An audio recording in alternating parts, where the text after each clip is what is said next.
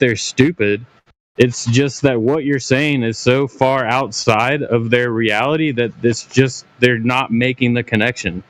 It's not something. So terrific. So what would I need to do to help unbrainwash you from this idea of a bent space-time pseudo-Riemannian geometry? How can I get you unbrainwashed from this stupid-ass idea that these concepts, both space and time, are bending and things are following along a bent geodesic? How do I unfuck your head? Well, me personally, I'm not brainwashed. I fully admit that I just have a belief. That's why I come here, because I actually understand what you guys are saying. Okay. Well, why are you defending something that is untenable in reality then? Is it just to jack up the conversation? What are you doing? No, I'm trying to clarify my own understanding of what the claims are. Okay, so the claim is that nothing and nothing are bending to make things go down, go splash, splash, go boom, boom, and are also bending to go up. That's what it is. Does that sound reasonable to you, for nothing to bend and all of a sudden for vectors to be established for matter in certain situations? Well, I feel like you just strawmanned me. So nothing is not bending or is bending?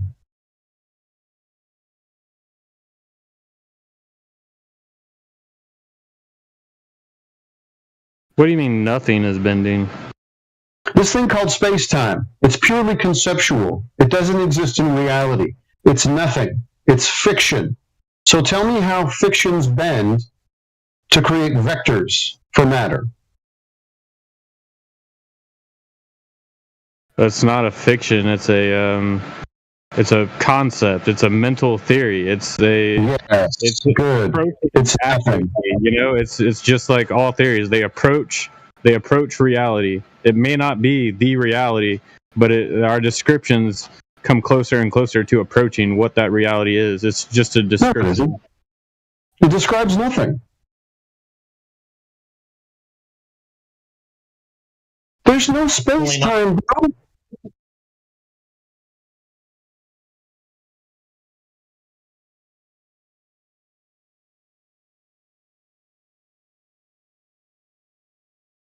We all watch the Discovery Channel, right? With that grid in space. It's all flat, by the way. It's hilarious. And then the mass of Earth, or the mass of the moon, or the mass of the sun is like nestled down inside, by the way, according to a horizontal plane. And then like it warps. That grid, that shit doesn't exist. It's purely conceptual. It's only mathematic. It doesn't exist in reality. It's a big joke on the public.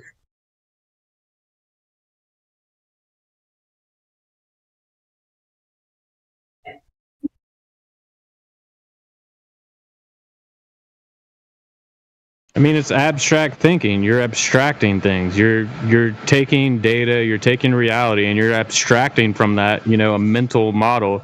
Even though that you can't hold that mental model, you can't hold space-time. It's almost like a literary device. You could almost describe it as, it's a description. A description of nothing.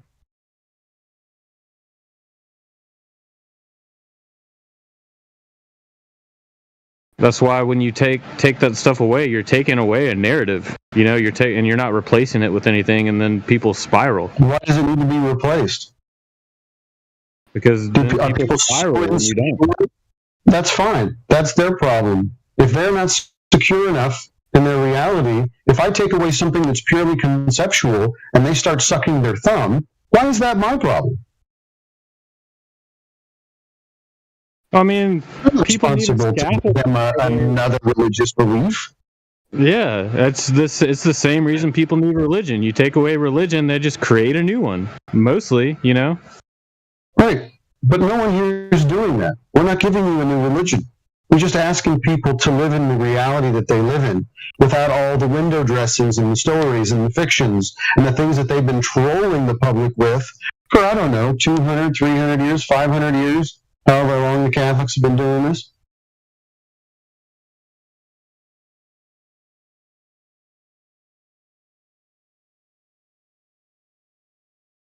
You got to use some kind of like sleight of hand, you know, like you're taking away their religion, but you're not replacing it. So you got to like, I don't know, you got to do something. No, we don't have to do anything. We just have to point out that what they believe in is untenable. It's a fairy tale. Now, if they want to keep it, they can. That's they come here. We don't go to them. So if they don't like it, they can leave. But they hang out and they keep asking for models. They keep asking for a different religion, some kind of dead image, right? Some kind of falsehood, some kind of reification to replace the already debunked religion that they came from. That's not my responsibility. What I can do is I can point you out the window and go, see how the water is just lying level and flat, and it does that for everybody? And that's what the surface of the earth is made of, mostly water. I don't have to give you anything else. Reality's fine, but if reality's not good for you, by all means, keep the ball. Keep it. Cool. Should start promoting Speculation Sundays a little bit more. Like when these globe people come in here and they don't, they just can't fathom, you know, what you're saying and like are demanding models. Tell them to come back on Sunday. Why? Because then you can speculate about, you know, well, maybe this is what's going on, or maybe that's what's going on. Oh, no, I don't want to speculate. That's how we got in this mess in the first place. I thought we were trying to lead people out of the fairy tale religion. Are you saying that I should give them a different one? No, I don't think you should replace it with, you know, just speculation. But I'm just saying, just if people want a little speculation, you know, that's when they can get it, and maybe that'll help them, you know, understand where you're coming from if they just have something else to think about. Well, I'll tell you what, about 10 years ago, maybe a little bit more than that, there was some speculation out there that the azimuthal equidistant projection of a globe was the actual flat Earth in model form. And so they've been peddling this nonsense for a while, this group of flat earthers out there, so-called. But even other flat earthers over the course of time have been telling them that's untenable, it doesn't work, it's already been debunked. I don't know why you don't let go of this AE projection. And then guess what happened? Now all of those flat earthers that refuse to listen to people telling them that it's not a good idea to reify things are all sucking their thumbs now because apparently there's a 24-hour sun in Antarctica. So now they're all upset. They're railing against guys like Jaron and Witsit and calling them shows and flipping out. Though there was a bunch of people before going, yeah, it doesn't prove anything. And by the way, the AE map is stupid. It's a reification. So I think it's probably better that we don't speculate because the AE projection was a speculation about what the flat Earth was supposed to look like. Speculating is a stupid thing often. You can't just make stuff up or, you know, propose ideas, especially when you don't have any good foundations. Well, I think that's a little bit different because it wasn't just speculation. I mean, people were saying this is it. Like, this is what we're on. There's an ice wall. The sun is going around. And, I mean, it wasn't just, people weren't saying, well, this is just one way. Maybe we could think about it. They're just saying, no, like, look, this is what we're on. Some people were saying that. Some people weren't.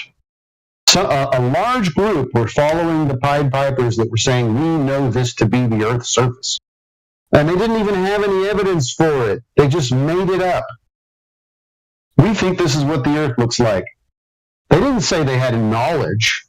It was a model. It was a speculation.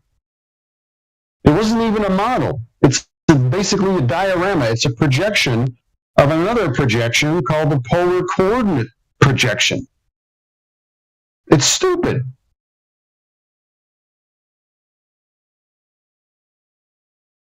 If anybody was claiming to have knowledge about the AE quote-unquote model, shame on them. You can't have knowledge about that.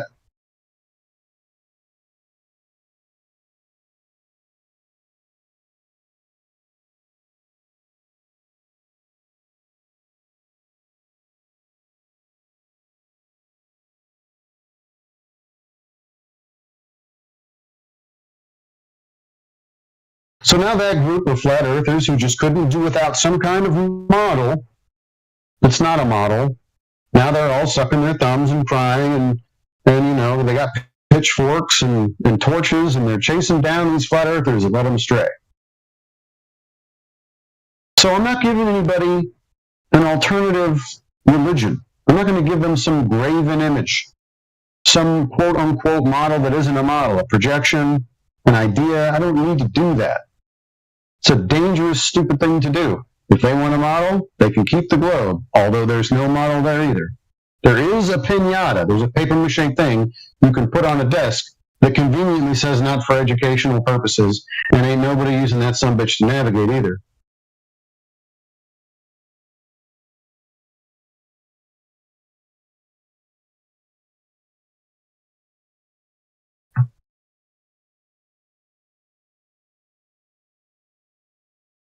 Is the celestial sphere a model? I can't make it to Virginia from Maryland using my globe on my desk. The celestial sphere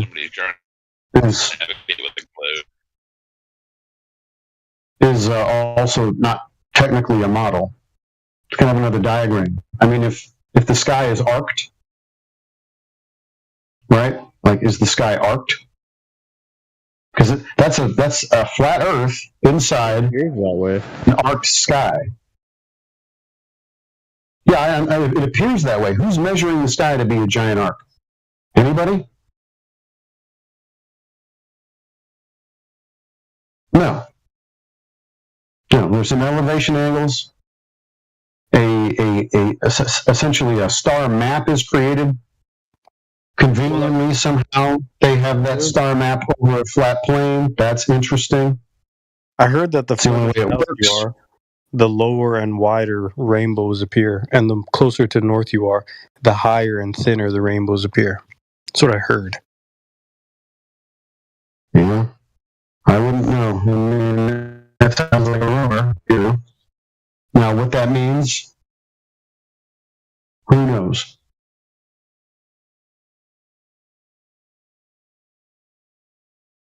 Well, it's like it takes the shape of the container that it's refracting off of, something like that. Well, that sounds like a speculation at best. What would be cool is if somebody could get us some cold hard data. You know what I mean? And then from there, from that data, which would just be the observation, we could move on to the next step and say, okay, why do I observe, let's say, shallow, low arch rainbows in the south and tall, high arch rainbows in the north? And then see if we can figure that out. But it's speculation at best. If we're going to say, maybe it's because of the container.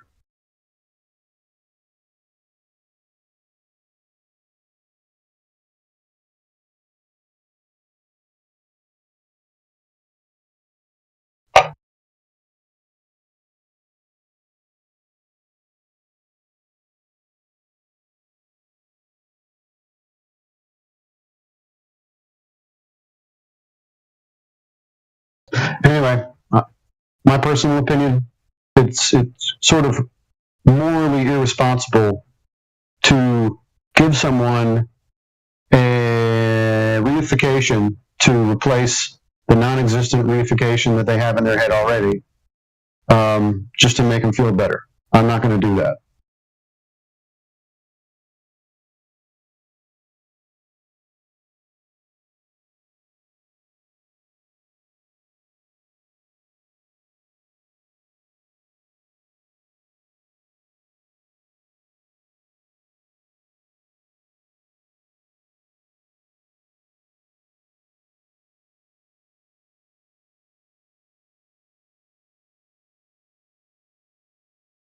This guy you muted, Moth King, he's like just saying we're all homosexuals, and he just keeps going on about this stupid nonsense.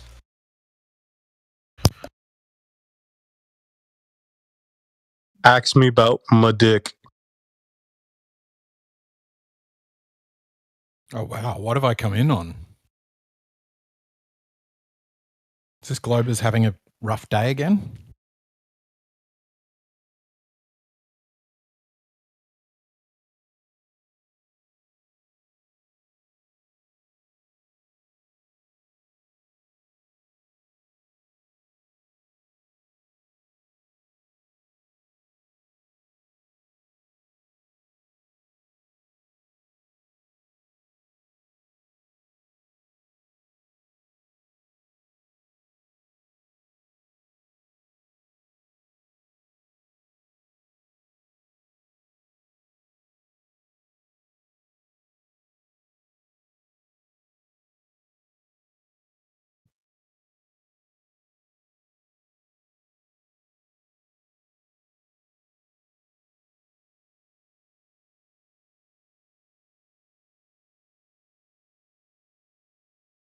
Where'd everybody go?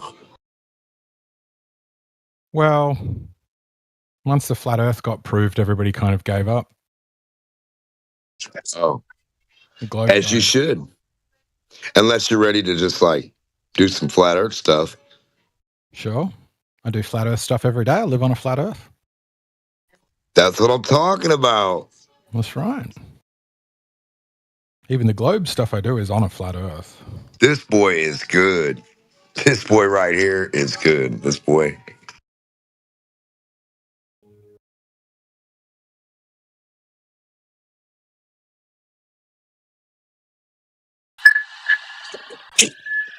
Hello, friends. Are we still savagely beating each other in the heads over the shape of the Earth? Well, yep. In every room in this place, people are savagely beating one another over the head about whatever the room topic is. Oh man, it shouldn't. That's not really should be it. I think it's like, do you like reality or do you just want to make stuff up for us?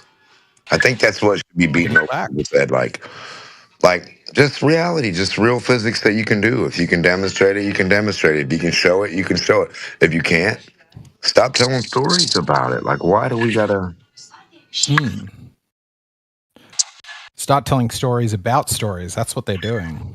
Right. Well, I mean, there's no ball. There's no ball with a pendulum on it. Right. There's no ball with a Cavendish. No ball that spins with a 23-degree tilt with a pendulum or a gyro or the Cavendish experiment on a said ball. Therefore, we can get an idea. The Cavendish experiment with turkey. Like, he didn't even use balls. Like, what kind of a test is that? No, I don't know. I mean, no, well, he's actually supposed to use water and gas. He's supposed to use gas to attract gas as mass, or gas to attract water, or vice versa. He should have attracted a helium balloon downward and not let it rise with this cap. Yeah. It's so ridiculous. Like, when have you seen a ball of gas? Right. I don't know. That's brother. Here we are. Here we both stand in contention of reality. We can't produce a ball of gas and separate it from the gas which we exist in. Just like you and I couldn't produce a ball of water in an ocean. It's going to be the ocean. It's not going to, you're not going to see the separation of what a ball of water is. It won't have its shape in there. It's going to blend with the rest of the medium. As soon as you put it in, it's going to be like, where's Waldo? It's going to be gone. It's like a white, it's adding white on a white wall, a dot of white, the exact same color white on a white wall. It doesn't like, so how is everybody so comfortable thinking they can learn globe physics when like it doesn't even exist? Like, yeah. Whenever I first asked, the first time I was flat out, I said, can we do ball physics? Because I really want to, I mean, sincerely, 100% still to this day. If we can have magic little suns, magic protons, magic atoms, splitting atoms, doing all this magical shit with invisible stuff that doesn't exist, and you can't physically feel it in any way, shape, or form, or do anything, it's like not air. You can't see it react. You can't do anything. It's not like the air, okay? There are things that are invisible that we can do stuff with, and we know they do stuff. But like we don't detect them with our eyes, we can detect them with our other detections. Our hands, our nose, our body, we can feel it on our skin. Yep. The wind blows. So now, how does gravity blow? Exactly. Is it like wind at all? Well, I don't feel it on my skin. I don't feel it burning me. Without any wind. I don't feel it ripping me. I don't feel it crushing me. I don't feel it burning me. There's no physical attribute of gravity to me. If you could tell me where that was happening and how, I'd be much obliged to listen. Hey, Dimok. Yeah. What was that thing that you mentioned? I think it was yesterday that you said, was it 2 eggshells? I think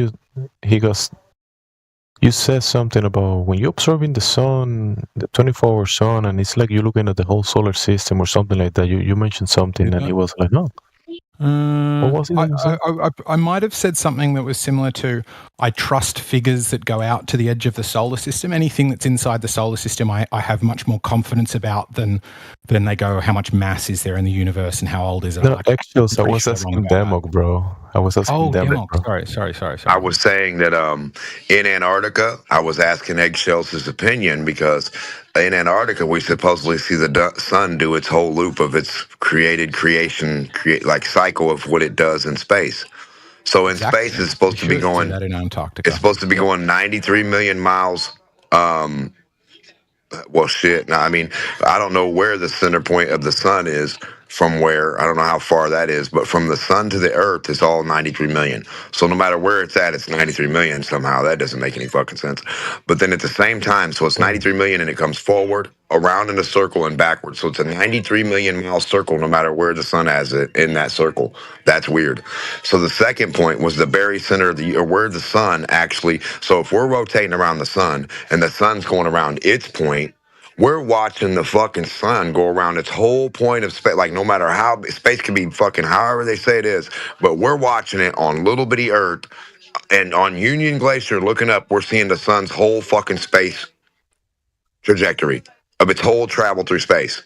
We're seeing its whole space trajectory. Yeah, all the way through the whole cycle of a circle, right? That's what it's doing in space, right? Supposedly. Like, we're spinning and it's going around us in space right there. So that's space is that big right there. Probably, yeah. So space is only big enough to fit over a portion in your camera above Earth. It all fits right in your view, all of space that the sun can even traverse around or any, like all that you got in your view.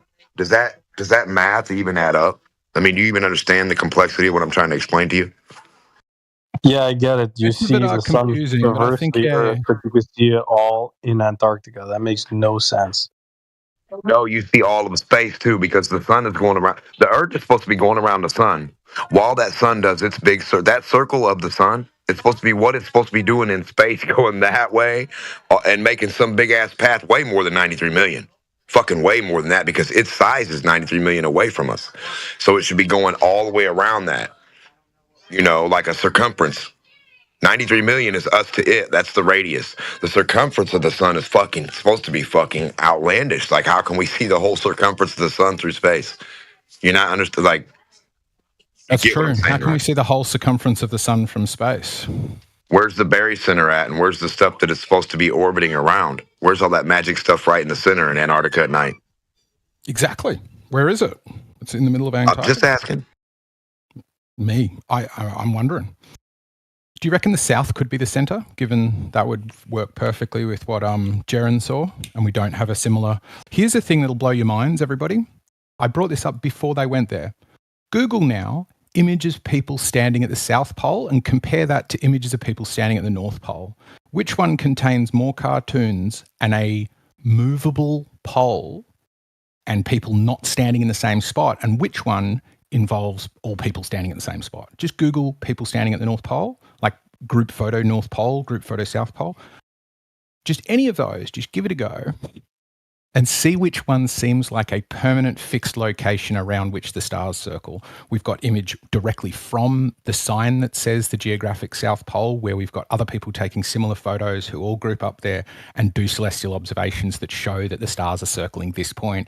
And in the north, that's claimed, but we do not have a 360 time lapse of the stars when they're dead overhead.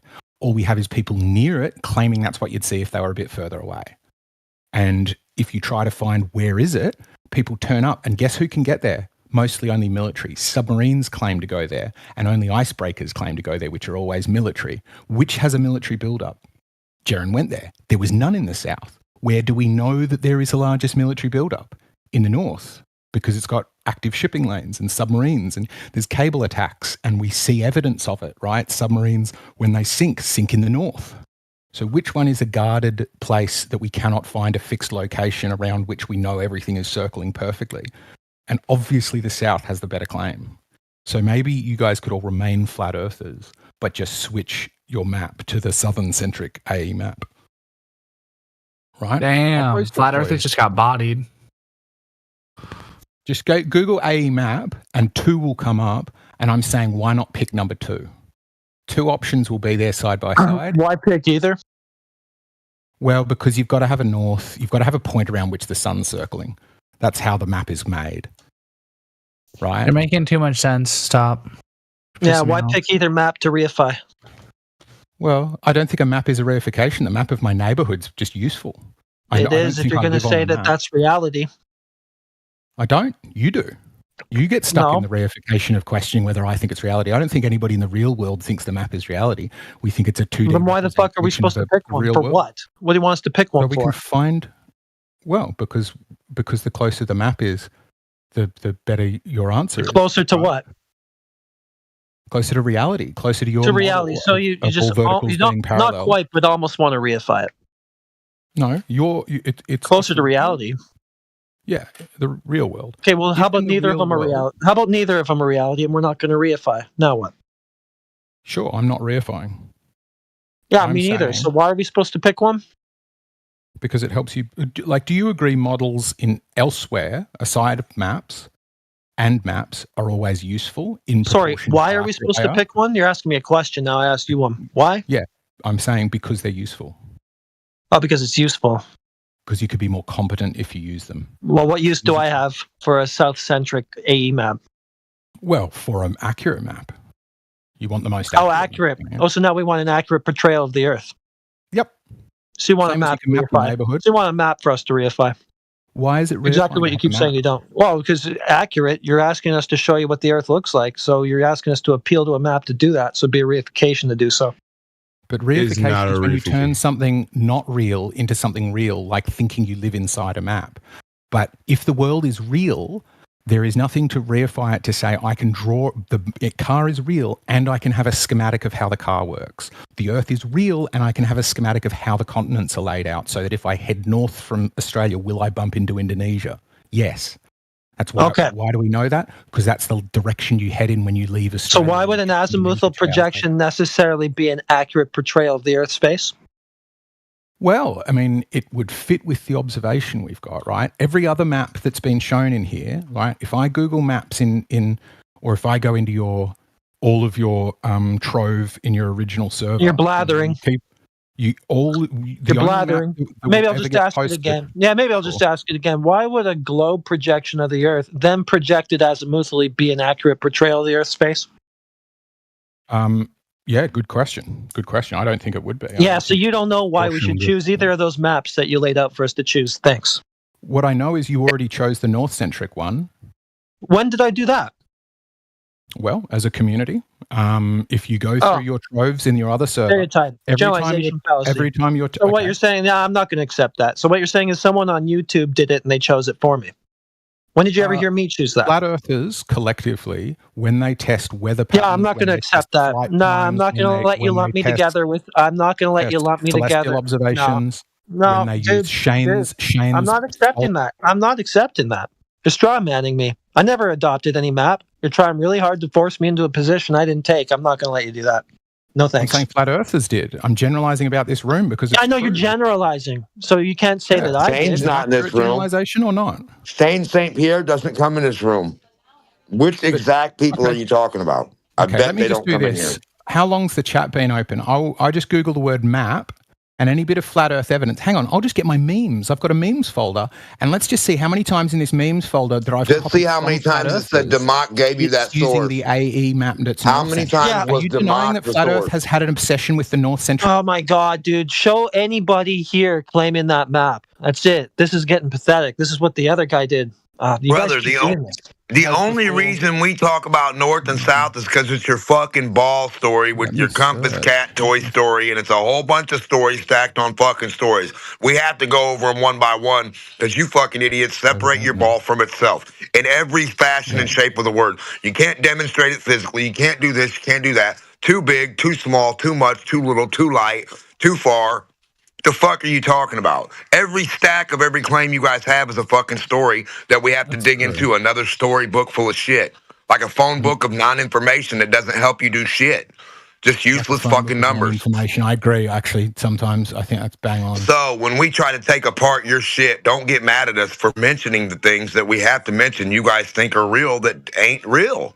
It's not our fault. How else do we go about that? Could you unban me in the original 24/7 Flat Earth, and I can read through the information there, and I can show you people in this room who have. So what you can do? What you can do? Yeah, if India wants to unban you because it was him who banned you. So what you can do if you get back in is find anybody who claimed that map to be an accurate portrayal of the Earth and take it up with them. Uses the map. Take it up with them. Take it up with whoever says this is what the Earth looks like. Then feel free to go at them with your arguments against AE maps. Until you get that, just shut up, dude. But go to the predated file of the first flat earther that did that thing. Centric? Is that you can bring up that point to anybody who's making an AE map claim. How about that? My main claim is that the South Pole, because we've got photos and we've got good reason to think they're all taking the same photos in the same spot because it's a really elaborate, permanent, fixed setup. Wow, just get to it, dude. Yeah, versus the North Pole doesn't have much claim for that. Seriously, just Google it. It'll blow your mind. If you get into it, you'll be like, this does look like okay, yeah, so now we did a hard reset. So why do I think that the Earth would look like an azimuthal projection of a ball? It doesn't matter. That doesn't matter. That's not. I'm deliberately ignoring the map. Forget the map. Just look at the people standing at the North Pole and the South Pole because your this is a psyop. Hackles will tingle. I bet you cash. I went through this with Clay. Well, I couldn't give a shit, dude. It's interesting, though. It's interesting. All of the things that you guys have said about the... You guys, you're generalizing again. What did I say? What did I say? Why don't you ever address anybody in particular? What did I say? No, you're pretty good at not making claims. I'll agree with that. All right. Cowardly as I think it to be. Well, I don't make claims that I can't substantiate. I don't think that's cowardly. Well, I think it is because it just means you never have to defend a position. Yeah, so I'm a coward if I don't go ahead and just claim something that I know I can't defend. No, you can say, I think I can defend this point because I think it's true, but I'm happy to be... Yeah, no, if I think I can... Yeah, so that's what I said. If I think I can defend something, then I will. Okay. If I don't, then I won't claim it. What the fuck? I'll live to see that day. Why should I? Yeah, it's true. Fair enough. Yeah, so if anybody in here makes some kind of AE map claim, then go at them. But I mean, right now you're grasping at straws, obviously. I wasn't making about. It doesn't need to be about the AE map. The function of the existence of the North Pole and the observations around it is why it was centered on the AE map. But you can forget the AE map and just go, which has a better claim for saying everything circles this point? Dude, neither. They both have stars circling them. I think the one that says this is clearly and I don't know. What do you mean everything? Without military build-up? Everything. It's not really wise to say that everything circles either point. You got two sets of stars that circle either celestial pole. Mm-hmm. So I mean, it's not like one's better than the other. You just see the same thing. Sure, you see the same thing, but the phenomena that has been questioned for so long, right? That we've in these rooms had many conversations about the validity and why do they loop the footage if it's real? Why do they fake it? Yeah, those are good questions. Why? Yeah, I don't know. I don't get that either. Oh, well, once you make content, you understand why. I mean, I don't get why they would loop the footage if it's a real phenomenon. Yeah, and what I'm saying is once you produce content, you would understand why. I produced a lot of content. I've been in a lot of content, and every time, including when I make it, but also when I'm in other people's videos. Like, for example, these people made a doco about my life for 3 years, and they completely switched around my story to make it look like I left India as a failure, like I just gave up.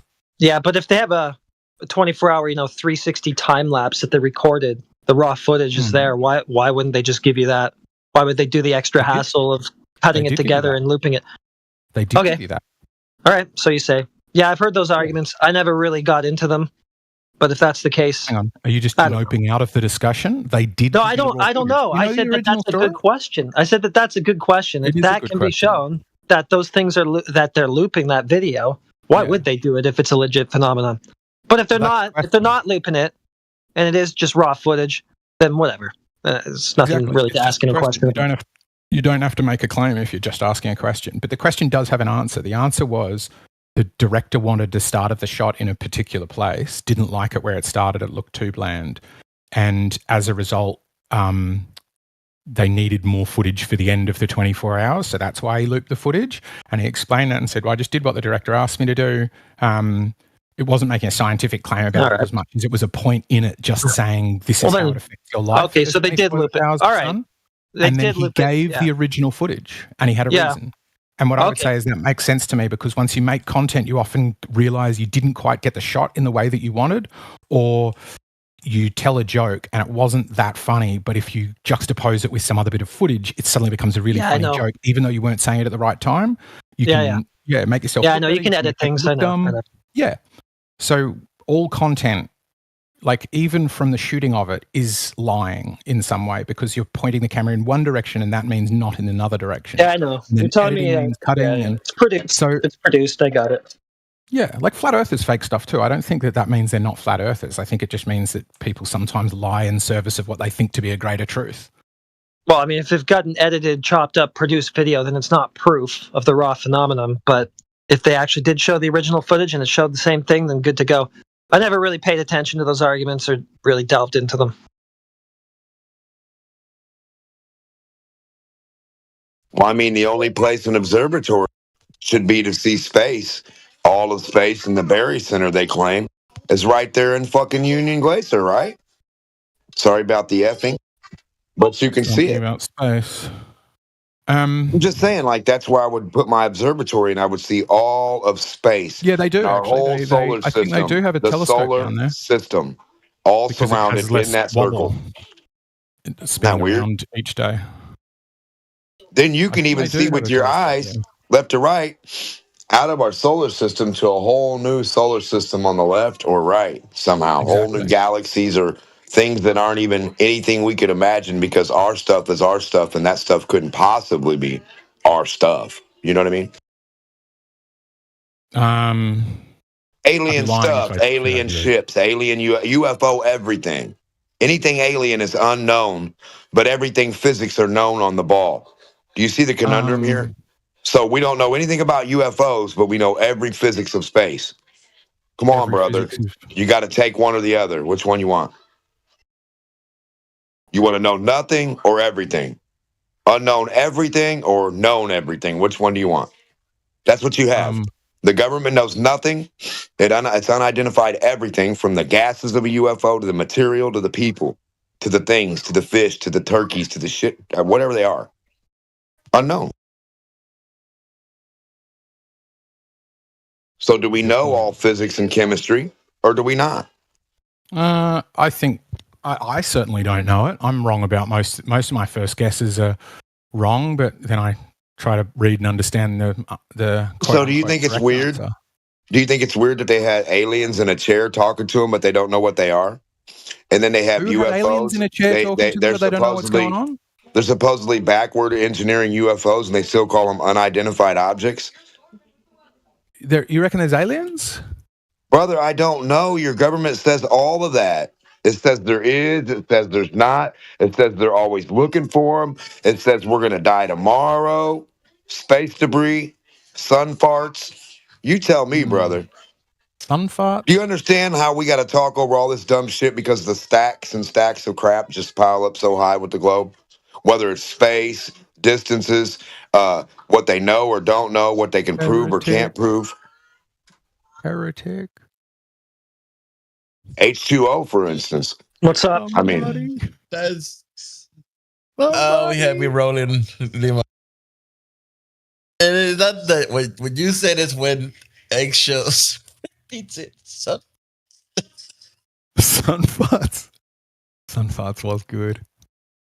Solar flares, brother. Sun farts. I'm sorry. I'm just unique. I knew what you said, but what you meant was like had eggshells like lost in a second. I mean, at least that's what it felt like.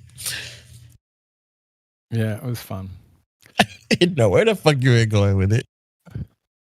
Be careful, it'll shut your computers off and it causes global warnings. Gun farts, just be careful. Hydrogen farts in a vacuum are going to just shut everything down. So how can you produce a nuclear thing when with the electricity when the very nuclear explosion will shut down all the electricity? I'm confused. Glober science. Yeah, I think there's a bit of confusion.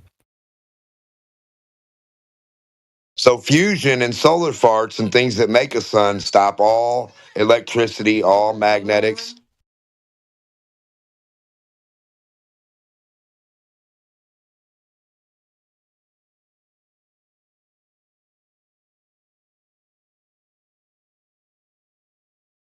So has anybody else seen this thing that Jaren's no longer a flat earther? Yeah, he's like, I'm not a glober, but I'm not a flat earther. It's a cult. Yeah, that's interesting. So I didn't know that second bit. That's interesting. Well, I mean, that's an AE map guy. Yep. So, I mean, I guess he's kind of recanted on it finally, but you could go after him if this was like 2 weeks ago, I guess. Yeah, he can't take the heat of people on his side getting, not trusting him. I guess that was the whole thing. Yeah, I mean, it's also, if you think about it from his perspective, if you actually did go to Antarctica and your own community starts like going, oh, the breath and the condensation doesn't make sense to me about life in Antarctica. Therefore, the whole trip and your live streams and all the tests you did and the fact that it was multiple people that hated one another all going to the same test to the same place. Like, if you did that and you saw the community then doubt that you did that, you would then start to doubt the community. You would start to go, these people are cracked. Like, see, what happened, Eggshell, is that he's always shielded himself in his own talk show. Never actually spoke to the people and figured out there's actually people that are believers and not, they don't know what's going on. Well, I hear him too. Like, people dial into his show and they say that, they repeat the talking points from here. I'm sure many people from here have been on it. He gives them 3 minutes or something to speak, and sometimes continues after that. Like, he's not unaware of the arguments. I've heard him talk about them. He just explains why they aren't sufficient for him. Right? He does it. He's well aware of the dome model and just doesn't think it's enough to say, I'm standing in a very, very, very southmost point that I'm told the sun should go round me like a hula hoop. And it's going around me like a hula hoop, exactly as it's obviously would be the case on a ball with two poles. Yeah, so he had to pose with a bunch of dudes who took their shirts off. Yeah, if that's not the proof. Yeah, the guy sits. Yeah, if that doesn't tell you the guy sits in the dark under a neon light all the time, I don't know what does. He's cracked. Have you never taken a photo with your shirt off? I've taken a photo with my shirt off. Yeah, every time I go on a big trip to Antarctica, I take off my shirt with the dudes. You've never done that, though. So in the name of science. You've never done to say, hey, I've never done this thing. It's like, yeah, you haven't done the first. Yeah, you know why I don't do that? You know why I don't run away on a field trip with a mega church pastor? Because I don't sit in the dark under a neon light all the time. You sure it's because you... Like Jared. Oh, you mean sit under a neon light like streaming? Yeah. Oh, okay. Yeah, I'm with you. He's detached. He's detached from reality. He's in a cave. He mumbles. Mumbles. Okay. Yeah, mumbles. Okay. He's a straight up mumbler. He has selective amnesia. He sits in a cave under a neon light.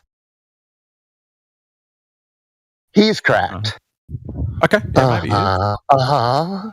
Sure. Obviously, we're in community. That is an accurate description of it. That is an accurate description of it, isn't it? That is what he does. Look, I don't. We might get to an uncomfortable place if you start asking me who I do and don't think is cracked. So I think that might be a subject you particularly. Well, you've just acknowledged that he possibly is cracked. Look, yeah, all of us, I could be cracked. If anybody's cracked, I think you're eggshells, bro. Yeah. You're eggshells. Of course you're cracked. You're scrambled. Oh, that's a good one. Yeah. Humpty Dumpty fell off a wall.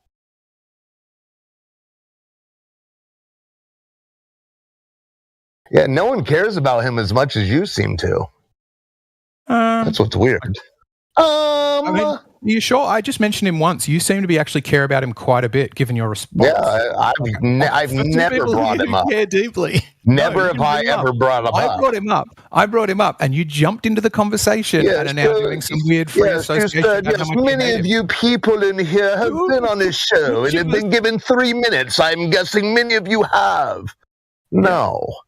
I have not. Who sounds more? I've seen his crummy little thumbnails of him sitting underneath a neon light in a cave.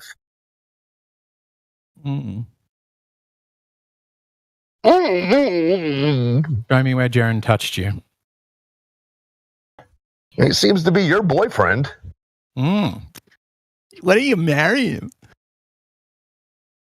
Well, I might. It's now legal in some places. I don't know. I think it's Australia. Yeah.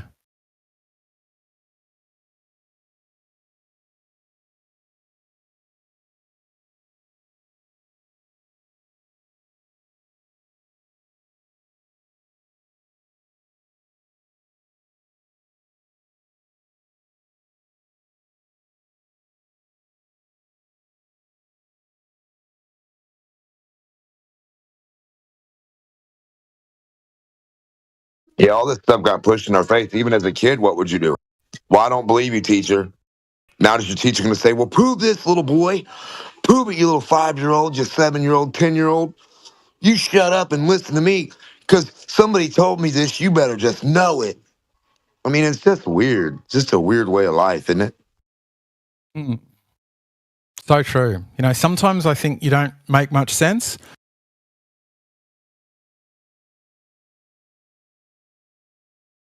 But sometimes when you're right. Hey, when I'm right, I'm right. But when I'm wrong, oh my God, am I wrong? What's the wrongest you've ever been? What's the I haven't figured it out yet. I don't know what wrong is, really. I'm just trying to be right. 360 I'm just camera. trying to get right. I don't want to get wrong. I don't even want to go down that path of wrong. What's it posted? The 24-hour sun in Antarctica? Yeah, it looked like Jaren did too. Posted a full length one, which was what somebody was asking for the other day. Or the 25-hour one, or just the hour or so? Did you just say 25-hour sun? Well, he recorded 25 hours. All right, to show that he got more than. I like that. He said, here we have the 1 hour lecture in 15 hours. What? Hold on a minute. Wait a minute. Hold on. I like it.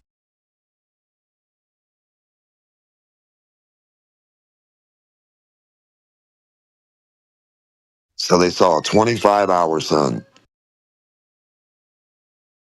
And then no more sun. That was it.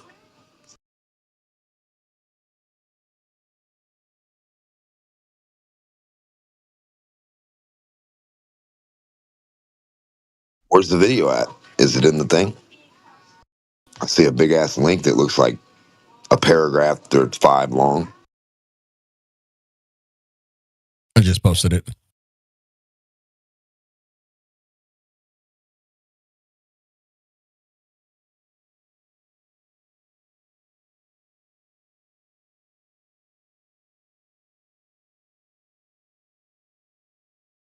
Up to 4K.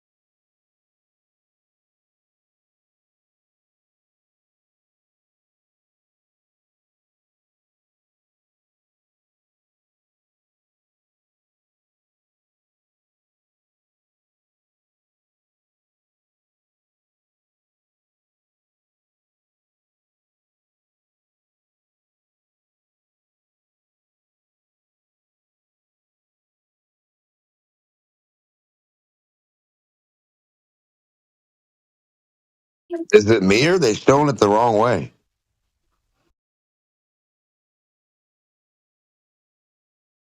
It's a 360 camera, so you could.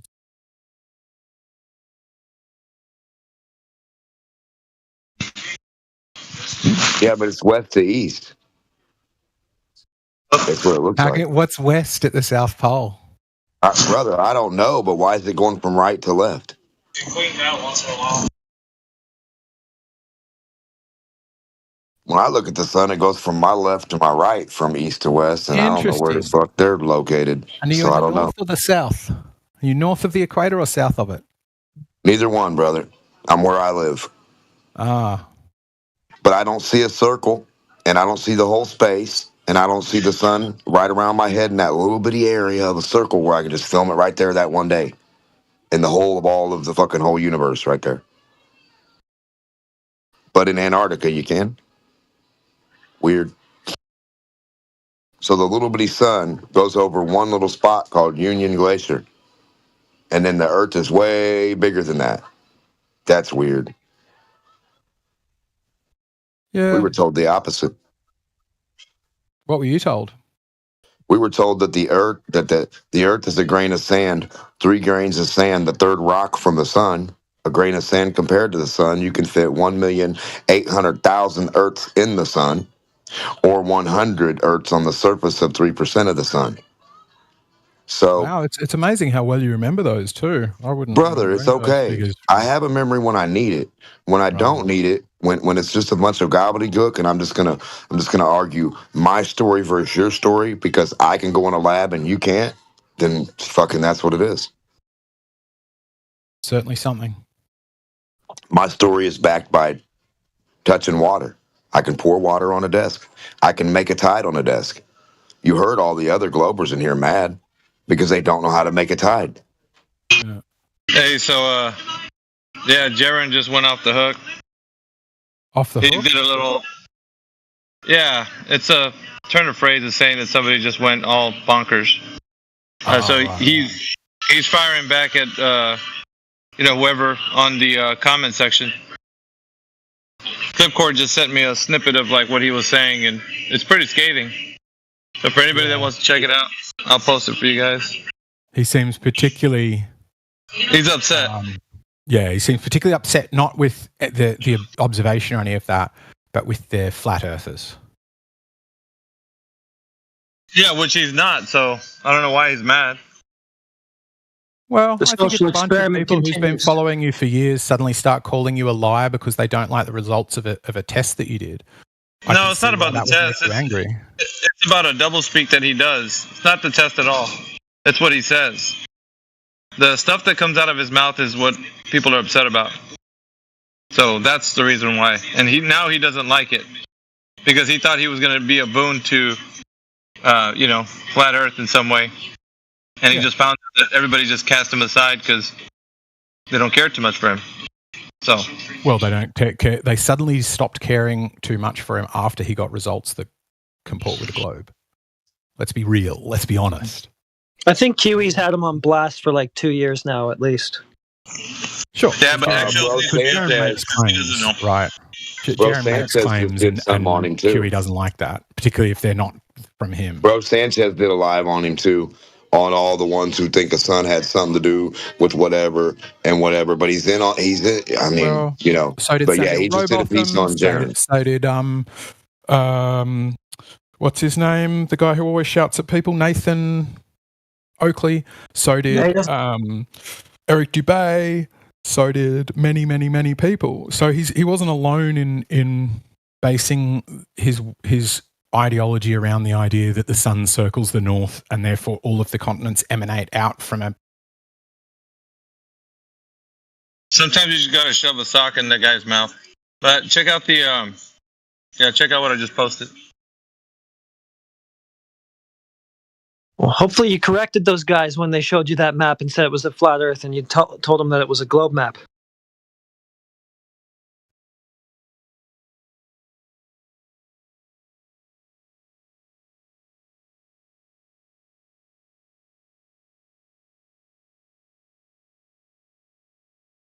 He's melting down.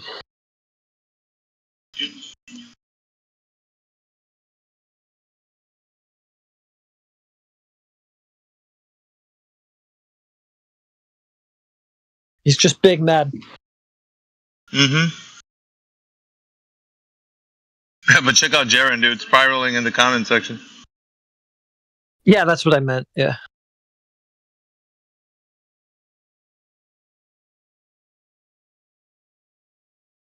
So he's not he says he's not a glober, but he is not a flat earther, right? Yep. Because he defined flat earth as a nasty cult and he doesn't want to be associated with it.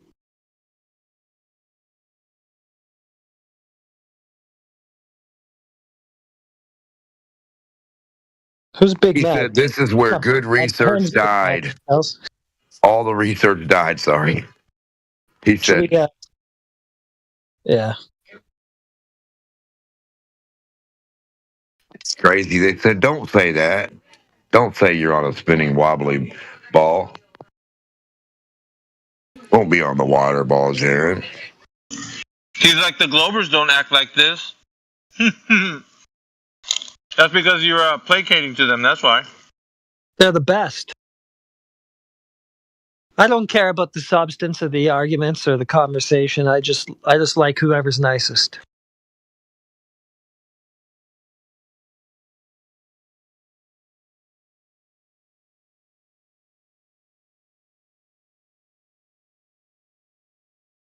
He calls Nathan a scam artist in that little rant. Damn, some bad blood there. Mm-hmm.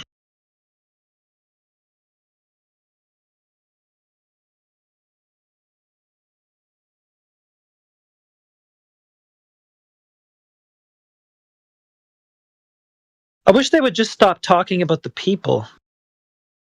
Like, he went to Antarctica to observe something so that he could come back and just fight with people. Like, why not just keep it focused on, like, the substance of whatever claim you want to make, the arguments, not the fucking people. Yeah, and him too. He could just be like, yeah, they can talk shit all they want. I'm just more interested in what I did. But yeah, he's biting. So, you know what I mean? Yeah. Doesn't he have a page and a thing in his own whole, like, forum and spot to go to for Jaren, like Jarenism? Why the fuck would he be anything other than Jarenism? Like, why is he, what's he? Democ doesn't believe me-ism, so F the world? That'd just be weird. I mean, I'm not to say that I'm just saying, like, what, huh? So he's not Jarenism because other people have different opinions? That's who weird. cares if some randos on the internet want to naysay what he did and call it into question? Yep. Like, who actually cares? Yep. He's not out there being like, yeah, go ahead. He's not out there being like, no, he's not. He's like, he should be out there like, I don't give a fuck what you guys think. I do what I do. Tough shit if you don't like it. Like, aren't they taking shit from people by now out in this arena? Like, I mean, we do every single day. People talk some kind of mad shit about us. I mean, at this point, I could care less. Yeah, we still let Eggshells in here. He's always talking mad shit. He's still in here. Fact is, he can't prove the globe, so we don't give a shit. All I can prove is how stuff works on my flat table and in my flat sandbox with topography. So yeah, Eggshells is always trying to throw shade on us in any way he can just to make his position a little bit better, but that's never accomplished the goal that he thinks it does. It just makes him look like a fool. Yeah, like a triple speaker. One day he's this, the next day he's that.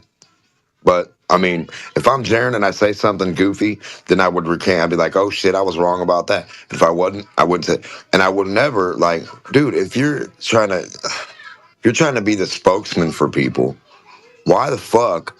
You have to understand that some of these people are going to think different than the other people, right? So if you're the spokesman for them, you have to be careful where you step and what claim you make, because if you're making it for them, that's kind of weird. You know, you're trying to be the representative for somebody, and if you go out making fucking claims that they don't follow, then they're going to get mad at you, or they're going to say, what are you doing? Why did you pick that map as your map? Now, why are you all in on some weird ass fucking map that you know is a globe projection that doesn't make, like, we thought you had common sense, dude. That's all. That's it. I mean, it's his choice to go with whatever map he wants, and he is Jeranism for that. So anybody who wants to follow Jeranism and be half a globe or half a flat earther right now today because they don't know because of the sun, then let him join his fucking train. Ride his train. Shit.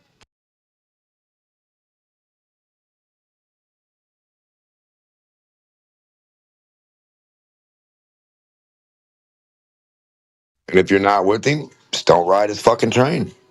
Ride the other train that you're on. Yeah, just keep with that. Eggshells is talking some bullshit here. It's not about the people. You're making it about the people. His argument is that he did a test that showed globe results, and y'all made it about him. I saw no ball. Because he wants us to focus. He wants us to focus on the people, not the content, like what they did. Yeah, I never made it about him once. Like, why does he generalize like this? He always comes in here making statements like, y'all did this, y'all said that. And it's like, it's never anything that I said or did. That's how he accuses me of things I didn't do, just by saying, y'all did it. He generalizes because, like I said, throwing shade on Flat Earth is the best thing that he can do. But like I said, it never accomplishes his goal at winning in any argument, just to make it look like the opponent that he's talking to is mad crazy. You know what I mean? Yeah. When did Jaren, can you guys, hold on, Eggshells, can you type in when Jaren had a ball in his hand and did something with a ball, like did some kind of experiment with a globe to prove a globe? Or was he on Flat Earth looking up? I'm confused. Boy, you're good at confusing me, Eggshells. You sucker. Be careful, I get confused real easy. And that makes me nervous and I want to bite or punch or kick. You know what I mean? You put me in a corner, Eggshells. Come on, brother. You put us in a corner. We're biting our nails. We're on pins and needles. I don't know about all that, D-Mark. I'm just being funny, brother. I'm laughing at myself. I'm just saying, like, where's Jaren's globe experiment that he's talking about that proved a globe? Where's that at? That's the main point. That's it. You guys seen it? You see it, Alpha? I didn't see it. I missed it. Ask Eggshells. He knows where it is. The true final experiment is being recreated in. What? The true final experiment is being recreated in 2025. What's that? Yeah, hopefully you put your best A game on, because this one, it's not good. Yeah, maybe a better be the penultimate experiment. I don't care what you call it, as long as it provides evidence.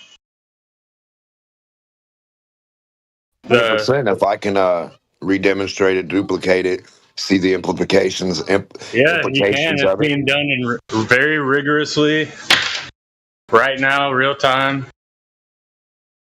I'd love to see it with the ball, though. It can't just be point up, right? Look up, we say. That can't be it, right?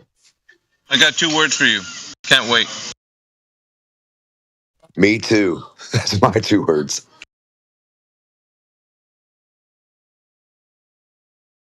Has to do with pendulums. Not this again. Oh my God, you lost me unless you put it on a ball, dude. You might as well not even start that thing. What the fuck? It's the most rigorous in-depth pendulum seen. In-depth pendulum? Yeah, sounds like it hurts. Yeah, it's very in-depth. It's advanced. It's got a 500 IQ. It's got some innuendos tied to that, doesn't it? This pendulum's a deep thinker. It's a Pentium pendulum processor. Be careful, you guys. Watch your fingers. It's connected I always hear people wear all these pendulums. They're always doing something different. Taking it to task. They're doing it very rigorously. What are they doing when you say it? They're doing it like what? What's IT exactly? Please. They are creating a pendulum. They're making a pendulum. And they're string and a weight. Cool. We don't have No, those now. it's a lot more. It's very advanced. It's very advanced. Very advanced string. Very advanced weight. Got you. We don't have strings and weights right now. We have to get the advanced ones. What kind of material is the advanced material? Something we've never heard of before? Is it top secret? Well, first he was testing plumb bobs, and he made his own bob out of glass. He has a lathe, and he made his own bob. You mean he has a string and a weight? Then he made a plumb bob. Then he made a plumb bob tester. A plumb bob is just a string and a weight, dude. Hey, can I ask questions? Can I ask a question for the flat earthers? Yeah, that sounds great. What do you got? Okay. So why is it when I go outside, the earth is like flat? Well, the obvious answer is because it is.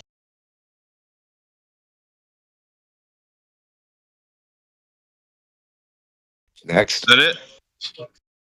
Yeah, that was it. Yeah, because it is, brother. And that's how your water acts. That's how your cups work. That's how your level works. That's how everything works. If you knock it off level or off kilter, it's going to react that way. It's going to know it's off. Even your cup of water knows when you tilt it. Because it don't keep no water. Sad little cup. Yeah, they were making fun of me for saying the earth is flat. And then I asked them a simple question they cannot answer. Just tell them go to a lab. Yeah, good for you. All right. You have to unmute eggshells. You guys want to talk to him? Yeah. Let's see what kind of crap he has for us now. Okay, remove the dirty Jim stuff from his mouth now. I can go flat for you if you want. No. No, keep it real, dude. No, Much no, better no. as a flat earther. Just Best 100%. No, just stay 100% whatever you are. Please don't act. Sure. Pretty much definitely. You don't have to do it. You don't have to do it, Jaren. There's already one Jaren. You don't need another one. Oh, you don't need another flip flopper or pretend flat earther. I see. Yeah, I'm with you now. Right. You could have a bigger fall. You could be eggshellism, and you could be bigger than Jarenism if you just stick to your guns and like don't flip flop like a catfish.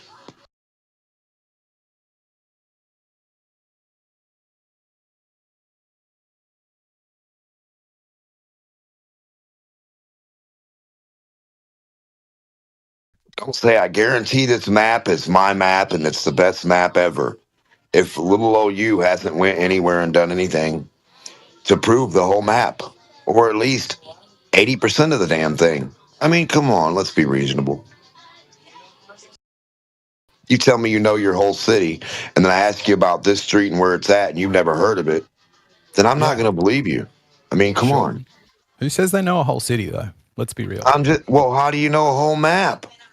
That's way more than a city. That's everybody else's cities you've never been to. But these people claim to know this thing.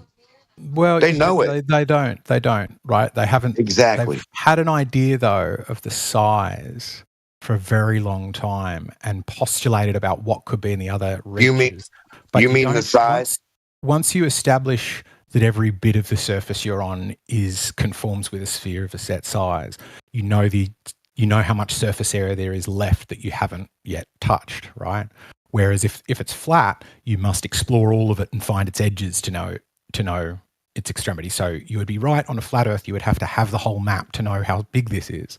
But to know a fair chunk about the globe, you could do that without ever having left a single continent. What, do you need half of it? No, you just need to know its proportions. You just need to know its... How do you know the proportions without going over them all? 600 or 20... What is it, 20? How do you know it's not half a ball? Miles? Brother, hold on, dude. How do you know you're not on half a ball, a chunk of a ball, a piece of an apple? No, it's your claim you're on a ball or a floating thing in space that has a weird shape that's not a sphere but is a sphere.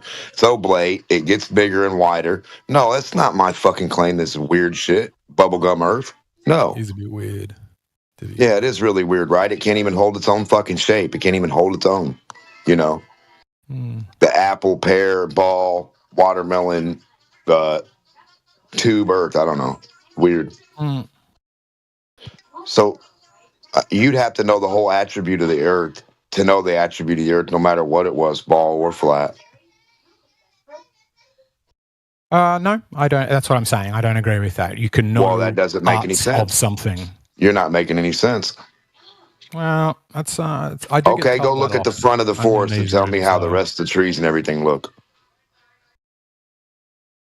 Go look at one mountain and stand at the mountain, and then tell me how the back of the mountains look. Draw them for me. Exactly. Don't mess up once, or else you lose all your money, your credibility, and don't ever come back. Because you can see through stuff, right? You can just know what's behind something. You know the math of the fucking dirt behind that mountain without ever going there. Just because you say numbers and stuff. That's weird shit, brother. And how's that mountain comport in your math of a sphere? Way up a mile, way down a mile. That's a tooth. If you start your math there, your globe's already fucked. That's true. That's a good and then your elevation is already fucked after 1 inch of going horizontal and not increasing in voltage, not decreasing in pressure, going in a horizontal line. In every direction, you should do the same thing as going up away from the ball because you're going away from that point in a horizontal frame of reference relatively to where you are. So you as your little microscopic self on a sphere, a dot, in any direction you take off, you shouldn't be touching the fucking sphere no more. Any direction. On flat Earth, it's only one away from a horizontal. It's up. Up diagonally, up vertically, up, away, up, that way. You can go down to go up on a ball. You can go diagonally down, and you can go horizontal. All those directions should increase in voltage. They should decrease. Yes, the voltage increases as you go up on flat Earth. So around the ball should be a voltage ring, layers of volts in circles, right? Now, where does the layers of volts intersect with each other in rings around the ball like the colors of a rainbow? Do you understand? Layers. So as we're going horizontal, we should be going through these layers, right? So if there was orange, green, blue, yellow around the Earth, orange, green, blue, yellow, it would be 100 volts, 600 volts. You see 900, 12. Do you understand? Going horizontally. That doesn't happen, dumbass. So you can exclude a globe because the voltage should increase. The elevation should increase. The pressure should decrease to zero, going that way. Mm-hmm. Does it? It's a good question. No, it's the good answer. The answer is no. Oh, sorry, I got that one wrong. The elevation doesn't increase that way. Volts don't increase every meter that way. Or every 3 feet, 100 volts. Like they do going up. Only one direction on flat Earth, buddy. And that's how you prove it. Every one of these things follow that up. And they don't follow horizontal. They don't follow north, south, east, or west. They don't follow down. That's it. I mean, it's not that fucking hard. Demo, could you probably discover the voltage sphere? You probably can propose a paper about the voltage sphere, and you might get recognized as a, discovering the voltage sphere. Come on, Demo. What is it now? The voltage sphere. It's not. It's the voltage sphere. Yes. Yeah, the voltage sphere. Yeah, it's supposed to increase, brother. I promise you, from the center out. Every fucking 3 feet is supposed to increase 100 volts. But on flat Earth, it only increases going up vertically 100. Do you see? Do you see my point here?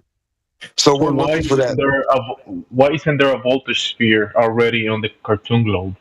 Right. Where is that voltage gradient? Good question. Why don't you have the answer? Can't Google it? How many volts increase going 3 feet that way? If the answer is none, welcome to flat Earth, homeboy. Then Google, how many feet do I rise up from the very point where I stand at any point on the Earth vertically? It's going to say, guess what? An amount. But it's not going to say an amount horizontally, killing the globe. You're not going to raise an elevation going down. Ask Google, how high do I raise an elevation going perfectly horizontal? It'll say none. How high do I raise an elevation going down? It'll say none. No globe. We're done. It's done. It's that easy.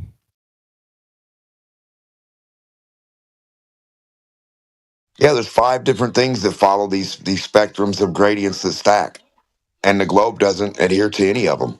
Only flat Earth from a horizontal baseline going up, leaving up vertically from that baseline of a horizontal, not a curve, a horizontal, one direction, not all directions.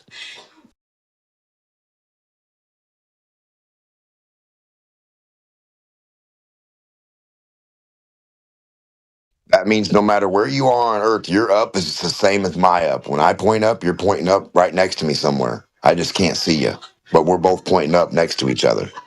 And if you put a line between us, we'd make a angle.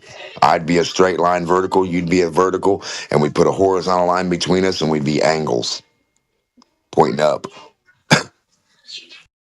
It'd be so fun, wouldn't it?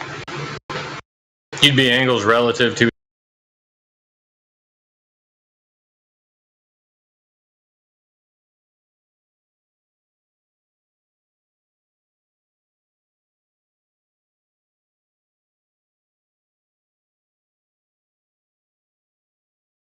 Well, when can you take a short rope and swing off the hill of Earth's curve like a floaty on the water?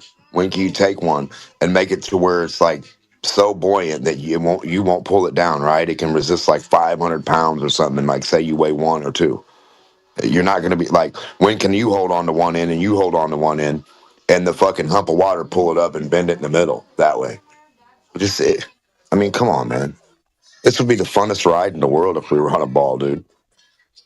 Amusement rides would be so fucking crazy. You should propose this in a scientific paper. You might get the Nobel Fisher Prize. I think so. I think the voltage, the psi, the elevation, the differential, the gradients that don't exist in a sphere. The no rainbow prize, the no rainbow gradients. We don't have a rainbow gradient around the Earth. Not in elevation, not in voltage, not in psi. Does that make you mad? Does that make you mad, Eggshells? You should be happy that you're doing real science and real physics now. No more imaginary vacuums. No more space. It will be the Nobel Fisher Prize. No digging down to space. No running that way to space. Sorry. Do you know when we are going to finally go to space and create that moon base? Next week.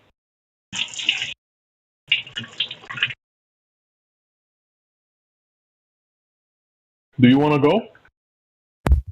No, I don't want to be put on a NASA movie set and be tortured. Axel is going, right? Axel, you going to space? What? I'm going. Sorry, I was listening to something else, and I came back to you're going to space. Where did that come from? I don't. Is this a? I mean, they need good actors, and you're like top tier actor. You obviously haven't seen any of my acting. I was a really. I've seen some of your acting. You're like top 3 of my favorite actors ever. Really? Oh, that's. Yeah. You don't even sound number one is Charlie Chaplin. Right. Yeah. And you're top 3, so you're up there. Another brutal Jaren thing. So where was this thing you wanted me to read earlier? Heretic or Alpha posted it. Where is it? There we go. God, that's tiny text.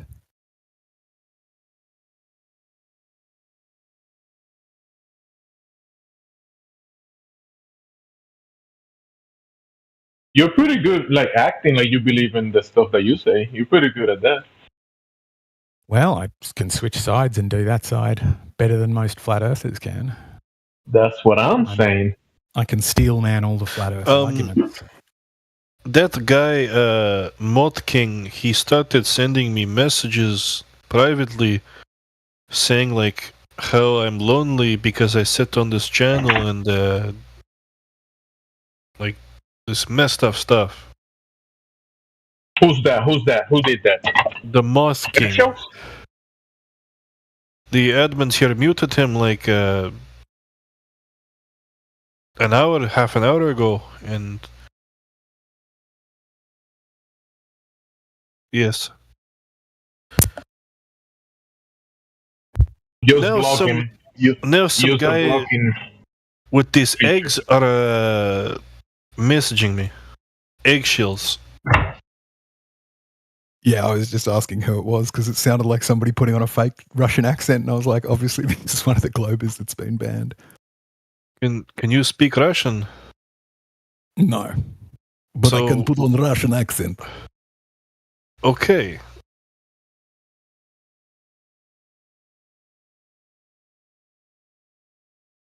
Demok speaks Russian. He says Kavrovsky, Modefroskry. Who speaks Russian? You never heard Demok? Say, you Modefroskry.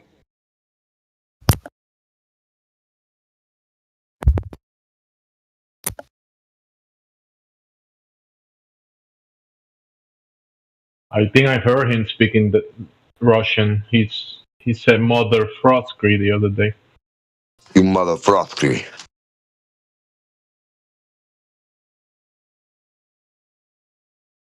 Frosky. Frosky. Frosky. Frosky or whatever. In Spanish, you speak Spanish Russian. It's Kavrovsky. Kavrovsky. Kavrovsky. Kavrovsky.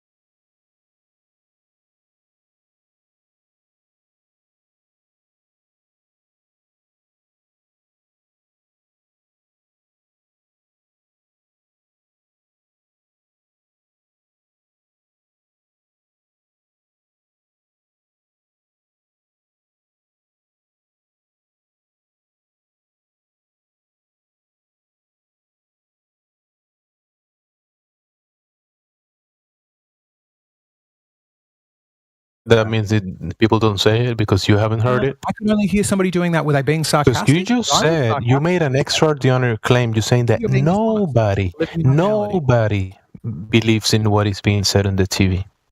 Nobody believes wholly in it. Nobody just takes it. No, as you the added the entire holy. story. No, you added the holy. So you just keep dancing Exactly around. what I've been talking about the whole time. My point hasn't changed. If you're going to pretend you didn't understand that, then go for it. But that clearly wasn't my point. Pretend? I don't think You're the one that pretends. You're pretending, mate, obviously. Latch onto the word pretend now. Do some more clanging. You, the one that believe that the Bollywood cartoon means that they landed on the moon. Is that what I think? Is that based on reality? Is that That's what you were just saying like 5 minutes ago, dude. Was it? Is this all of this in reality? You guys aren't. It's a physical thing, and they went there and all that fucking shit. Yeah, I think. Or you forget. I went there, but I don't think it's a cartoon. I know you got a short memory, dude, but this is Flat Earth 2025, right? We're no longer talking about the season 10, dude. It's going to be lit. Follow the threads of conversations. Actuals, this is not what you just said. This is us Actual, I could just ban you and mute you, but we're talking to you. You know, we could have been talking to other people, right? But you're the one persisting on having the mic, and every time someone says something, you want to reply. So we're just talking to you, and now you're complaining. No. Why are you complaining? You're complaining about us giving you our time. That was funny. That was funny. You think it's a joke? No, I don't think you're joking, but I still think it was funny. Isn't it, huh? Hmm.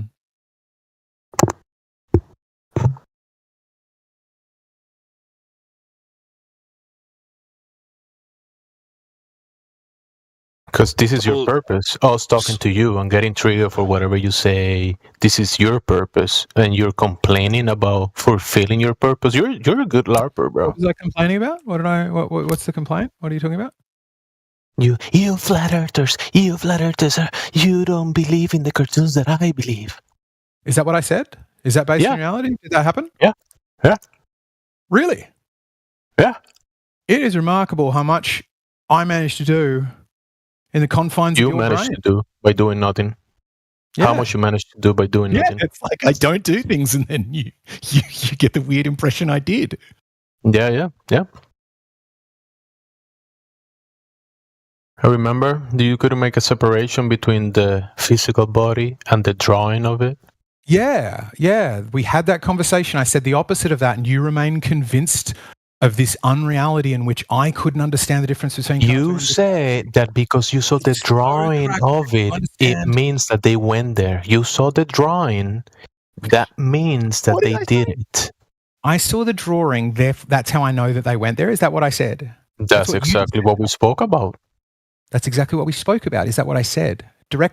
Was that based in reality, or do you spend your entire time talking about things that aren't real or that you don't think are real? I asked you if they make a drawing about landing in a physical body, is that the same thing as the physical body? And you said, you flat earthers, just because some people make a drawing or a representation of the thing, that doesn't mean they didn't do it.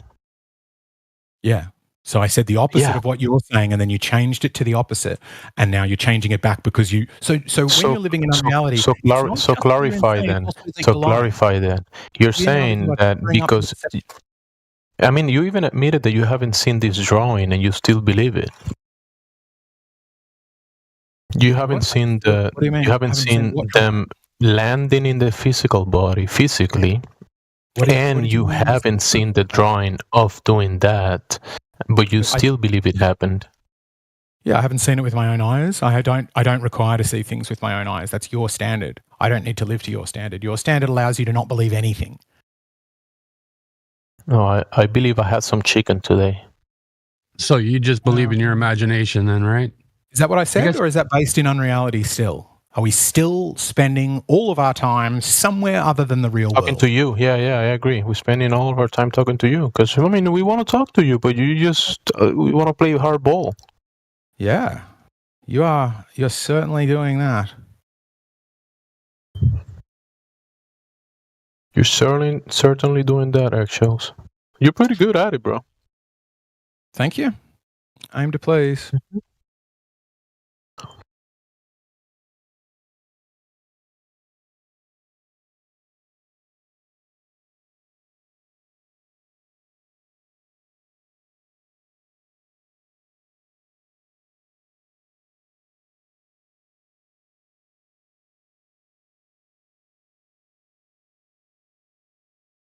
Hi, Eggshells. How you doing?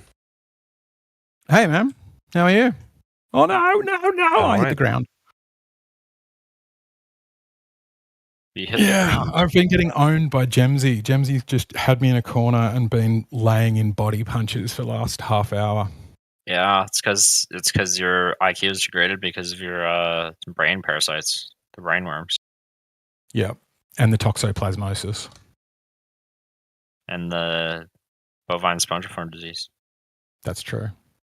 And I have spent a lot of time around cattle. Impossible. You got a pair of rubber boots, Eggs?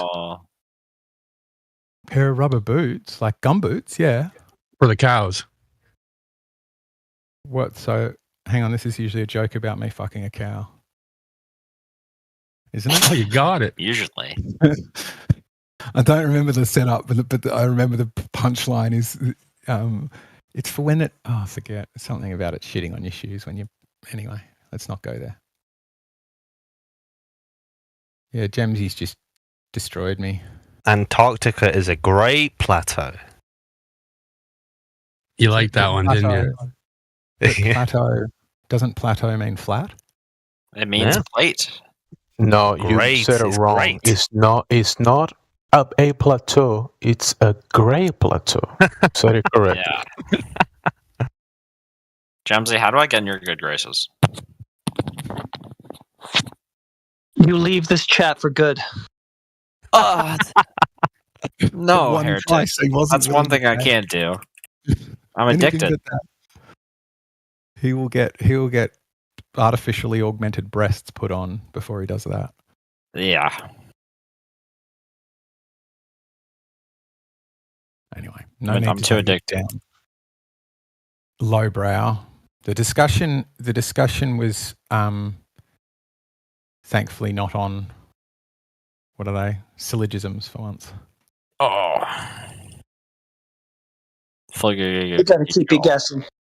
All about syllogisms. That is Fligugugugug's realm. Has he managed to win the syllogism game, according to the Flat Earthers? Just because it's a game doesn't mean Yeah, he had the best one, probably. The best attempt, if you want to call it that. Wow. Yeah. I could imagine he would be the best at it. If anybody was going to get there, it would be him. I don't know. You're pretty good at it too, Eggs. I don't go into the hard logic syllogism stuff. I'm in the fallibilism and heuristics crowd. There's the absolutes crowd, and then there's what's a logical syllogism? Just the same things we were always talking about. Something that would show that something is necessarily true. So a presupposition to a conclusion. Not sure if I'd put it like that, but I can see why you might. I won't argue with it if we need to agree to that to move on. Cool.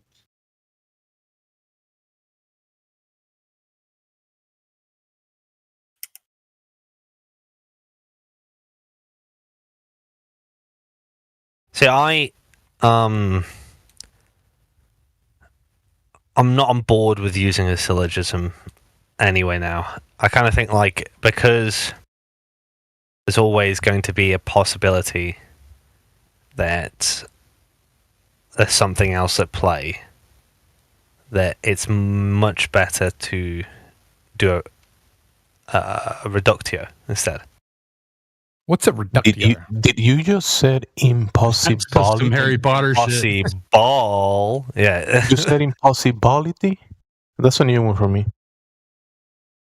Hey, I was going to say that, Gemsy. I was waiting for that to finish, but you got it first. A reductio ad absurdum. Eggshells. So what's that?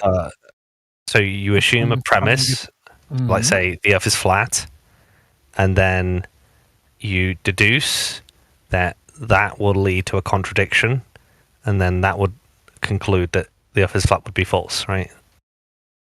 I actually have an argument. I think I sent you one. Let me see. I'm not going to give it now, so I've given you one. Here you go. So it's not premise. It's just showing that something entails a logical contradiction or is necessarily impossible.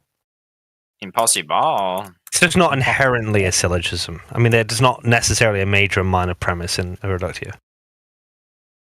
I'll DM it to you.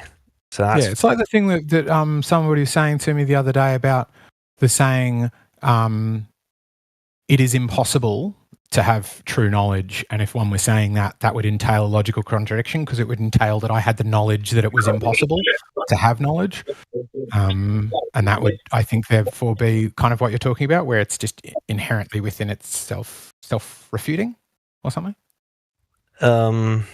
Yeah, like for instance, let me do one for the flat earthers, right? So if the Earth is a sphere, right, then hang on, let me try and formalize this in my brain first. If the Earth is a sphere, then the surface of liquid water would curve, but that can't happen in reality, right? For whatever reason, right? That they might think that, and so that the Earth cannot be a sphere, right? The contradiction there being like what you'd have to expect versus what actually happens in reality is the contradiction. Right. We did one for Mordwand in. Let's try and get it. Mordwand. Let's see. Okay, yeah. It's as simple as saying if the Earth's flat, you can't have four mutually equidistant points, and since in reality you do need it for GPS, then the Earth can't be flat by contradiction. There's another example. To me, it's just simpler that way, right? Than doing a syllogism where there's all these possibilities that could come from your premise. So pretty much any globe proof. Yes, all globe proofs are going to have other possibilities. For a flat earther, anyway. For a globe earther, I think we tend to agree that there's one sun, it's physical, and it has to make a path around the Earth, right? Like from our perspective, sorry, not like actual path, right? And a flat earther could say, well, the sun appears on one side of the Earth, but it's actually on the other side of the Earth for whatever reason, some sort of distortion, or we don't know what the sun is, or whatever, that sort of stuff.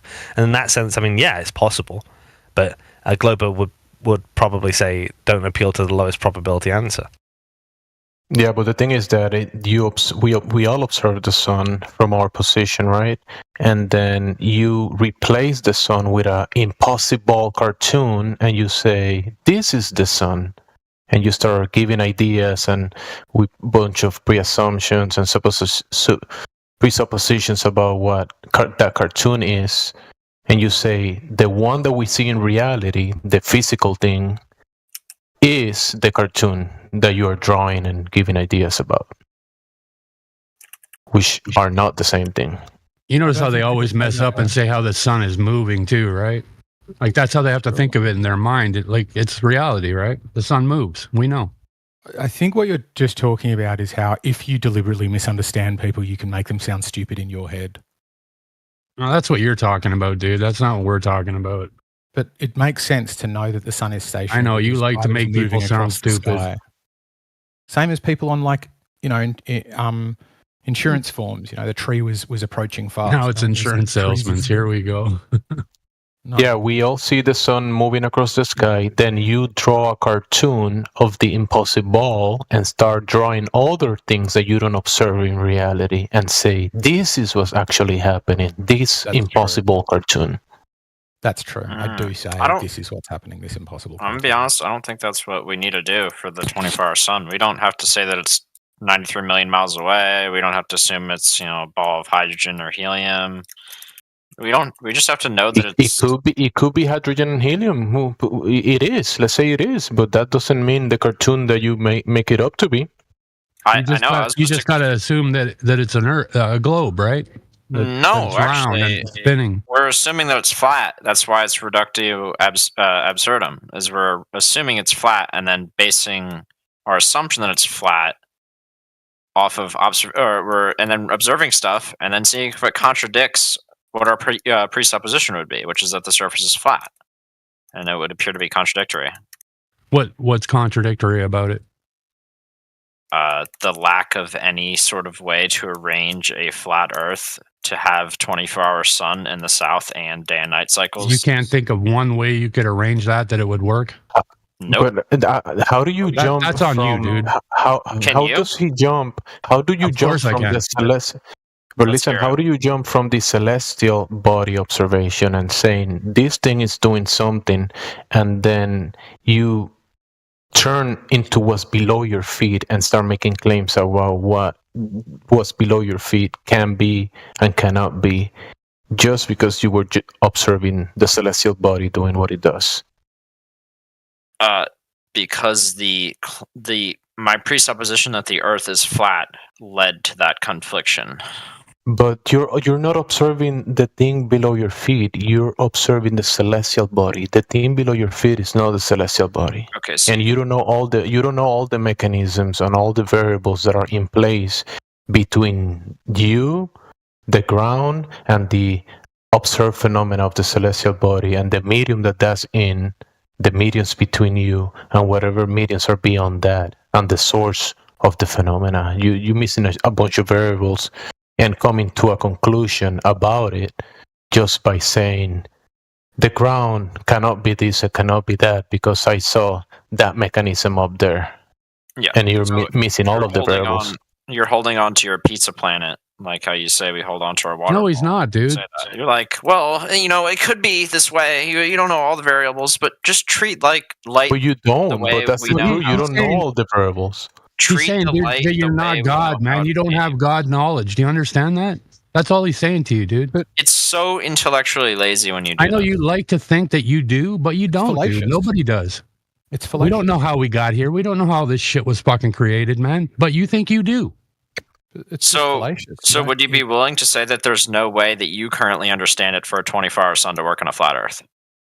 The thing is that I can turn that on you and say that the sun is going around the celestial sphere and doing whatever it does up there in the celestial sphere, and has nothing to do with the shape of the Earth, or flat Earth, or globe Earth, or water Earth, or above the ground, in the medium, under the heavens Earth. It has nothing to do with any of that.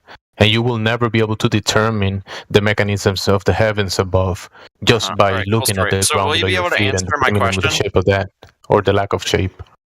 Will you be able to answer my question about? No, because you're ignoring what I'm saying. So why would I answer what you're saying? It wasn't a response to my question. That you haven't respond to mine. You just saying hand waving what I say. Yeah, you responded to my question with a question. So now it's gonna work. You hand wave what I said. Yes, because I hand wave your response to my question with a question. No, I said something before your question, and you hand waved it. Yes, I did. I asked you if you're willing to say that with your current understanding of the flat Earth, that there's no way to explain a 24-hour sun.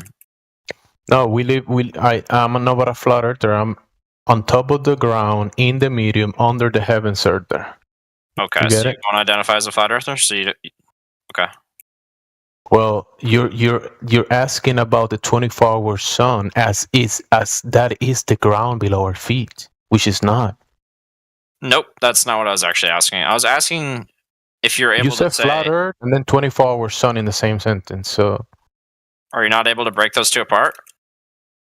Those two are apart, and you're trying to mix them together. So then So are you able to explain a 24-hour sun and a flat Earth at the same time? Like put those together? Are you able to explain the heavens above and all the mechanisms in place? Are you able to? No, I just want to hear you say that you have no. Exactly. No, exactly my point. Exactly my point. No. I just want to hear you say. I just want to hear you say that you cannot explain the 24-hour sun on your flat pizza. You cannot. The explanations. I can go to the crazy guy at the corner. I could go to the crazy guy up the corner for explanations about everything, and he's gonna give me a bunch of explanations. I don't need that.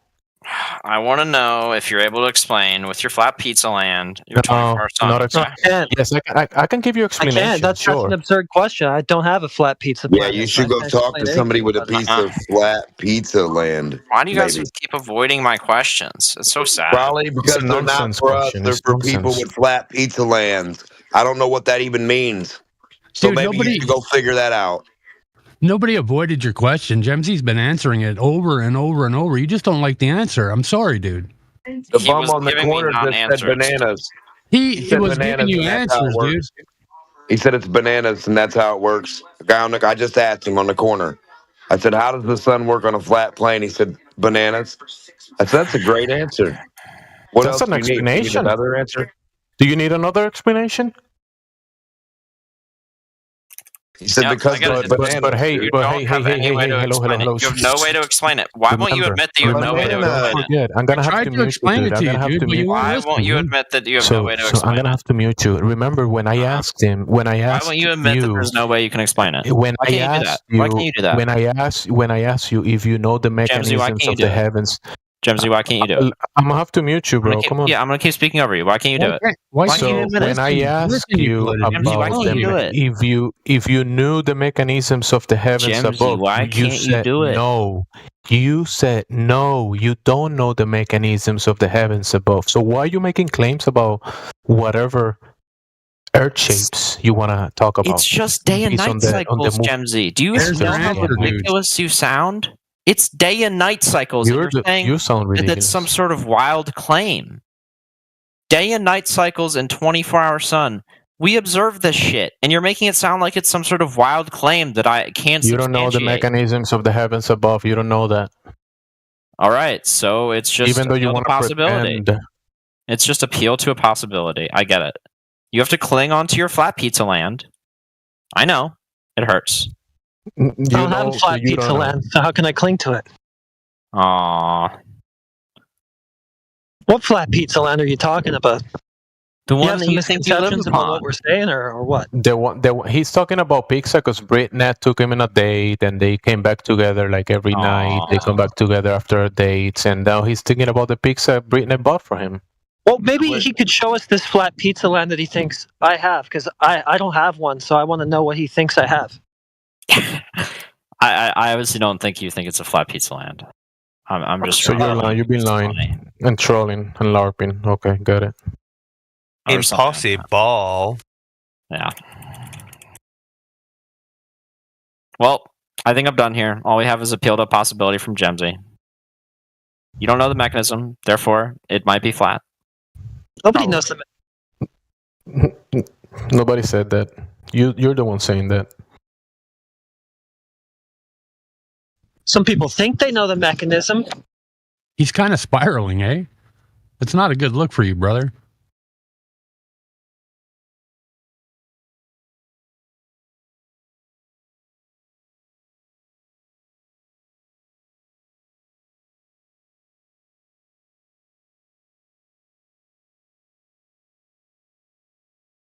Britnett, that's your cue. Wait, what? To do what? Impossible. Impossible. It's actually Gemsy's cue, but he doesn't say it as often as he used to. I just meant the silence, dude. Britnett, do you know the mechanisms of the heavens above? Do you? To be honest with you, I couldn't even tell you the physics of light. Like, I don't even know what the speed of light is. 3 point something? No, man. So why is your boyfriend pretending that he does know, and he can come to conclusions about the heavens above and the mechanisms of that? Well, I think he's drunk. I think he's doing my argument. I had to go get some food really quickly, but I think he was using my argument. Did you get pizza, dude? No, I got a McDonald's. Oh, I thought you guys had leftovers. We did. Yeah, Gemsy was just describing our dinner date. It was pretty cute. Wait, you Clothing? Were you doing my argument just now? Or? I heard lamb messes. but I wasn't sure. He admitted that he doesn't know the mechanisms of the heavens above. He said no, he doesn't know, but he still wants people to claim how that determines the pizza, the shape of the pizza that you bought for him. No, Jamsey. All I actually wanted was for you to say that you can't. Stop lying. That's what you said. That is exactly what you said. What I wanted for you to say is that you have no idea how, or that you. I do have an idea. Look, I did clicked it and it mutes you. I have an idea. You see, I have an idea. I just touch it and it works. So I do have an idea. I don't use it often, but I can use it sometimes. So, Britnet, why is he claiming that he knows the shape of the Earth as a pizza? Do you tell him about that? The shape of the Earth? Yeah, he says that. Is it about the heavens or the Earth? Which one are we talking about? Well, he was talking about the 24-hour sun and the observation of it, and he has some type of imaginatory mechanism, even though he said he doesn't know, but still he thinks that determines the shape of the pizza under our feet. Why is he saying that? Do you tell him that? I might have. May I ask, just so Euclidean could just tell me what his argument was, just so I can get caught up a little bit? Okay, as long as he can keep my username out of his mouth. Yeah. Don't mention Jamesy, just tell me what you were saying, Euclid. Just catch me up. Or type it out, whichever you want. I mean, all right, so basically what Jamsy said is that he doesn't comprehend basic English. I think it might be a language barrier. It might be.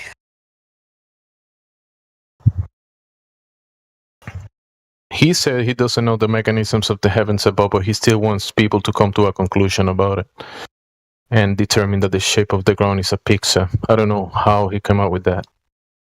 Like, I'm thinking you feeding him too much pizza and probably the too much, I don't know, sugar and carbs have brought the parasites, damage his brain or something.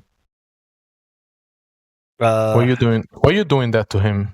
He said he's just told me, he's decided to type out what he told me, but he said I wanted Jamsy to admit that his understanding of the flat Earth. He didn't say flat Earth. He said pizza Earth.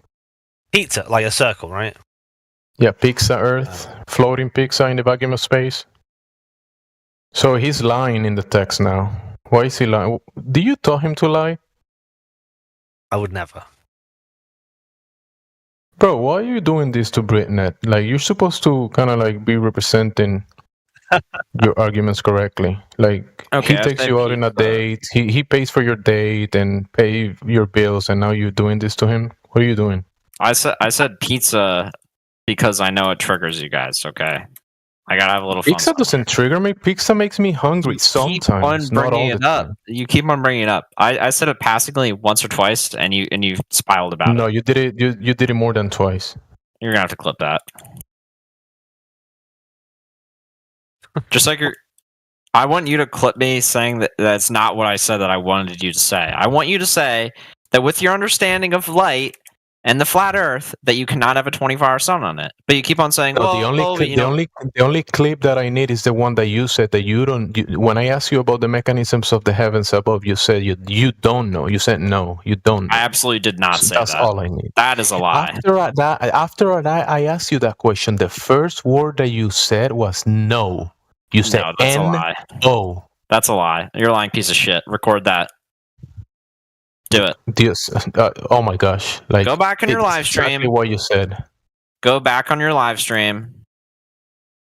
I know you got it open with one of your 25 bots that sits on there all the time. I know you can do it. Go open it and go check, because I'm 100%, like 1,000%, 100%. The burden of proof is on you. That the word that you said after I asked you that question was no. N-O.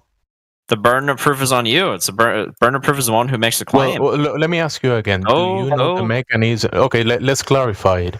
Do you know the mechanisms of the heavens above? Yes. What is that? What is the source of the sun? What is the medium between you and the sun? The medium that the sun is in? It's somewhere with very, very low gas pressure. How about that?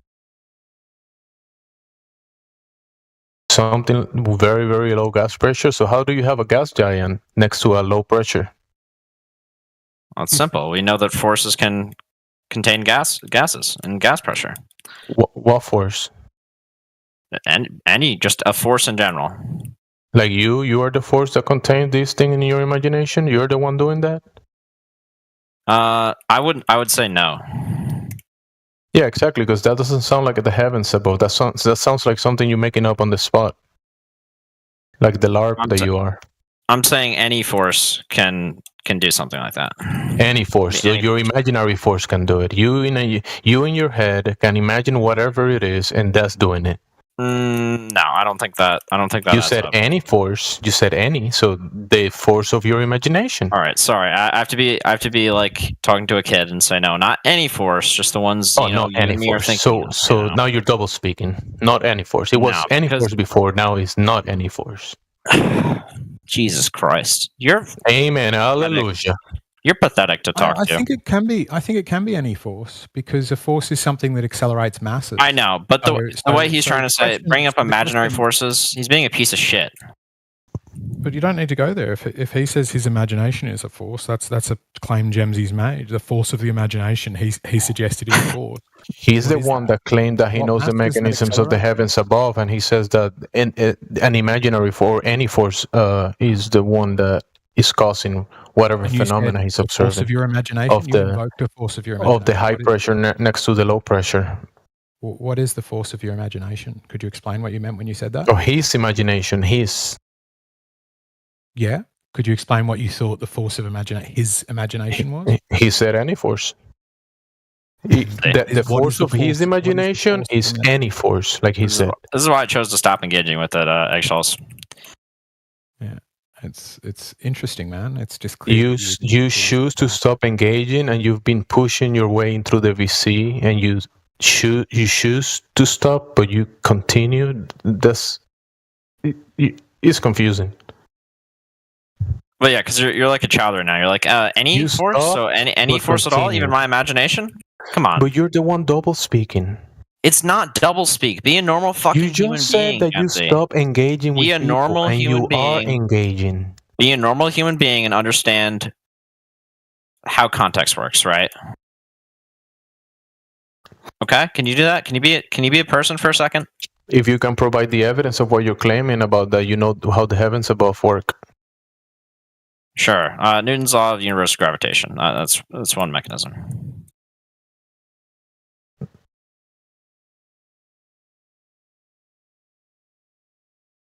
Good enough. I mean, plus, I don't think you need to know every last thing to make an observation. Like that's an observation is the same thing as knowing the mechanisms.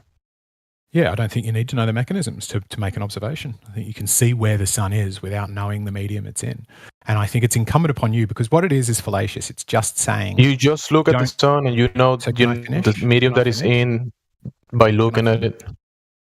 No, I'm talking about that. You've interrupted me explaining that to ask... You said you answered already. You said that just by looking at it. Are you going to continue being false and just lying to us? Do you realize how much time by you looking spend at just it. lying? You said by looking at it. Didn't you say that? Did you say that or didn't you?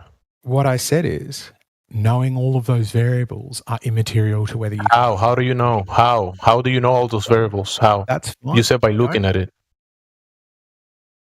So what it is fallacious to say there could be variables we don't know about that make this come out on my side, right? Which is obviously an appeal to possibility or an appeal to ignorance. We don't know of what else could be doing it, and it's an obviously fallacious way to get. No, you're making the falsehood claim that like you do know, but you don't know. That since Robotham, there have been claims that this doesn't work in the South, and now you don't know. They don't. You don't know. Stop claiming you do know, because you don't know. But the gaslighting is only working on the flat earthers, right? Everybody on the globe side knows that flat earthers, up until a month ago... Oh, this is about flat earthers. Okay, you're going to continue this. We were talking about the mechanisms of the heavens above, and now you're saying the flat earthers. So what your appeal to possibility about the mechanisms above is, you need to show what mechanism would make it come out flat. You can't just appeal to ones we don't know about as if they work in some What came off flat? Like the sun? You claiming the sun is flat? Who's making a claim about the sun being flat? Is that what you think I said? Does anybody here think that I claimed that the sun is flat just now? So we're talking about the luminaries, the heavens above, and you're talking about flatness. We're talking about the heavens above, and you're talking about flatness. How do you know that's flat? Just wanted to do a quick poll. Did anybody hear me say? How do you know that He's being childish. He was doing it to me too. Same thing about any force. So we're talking about the heavens above, and you said it's flat. Gemsy, try to live in reality with the rest of us. Yeah, it's gonna be hard. That's the whole point. Yeah, that's the struggle. That's what you've got to work with, man. But the place to do it is, don't pretend you misunderstood. Because that one's on purpose. The many of the others are clearly beyond your current ability to work with. Why you pretending that you can determine the shape or the lack of shape by looking at the heavens above? Because that's the best way to do it. It's the easiest way to do it. It's why we've used since. So you're looking away from the ground and making a claim about the ground by looking away from it. Yep. And when I ride my motorbike, do you know what I look at? Pretty much everything but the motorbike. I might look at the gauge on the motorbike. Before you got on it, were you looking at it? Before you went to the garage and got on it and look at it before you got on it, were you looking at it? Sure. Yeah, I didn't. What do you mean? Do I sidle up backwards to my motorbike and hope I jump on the right one? Before you opened the door to the garage, you couldn't see it because of the wall. Were you looking at it? Check how close to reality you are. You think it's were you looking at it before you opened the door to the garage? What do you mean by the door? That doesn't make any sense to me. So you looked at it when you decided to get on it, right?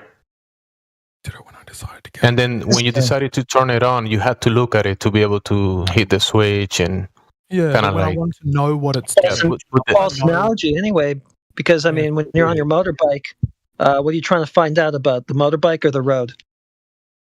Yeah, I'm trying to figure out what the motorbike's doing so I can match it to on the road. Really, you're driving around. I'm like, what's this motorbike doing? That's just good. Yeah. Of course, yeah. Every bit of your body ends up learning what the motorbike's doing, which is what. Okay, yeah. So obviously, what you want to pay attention to is the road because you want to know what that's doing. Sure. So yeah, you pay attention. So for the ground, you would want to pay attention to that, not look away from it. If you want to make this analogy. Yeah, I agree. Yeah. So why? So that's the interesting thing. Gemsy was so incapable of saying that he wasn't able to, make a claim that, or just put it out there that with his current understanding of the flat Earth, he can't explain the 24-hour sun on it. Like, he can't do that. Like, that's fine. All I want to the ground is not the heavens above. Don't you get this by now? I'm not saying it is, Gemsy. You're talking about the sun. The sun is not the ground. Don't you get it yet? I think I do, Gemsy. The problem is you're unable. Okay, so you're saying Gemsy flat Earth 24-hour sun. It doesn't make any sense. There you go. Yeah, so you're unable to say that you can't have, or that with your current understanding of flat Earth, that the 24-hour sun can work on it. You can't say it. I get it. You keep on trying to run away from it by saying, well, we don't know the mechanisms between there and the sun. Just say that you can't understand it on the current, or you can't say that it's a possibility on the current map of the flat Earth, or not. Now you're adding a map. Now I know. I fucked up. Wow. I should have said. Shouldn't have said a map. I should have said a model. Again. Yeah, I know. I fucked up by saying map. You keep fucking up, bro. I know you don't have a map. I know you don't have a map and never will. I used to have a map, but I don't know whether I think I misplaced it, and I don't know what it is, or no, I don't have a map.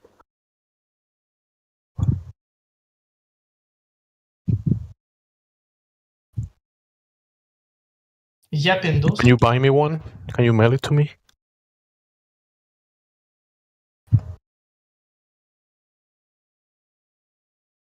If you mail a map to Gemsy, I do warn you. You should stick. You know how globes have a warning on them to be used for educational purposes only, not for navigation. make sure that if you send him a map, you put a warning label on that for Gemsy. It says, you are not on this map, Gemsy. Gemsy, this is not your country. This is a map of your country. No, I would. Might get confused. I think I would have to add warning, choking hazard for children on it, so he doesn't accidentally try and eat it. Eat it. Other people are confused. Come on, man. What do you think? I'm a globetrotter or something? It's.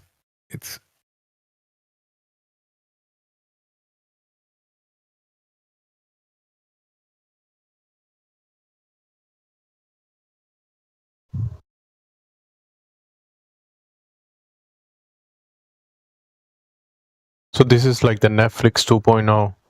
Jaren, the flat earther, proved the globe. And now you guys are. The 24-hour sun determines that the ground is not the map. The ground is not the map. We did say that. Yeah, that's that just something you've heard trigonometry just said that. Who said that? Did somebody here say that? Did the person who said that, are they here in the room? Do they exist? Trigonometry guy was talking about the flat ground, the 24-hour sun, and the map. Remember, he said that, and he said he fucked up. Remember? But did he say what you said, or did you make that up again? Do you spend your entire time? What did he say? Okay, so what did he say? What? Tell me. Remind me I of did what say he map, and then that was I misspoke. I meant to say model, and so then he did misspoke. Actually, you see, he misspoke. Did he say what you said, or did you just make something up again? And we agree. What did he say? What did he say? Not the weird shit you said. You made it up again, Gemsy. You live in unreality. Gotta lie to Farf, as they say. But I challenged him with this about half an hour before you got in here, and he's just spent the entire time since. Every second time he opens his mouth, he just says something that either he knows to be false, or he thinks, like he pretends he thinks you think. Yes. And he gets called out on it again. Why are you projecting? You are the one saying that 24-hour sun, therefore the ground or the map. You're the one saying that, not me. You are. Did I say that? Yes, you're the first one that opened. You're the first one today that said that. Did I say that? When did I say it? What word did I? Didn't you mention the map and the 24-hour sun and Jaren and this and that? Didn't you mention that today multiple times? Is that fascinating? I just accused you. All you had to do to win then, Gemsy, was not immediately lie again. I just said every time you open your mouth, you lie. If you'd have just the next 3 times you open so you didn't mention Jaren and the map and the asymmetrical distance. You didn't mention the asymmetrical distance today. Earlier today, like a couple hours ago, you mentioned the map. You mentioned the South Pole and the 2 maps. Remember that you mentioned 2 maps, the asymmetrical distance. Did you say that or did you say that? Yeah. When did I say that? You did. Yeah, you did. Did you mention the 24-hour sun? Didn't you? The fact that I said did you mention it? Yes or okay. Did you mention the 24-hour sun? Yes or no? Did you mention it? Yes or no? Focus on the one I challenged, Gemsy. Okay. Did you mention it or not? That's not the one I challenged. So you did mention the 2 maps. You did mention the asymmetrical distance. You did mention Jaren multiple times. You did mention the 24-hour sun multiple times. And now you're saying you didn't. I think we need to get Gemsy is now saying true things, but I want it to be clear that it's while he's trying to spread a lie. So that last 2 times he's opened his mouth, he has actually said something that's true, but it's about trying to back up the thing that he's claiming I said. Oh, there's a 24-hour sun, therefore that proves a map, which is not what I said, right? What I said is... Prove the map. Jaren considered that be his standard the map. To disprove the North-centric AE map. So it wasn't even what I was saying. Gemsy, why would you want to do that? Still lied. I managed to trying to disprove a map. Oh God! Whether you're a freaking headache, man. Whether Gemsy spends his entire time saying things that he believes to be untrue. So you guys did all this to disprove a globe map? Well, yeah. I mean, I was clear about it beforehand. I was saying I don't think it, even if, as Flat Earth sits, it wouldn't disprove anything. I didn't. You should have told those flat earthers calling that the flat Earth, hey, buddy, that's a globe map. Why didn't you call them out on it? What do you mean? Why didn't I call out flat Earth? What do I mean? I don't like. It's pretty cut and dry. Say again. What's cut and dry? I'm not following this at all. Yeah, I noticed that. Isn't your home server icon literally the AE map, by the way? Well, I don't have any control over it. Don't tell me. Don't tell me. Is that true? I think so. Oh, don't tell me. Heretic. Is that true? Is that true? Heretic?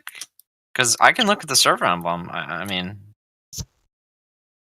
Don't tell me that. Is it the AE map?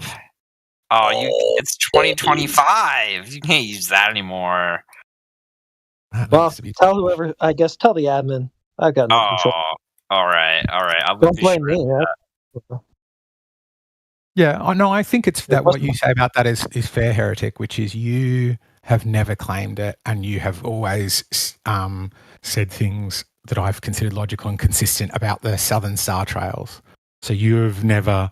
I probably did claim it in the early days. I probably thought, yeah, that seems intuitive. Yeah. But then I figured out it was a globe projection. I was like, well, why would it be that? So I haven't been saying that for years. Yeah. Yeah, so I think as far as when I'm saying I think people aren't sticking by their guns, I wouldn't put you in that category. You, a bunch of people, Heretic is perfect. Don't go in that category. But I think you understand why we have some complaints or challenges, and I think... yeah, you do have some challenges. Yep, good one, Gemsy. Nailed it. I don't like... The only thing I don't like and is when we're told not to use the AE map, and then I see a GIF of the AE map trying to show me how something can work on a flat Earth. That's when I get pissed off a little bit, because I'm like, look, if you don't want to use it, don't send me a GIF of it. Yes, but that's the thing. You have to say X doesn't work. You know, when there's emergency landings, they don't work on a globe. You have to go, here's what makes it more probable. Here's like those, they're like comparing a flat Mercator to a flat AE, and it's like, I mean, it's neither of those anyway, so I don't know. I drank some of that Kool-Aid in the early days, but it's all over. It's been over for years.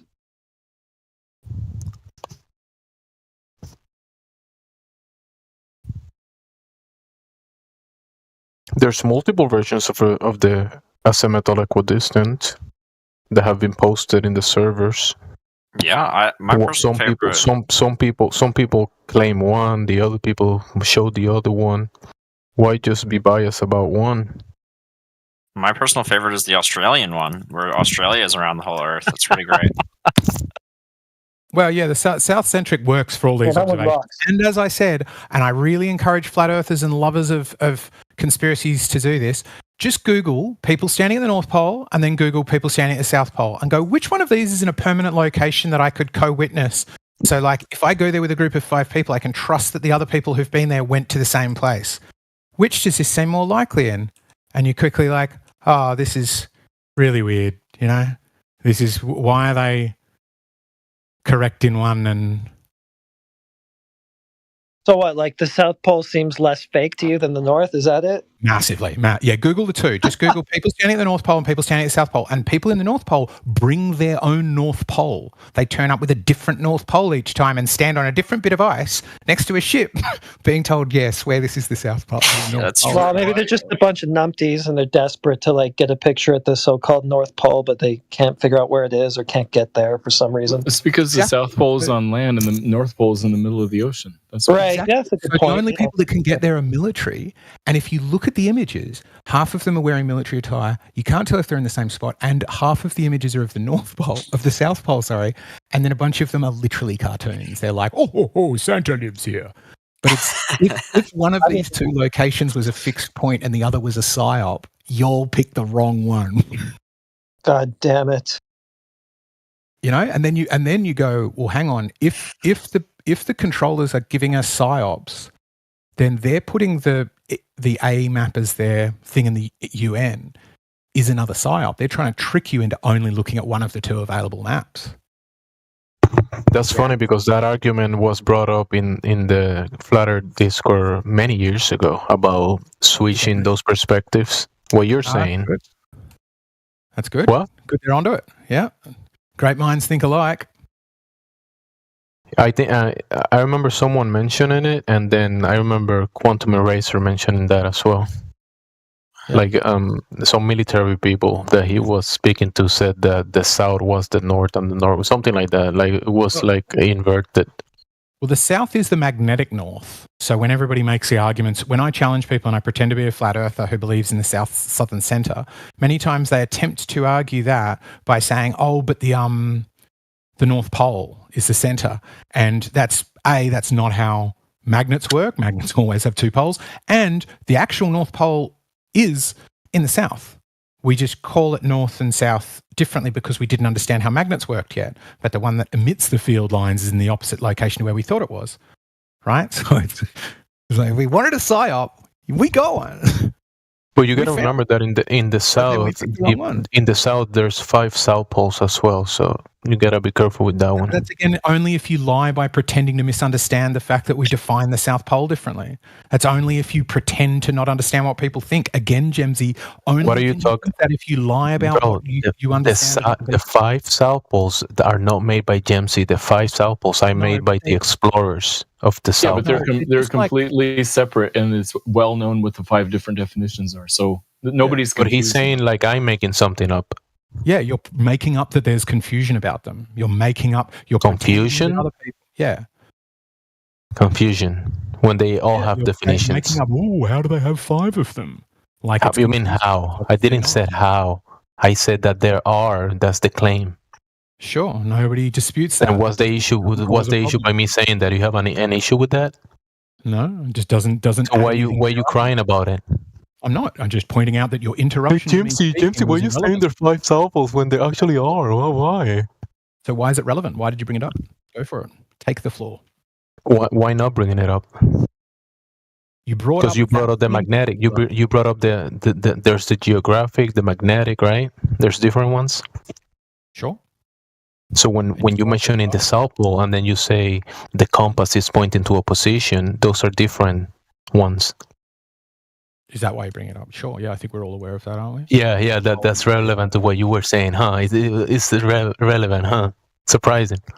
But what? So what is it? Right, make your case. What does that tell us about the discussion? You mentioned the geographical South Pole and then mention about the compass. So I'm saying those are different ones, and you're complaining by me saying that. Well, I already established when I'm making your argument. You're adding things. Yeah, it's the question remains. If I'm saying something and you go, that thing's true, why are you interrupting me like you're disagreeing if what you're saying agrees with me? If what everything you said is true, you've got to remember you're the one that interrupted. It's fine. Like I don't have a problem with interruptions, but like if you're going to be like, well, hang on, there's 5 of them, but you're agreeing. Hang on. Why did you bring it up? Don't try and turn this around, buddy. Why do you open your mic every single time someone says something? Why do you do that? Just when I hear something horrendously stupid, usually. So the 5 South Poles is something horrendously stupid, huh? Is that what I said? Is that what you think I meant when I said it? Or is that what you said? Is that what you think you said? Is this more lies, or did you really think that I meant that? Do you spend your entire time, Gemsy, saying things that you think are untrue? Because I've called you out on it so many times and all you had to do is stop. But it seems that you just keep walking into that trap in front of everybody, like we're all watching it. So, be kind to yourself. Matthew just mentioned that there are 5 South Poles, and you're saying I'm lying about it. If that's what you think I meant, that is another example of you lying. So why are you complaining about me mentioning this 5 South Poles? Why are you complaining about that? Fine, I'll retract my complaint. Well done for mentioning it. Okay, so the whole complaint about nothing. So you're just complaining about nothing. If that's what you honestly think, go for it. I'm going for it right now. Yeah, evidently. Jeez. Jeez Louise, eh? Like, you've heard me say it. Do you challenge that is evident in your behavior, or do you just ignore it? I heard you saying what the magnetic, the compass, and the geographical. And we were talking about it, and I mentioned something about it, and you don't like what I said about it. Is that your problem? That's not what I'm asking about, and I don't think you meant that. What I'm talking about is this habit of pretending you thought the person meant something different. Are you aware? Are you acknowledging that I've said this a bunch of times, and are you willing to respond or explore it? Specifically to what you just said about multiple locations of the South Poles? So you're just going to double down and do it again? We were talking about the South Pole and the North Pole. It's like pathological, man. We were talking about the South Pole and the North Pole, right? And there are multiple locations that are labeled the poles, the magnetic ones, the geographical ones. And I was giving context. I was giving context about this, and you're complaining about giving context about it. No, I'm not. Again, you're doing it. I'm saying...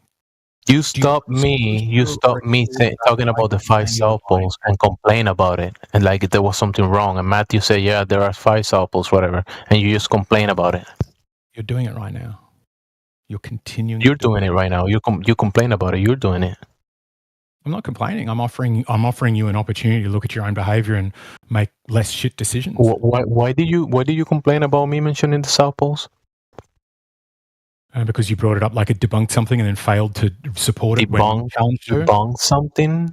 Yeah, you brought it up like it rebutted a point that was being made, and then when challenged to show how it rebutted it, you turned it into this by pretending you didn't understand what I was saying, despite the fact I keep challenging you and saying you keep pretending to misunderstand what people are saying, and that wins debates. And it's obvious and pathological and sad. If you're only sad, why are you sad? Deliberately misunderstand people. All you do all day is spend your time losing debates because nobody else thinks I said those things. You think this is a debate? This is not a debate. No, I think this is an intervention. Intervention? We all were talking about. I mentioned the maps. I mentioned people talking about this in the past, and mentioned another thing in context to the whole conversation, and you're complaining about it. No, I'm trying to offer you insight into what it'd be like to be this way. You mentioned about the South Pole or whatever being the south, and the map, the Antarctica being the center. And I told you people mentioned that in the past. That was relevant, right? Yeah, I remember that. That was relevant, right?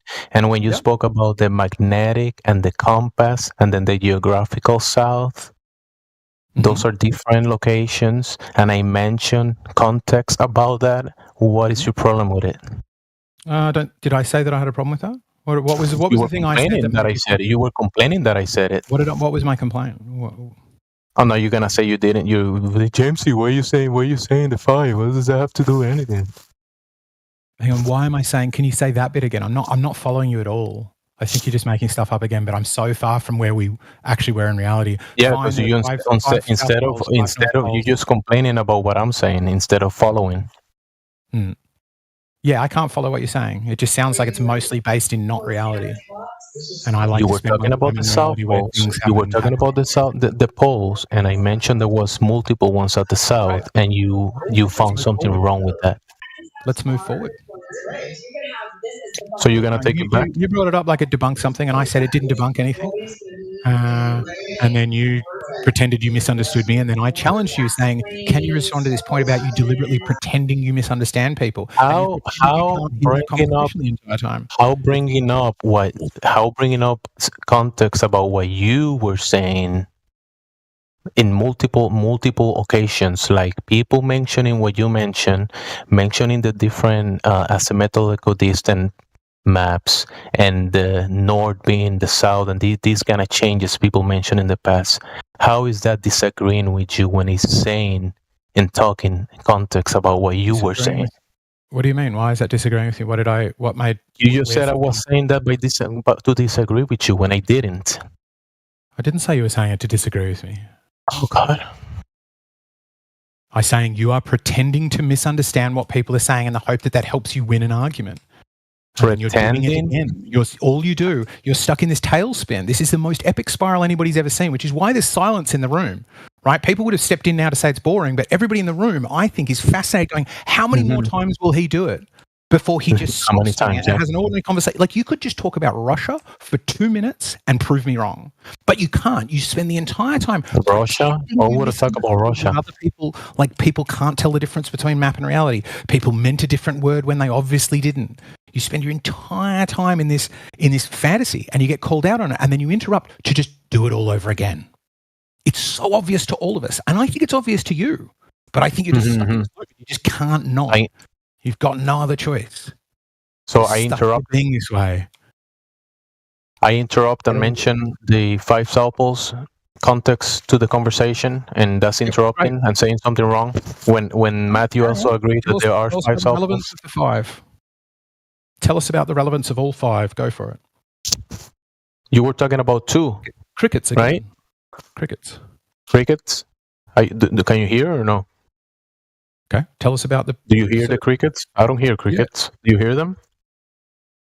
Yeah, absolutely. Crickets. Okay, hear these crickets.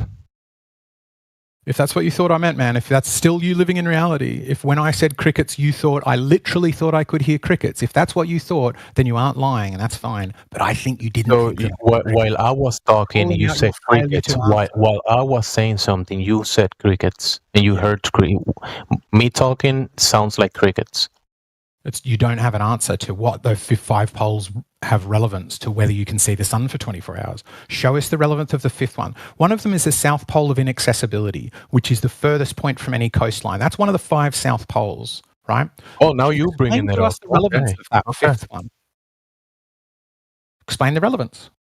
Was it relevant or not? Because that's been my charge the whole time. Not that you interrupt, not that you just said it, that you said it like it debunked something when it was completely irrelevant. And as I said then, debunk what? What do you mean? What do you mean? What was I debunking? Tell me, what was I debunking? Whether it's meaningful that you can see a sun for 24 hours from the South Pole. We were talking about the North and the South Pole. And we were moving backwards from those 2 points. And I mentioned the 5 from the South Pole. And now you're saying that has to do with the 24-hour sun when we weren't talking about that at that moment. Show the relevance. Go for it. Show the relevance. Because the 24-hour sun will be in relation to celestial north. That's another pole. Celestial north. That's another thing. But we weren't talking about that one. We were talking about the ones on the ground. But now you want to go to the sky again. About what? 24-hour sun, that's another thing. Yeah, I mean, if that's what you think I was, like, we can just have a conversation, man. We can just do it where you don't pretend that I'm saying something different to what I'm saying. It is possible. You can do it.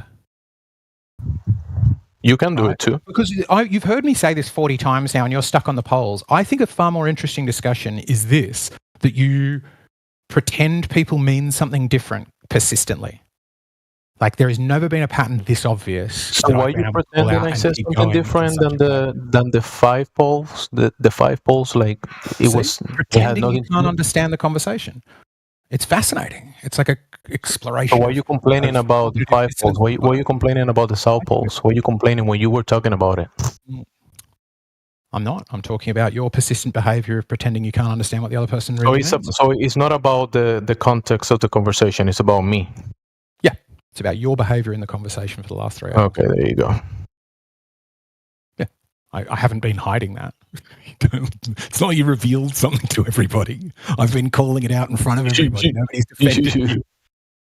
You haven't responded to it. You've pretended you haven't understood it until now. Let's not be like, oh, I'm surprised. What? You've been talking about me and the bizarre way I behave where I pretend you mean something other than what you just said? I've been saying the same thing for quite some time now. Everybody's heard You've been saying, you've been bringing up Jaren and the 24-hour sun, how that's proof nothing. That's what I'm talking about. That's what I'm talking about. That's both what I'm talking about and not what I'm talking about. But because it's not what I'm talking about, it is what I'm talking about. It's a dirt, baby. Eggshells, I challenge you. I challenge you to say something without sounding smug. He's banned. Is that? I don't know. Is that who I think it is? Charles.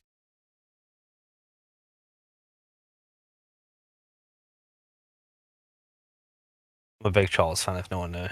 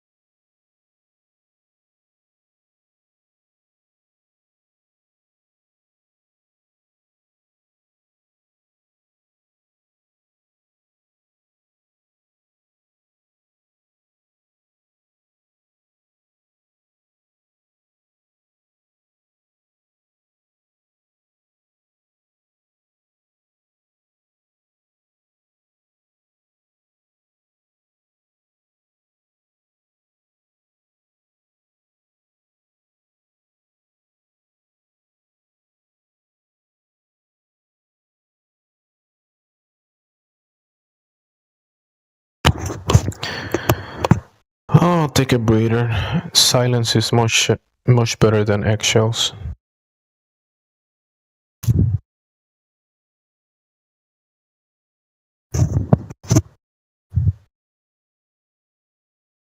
I'd rather not hear anything.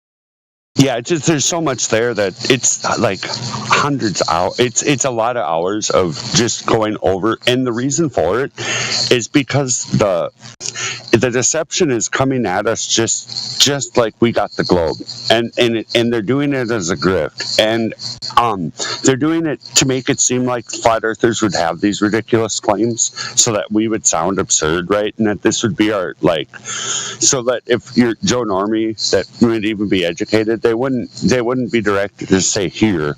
They would think that we get our thought, our ideas from people like Witsit. And they got these stupid things like incoherent dielectric acceleration, and it's or Aether, and neither of them are non-manifest, and they're phenomena of other things. It's something else. Just like except they're not already under the trance of gravity, right? Joe Normie. Ether's not falsifiable, Lumpy. Well, ether's just not. What is it? What can I put it in a jar or something? Can I? No, we don't know what it is. I don't hold belief in it either. They admit it. They say it themselves that it's non-manifest. So I mean, it's not provable. It's not. But they'll pontificate about it. So it's history. They're talking nonsense, right? And people will recognize that will be poison for and they'll have thought that these are the people who are, like our thought leaders or whatever, but they won't be introduced to 24/7, right? They'll have gotten it from, I don't know, People magazine or something. This article that was written by some Joe Schmo out of Australia or something, right? About the 24-hour sun and what it means and who this character is. And maybe they'll thought that they have investigated what the flat earth side had to say, but they'll be given Witsit with him, Chuck Talk and all that, Especially for people trained in spotting fallacies and recognizing when someone's making a baseless assertion. Like they say that they have the measurements, but they're not saying what's been measured. And what, it's measured precisely. And then you ask, what is it? And there's nothing, right?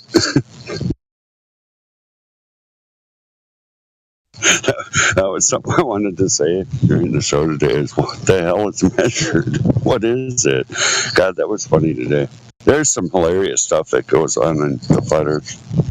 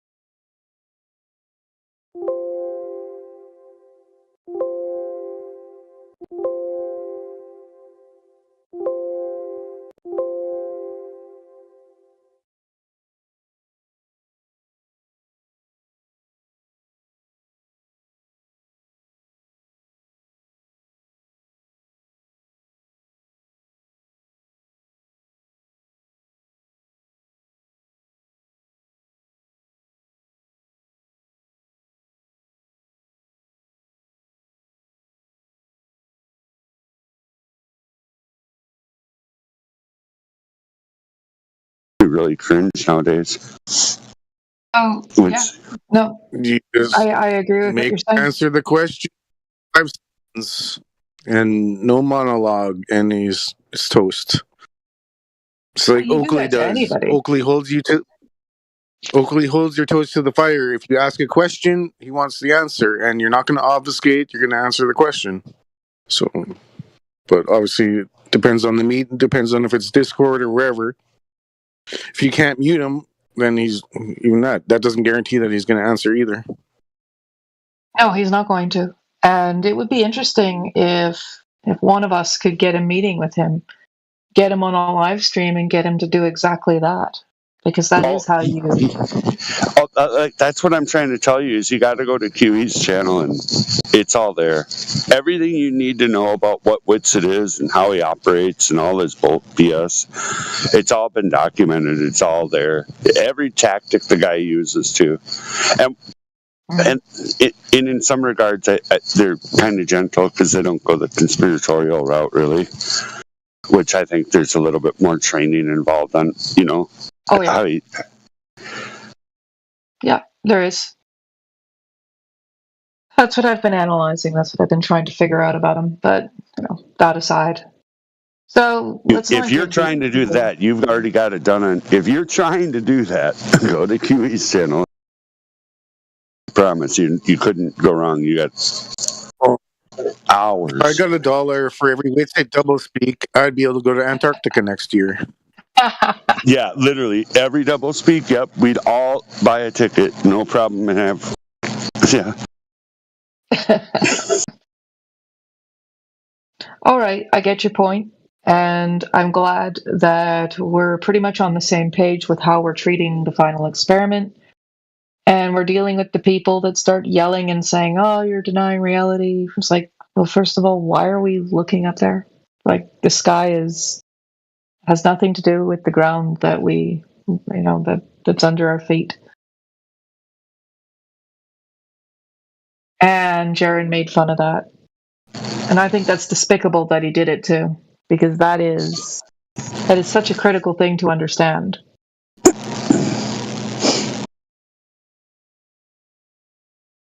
It's like that's part of gaslighting, taking an obvious thing and then making it a. Anyway, it's all tactics. It's all. It's easy to recognize when you're out here for a while. Yep. No, I get it. I fully understand what you're talking about. I think it's really interesting, though. I think it's really interesting the way this whole thing's playing out. Hi, Javid. How are you?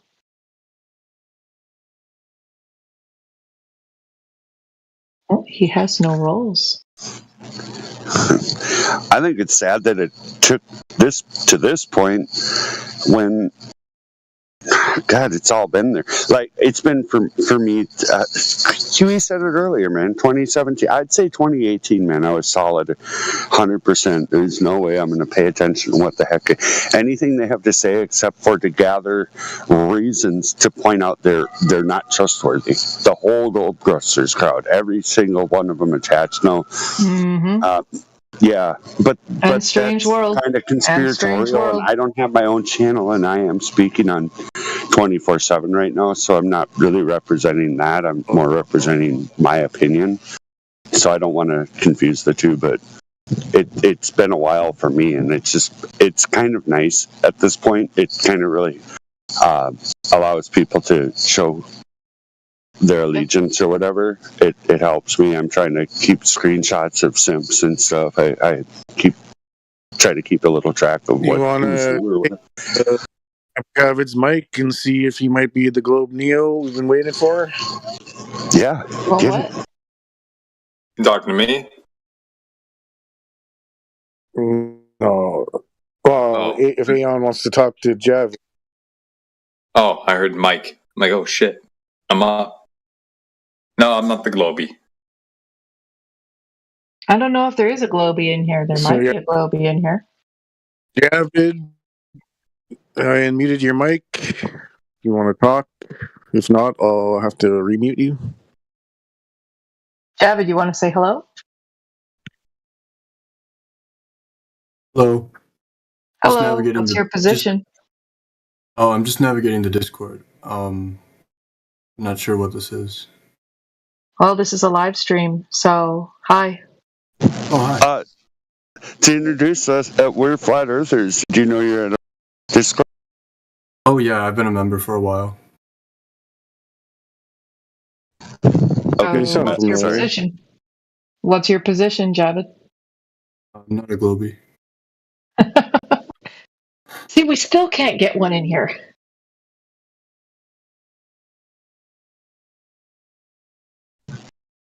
They're hard to find these days. They got it. They stick it amongst themselves, or like a herding sort of. Yeah, they are. So, what was your other name then, Javid?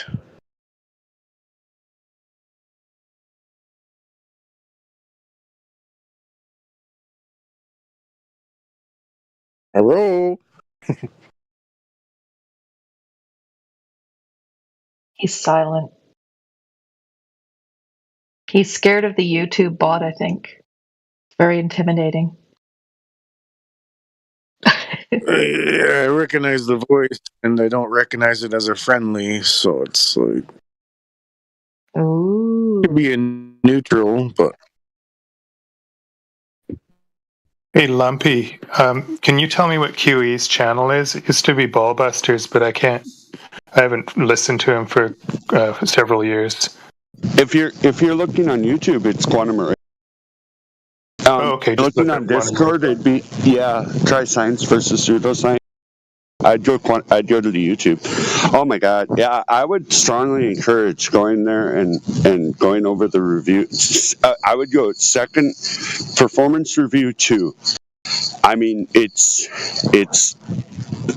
you can get through that and you're not convinced of Winston being just basically an asshat clown, we ended up at Sky Group to Boys Zero ping pong golf ball, and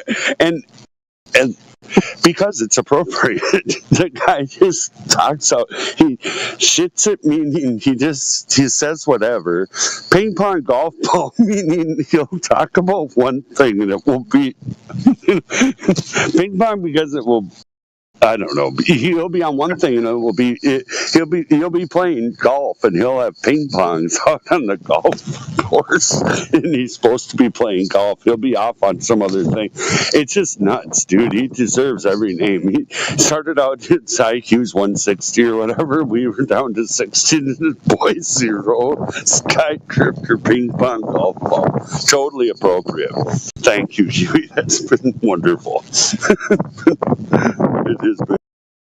So I'd like to bring up a topic for us. And it's great to have you all here as well. So you all talked about ether, and we agree that there's no evidence for it. We don't know what it is. There's nothing to it. It's a false claim. It's so dumb. Okay, so it opened up. It was. You okay, Lumpy? Yeah, I'm good. It's hilarious because I'm going back to the genesis of it, and it had to do with the travel of light within a vacuum, and that there needs to be a medium, but that he denies a photon simultaneously. That light doesn't travel. Dude. Am I okay? No, his aether thing this has been going on for I'd say 3 years now. And it's been morphing over that period of time into something that becomes absurd when you hear the question, what is the aether, right? It makes me laugh now because it's been so many things and it's been nothing. And it's nothing and it's am I okay? Yeah, aether's hilarious now. That's what the deal is. It really is. He's really went out there with the aether. Why in the world would you deny a photon, which is something we can measure? Well, we can measure photons. Why would you? Why would you? Oh, I know. Yep. Wow. Yeah. Relax, it travels, and then it does travel, dude. It's nuts. It's been crazy. Listen to the guy. Yeah. Two-way conversation, please. Do you mind? Can we have a two-way conversation if I ask you a question? Sorry. Thank you. Okay, so Lumpy, why would he deny a photon? We can measure a photon, can we not? Because he blurts out stuff. right? Because he has to say something sometimes, or I don't know. Because simultaneously, he'll say, "Why I don't." He denies the atomic model. He calls it atomists. Yes, we're atomists. Oh. I mean, he says dude, it's so much stuff he said. It breaks my brain to try to break it down because it's contradicted at the same. It makes me start laughing when I think about what he said. It does. It causes me to laugh because why would he deny the photon? I don't know. He denies atoms too, but then at the same time, why? I don't know. Why would you deny the atom? Like I said, he's going to be the guy that people go to. That's the face for the flat Earth. He's still saying it's flat. He's saying it's measured flat. He's right, but then they go listen to him about aether and denying atoms and photons and that light travels, but it doesn't. But it has a rate, but it doesn't travel. And like they're going to come out of it thinking we're crazy, and that We definitely don't need to. Yeah, we don't need to deny the atom. In fact, that's something that me and my friends are looking into as an alternative to gravity, is atomic attraction. Why would you deny the atom? Well, I don't know about atomic attraction, but I would just go with things that are denser than the medium. You still need something to define why things are accelerating. You can't deal without it. Well, everything has to accelerate to get to top speed, right? Yes, but you can't just have buoyancy and density. You just can't. Why? There is another Why not? force. I can demonstrate it happening.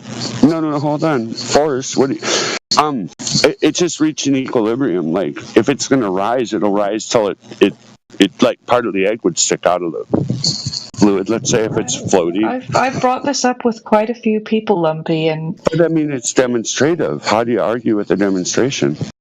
Sure, you can demonstrate, but what's the force that's causing What do you mean force? It's just the medium. I could change the medium, like add salt and give it time as the salt, dissolves into the water over a period of time. It'll change the density and it will change something that would have sunk and now it will float, right? Or was sunk and now it does float. Yeah, that's well, true. there you have it. How do you argue against that? What do you mean? What force? What are you talking? How can you argue against what you're looking at? I mean, what do you argue? How do you argue when you see it happen? And then there's what force were you seeing? If the thing was sinking and then it floated, what force could have been? You just saw it happen, right? It's like if I open up. Of course, you changed.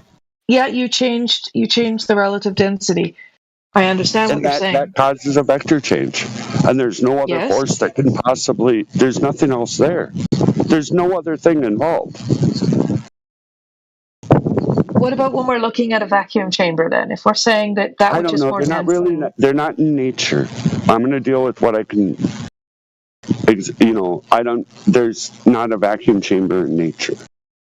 No, that's true. There isn't. I mean, there's less density that we can measure, and we could arbitrarily place that, but it's not. That's not it either. It's actually at equilibrium.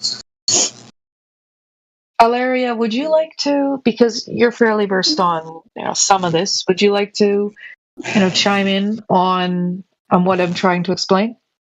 Well, Lumpy, I think what she's trying to say is yes, you can observe it, yes, you can see it, but what is the actual reasoning behind why it does that? Like, yes, you can see it happen. Displacement. But there's a scientific reasons behind it. Displacement. You can see it happen.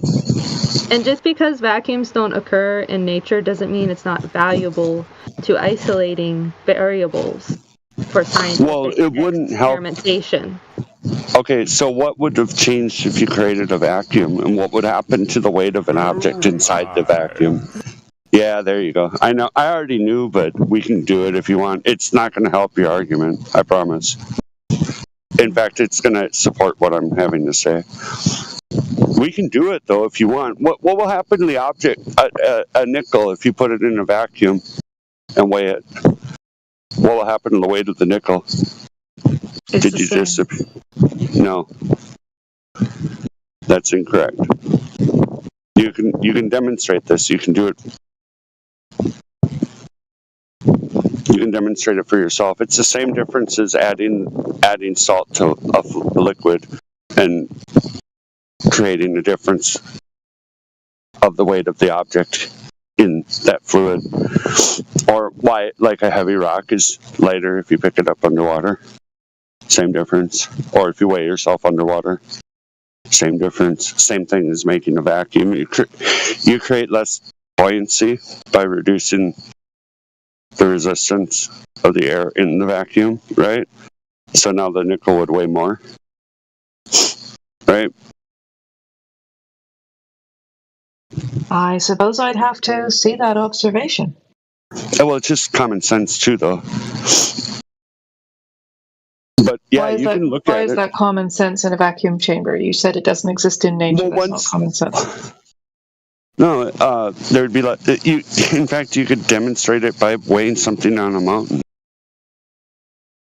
They do it now. In fact, that's one of the stupid things. What Creaky Blind? Just one of these dummies. Critical think, non-critical, non-thinking, no critical thinking. Mr. No Critical Thinking is posting videos of weighing stuff all over the earth, trying to say that makes it a ball. But yeah, it's demonstrative, and yeah, it is. For me, it's really like it's well, duh. Once I understood the idea of displacement, you know. Am I smoking Lumpy, something? You all right? No, am I all right? Yeah, I'm good. I'm gonna roll a cigarette. I know, but we're hearing you sniff, sniff, sniff. Oh, I've got a runny nose a little bit. It's kind of chilly out. You're live, man. We're live. Okay. Yeah. Thank you. Can we see your breath? Yeah, a little bit. And I'm right outside San Francisco too. That was brilliant. Thank you for that. Yeah. In my opinion, I think that it's important to think about the why. And it's not a purely materialistic perspective. It's trying to understand through evidencing things, right? We see it, we observe it, we measure it.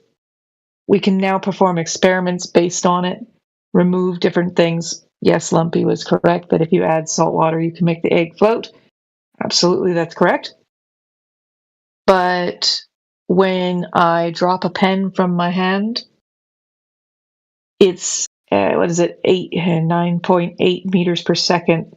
I think is it squared? Squared average. Roughly, Yes. right? But isn't that based on inside a vacuum chamber or something too? In a vacuum chamber, it's the same thing, yeah. Yeah, I thought that it Except was for like that, they dropped a feather and a brick and it was the same. No, we're not going to accept NASA's mess. So if we're talking about, there was an experiment, it was conducted in a university, and he's not allowed to repeat it. It's in this server somewhere as well. It's the drop test. There's some people here that know what I'm talking about. He took a bunch of different elements. I'm going to say it like this. I'm pretty certain that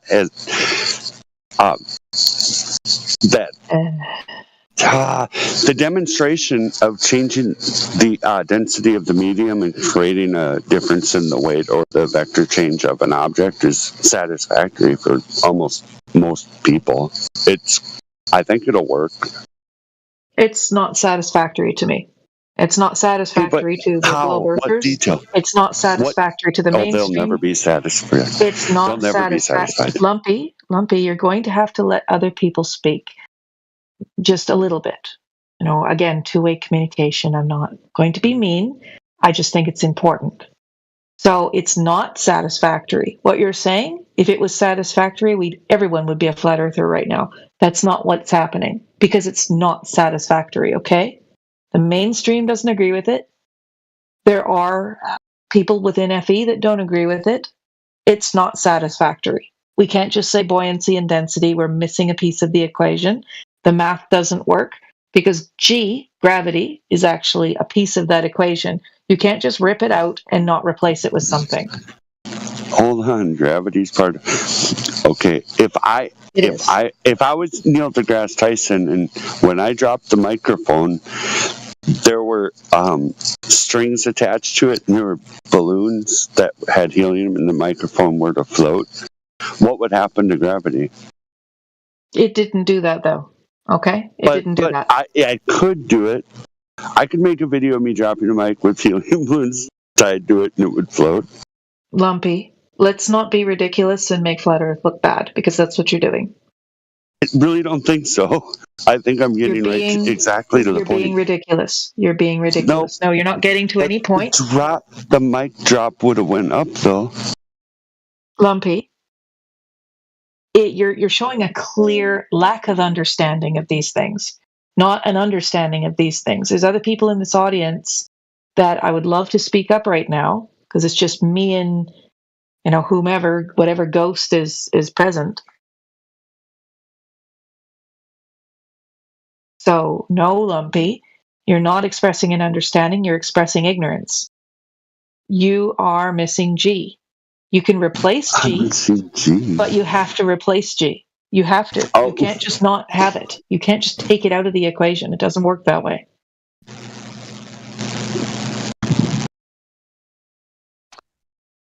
In fairness, I would say I would prefer demonstration over math. So, like, you can demonstrate something, and I don't really care about the math because I see it and witness it. So, like, I can demonstrate relative density with the salt in the water. I don't know if you can demonstrate this third piece of the puzzle somehow. Well, that's what we're hoping to be able to do. Me and the people that are looking into this are hoping that that will be possible. No, I'm not into math at all. That is not my, forte. That is not my aptitude. But we definitely need to replace that G in that equation. And we need to look at why these things are occurring. The force, as you would say, or the cause under the thing you're observing. This is where we would need experiments. This is where we would need to figure out, the reason this is happening. Not just, buoyancy and density, because buoyancy and density are very specific things that have a very specific formula attached to them. I know I don't like math either, but you can't deny that. That is reality. So things happen in the world, but some things you cannot math. You cannot math love. You cannot math multiple things. So maybe this relative density thing is you don't need the math. Even though you can't demonstrate love. You can't, but you can't demonstrate scientifically. But I can demonstrate relative density like in an experiment. You can't demonstrate love in an experiment. I'm not sure why human emotion is related to this, but I'd love to know your reasoning. Well, just like you can't math love. You can't put like, oh, I love you. My love equation is the money you spend on me, the time spent with me, plus this minus the times you treated me bad and lied equals love. Like, it's just, you can't math love. And some things don't need math. You don't need math for love. Hey, Northern, I got a... So you might not need... Yeah. Emotions are intangible. They're not physical things. I mean, actually, if you do want to scientifically prove emotions, you actually can through brain chemicals, but that's a whole different topic. For now, emotions are intangible things. Can I say Gravity is intangible. Lumpy, I'm speaking. Emotions are intangible things, right? Gravity and the whole globe projection that they currently has math that they say backs it up. So therefore, to disprove it and to have our own model, we can't just say, oh, it's an intangible thing, like love. We believe flat Earth because it's like love. We have absolutely no math to back it up. I believe flat Earth because it's like love. You can't prove love. You can't prove flat Earth. No, we need math to back it up. That sounds stupid. No, we don't need math. We do not need math to back it up. That is honestly the dumbest thing I've heard in a while, but okay. So would you rather, which is better, a demonstration or math? Both. A demonstration that's backed up by math, and if you have a demonstration, then you can prove it by math. No. We'll have math and science. Which is better? Demonstration or math? Which is better? Which would you prefer? Math, because demonstrations can be fudged, and if you have the math, then you can demonstrate. Oh, no, Ilaria. No, demonstration first. That's natural science. Well, why not have both? Because if you have a demonstration, then you're going to get the math from it. Like, if you can demonstrate something, you're going to have the math and the science that goes with it. AI Ardent actually got it right. Well, The equation is little g, not big G. It's not the cause, it's the rate. He's correct on that. That's the 9.8 meters per second squared right there. He's right. You can't just throw away equations like this. Right? You can't just throw them away. My whole point was not that little g was a force. I suppose I misspoke on that. It's more specifically that you can't just say, buoyancy, density, the end. There is something that's missing. Should we throw away the Haversine formula? I think that we should be looking at that 9.8 meters per second squared. I don't think we should ignore it. Well, and the thing is things accelerate to get to top speed, and then they have wind resistance, and basically what we're dealing with is the object that we're seeing in falling, and when it's trying to reach its terminal velocity, it's going to accelerate from not moving to being released to terminal velocity, and that rate of acceleration is it is a detail that we can record, but it isn't really the cause of the thing falling. The cause is it's not tethered in the air. Like if a leaf were to fall, or I don't know, a bird were to die and it falls out of a tree, or whatever. But the reason it's falling is because it's denser than the air it's in. Lumpy, I don't think you're fully grasping what I'm saying. I'm not completely disagreeing with every single thing you're saying or what the community's saying on this respect. We do need a demonstration. We absolutely need a demonstration. And I don't agree with theoretical physics. I don't agree with theoretical frameworks. I think the reason why we're all on FE here, why we all accept it, is we can't evidence the globe, right? There's nothing from refraction, the way it's explained. We can't evidence it. We can't falsify it. We can't do anything with it. To gravity, we can't evidence it. We can't demonstrate it. Listen, we can evidence refraction, but that refutes.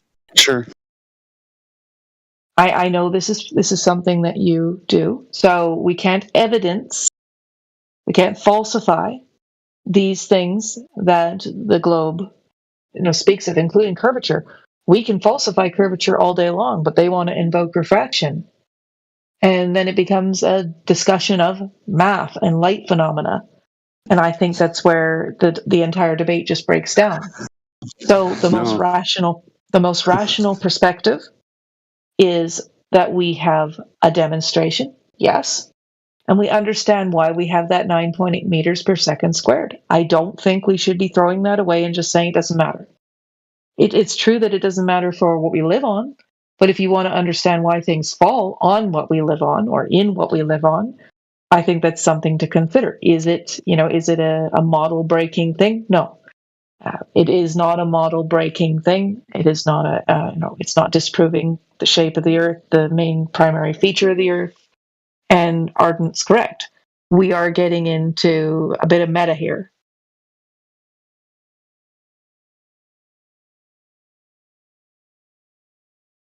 That's very interesting, Ardent. I didn't know Newtonian gravity would work on FE. Who's claim?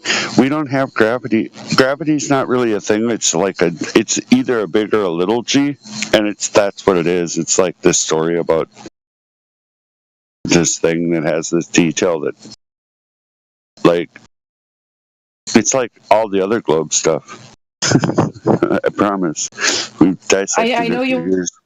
want to be allergic to the word gravity. I know you do. I know you want to be allergic to gravity, but I don't think we should throw every aspect of that in the garbage. I really don't. Yes, we live on a plane. Yes, it's stationary. It's not moving.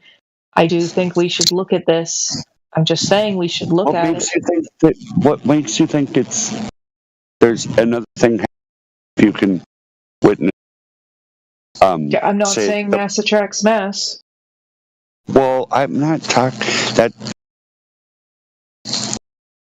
Other force do you think is there when you witness the vector change happen in front of your eyes? Say by adding salt to water, it takes 24 hours for the salinity to, it starts at the bottom. You can watch it happen with the time lapse where the egg will be at the top, and you can watch it happen.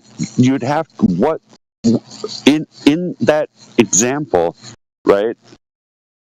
What other force is there? You did speak of a force, or that there's this force, He is lacking a bit, Checkle. Yeah. But when you're watching that happen, and the egg is floating because the salinity is, becoming equal through the cup of water, and it could be a tall cylinder, heck.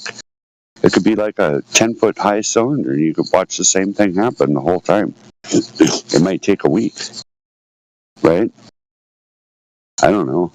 But it does take time. It takes 12 hours for it to get evenly through the whole cup if you had, like, a cup of salt to whatever. Pint I don't think water. I don't think we should throw it away. And I'm going to say it again. I agree that we cannot evidence mass attracting mass because mass does not attract mass. I agree that we cannot evidence the bending of space-time because there is no bending of space-time. You're sitting there staring at the sky thinking the thing that rotates or looks like it goes around the other thing, the positions of the stars and such, means that space-time is bending is ridiculous. Purely and completely ridiculous. We cannot evidence it. We cannot do anything with it. Just as we cannot evidence that water is curving around a giant ball. Spinning giant ball. Excuse me, no, it's an oblate spheroid or space pear. I do get my terminology wrong. So we can agree that we're not on this spinning space pear, right? We can all agree on that. We can agree that we're on a stationary plane. We can agree on that. So we figured that out. We know that, we know we're on a stationary plane.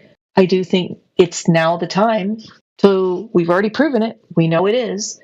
So why are we not looking into the why behind our world? Our entire globe, right? The entire globe Earth, that whole construct, that whole model has been built up Band-Aid after Band-Aid, theory after theory, on the false assumption that we live on a sphere. Right from ancient Greece, the assumption that we live on a sphere. And we fit everything around that, from gravity to, be it Newtonian, Einsteinian, all the way to how refraction works. So you need to start right from FE and move forward from there, instead of, well, it's just, we don't understand it, we're not intelligent enough to understand it.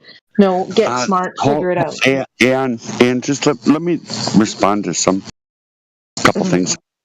Do you know what the law of non-contradiction would be? Go ahead. Right. If there's a downward bias, right? Things are being held down because there's this force, right? But if something goes up at all ever, then there isn't that thing holding things down, right? Because then that would have been contradicted by this thing that we can observe in nature go up, right? Well, I'm not saying there's a downward bias at all. I'm not giving a direction to it. You said a force, this thing, this acceleration. Not pulling down. What if the acceleration can be, I don't know. You don't know. If I drop a ping pong ball from the bottom of a swimming pool that's 10 feet deep, maybe the ping pong ball might accelerate to get to its top speed Yeah, it to does get to the surface of Yeah, the it water. does that. Sure. Well, then what causes that? Just like I already said, things have to accelerate to get to top speed. When it's happening due to free fall, it's to reach terminal velocity. That there'd be some type of way to measure that and to give it a formula. It doesn't mean there's this force available to attribute to this construct that has been built around measuring it and acceleration within a single medium, which would be air generally or a vacuum, right? So, but if you, yeah, how you how sniffle is a it lot, we my dear. would need? No, hold on. I'm trying to get you to think about why would there be this force if there isn't? How could it be there and not be there simultaneously? Or why is it that we have this way to measure an acceleration and that transposes to a force that we would be able to determine in nature? I'm okay. Okay. Would any of the other FEs in the chat be willing to translate what Lumpy has said? Because I don't speak Stoner. I'm sorry. It's very hard for me to understand this.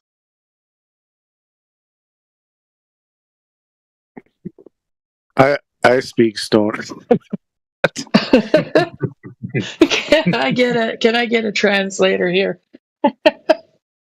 Yeah, I can't go back, and I don't know what. Exactly, you don't know. We each have our own debate or talking styles on talking points that sometimes I don't know what the debate's about, but I do know. But like it's, I like to be direct and ask direct questions and get direct answers. Mm-hmm. That's my style as well. Let's get nice and direct and really have a coherent understanding of the world around us. I do think that we need that. I don't know why this is an unpopular opinion. I guess maybe it's just an unpopular opinion with certain people, but it's definitely something we need to do. Okay, I'll say it again. We know the world's a plane. We know it's stationary. So let's figure out everything else. And so Newton comes along and accurate mathematical descriptions of the motions of the planets, but it doesn't have a pushing and pulling element to it. I can understand why the table moves because I just shoved it, but there's nothing like that. The theory before him was something called the vortices,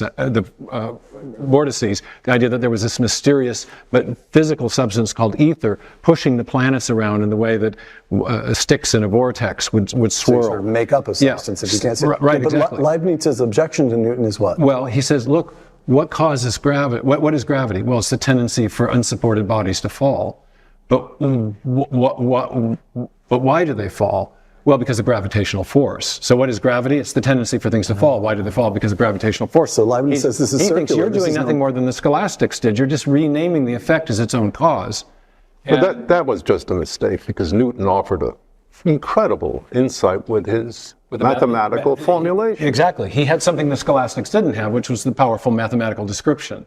But it raised this deep question then, what is the cause of gravity? The other dilemma, the other part of the dilemma that Leibniz was confronting Newton with was in a series of letters that passed between one of Newton's associates and Leibniz was, well, if it's not just an empty scholastic word game, then maybe you're talking about an immaterial entity. Maybe you're bringing God into science in the way we're trying to get rid of him. And so Newton comes along and formulates this beautifully comprehensive theory with this highly accurate mathematical descriptions of the motions of the planets, but it doesn't have a pushing and pulling element to it.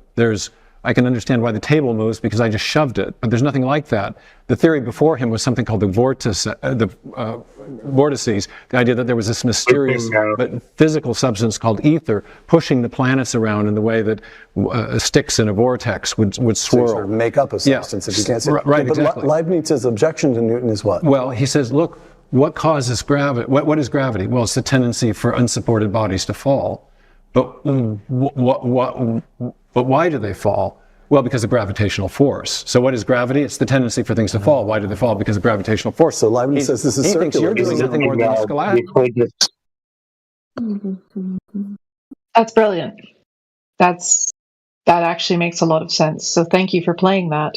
It's like the meme where I've played it twice, so it would be more circular. Yeah, that was ridiculous. That was a circular argument, and that really explained it to me. What was being communicated. So thank you for that. I agree with that. Yes, it is a circular argument. It is the tendency for an unsupported body to fall. Leave it there. But that's not accurate, because you would then look at a balloon and say, is that a supported body? Yeah,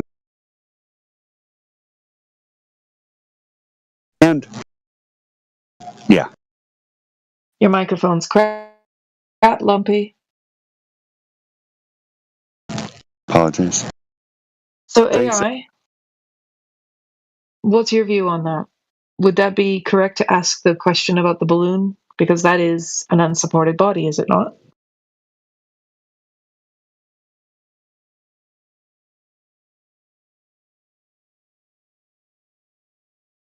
And the cause cannot be the effect. Okay, so the balloon is supported by what?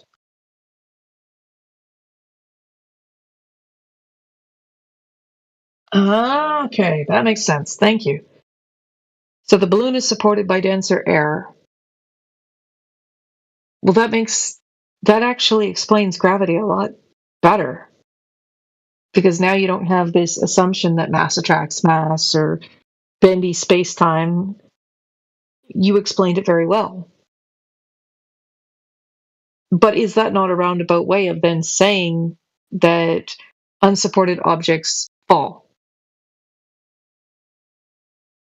Or unsupported bodies? You wouldn't use the word heavy either.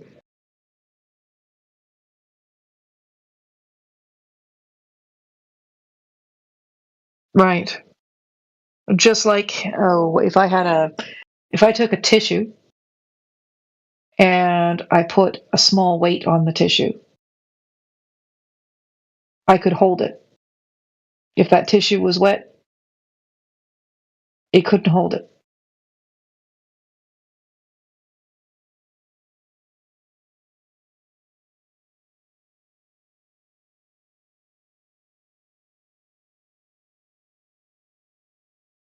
The dense object being the weight. Dropping a dime into a swimming pool, the dime sinks. It's more dense than the surrounding medium, correct?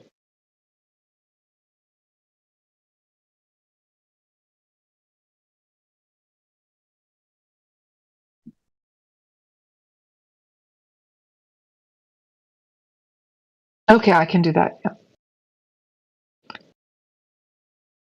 Thank you, AI Ardent. Adder, what's your opinion on the topic? I'd love to hear what you have to say. No, I have no science acumen when it comes to this stuff.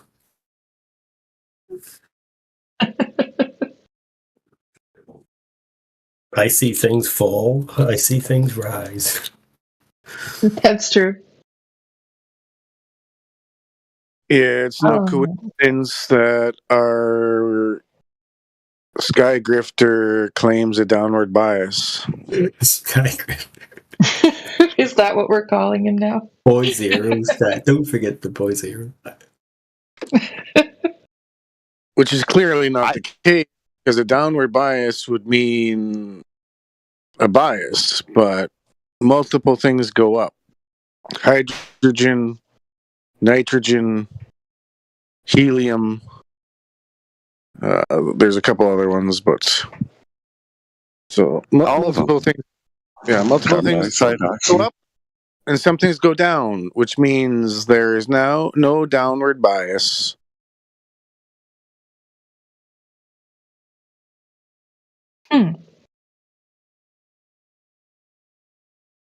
Thanks for the help, guys. That's great. That's great. This is fantastic.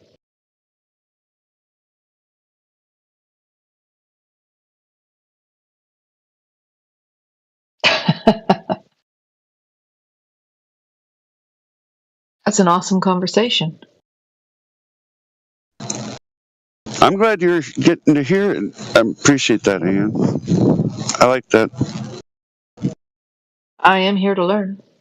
You know, my fancy science is all globy. We all had to transition away from it. It's all been a process. So we try to do what we can to get people to think. And like an honest person like you is what we're here for.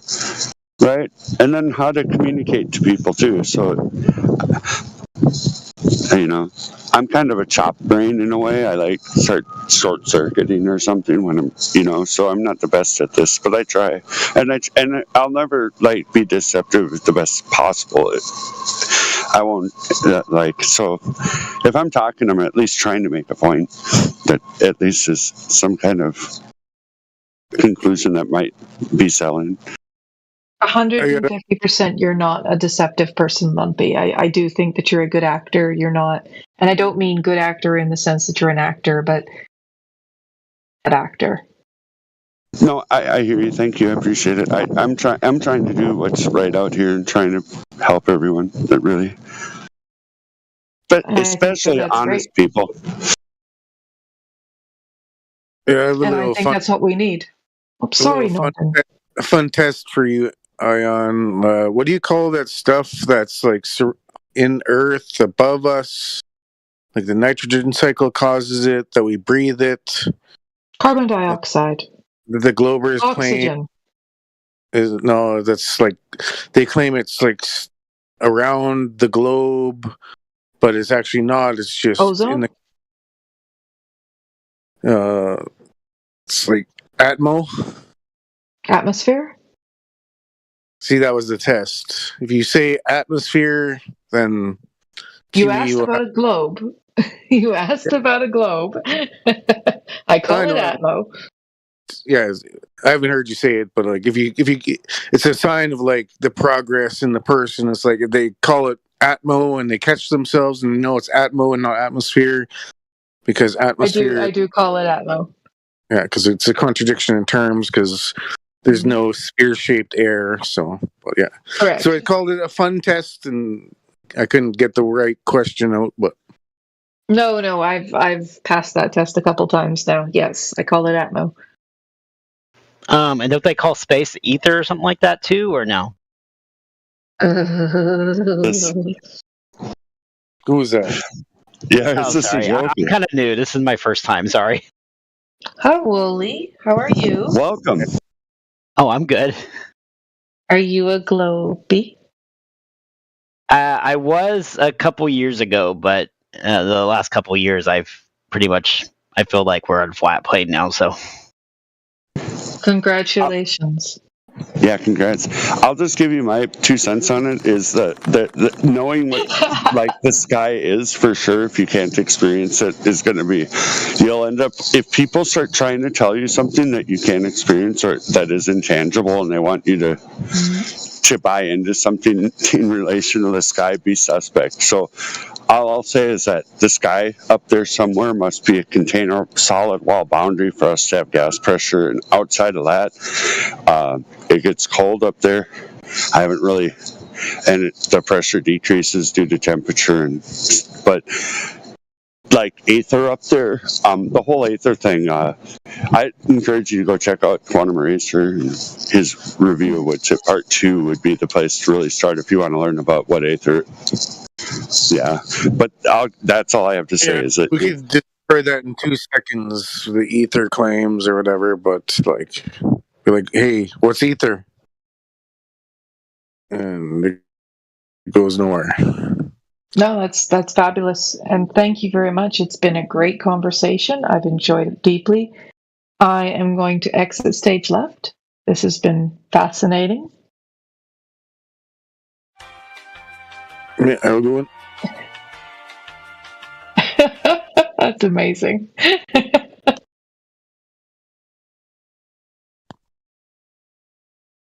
So, Hey, new guy, are you still enjoy, here? guys. Yeah, I am. I just couldn't tell what Lumpy was saying when he said I had to check out somebody, scientist guy or something. I don't know. Oh yeah, no, it's one of the OGs here. His name is Eraser. So if you were to go to YouTube and you type in quantum and then eraser, it'll be a thumbnail. What you're looking for is the Bolivian salt flat, so sky mirror. Oh So, yeah, like, I've actually posted that video in chat a couple days ago. that particular well, oh, not the particular, just the salt flat video by some wedding people. Oh, really? Cool. Yeah. So anyway, yeah, it's a great flat Earth evidence because if it was a curving base, there would be a warp in the image for sure. Other things would be going on too, but anyway, yeah. So the salt flats, good stuff. It's a little. Yeah, for me that was a killer. Like I saw that like 3 years ago, and I was like, wow. And then and then it's kind of just went from there. So. Yeah, welcome, man. I'm really glad you're here and talking.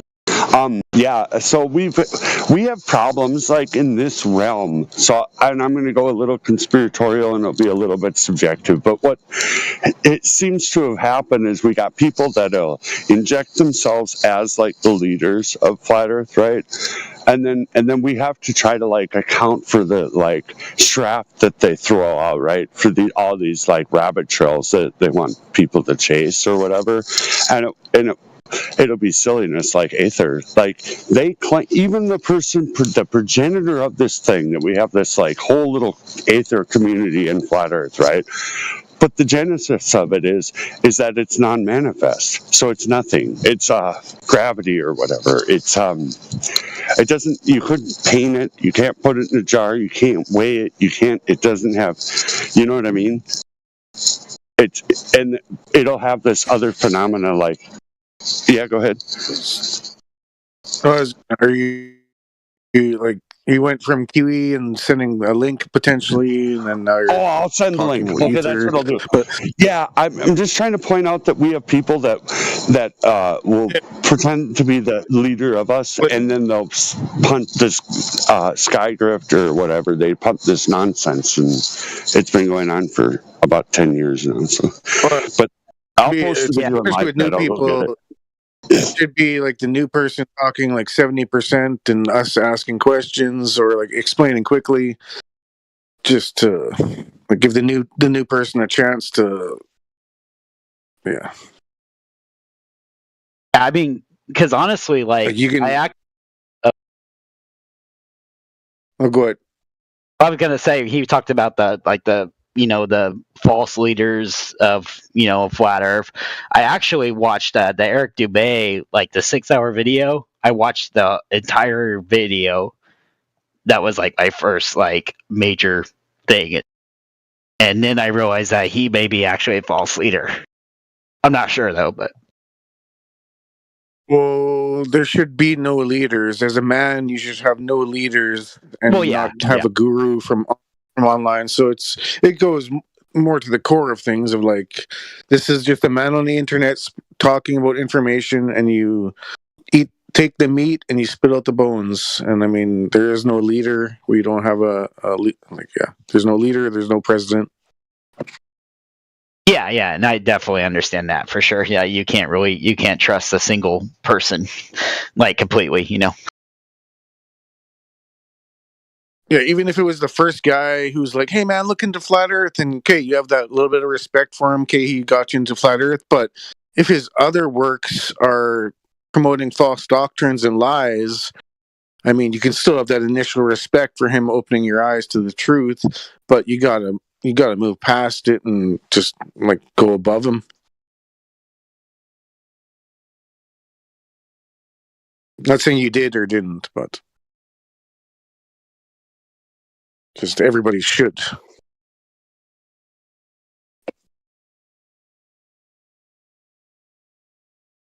Yeah, definitely. So, how long? You said you're a flat earther? I could honestly say I think I am now. Yeah. Like, for how long do you think? Yeah, I still have a lot of questions that don't make sense. It's just, but like I'm really, I don't know. I've been listening to live streams for a couple days now when I can. But yeah, like it's pretty obvious with the whole gas thing, like the whole law, their thermodynamics and all that. Yeah, that's that, and of course the whole how flat everything is.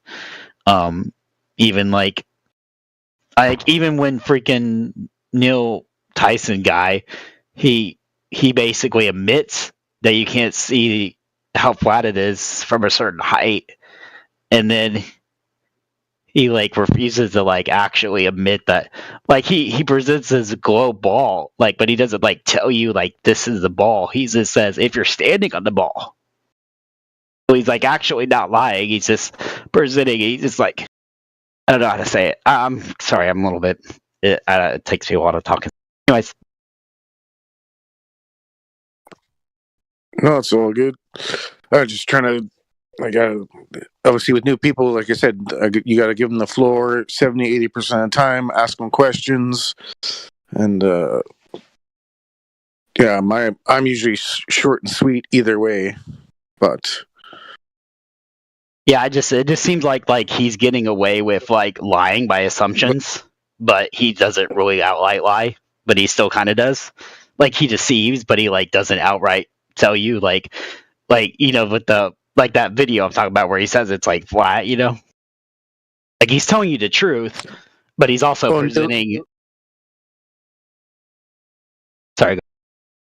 Yeah, Neil deGrasse Tyson will say that stuff is flat. You can't see the Earth. You're only 2 millimeters above this beach ball. You can't see the curve. He'll say that you can't see the curve 63 miles up. And then on the flip side, you have Bill Nye saying that you can see boats go over the horizon. So that is not our problem. That is a globe problem of having two priests giving counter evidence. Yeah, which leads to a lot of different things also too related to that with, the 4-letter word and all that. But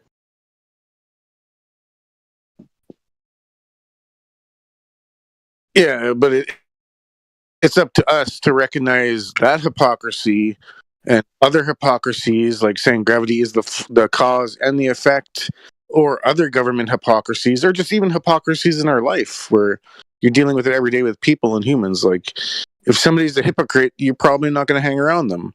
If somebody's a hypocrite, you're probably not going to take their scientific evidence or their claims of what the world is, because they've shown themselves a hypocrite. Yeah, you might remember that Bill Nye also said that no one can leave the Earth. You remember that one? We can't leave the Earth. We're in an enclosure near enough. Does anybody remember that? Yeah, I've seen memes for it, but I haven't really. And I have the meme. I remember. Yeah.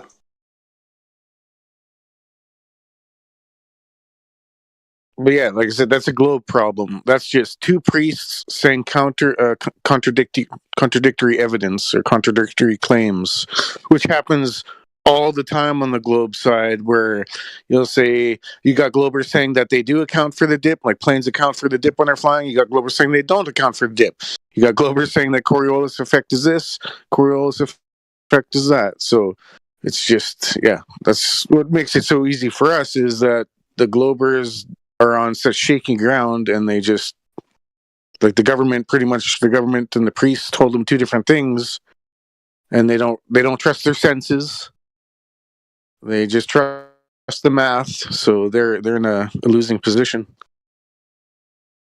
It's just funny how that, like, they say they trust the math, but sometimes the math doesn't line up with the whole curve things, you know.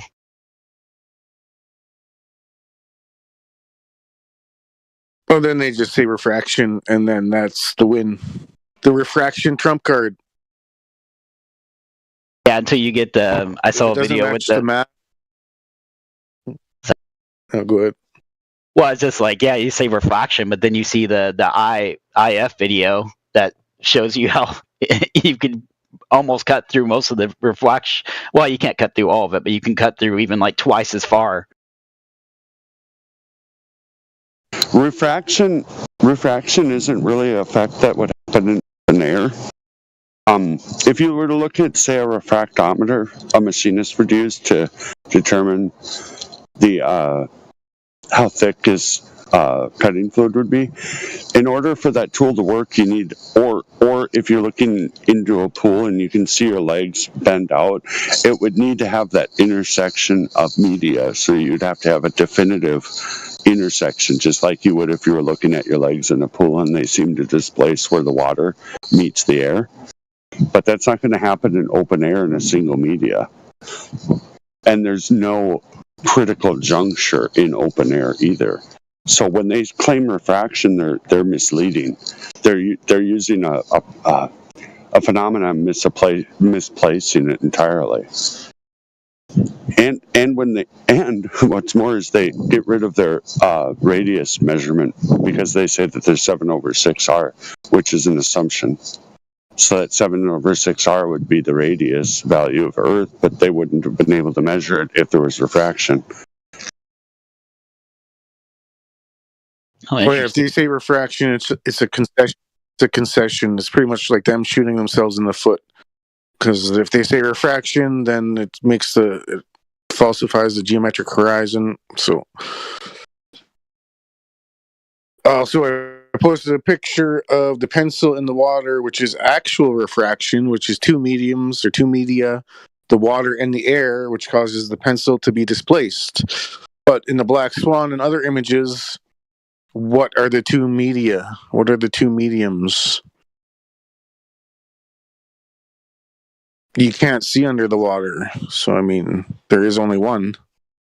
Yeah, it's one medium, and it can't be refraction. It can't. It's a made up word. It's a bagak or whatever, like a parrot would say. Is it like that big on that Black Swan? Is it like the waves or something, or suppose? No, they're just claiming that like the image you're seeing is like an illusion. Oh yeah, like that Chicago video. Yeah, remember that. Yeah, pretty much almost everything in the globe model is an illusion. You don't feel it, when Earth's spinning 800 miles per second squared because whatever reason it's an illusion. like this is an illusion. Coriolis is an illusion. Like it's just things that they're happening, but you just don't see it or feel it. Yeah, I think it's hilarious because that Chicago News did that whole thing, and then a guy that lives in Chicago went down in that same spot, and there's an actual sign that says, "On a clear day, you can see the other side of the freaking Canada or whatever." So like that debunked the whole news thing right there. Yeah, that's two separate observations. There's the Chicago skyline from Michigan, 56 miles away. But there's also the Toronto skyline from Niagara, which is about 20 or 30 miles away. And I do have my screenshot of that sign saying that you can't see the Toronto skyline, but they'll just claim it's an illusion. Yeah, but that's like, obviously they're advertising the sign. It's just like telling you in plain sight that that this is the truth here. And they wave their hand with, political media stuff. Yeah, welcome to Flat Earth Guy. We're happy. Oh, thanks, guys. I appreciate it. Do you want to hear? Yeah, like say I'm in Toronto. Well, let me just finish this point. Say I'm on the beach in Niagara and I see the Toronto Sky Dome. If I had a pole that extended 31 miles, I'd poke the Sky Dome straight across. It's not an illusion. I'd be poking the Sky Dome. That'd be cool if somebody did that. So. I mean, I feel like somebody could do that with today's technology, right? Or no? Maybe a laser, but anything that you put out there is just gonna sag. Any material is gonna drop in the middle. That's funny. It's like I had this whole thing about how with all the drones that we have, it's like, can somebody just make a drone that can withstand like the upper places to see how far high you can go, But I guess it gets pretty crazy. Did you ever see the JW Astronomy balloon that went up? And then just pause it sometime when it's way up there, and then put something straight on your screen when it's not convexing or concaving, right? And just look across that, and it's just flat, right? Just pause it and look out in one direction, and then put something that will make the straight line really expose itself. I might have. I'm not sure about the particular video. I've watched a few different videos. If you want to link that one, I'll check it out though. Okay, I did send. I put it in live voice chat about the Witsit review. I personally like it. So it's there. It's in live chat, and I'll go get that other. And what I wanted to go over real quick is so recently there's flight pitch data that we got from the NTSB, and so how this argument, I'll try to go over it as quick as I can, and then you can ask questions, is they measure a pitch angle on the wing, and that's how the plane would get lift, just similar like how if you have your car out the window going 60 or whatever, if you tip it more up, it'll pull your hand up, and if you tip it down, it would cause your hand to be pulled down due to the air, right? And but you need that to fly a plane at speed with a known weight. That pitch angle can only be measured from a horizontal, which is the horizon, and that it needs that horizontal to be a manifest thing to be able to measure that angle. You can't measure an angle to a curving base. That's basic. And not only I'm not that, sure I understand it. I'm sorry. Okay, so that you would need a positive pitch on the wing to keep the lift on the plane, right? Right. And if Earth were curving, if there wasn't a horizontal available to measure that pitch angle from, we wouldn't be able to measure it. If reality was that Earth was dropping away from you, at a rate, to measure an angle would be incoherent. You wouldn't be able to do it. Plus, you'd have to nose down to follow the Earth curve, which it would negate your lift effect. Yeah, that's right. That's absolutely correct. What he's saying is that in order to have this curved trajectory, you have to deviate from the horizontal leveled flight. Yeah. And then, as the man just told you, as you move away from horizontal, you start to lose lift, because lift is gained by when the wing is flying level to start off with at a certain velocity. And because the nose of the plane is angled at 3% up slightly, the faster you go, the wind speed going over the top of the wing and the lower wing is different. Then the plane starts to rise up. But if you nose the plane down now you're losing lift. And that never happens according to the black box in-flight recorder, which records the plane flying horizontal. And I'm going to put that video in here shortly. Sorry to interrupt. Well, thank you. No problem. And it's from the black box. It's actually from the NTSB, so it's as legit as it can be. The whole, of course, everybody's like, well, that freaking gyroscope, makes it where they go down or something through the curve, but I still think that's bullshit though. So the gyroscope, in order for the plane, I've been stating this for a good minute now, is that the runways, the runways need to be parallel, maybe not the same elevation, but parallel, I'm sure within a degree or less. Because otherwise, your gyro needs to hold rigid in 3 vectors so that you can know if you're nosing up, and you can know if you're nosing down, or if your left wing is lower, your right wing is lower, and then the third is a hem-ha sort of movement? Are you registering why, if you didn't have it rigid in space, if it were, deviating, can you measure yourself to be parallel to the next runway if it's deviating 15 degrees an hour or whatever Bob's claim was? Right. Yeah, so it wouldn't. Yeah, you got it. Yeah, it couldn't work that way. You wouldn't be able to know. And by the way, which vector is moving at 15 degrees an hour anyway? Which one is it? Is it the nose, the hem, the ha? Yeah, there wouldn't be. There couldn't be. Okay, go ahead. Yeah, but if you talked about Bob didn't go on a plane, so Bob and the gyro is completely separate from the plane flight data or the flight data.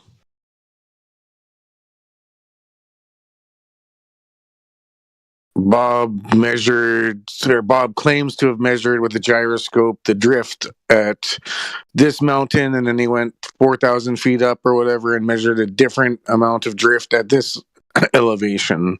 So Bob's gyro has nothing to do with the plane.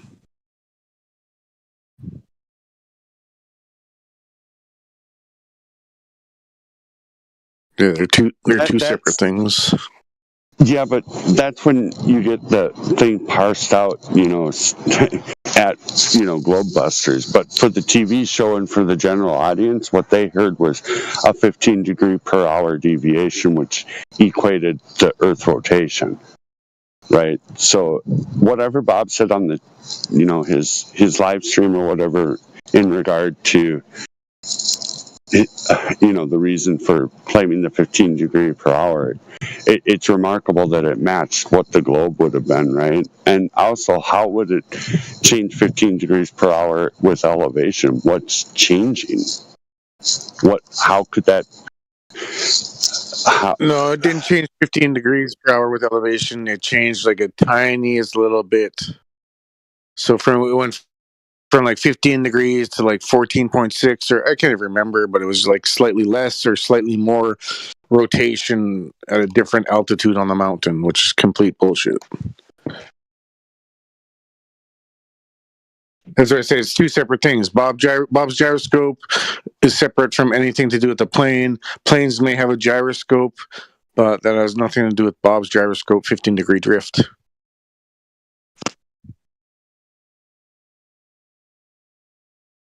Yeah, and I haven't seen that. Sorry, I'll have to do research on that. Yeah, it's more like a Glober claim where they claim the 15 degree drift, and then Bob, the quote unquote flat earther, supposedly proved this 15 degree drift. But I mean, what drift? There is no drift. What are you talking about? Stars rotate east to west, yeah. Is that the drift you're talking about? But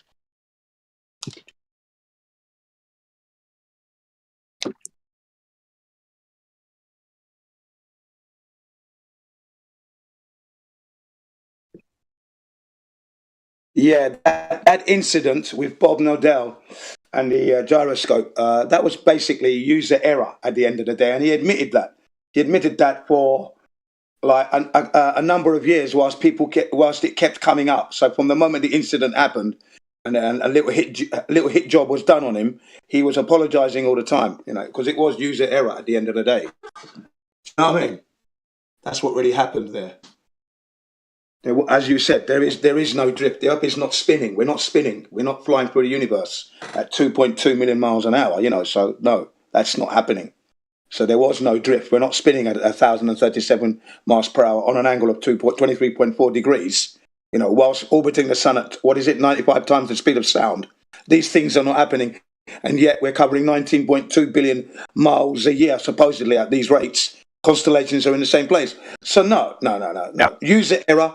Bob Nodell did apologise over the 2 years, periodically when people would speak about it. It was user error, and that's it.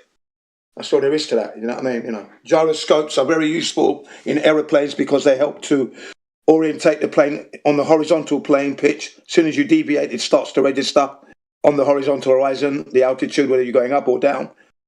Excellent instrument of safety. They have two in the planes, usually a mechanical one and an electrical one. And of course, the mechanical one always works And this is the beauty of that artificial horizon, because when you want to pass your test to fly in a plane, in a one-engine Cessna, part of your training and test is to have the windows will be blacked out. So you're going to fly in daytime, but the windows are blacked out. So it's dark in there.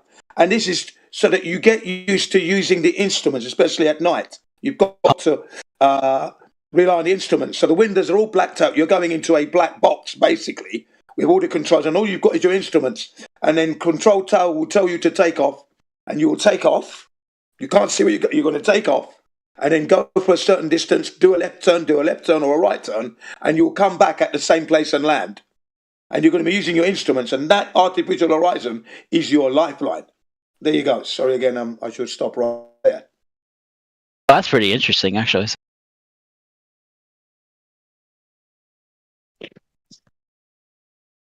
Yeah, flying an aeroplane blindfolded, basically, it can be done. And it is done. It's done so that pilots know how reliable the instruments are, regardless of your worries. The aeroplane and the instrument, if the operator is using it properly, should be able to fly the plane and land and take off and do the business, you know. Hence, they do these barrel rolls and everything else, you know. So the ordinary man like me and you, if we were going to become a pilot, we'd have to go through that and rely on the instruments only, because you can't see anything. You see that? Instruments. We got a new joinee. His account's brand new today. It looks like he's got an Antarctica PFP. Okay. Would you like to test the waters? Yeah. Welcome to the server, anyway.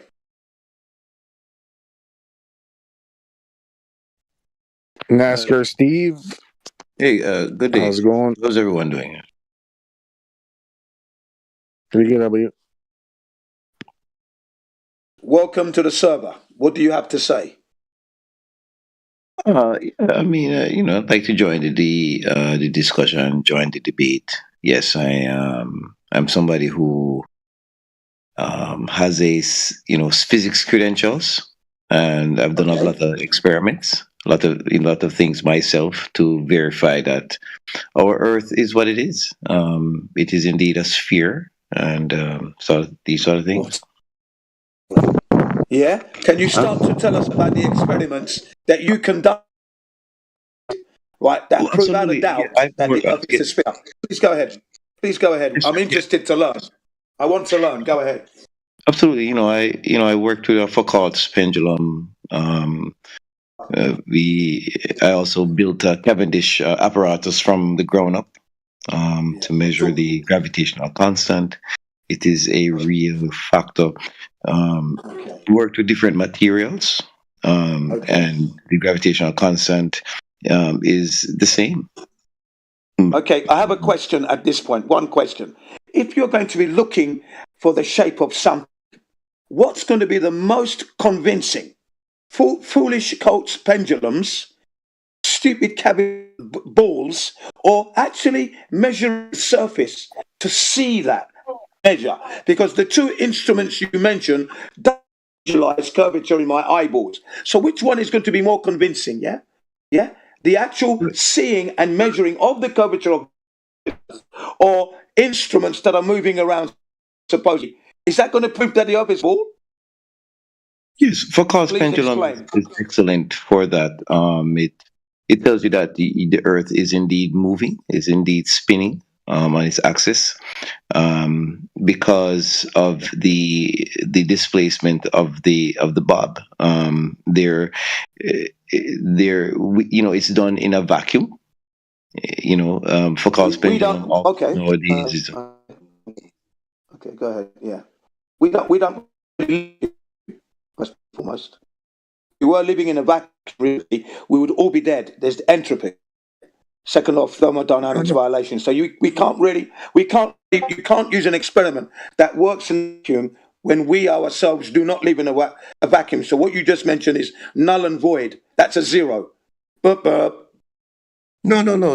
What you do, you have to eliminate things that can throw off your measurements or your observation. So that's why you but you in reality, we don't live in a vacuum. In reality, we've got air, wind, rain, snow, sleet. You can't eliminate those things. So that's why your experiment is null. You're creating an environment that we do not live in. That experiment is null and void. For a man who's got physics and supposedly logic, that's illogical. No, we're talking about using the scientific method. That's what you do. Okay. Scientific method means there are independent variables that you have to change. You have to adjust. You have to falsify. How many independent variables? You cannot do that with the Falcon's pendulum. You cannot do that with a Falcon's pendulum. Yes, you can. Absolutely. Okay, explain. So if you are using Foucault's pendulum in regular atmosphere, meaning you build it in a room and hold on. What's your independent variable? Hold on. What's your independent variable? The independent variable is the environment. You have to change that independent variable to ensure that the experiment runs without any other factors, right? Okay, so your environment. What do you mean by your? So that's what I said. The atmosphere. So if you're just in a room, air pressure constant. Correct. Exactly. So you want to make sure that the apparatus is not affected by the environment, right? Well, that sounds like a control. That variable and the values that you see, that you observe, are the same, right? Okay. Hold on. Okay, so then the dependent. What's the phenomenon? What did you see happen in nature? Do you find Foucault pendulums in nature? So that you have a naturally observed phenomena?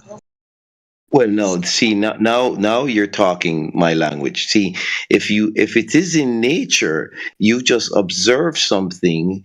It may not be what you think it is. Just because you see something, it doesn't mean that's exactly what it is. Okay, but what did you see? What did you observe? What did you see in nature? What did you observe in nature? That's the question. Yeah. What did you observe? What you do, you observe. You observe the exact same thing. Yeah, please tell me what you observed. You're not answering my question. I asked you directly yourself. What did you observe in nature that tells you the earth is spinning? What in nature this is, yeah? What did you observe? What you observe is the Foucault's pendulum's motion. No. That's not what you observe. That's not natural occurring phenomena. What is the natural observation in nature that tells you the earth is spinning? Outside of the Foucault's pendulum. Foucault pendulum isn't a thing that man made. Foucault's pendulum. Phenomena, naturally observed phenomena happening naturally, day in, day out, naturally in nature. Okay, Nothing. so thank you. No. That's you're not making sense. I have a question. What you're saying is a logical fallacy. It's a logical fallacy because again, in nature, what you observe with your eyes, you may not have have the ability to observe the motion, right, of the earth. So that's why you run experiments to test what is happening in nature. Do you understand? This is a flat earther, just like a Baldwin. This is a Baldwin, I bet. And yeah, silly. It's silly, right? What you said is ignore the fact. I hang on a second. You express a logical fallacy, brother. Yeah. You're too small. You cannot feel. No. Again, you're not listening. Hang on. You see, you're not listening. You are not listening. Yeah. When I ask children this question, which one is going to be more convincing for you to understand whether the earth is a ball or not? If it's a ball or not, because it's a distinctive shape. The thing spinning, or you measuring the curvature of the earth? They always say measuring. Children. That's the logical answer. If you want to know if the ball is a logical fallacy. It's not a fallacy at all because we're brother. Because you're not listening. Hang on. You're not listening. We are given the dimensions from our teachers. 24,901 circumference, yeah? Radius 3,959. With those two numbers, I should be able to go out into nature and replicate that, measure. I should be able to do that. Curvature over distance. Yes? That's the logical for the curvature of the... We're talking about the shape of the Earth, the curve of the Earth. That's going to prove the shape, okay? That's logical. That's not a fallacy. That's common sense. No, well, we were talking about the spinning of the Earth, right? That doesn't prove the Earth is a ball. Experiment that we were running. Spinning doesn't prove the Earth is a ball. It doesn't prove that the Earth is a ball, does it? That's what we're thinking about. Before you talk about the spin, listen, before you go to the spin, you first must prove that the Earth is of the circumference that we're told. Once that's confirmed, then the next step is to check the spin. Not necessarily. Yes, necessarily so. I'm sorry, yes. It's the logical, if you have any integrity, that is the step you take. You're told the Earth is a globe at school. So you go out into nature to confirm what they teach you at school. They didn't do it to us. That's the first number one step. Earth is a not spinning necessarily. ball. That's Not the first necessarily. thing. No, sir. No, sir. Yes, sir. Yes, sir. No, That sir. is it. You can be learning about motion. Ask you again. How did you, you're not listening. You're not listening. How did you actually confirm that the Earth is indeed a ball? What methodology did you use? Or are you just believing what you're told, Mr. Physics? No, I don't. I think you are the one that believe what you're told, that the Earth is flat. It's not. I don't believe anything. Well, is it flat or not in your mind? I believe. I carry no beliefs. You're told. You are told that the Earth is flat. It is not. We run experiments to test. Hang on. Hold on. That's a mistake. That's a mistake and a misrepresentation. It was put to me that the Earth is flat, and then I had to go out and check it for myself. That's what every flat earther says. Don't believe me. You've got to go out by yourself. But wait a second.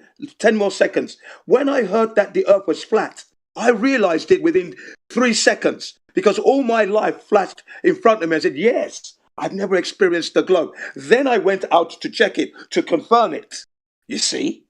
No, we are experiencing. We are experiencing the globe. No, we're not. No, every day we do.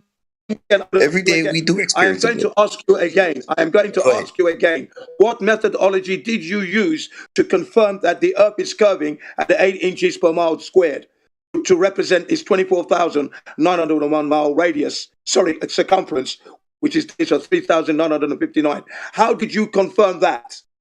Right. Okay. Well, we can move away from the motion. Let's go to measurements. We can do that. Yeah. How did you do that? How did you do that?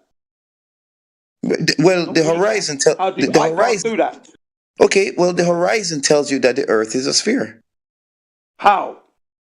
Why is it 3 miles away if I'm a 6-foot observer? Yeah. If it's 3 miles away, that's the distance from you to the horizon. How is that proving it's a curve? It's a straight line. No, it's not straight line from you to the 3 miles. It is. No, it can't be. Hang on. We've got laser tests. You're not listening again. We've got laser tests that have been conducted. No, you don't have any laser tests. None. Zero. We do. We have it. We have it. You don't. We have it. There's no laser tests. You're not listening. You're not listening. You're just interrupting. We have 35-mile laser beam tests. 31 miles, 24 miles. Tests that prove the longest distance photography shot is 275 miles. Then are you saying the Earth is 275 miles wide?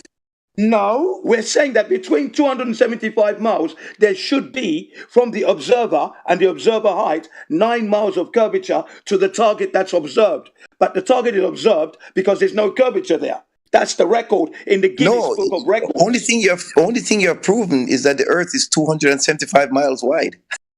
No, we're proving that we can see that distance, and we're proving that that's level to that distance. Yeah, but the Earth is not 275 miles wide. You're not listening now. You're interrupting me. Basically, if we can see a distance of 275 miles away, a target, that means the curvature of 9 miles that should be there, blocking the line of sight, isn't there. That means it's level, okay? Because the curvature would block the camera and it's 275 miles away, okay? That's what we've done. We know this. This is not It's not a theory. It's a fact. It's in the Guinness Book of Records. And here in Japan, where I'm in Japan, in 2017, it took 3 hikers 25 years to capture Mount Fuji from mountain ranges in Fukushima. 25 years, because the weather wasn't good for that length of time. It took them a long time to catch the Mount Fuji from the most northern point. 17 years, proving flat Earth. Didn't realize it, but that's what they did. Okay? So it's curve over distance. Over a given distance, there should be a certain amount of curvature. It's not the only thing you're proven is that the Earth is 275 miles wide.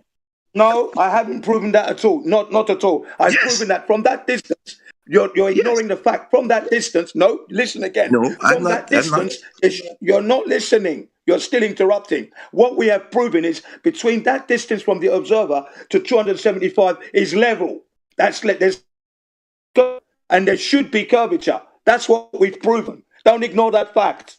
That's a fact. No, the fact you've only proven that your Earth is 275 miles wide.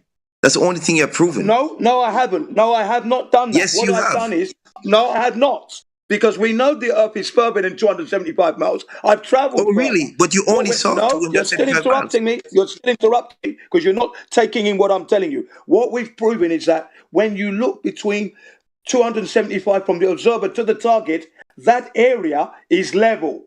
It shouldn't be, but it is. We know the Earth is bigger than that. Okay, so we can go to 275 miles, stop there, and make another observation. Let's see what else I can see. So we're proving that the Earth is level. That's what we're proving. Not the Earth is only 275 miles. That's not what we're proving. Because we know, and I know, the Earth is bigger than that. I've traveled further than that. You're being silly now. I've traveled thousands of miles all over the world. So I know the Earth is bigger than that. We're looking for the curvature here. It's not there because I can see great distances, which the curvature, if it is there, would not allow me to see it. But I see it clearly. Clearly. So please do not ignore the facts for the 5th time. Do not ignore the facts. It's not a theory here. Guinness yes, Book it is of a Records. theory. You've only proven. It's not a theory. You've What only I'm saying is not a horizon. theory. The distance to the horizon is 3 miles to the observer. That is the distance for the observer. The things that you're mentioning are not truthful. You have observed objects going over the horizon when you're at sea level. Okay. They're at 3 miles. They go over the horizon. Those laser tests that you're talking about are different phenomena. The Earth is not a perfect sphere. Everybody knows that. It's a spheroid. So different places on the Earth, the horizon is further. Different places on the Earth, it's further. We know that. It is meant to be. It is meant to be. There are zero laser tests that are legitimate that go beyond 3 miles at the sea level. No, Zero. That's where you're wrong. That's where you're wrong. You're absolutely and completely wrong. No, you're completely wrong. Sea level, bro. Hang on. I'm going to put a video for you and you can see the people making the test. So don't give me that rubbish. What you're talking... You did not take into account their observer height. Their observer height. I have seen all your videos. I'm sorry, you are wrong, sir, because they mention the observer height every single time. No, they do not. That's a lie. Yes, they do. Yes, they do. Their observer heights are not mentioned in the videos. I will say again, yes, they do, because I'm going to post my sources in this server. Hang on, listen. You're going to hear them tell you. Of course, I'm going to do that in a minute. Let me just finish about the horizon first and foremost. So when it's 3 miles away, that's a leveled horizon. When you say things disappear over the horizon, I can take a pair of binoculars and look. I haven't changed my position. I'm using an optical tool to aid my eyesight, and I can see that ship again. And we do not see round corners. I've done this experiment myself. No, you cannot. I've done it myself. I've done this myself. Yes, you can. They are gone. Yes, I can. You're lying. You're lying. You're lying. Oh, really? Simple as brother. You're lying. Okay, so I'm a scientist, brother. You are not. Yeah, it doesn't matter. So I've done these experiments myself. I don't care about okay, brother? Doesn't mean anything. So I've done these experiments myself. Once you don't need to be a scientist. The horizon, it is gone. Listen. You do not need to be a scientist to make these observations. Children of 8 years old I'm deliberate. Scientists are deliberate. Doesn't matter. Average people are not deliberate. Average people are not deliberate. Scientists are deliberate because they want answers. No, non sequitur. children can go out and make this observation. Children don't do that. Children don't do that. Yes, they do. Children They do. They don't do that, brother. They don't do that. Yes, they do. I took my children. Okay, really? Then, if you took your children would have seen that the boat disappears over the horizon at 3 miles, brother. Yes, it does. and there's no binoculars, no telescopes that can bring those boats back. Zero. Yes, and then Sea level. At sea level. We're not talking about topography, mountains, and stuff like that. I'm talking about at the beach. I'm talking about at the beach, and then they pick up the binoculars. Sea level. Okay? It's impossible. It is at 3 miles. You're not listening now. Sir. You're not listening. You're just not listening. When the ship, you're cutting me off. You realize that, right? You're not listening. Right, listen now. When you look through the binoculars and the ship, when you're looking with your eyesight and the ship disappears on the horizon, I said to my children, look through the binoculars. Can you see the ship? Okay, did it go over the horizon or is it still on the horizon? Daddy, it's still on the horizon because I can see it. Yeah, that's not true. Yes. If it goes over the horizon, it's gone. It's gone. It doesn't go over the horizon. It's called angular resolution from your perspective. No, that's what it's called. It is gone. If you still see the boat, you're not letting me still see the boat, you're it's not not at letting the me get this horizon. out. You're not letting me get my point out. I'm not able You're to make cutting my me point off. because you keep interrupting my point. keep My point is interrupting this. You're interrupting my point. It's this. When you look down and the ship is disappearing from your eyesight, listen again clearly. The ship is disappearing bottom upwards. So it starts from the bottom and it's moving away from you. That's not you're true. Still interrupting.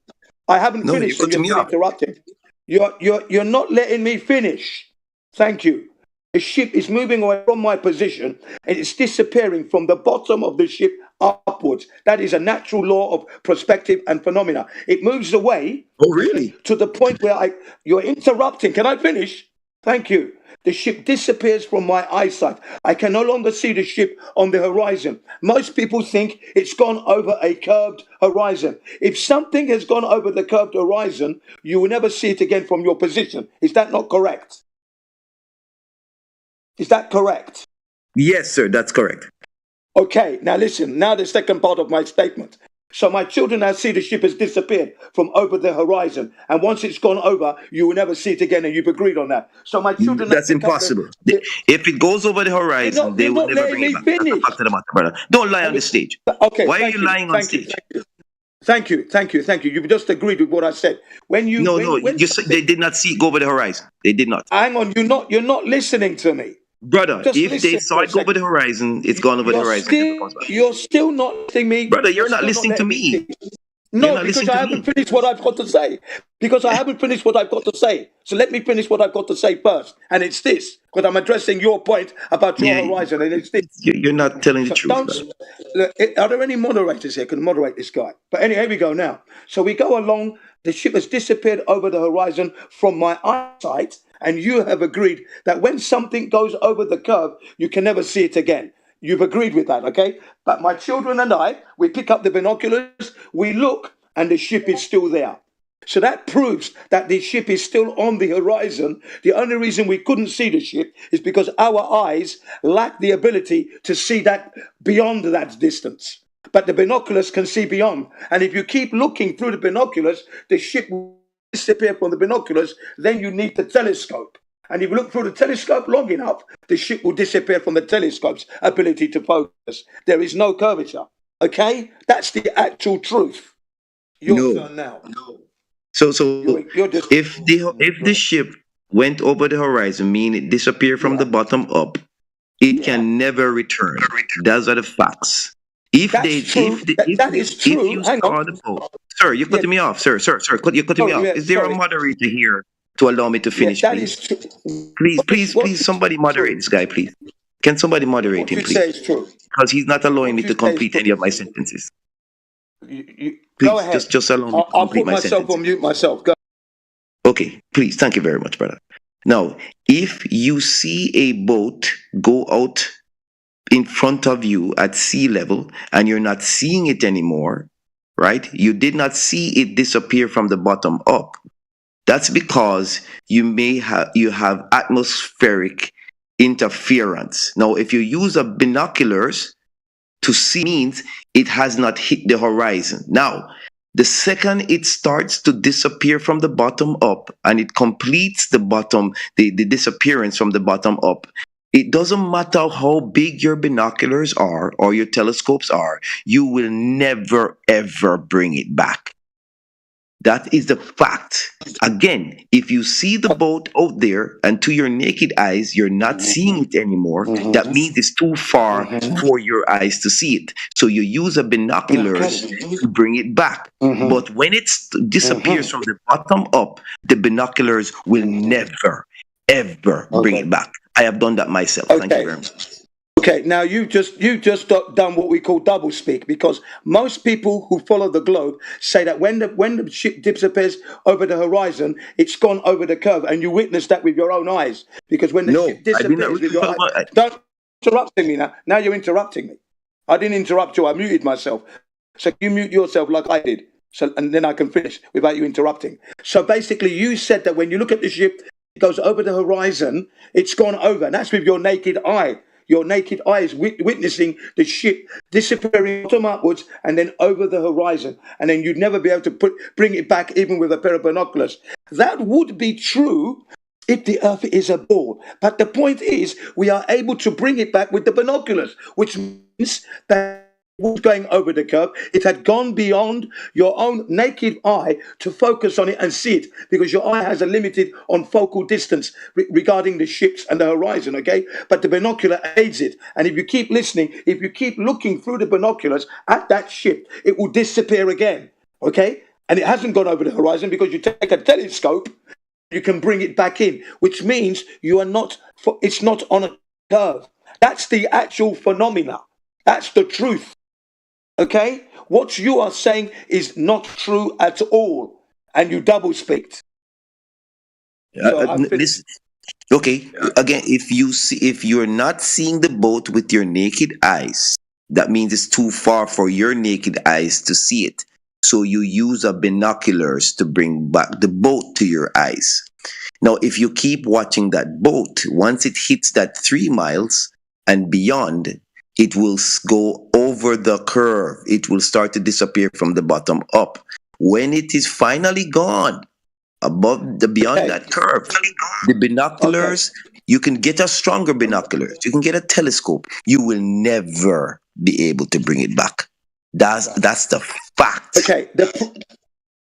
You have one problem with your position is this, okay? The problem you have is when you ask the Globus, they say that the ship's going over the horizon. That's using their naked eye, because nobody is carrying binoculars in their pockets to see it go over the curve. They're watching the ship with their naked eye. You ask 100 people, all 100 are going to tell you that. Those who believe in the globe, that the ship's disappearing over the horizon, and they're not looking through binoculars. They're using their naked eye to do that, not binoculars. Okay? Every person who says ships go over the horizon, not going over the horizon because they're using binoculars. It's their naked eye. Do you understand now? Yes. What I'm saying to you is, if No. Please answer my question. Do you understand what I'm saying to you? That when people say ships go over the horizon, they're not looking through binoculars. It's their naked eye there. And the point we're making to you, which you're trying to obfuscate from, is this: that when the ship does go over the horizon, supposedly with the naked eye trying to focus on the ship, it's disappeared. You think it's gone over the horizon, but we pick up the binoculars and the ship is there still. Okay, so it didn't go over the horizon. We used the binoculars because we couldn't see it anymore. It's gone beyond our eyesight to see it. It didn't go over the curve. That's why we used the binoculars, and the ship is still there. You follow the ship with the binoculars for like 10 to 15, 20 minutes, 30 minutes, depending on the focal power of the binoculars. Okay, 30 to 40 minutes. Beginning to disappear again. Okay, I can't see it with my binoculars. So I put my binoculars down and I pick up my telescope, extend it, focus. Oh, there it is. Now with the telescope, because that has a more focal distance length, I can see the ship for about an hour because of this focal power of my telescope. Okay, so there is no curvature there. So you're lying about this going over the curve. Okay, I shall mute myself. No. Listen, if the boat is too small for your eyes to resolve, right? It will go beyond your eyesight. That's why you break out the binoculars, right? If you still see the boat, that means it's not at horizon. It is not at the 3.5 miles point. Once it hits the 3.5 miles point, starts to disappear from the bottom up, you watch it through the binoculars. No other binoculars you bring out could bring it back. That's the fact of the matter, right? Now, if you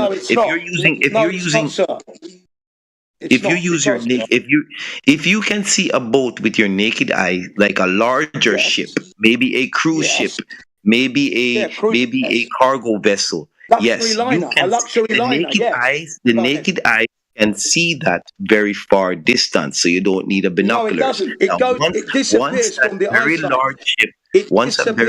eyesight. You're interrupting me, sir. Once that very large ship hits that 3 mile horizon, you can see that with your naked eyes. I've observed it. I've observed that at twilight, meaning at twilight, you can see the lights. You can see the lights of a very large ship.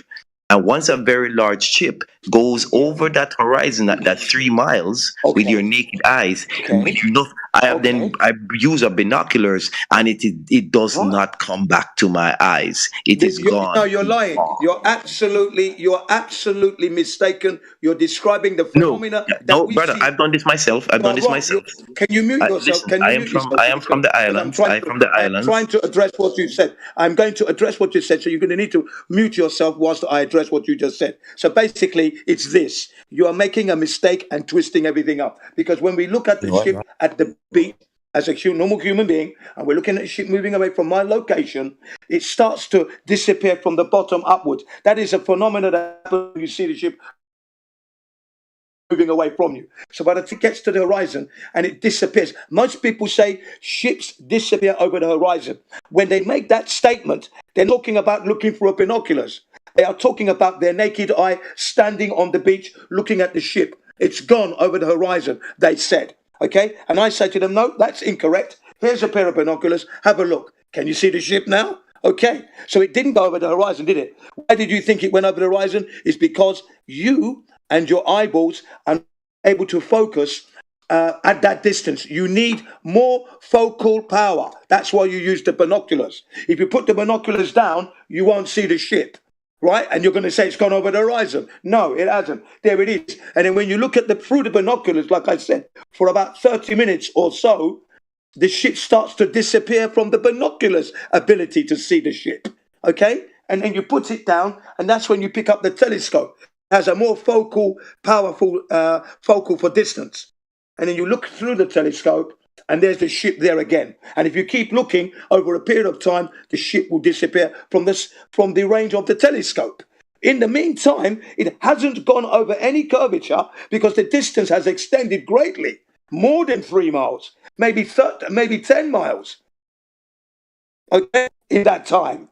So there's no curvature. No, there is curvature. Why? Here's why. Why does it? Go on. Why does it disappear from the bottom up? Why? Yeah. Can I get in here, sir? Yeah, why? If the Earth is flat, it shouldn't disappear from the bottom up. So check this out. No, that is a natural phenomena on level surface. Oh, really? What is the phenomena called? Yes, it is. When you let me finish, then you'll understand, because you don't realize. On a leveled surface, this is a natural phenomena that when things move away from you, they always disappear bottom upwards. That is natural law. Okay? No. What law? What's the law called? Yes. What's the law called? As in the name, natural law of perspective. That's there's no such thing as natural law of perspective. Correct. Yes. Angular resolution from your position. No, angular is 360. Angular is 360. Angular resolution not from bottom. Standing. You're not listening. Standing upright, 6 foot tall as you may be, looking at the ship, you're going to create an angle, and as that ship moves away from you, that angle is going to increase but decrease on the ship. The ship's going to get smaller and smaller and smaller, and as it does, the object starts to disappear bottom upwards. That's the natural phenomena on a leveled surface. No, sir. Yes. That's not true. Brother, do you want to Yes, put money sir. on that? That's true. No, sir. Yes, I can put my life on that. I'll put No, my sir. life on that. I will put money on that. No. Objects do not disappear from the bottom. Earth is flat, brother. It does not do that. Give Mick the mic for a minute here. Yeah, I'd like to get in here on Yeah, this. go You guys ahead, have been man. going on Go for ahead. about 15 minutes. Okay, I want to point something out to this gentleman. Sir, for you to assert that at a particular distance from the observer, at a given height, you're going to have a hump of water, for example, obstructing the view of something. For you to say that that is the case, that needs to be a consistent phenomena and needs to be measurable. So you're asserting that at a 6 foot observer height, 3 miles away, you're going to have an obstruction, right? Well, that falls flat, no pun intended, when that phenomena is not consistent. Okay, at different conditions, different atmospheric conditions such as temperature and pressure, and different pressure gradients throughout the line of sight, right, from the observer throughout to whatever the distance is, different pressure readings, humidity, etc., that line or that point whereby things tend to get obstructed extends or contracts. Okay, there's evidence out there. If someone wants to, if they have it on hand, whip out the black swan. There's an instance where, and it has been replicated in the same environment or the same setup, whereby at a 1 foot observer height, is it 1 foot or 8 inches? I forget. Around there, there's an observation of a set of oil rigs that are 9 and 11 miles from the observation. And in that video, you even see the horizon line beyond them. Now, there's other cases where people have tried to replicate that, and it was not the case. They were obstructed and whatnot, and things were all distorted and shit like that. Okay, so we know that this is an apparent phenomena, not a physical geometric phenomena. And if one is to assert that is solely a geometric phenomena, but everything else is kind of just like, deviations from that, then there needs to be a method by which people can confirm that. So I would ask you, if you're gonna go by the standard model of the whatever it is, 3,959 mile radius, thus from which we can compute an approximate 8 inch per mile squared drop rate, right? One might query you for the source of that in those numbers. So do you have that, and have you actually confirmed that from its roots, from its origin? So I gave you a couple things there. So if you want to address one at a time there, I know I threw a lot at you, but these need to be addressed for any assertion that we live on a ball to actually be considered. Well, the first thing is there's no natural law of perspective. That's the first thing. So there's no such thing, all right? I didn't say that. I know. I was just adjusting what the other gentleman said. Okay, so I don't. I want to make sure he doesn't repeat that anywhere else, right? That the reason why things disappear from the bottom later. Yeah, I understand. So I'm going to go to you now. So the ground is what is what is obscuring things when they go beyond the curve, because the Earth is a sphere. All right. So how did we get it to be? How did we calculate it to be 3 miles? Yes, you calculate curvature. The formula for curvature is 1 over r, right? That reciprocal, right? So that r is indeed the distance from the ground to the center of the planet. How did we know that the center of the planet is indeed 4,000 miles down? Well, if you were to look at Eratosthenes' experiment, the angle of the way the light hits those wells, you can recreate that experiment today. Okay. So thank you for bringing that up. I knew you were going to go there. So the issue with Eratosthenes is he has a set of variables that are known and a set of variables that are assumed. First assumption is that the light from the sun, the distance to the sun is so far so much so that they can approximate or assume that it's basically asymptotic to being parallel light rays, right? The angles to them are approaching parallel the further that the sun goes. So that's assumption number one. There's no measurement to that. Absolutely. It was just a hand waved, we're just going to guess it because it's just so fucking far. Who cares? It's parallel enough. And then beyond that, there is also the baked in assumption that we live on a ball. So you have an R that you can compute with the angles that are taken, the distances from the objects, the angles of the shadows and the lengths of the shadows from the objects, the distance from the objects, the assumed parallel light rays, and the assumed ground. So number one would have to assert and confirm that the sun is at a far enough distance whereby we can get parallel light rays in the first place. Okay, and if that is not the case, then it's basically a fairy tale. You're taking two assumptions, two knowns, or three knowns, two assumptions.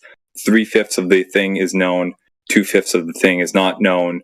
You're basically at a coin toss at that point. Okay, because using the same mathematics, one could compute, quote unquote, the curvature of their dining room table with a light source above them. Just hand wave and assume it's parallel light rays. Okay, so if you can backtrack this method from Eratosthenes and confirm all these assumptions, then there's some ground to move on. No, there were no assumptions under Eratosthenes' experiment. The only assumption that he had. So you just said there are no assumptions. Now you're saying there's one assumption. Those assumptions that you're talking about, that was not true. The only assumption is that they understood. They understood. The Egyptians understood basically that the Earth is the sun is not moving, right? That is the assumption. That's red herring. No, brother, no. Are the light? I am sticking to the point. Stick to the point. I don't care if the sun is moving or not. We're talking about light rays themselves and the curvature of the ground. So if you're going to first assume that the ground is curving and that the light rays are parallel, then for sure, then the computation can be maybe accurate. So number one, you have to confirm that the light rays are coming in approximately parallel or parallel enough within a margin of error that is whatever accountable. Okay, right. And then afterwards, one might employ a second method to confirm the calculated curvature rate. So A, can you confirm the parallel light beams because you know the distance to the sun, and can you provide the method by which Eratosthenes actually calculated that, not just assumed it hand wave infinitely far enough, whatever. And then can you provide a second method that was employed later on, to actually confirm that curvature rate directly, not indirectly, not imputed, please. Well, the Earth is directly observed as a sphere, so that's just a fact there. But let's go back to Eratosthenes real quickly. Eratosthenes' experiment was based on the knowledge that the sun size does not change in any significant way. If the sun was small and local and moving, it would change significantly angularly as it moves through the sky, right? So Eratosthenes' experiment would have failed miserably. But because the sun is the same size from sunrise to sunset, that is why he's able to calculate accurately the circumference of the Earth. You understand me? Because the angles that are cast by those wells and by those sticks can then be drawn to the radius of the planet. I understand those assumptions, sir. My point is, what are the validation protocols for this? What method was employed to confirm this from another quote unquote angle, no pun intended. The sun does not change size significantly, right? That's not my point. The Egyptians already calculate. They already observed that the sun is the same size from morning till night. That's fine. That means fine. we are the ones. That are turned. I understand. Yeah, so I understand that they assumed that, and as the other guy was going to point out, it's now known using solar filters and stuff that you can actually get an angular shift, an angular change over time. Not significant. Come on. We're talking about 0.0001. The problem. You're using the term significant. That's negligible. A very subjective thing. You're using the term significant. That's a very subjective term. That's a very it's an important term. Yes, it is. It's subject to your tolerance threshold by whatever your little feeling that you get. Oh, this is too much. Oh, this is not enough. It's just a subjective thing. It's not. That's not my point, sir. You're saying that it changes insignificantly, but the point is it changes. No, that's not the point. The point is, does it change enough to throw off your experiment? The assertion that it doesn't change is what gives rise to all the other underlying assumptions that were used by Eratosthenes et al. Okay, this is what you just said. It's known that the angular size does change. Not to change your experiment's results. It is insignificant. You don't know that because you don't even know. We're talking about the difference between a oxygen molecule and a nitrogen molecule. What the fuck? Sir, how do you know that? The difference between those are like 0.0000010 to the minus. You realize you're pulling shit out of your ass right now, eh? Because 5 minutes ago, not 5 minutes ago, 2 minutes ago, you said it doesn't change. I asserted, and someone seconded that it does change. I said it doesn't change in any way significantly from sunrise to sunset. You only said that afterwards. It is literally virtually the same size from sunrise to sunset. If it was small and local, brother, your sun would change like 50%, or even 100% from noon till night, because it is moving away from the observers, so getting smaller and smaller and smaller till you can't see it. That is not what we experience in reality. In reality, the sun is virtually, you literally have to look through it. You have to look at the sun through special filters to see the minuscule change, the micron of a micron change of the Earth. Hang on. Do you have those measurements? Hang on. Do you have those measurements? You're asserting that it's microns and microns? Yeah. Post your measurements in the chat or DM, please. I'd like to see that. Yeah. We can post that. The point of the matter is that. Watch this fucking weasel. Dude, I know you're laughing. Here's the problem. It does not I'll change. tell you what the problem is. No, listen. If your sun was local and moving, it would change significant size and speed. You're waffling, sir. You're waffling. So number one, you didn't provide anything asserting or confirming that the sun was as far as it would need to be, quote unquote, wherever the fuck that means, so as to get approximately parallel light rays. Okay, so assumption number one is still on the table. And then thus number two, the assumption that we live on a ball from which we can actually, impute R from that calculation. Okay, that's also in contention. So therefore, Eratosthenes is really just a parlor trick, if you want to call it that, or a wild guess, a wild theory from which people can piggyback and then maybe, oh shit, let's employ this other method to confirm this. Because supposedly it's a curvature rate of 8 inches per mile squared, right? So if you're at if you're on the ground or a 1 foot observer height, what would the horizon be? 1.22 miles, right? 1.22 times the square root of the observer's height in feet. You're 1 foot above, the thing would be at 1.22 miles consistently. There's evidence suggesting that people can see beyond that, upwards of 8 to 10 times. Yeah, Can you take him through the Black Swan? I've posted it in there for you. Please use the Black Swan to help him along, okay? Black Swan, it's right there in the voice text, okay? Thank you very much. So, do you see that, sir?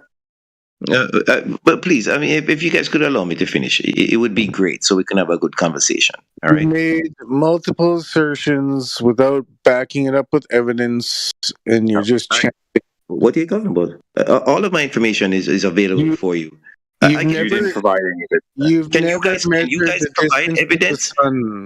Provide evidence of what you're seeing. That the sun, the sun is moving. Yes, sir. Hang on. Let's start one at a time. Do you see the live stream voice text chat? Let me go take a look. So I won't be speaking for a while I look at your information and while I post my information. So go ahead and speak, guys, while I post my information, because apparently you guys cannot wait. So let me pause and listen to you guys while I get my information. Thank you. Just remember, look at his account date, January 7th. It took him 20 minutes to join. I'm pretty sure I've heard him on EA and other servers. So, I mean, he's just stating stuff. He doesn't want to answer questions. I've answered all your questions. You're not listening. You're not interested in my answers. Let me look at your information. I recognize the voice myself. I recognize your voice too. You guys are all over the place. But the thing is this. We're not all over the place. Your information, please. Thank you. NASCAR, do you see the live stream voice text chat?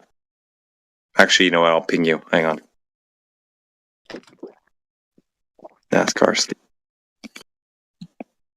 But yeah, you're claiming that the sun doesn't change angular size when all lights shrink with distance. Everything shrinks with distance. So you're just wrong because everything shrinks with distance. I'm unable to ping the guy. I don't think he's available in the room. I don't think he's verified. Oh, that's why. So you can ping in lobby.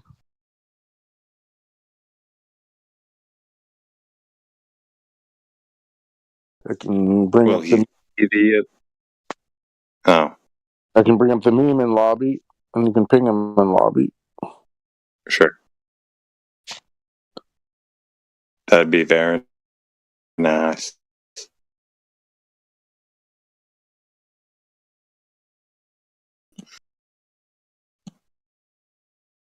Yeah, it's recorded. You caught him. He's like, there is no assumptions. The one assumption he made was, if you go and clip it, you got yourself a gem there. Yeah, I love the Eratosthenes thing. People just take it as a given.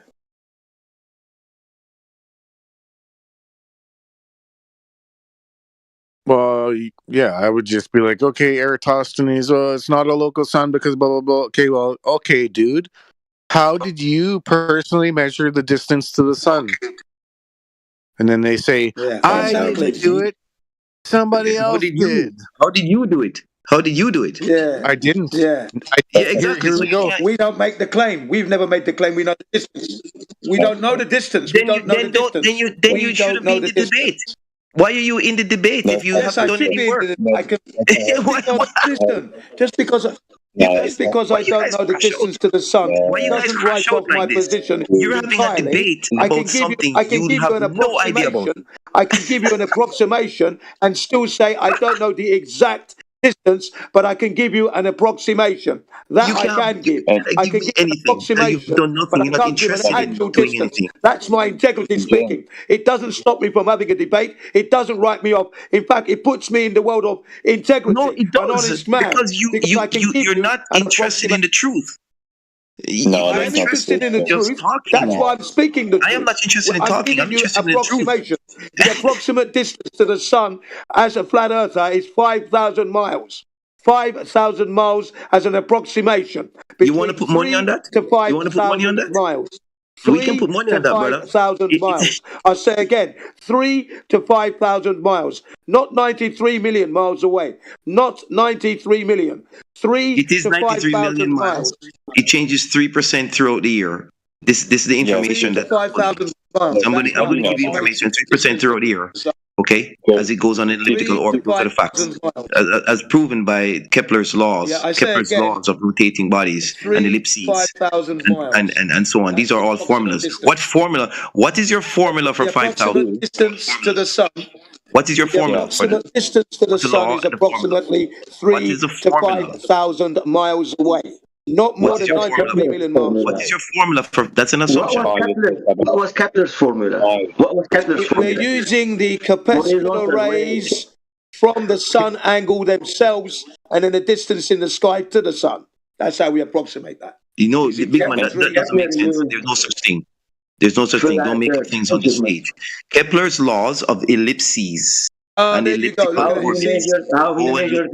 Kepler, every single object that rotates around another object has an elliptical orbit. This is a law. These are laws. Laws of rotating bodies. Everybody go and look at Kepler's laws. You have no laws for your 5,000. You're making it up. Stop making stuff up. Steve, you don't see all the sources.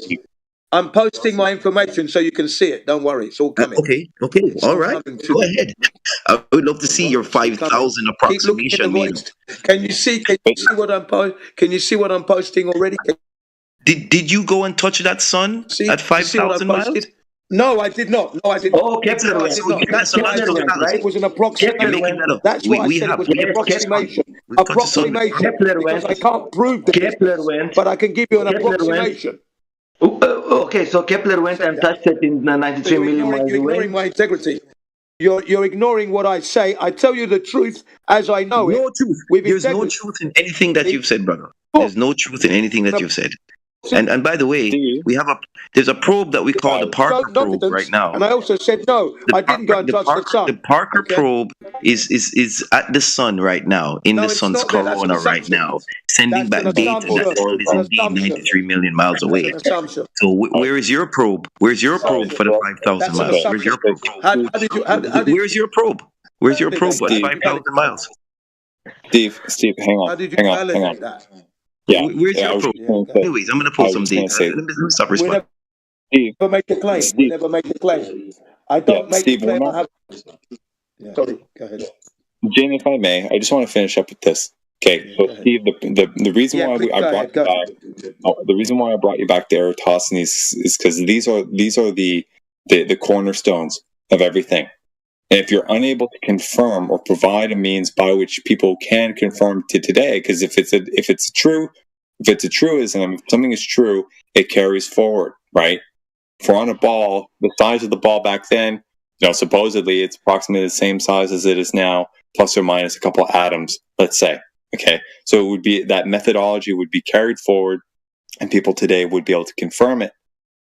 Now, if you're unable to provide that method that was confirmed in the past, basically it's a non-starter. So everything else from there is theoretical. It's mathematical modeling. Okay, and even those ones that are stacked, other ones that are stacked on top of those, if they don't have their means by which it can be confirmed and validated in reality, it's a house of cards. So until you provide the method that people can confirm the curvature rate that is imputed from these values, right? The first three variables: the distance, the angles of the shadows, and the lengths. Okay, and then the two assumptions: the distance to the sun and the ground being curved. Unless any of that, unless all of that can be validated, it's a no-go. So if you want to put time into anything, I would encourage you to look into that first. No, not true. The only variable that is inside of Eratosthenes' experiment is the fact that the sun is not changing in any significant way. That means it is not moving. That is the only value. In your experiment, in your cosmology. So, hang on. Hold on, brother. No, sir. I Your don't have any cosmology, assertion. your sun is local and close and is moving over our head. hang on. With that assumption. Why am I being? No, because I got to. Don't be afraid, guys. Don't be afraid. Don't be afraid. No, I'm not, because you're straw manning my position. What I'm asking you to do is confirm. No, I'm asking you, can you confirm your argument first before we move forward? Now you just said that in his formula there is no parallel light rays. It's just there's something to do with the angular size not changing. Can you cite that, please? Okay, again, you are assuming that the sun. You cite that, please. Okay. I won't speak. Let me get my information. Thank you very much. I will not speak anymore because you guys are crashing out here. Let me get my information. Crashing out. Shut the fuck up. It's the same thing. Globers hate answering questions. Yeah. They despise it. Yeah. Bring your substance first. He's just going to chant, oh, you don't have this, you don't have this, doesn't change angular size. Oh, post your evidence. Oh, okay, I will, maybe later. Well, yeah. It's so stupid. It's like me going up to a random girl in the street and say, are you my girlfriend? I have a girlfriend. No, I'm not. Well, I have a girlfriend, so you must be it. Or if you don't tell me, if you're not my girlfriend, then you have to show me who is. It's the same sort of logic. It's fucking stupid. All we're just pointing out is like, oh, that girl's not your girlfriend. But right when he claims, oh, there's no local sun because of this and that, I would just be like, okay, buddy, how do you measure the distance to the sun? Then he just turned back and says, you never measured. Well, that's a concession. I asked him, how did he measure the distance to the sun? He throws it back at me. I never did that. Please. Oh, you know what? Let me stop responding. Okay. Well, how did you measure the distance to the sun? Go Google it. AI, come back. It's great. I mean, what Jin was citing. Yes, sir. What Jin was citing before was basically what the ancient Chinese did, if I'm not mistaken. Right? They assumed it was corpuscular rays, right? And then they just triangulated it. Now that too is arguably a very crude method because we don't know what the medium is between us and the sun beyond a certain height. We don't know what could be acting upon that, giving us a certain perspective or a certain appearance, right? So there are assumptions in there too, and that's why not everyone would really grab onto that. But it's still fair, at least at par, right, with anything else. It's just a guess. You go outside, you look at the sun, you say 45 degrees. How does that give you a kilometer distance? So everybody's got to guess at how far the distance of the sun is. 0 people in humanity have ever measured. You cannot measure the distance to the sun. Yeah. It's intangible. And without the ball surface that we stand on, right, everything else falls apart. Right? They can't prescribe a distance based off of their assumptions of elliptical orbits and all this other stuff. Like, what is it called? There's a term out there that has the word ladder in it. Do you guys know what I'm talking about? Cosmological ladder, where it first starts with the sun, the assumed size of the Earth, and then something about Venus or whatever, a distant quote unquote planet being the equal size. And then they do some backpedaling and reverse engineering based off of angular rotations or whatever, and then they just assume all these other sizes based off of all that. So if the size of the planet that we stand on, assuming it is off, then everything else is off. That thing, is that what it's called? The cosmological ladder, or? Well, it'd be like building a house, and then you start at the foundation, you build up. If the foundation's messed up, then the whole thing's messed up. So if you're a cosmological ladder, if you're missing a couple rungs, it's not gonna work. Yeah, it's a giant conglomeration of mathematical scaffolds. Take a scaffold and put it on another scaffold, I mean, it's basically one scaffold, but you get my point. It's a giant scaffold, mathematical scaffold. And he left. Like it is difficult if you can't mute them and force them to answer questions, but yeah, it's very difficult. Like, because he'll just waffle on, make claims, interrupt. I mean, he's not here to learn. His account's brand new. Like, he's just And he said he was a physicist, right? Yeah, I think he said something as qualifications. Yeah. Did he cite anything? Did he provide any academic sources, papers? Oh, well, Danny Faulkner claims to be like a physicist or whatever his degree is, but his degree is like some tiny island near like Trinidad and Tobago or something like that. Buttfuck Island, you know. Timbuktu University. Fuck, man. I mean, I can appreciate people who get credentials because it takes a lot of effort and time and dedication to get there. So there's a mind there. There's a discipline there, at least to a certain degree. Maybe less so now. But the problem is they get so caught up in it that it's like if they relinquish, their attachment to it by conceding that maybe they were wrong on something, it's like an identity crisis. So it's really hard to communicate with them. Well, even that guy, even if he's trolling or if he's being serious, most likely trolling, but he didn't get the reaction. Nobody was yelling. Nobody freaked out. So, I mean, like... I mean, I did get a little bit escalated a little bit in Gin 2, but it certainly wasn't a shit fest like it happens in here sometimes. So I think we did well. Yeah, it's a tough balance because it's just like when you talk to a new person, sometimes it goes good and you can flat smack them, and sometimes they're just trolly, or sometimes they're like they don't want to participate in the flat smacking.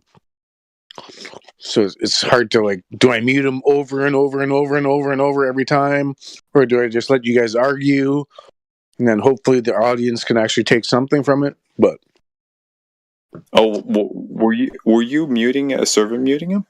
Well, I muted him twice, I think. Oh, okay. I thought I couldn't because I don't really see my screen very well here, so I thought he was self-muting out of respect. No, there was probably two or three times where I muted him so that somebody could finish their point. Okay, but at the end, he didn't he say he was going to mute himself to find something? Yeah, he muted. Like I muted him, I unmuted him, and then he was on mute when I left. But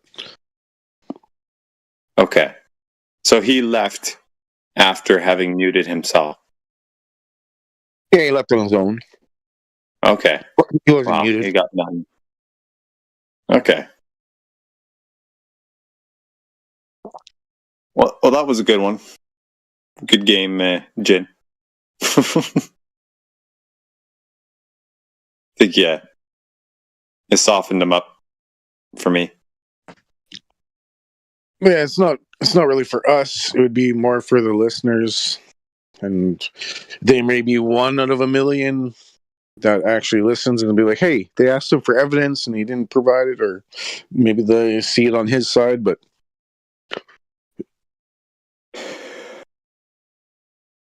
yeah. Like the best ones are the new Glober comes in and he answers questions honestly. And he's like, oh, I don't know about that. I don't know the radius. Oh, shit. Oh, crap. Oh, I don't know what gravity is. But this guy's, he's been on the circuit for at least a month or two. Yeah. I enjoyed getting him to a point, like, in collaboration with you guys there, whatever, where he started saying something and then laughing.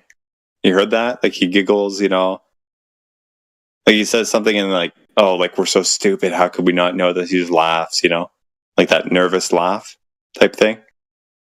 I love getting people to that point because they know they're fucked. Trust me, I know, because believe it or not, I do it too. Just in like, we're people, right? Like if we're caught with our pants down, we kind of like, we attempt to, subconsciously to weasel around it, and that's the behavior. So when it happens, it's very obvious. Well, I've done it. Like Wilbur, like a lot of it, most of the time is I'm asking questions, and then they spin it on me, and then they try to ask me questions. I'll intentionally avoid it, or ask them questions, or divert, because the globe is on trial, and that's what one of their most common tactics is. You're asking them questions. What's gravity? What's Coriolis? Where's this? How come that? And they just automatically want to spin it on you because the person asking the questions is in control or appears to be in control. Yeah, it was like when this guy came in, he's like, oh, well, do you have an alternative, basically? It's like, we're not posing an alternative. Why does that matter? Yours, like you said, yours is what's on trial.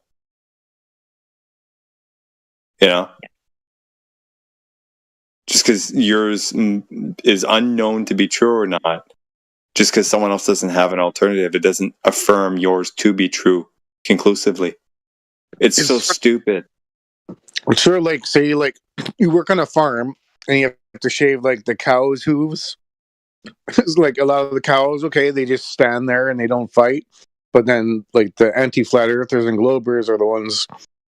Like it's like you did get that clip where he's like, there is no assumptions. Oh, there is one assumption, so that is one gem. And that was great. And if you do it good enough, you can get like 5 gems in like that 20 minutes. But that was great. Yeah, I didn't pick any clips out there. Like, I'm just in it, But I heard that one. It was great. Yeah, he just kept talking. He didn't even acknowledge it. No. But yeah, my goal is to make the Glober double speak. Like trap him. Questions I'm asking is to try to trap him in a position so that he has to make up his mind and say yes, no, or like make a definitive claim. And then 3 minutes later, when he says the opposite, it's like, hey, you just said the opposite. Yeah. It kind of sucks because I hate employing tactics. I'm not very verbose in them either. Like, I don't know, oh, well, this one's called this, I'm going to do it this way. Like, I don't, I don't like doing that. I like to try and converse. But I will call bullshit out when I hear it. Yeah, I'm just very direct, and I want direct answers and short and sweet. So I'm not even making like plans and strategizing. It's just I just know what questions to ask to like get right to the point. Yeah, it all boils down. It all boils down really to how do you know this? How do you know that? Like it placed properly, like a chess piece. Let's say it's all you really need. Also, you have to separate the person you're talking to. Like if it's a complete new person or a new glober or an on the fencer or a new flat earther, like, or this guy like an anti-flat earther. So obviously not much is going to get accomplished. He's just going to make claims, interrupt, talk over, just chant. So it's just like making the best of each situation. Yeah, and it can spiral. Like, unfortunately, I think it went on for about 10 minutes, 5 to 10 minutes between he and Jin when they were talking about the boats over the horizon thing. It was literally the same thing, and I don't blame Jin for it at all. Or him. It's kind of like you just got caught up. You get caught up in it, and you kind of forget shit. That's when I was like, hang on, let's break this down a bit. That's why I find this stuff so interesting. Because I don't know either, man. What really got me, man, I kind of, clicked or flipped out internally a little bit when the gas pressure without a container thing came to mind. Because I remember as a kid, hearing about, the heliocentric model, and That was a kind of like a little nudge I had as I remember having as a kid. Like, oh, that's kind of weird. Like, isn't outer space? Like, how come the gas is not going out? And I just never addressed it again because I was a kid, right? And it was brought up in here. It's like it can't actually be so. It's like, oh shit, there's a problem. And then that with the laser setups, no deviation, or if so, it's linear, not exponential or not nonlinear. Within a certain margin of error that's accounted for by imprecision in the instrument, shit like that. It's like, fuck, man, like this is really weird. So yeah, there was no bot. I would have grilled them a bit more and been like talking about government and government tyranny. Why do you trust the government? Government connect NASA and Operation Paperclip, but I can gauge like, I know he's an anti-flat earther. I know he's just here to like chant and stir shit up. So yeah. Anyway, that was nice. That was good. Got my reps in. Oh yeah, we need new people. We need noobs. The best is globe noobs, but sometimes you gotta take some chewed up old chew toy or like some cheap skirt steak or whatever cheap steak. Sometimes you gotta do it. You're not gonna get T-bone every time. Yeah. That's good. I mean, that was maybe like a tough T-bone. Like he was able to converse. He was polite to a certain degree. He wasn't yelling and screaming, calling us retard, all that stuff. But he was just, it was like, a fucking rubber steak, Yes, yeah, it was a rubber steak because he kept skating the true facts. Just totally went over his head, He didn't understand the laws of perspective, and it is natural law. Do you know what I mean? And there is such a thing as natural law. You can look in the Black's Dictionary, and you'll find the definition of what natural law is. So he was wrong on every account. He was even a wrong Jamaican. Yes, I will go there. He was a wrong black man. Well, of all people, you're allowed to say that. Thank you, and that's why I say it, because I have the right. I'm a black man myself, so I would know. Yeah. I mean, I explained it to him simple enough. I mean, it's clearly obvious that when people say ships go over the horizon, they're not telling us with binoculars in their eyeballs, are they? They're telling us because they use their natural eye. That's why they make that statement. The ships go over the horizon. They're not saying it goes over the horizon. When I look at the binoculars, they're going over the horizon. That's not what they say. Do you know what I mean? So he wasn't being honest right there, was he? He wasn't honest about the globe claim, was he? Yeah, and he wasn't readdressing it or reconfirming it as what he was saying, but he said it many times, right? And even in the Eratosthenes example, that was an instance where, at that time, that's all people could do. They didn't have the instrumentation to zoom things in, right? That's right. So, Yeah. So it was implicit in the claim. Yeah. I was desperately trying to get the not exact science, memes up for him, and the black sun, you see. So we got people have a good look at what goes on, Yeah. So he could, and then when I said to him that I can give him an approximation to the sun, that's an honest answer. That's not a dishonest answer, is it? No. Did you go to the sun to touch it? Did I go to the sun to touch it? I never made the claim that I could touch the sun. I don't know the distance to the sun, but I can give an approximate, and it's not 93 million miles. Sorry, go ahead. The part you knew when he was a troll, when he was like, Are you saying you can only see 273 miles? That's as big as Earth is? And he said it like 5 times. Yeah, that was so stupid, man. Stupid, especially when I explained to him clearly that's not proving that at all, because I've travelled all over the world. I've travelled further than that distance in my own country, though, in England, for example, or here in Japan, where I'm at now. Silly. What a silly man. Yeah. Well, we gave him what? Yeah. So basically, I had to go to the shops, right? So what happened in the end? Because I missed the ending. What happened? Because he's not here now, is he? What happened?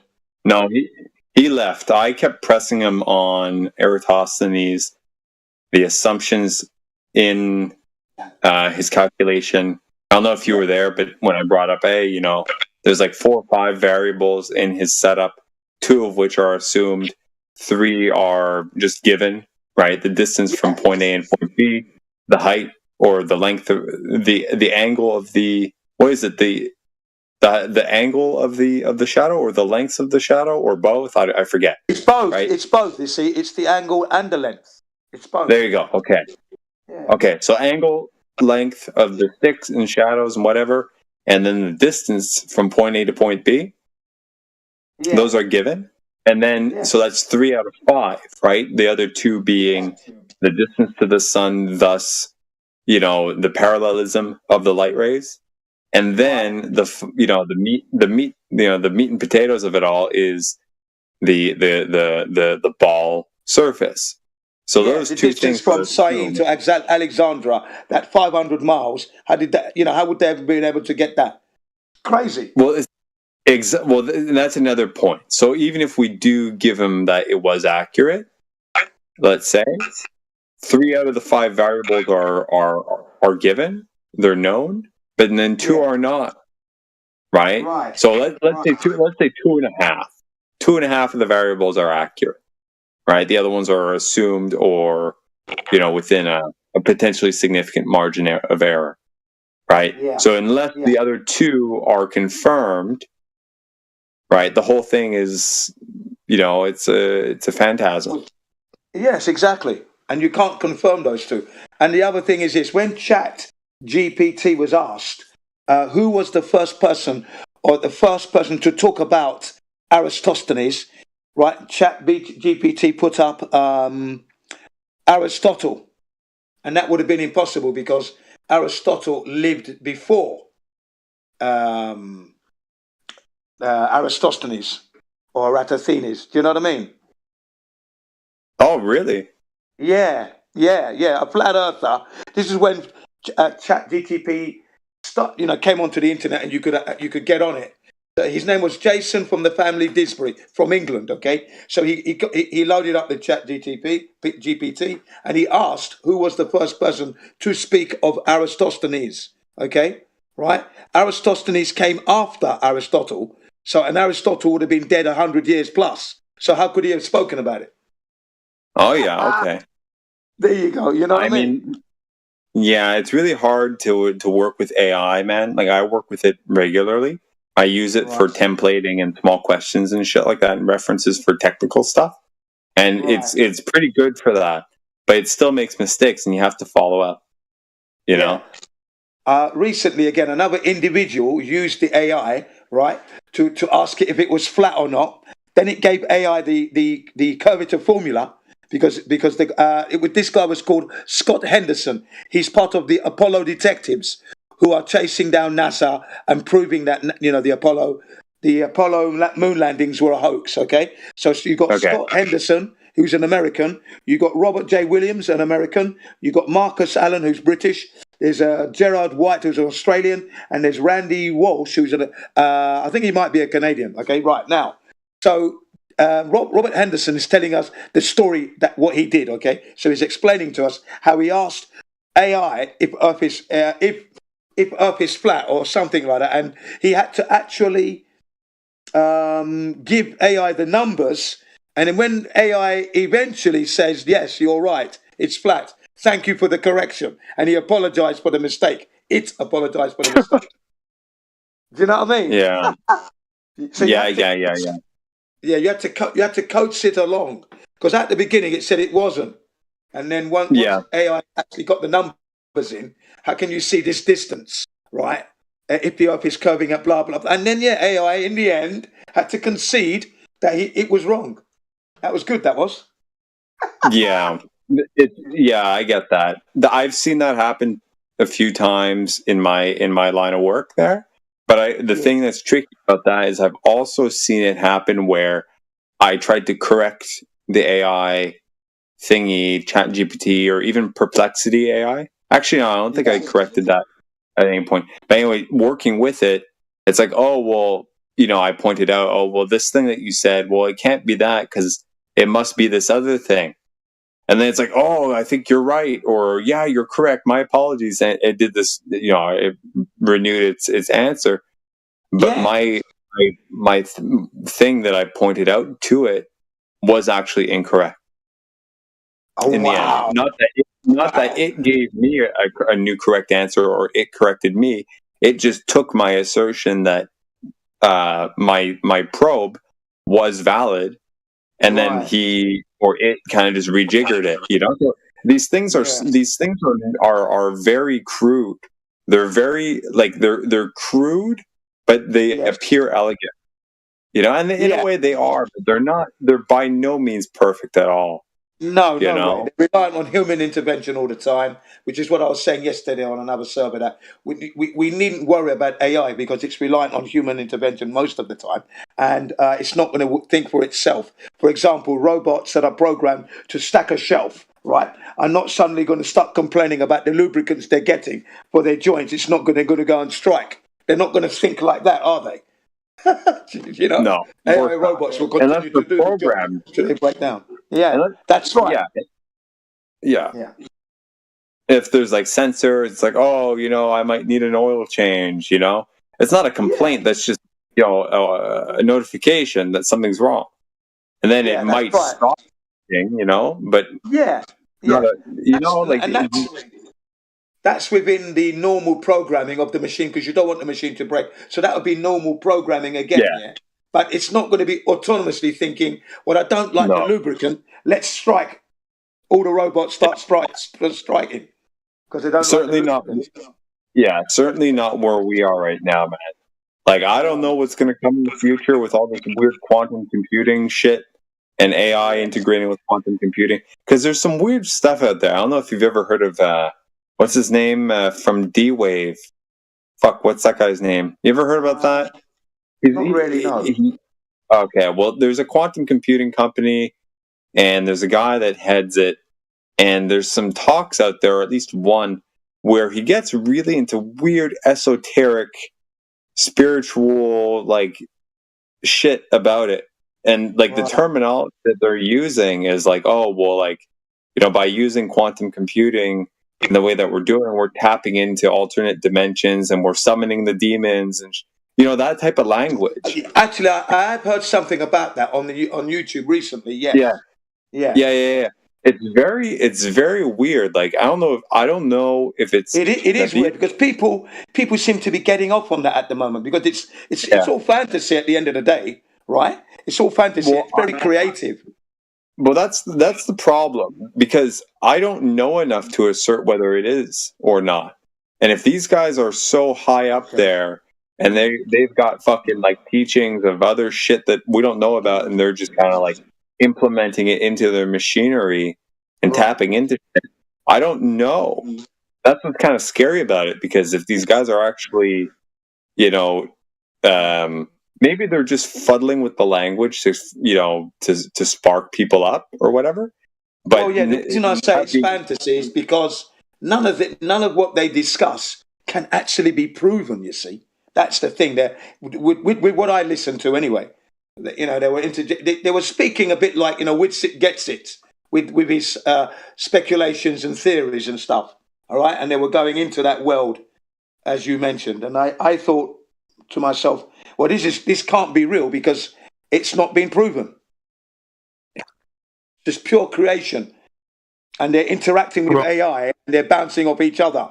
Right? It's quite interesting. I'll admit that it's interesting because AI is into the spiritual world, for example, and it's giving out the language and everything. But is it all provable? No, it's not. You see. Yeah, they can't prove it, and all they're trying to do is challenge God. They're trying to be like, AI is equal to God. We can clone. AI is gonna Neuralink. We're gonna read your minds. No, you cannot challenge God. You are nothing even close. So when they tell you stuff that they're doing that challenges God, it's easy to tell that it's all bullshit. Yeah, absolutely. Yeah, that's exactly how I felt. You see that they were trying to surpass the Creator. You know what I mean? And it can never work that way, because that AI is still relying on humans, and humans themselves are flawed. We're not perfect. We're as perfect as God can make us, and that's that. So there's no way that you can never beat creation. You can't. You can't make a pistachio. Can you you're on your own, make a pistachio right now? You can't. So sit down. The pistachio nut destroys you already. All right? Thank you. Just enjoy the flavor and give thanks to God that you got it to eat. Yeah, I see that.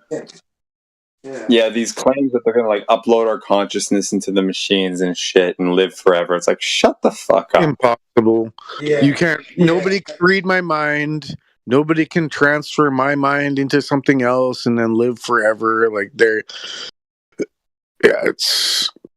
Like I said, it's just that. If I say like clones, they're like, "Oh, we have clones," and I'll be like, "Okay, show me your clones. Show me the video," and then it never happens.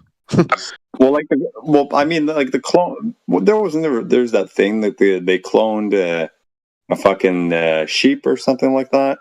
Yeah, Dolly the sheep. Dolly the sheep. Dolly, there we go. Yeah. You know, so I mean that's, I guess, okay. You know, like it's very mechanical, right? At least at that level, it's really just a DNA strand and you do some weird shit, you know. So on that level, fine, but to take it a step further and to get into the spiritual aspect of things, to say that, you know, like the thing that is observing the body over here is the same or a copy of the thing that's observing what's going on in the body of this other thing, like that is where, like, okay, you can't really prove that, you know, because with the mind business, where they're trying to like emulate or upload minds and shit into the computer, it's as far as I know, there's stuff about like they read brainwave patterns and they find patterns within these wave functions or whatever the fuck, and then they can pick out, given a certain signature of these things, like, oh well, this is, you know, this guy's looking at this spot on the screen or this other color or whatever, because their brain waves, you know, change in a certain way that they expect. So that's all very interesting too. But again, it's just a pattern recognition algorithm, right?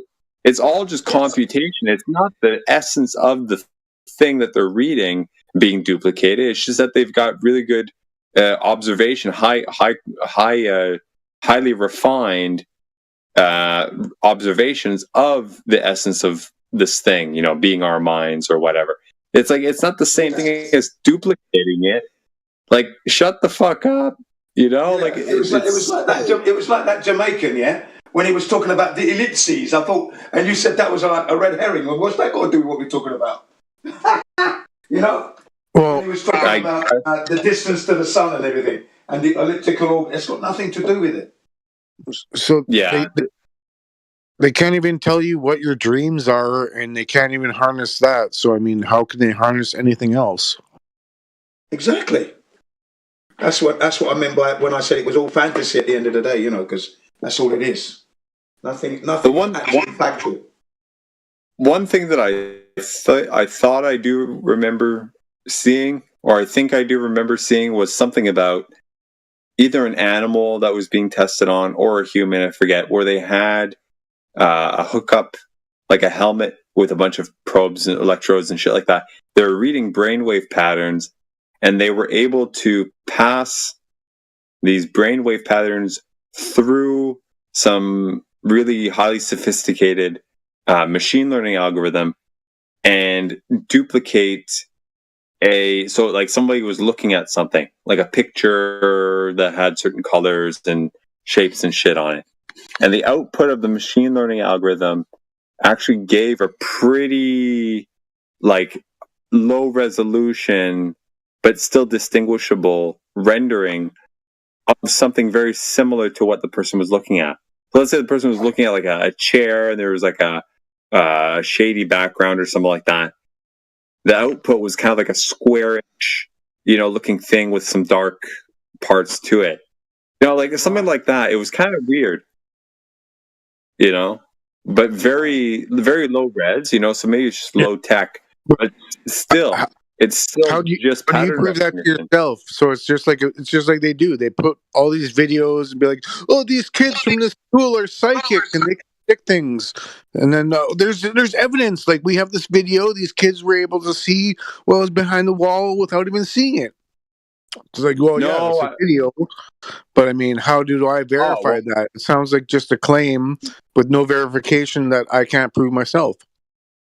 You're right on that. It would take, us going in there and trying it out to confirm it or whatever. That's true. I'm just saying, like, what they're saying they're able to do, technically speaking, right? Even whatever they claim they're able to do, even if it were true, it's really just at a level of, it's a very mechanical level. You know what I mean? It's not the, esoteric, spiritual shit of uploading stuff to computers and living forever stuff. Like, that's a very, very far leap or whatever, away from the stuff that I've seen that they're even able to do, if they are actually able to do it. So it's very much just like getting everybody accustomed to this idea or this fantasy that machines are equivalent to us, or we're equivalent to machines. Glover would say, "Well, so what? You can't see it, and you can't do it, you can't verify it. It's not true." Well, in my life, I'm going to need a demonstration, or it's going to have to be observable, measurable, repeatable, because I'm not just going to believe your random scientific or science fiction claims saying that, oh, this machine can read my mind and tell me what patterns. It's like, I doubt it. I don't believe you. But I'm a higher skeptic than most, where people tell me stories. It's like, no, you can't do that. These kids do that. They never did that. It's not humanly possible. Like, unless you show me and like I'm there and I see it, maybe. But it seems like a circus trick. They just want to make you seem like these people, like the machines are smarter, or AI, or like clones, or it's always a challenge. What we can do now, that kind of mentality. Yeah. Challenging reality. So you have to believe this video, this story, that these people have this magical thing they can do. It's like, well, I've never seen it in my life, but I mean, this video says it. But to me, I don't believe that video because I can't confirm it in my life. Yeah. There's some middle ground with that, because it's hard to gauge. It's hard to gauge that, I think, because we can't confirm everything. So unless whoever, there's a lot of, we can't confirm this stuff empirically. But surely we can. Don't need to. What do you part of my claim, or it's not any crux of my argument or anything. It's not reliant on it. It's not going to be falsified by it. Well, but what I don't understand is if we've got a map that works, and we can establish distances that conform to it. Earth measures flat. I don't care. Well, you say it measures flat. Can you show me the data? Yeah, those surveys that you were talking about. Well, they don't say that it's flat. You said that they do. No, they make an assumption over short distances. Because do you remember I used that term, the square root of fuck all difference, earlier? Yeah, the problem is they'd have to, in all instances, to start measuring anything at all. If I'm putting up a set of houses, I don't need to fucking worry about whether the Earth's curved or flat. It's the square root of fuck all difference. But the accuracy of my building ain't going to be anywhere near close to that. If I'm building, a suspension bridge that's half a mile long, and I need to work out, the load bearing on that, then yes, I do need to worry about the surface of the Earth and curvature. because that's establishing my plumb. And my plumb is what's going to make sure that, we've got enough angular differential between those supports for a suspension bridge to keep the fucking thing standing. So, come on, be reasonable.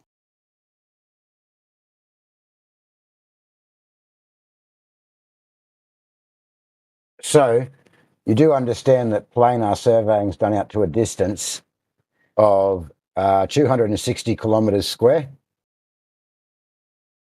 Yeah, that's for establishing boundaries. That's not for establishing...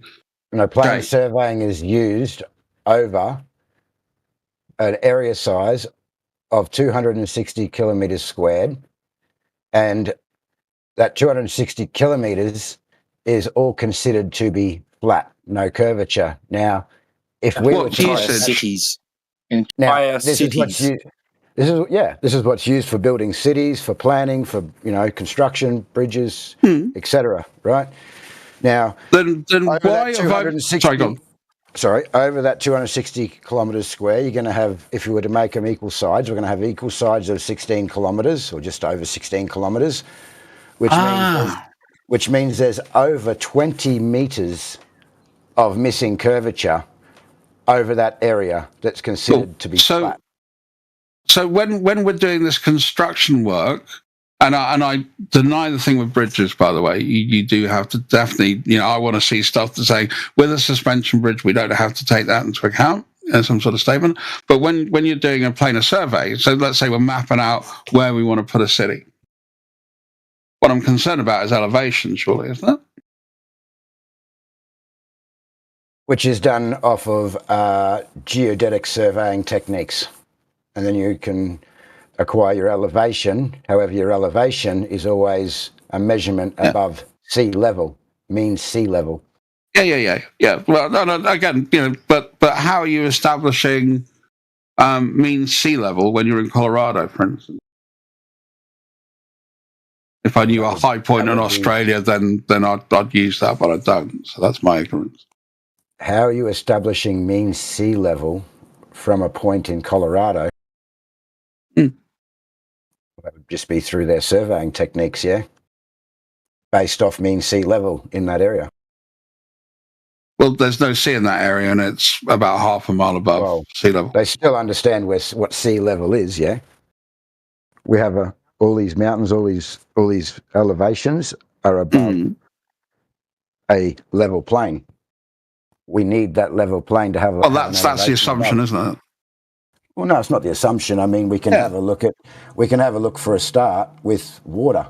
Okay, so water at rest is always going to lie flat or find level or horizontal. So again, just going back to my point that where I have a problem with this, just through very, very simple personal observations, where's the moon fucking coming from when it pops out of the sea? Well, we can get to that, but a moon or a sunset isn't actually showing that the Earth is curving. But it shows that the moon is being obscured by fucking something because I can see stars behind it. Yeah, like I said, we can go into that, but at the moment, we need to establish that the Earth's actually curving to show that it's the Earth that is actually. Yeah, but that's not me. I'm not. Yeah, I'm skeptical of the claim of flat Earth, that the Earth is a flat plane. That's where my skepticism comes in, because I hear very different arguments. And AJ, and again, I'm a nice guy. I'm not here to be a cunt to people. There's enough of those on both sides of the argument. And I like, reasonably civil discourse, and I've tried to do that in this conversation. But that for me is one of the big things. I see just really simple observation. When I see a moon set or a moon rise, that's one of my objects I have a particular love of. That seems to me to be completely contradictory to something that's supposed to be a plane, because it should never go below the surface. I should never be able to see it sink into the sea. And it's not like it's not like I see it disappear to a point in the distance. I actually see it go into the sea or come out of the sea. Actually, you see it actually go into the sea. From my perspective, yeah. So, well, you describe something as looking like something, right? But is that the reason? Like, is it doing that? Is that what you're saying? It seems to be the case, and what I would expect. So if I then use my, we use a bit of logic here, I'd say, if something's a light source and I can see stuff that seems to be obscured by this object, which isn't really a light source, it looks pretty nice and rocky. Why all of a sudden does it disappear? From my perspective, into the sea. Or why does it seem to rise out of the sea? Yeah. When if this place was flat, it should be just visible. Yeah. I understand what you're saying. Yeah. Now, what you're doing is, yes, you're having a look at what you're seeing. Yeah. So first, you'd need to first take into some consideration some other factors, such as how we do see our azimuthal dome of vision. We've got angular resolution and other things that happen as well. Now, we can go through all those step by step. But just to come to the conclusion, based off what you're seeing, that it can be no other way, is not logical at all, like you've said. I didn't say it's no other way. I said for me, it's a big problem. If you want to, so you can look at the work. You can look at the work. No, let me just finish. Don't just finish. What you said is that if you have a look at what you've looked at, and you were to look at this logically, then it would make sense that the Earth's a sphere and the Moon's going over. No, I didn't say that. I didn't say it. Well, I said what it says to me logically is the Earth can't be a flat plane, and the water doesn't seem to be just this perfectly flat surface extending out to, that there's something obscuring me being able to see the Moon. So what the fuck is that? So you can take into things like, the Rayleigh criteria, the work of William Stott, which has fuck all to do with this. That concept of angular resolution is between two objects, not a singular. And when it starts to come into vision, it's not coming from a tiny spot that I can see into a bigger object, like it's coming towards me. And I've seen lots of stuff come towards me at the time, being an annoying cunt, especially fists. That's where I start to sort of, have an issue. I unfortunately have to start working. All right. But what I wanted to do was say... What I'd like to say is that what you've just presented isn't logical at all, because you've got a false cause fallacy to begin with. What's the false cause fallacy? Well, it's a correlation versus causation, yeah? So just because the Moon rises or appears to rise in your vision doesn't inherently prove any shape of the Earth. The Moon rising can be very easily, like I said, explained both over a flat surface or on a curved surface, yeah? So it would also probably border on begging the question, yeah? You're then assuming that the Earth is a globe. No. If it can't be flat and you're saying it's coming up from something that's curving and you're a globe proponent, then... No, I'm a flat Earth skeptic. It must be curving, yeah? AJ, let's get it straight. I'm skeptical of the claim of the flat Earth. Yeah, I understand that. Yeah. So I'm not a globe proponent. Skeptical of your experience of reality. Yeah. I'm certainly... I'll tell you what makes me skeptical is the total inconsistency of argument I get when I speak to different people on this topic. Since you experience the Earth to be flat, right? You doubt that, right? Why do I experience the Earth to be flat? Why don't you doubt what it looks like the Moon's doing? So I don't experience the Earth to be flat, and I've given you an example of one of those experiences that seems to deny that. The starting default position for any particular topic is I don't know. You don't know if what you look out and see is planar or not. And then on top of that, you start building up evidence to either affirm or deny versus causes. So when I start to sort of build up evidences to affirm that the Earth is a planar surface with topology, for me, the inconsistency of argument from various people, the lack of evidence that comes through,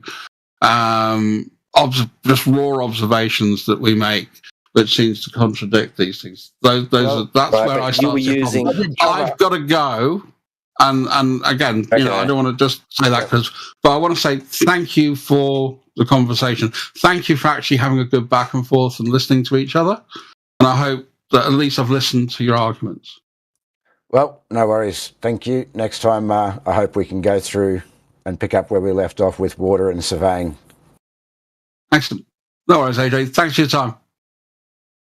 AJ, have you ever done this experiment that you take a camera or even for your phone and you do like a really, really long exposure where it's fixed, it's on a tripod, it's fixed up to the sky, and you can see as the stars are actually, moving.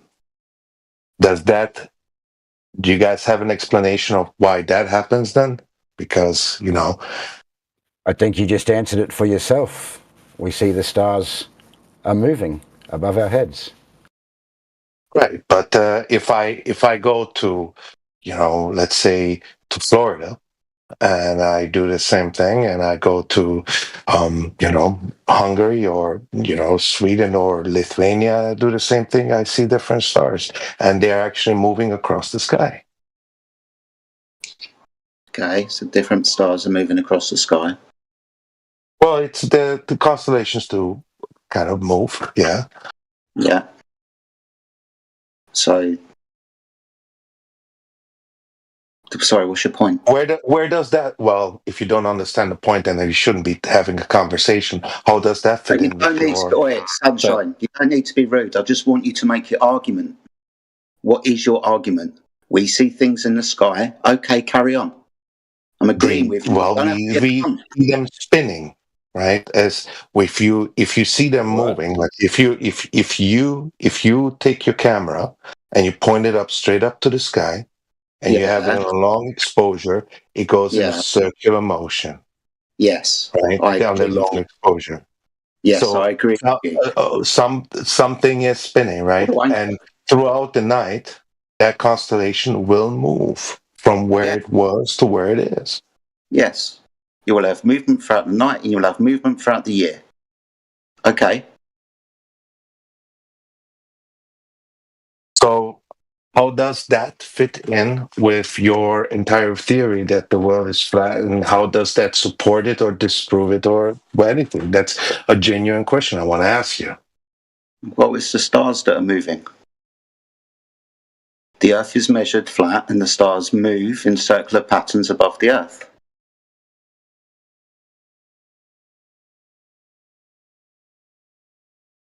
So every other body that we can observe with a camera or a telescope is moving while the Earth is stationary in your view? Yes, the Earth is measured flat and the stars are rotating, yes.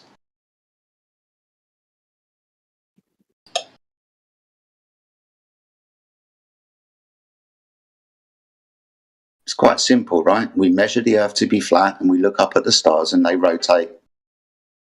We have one rotation in the north and we have one rotation in the south.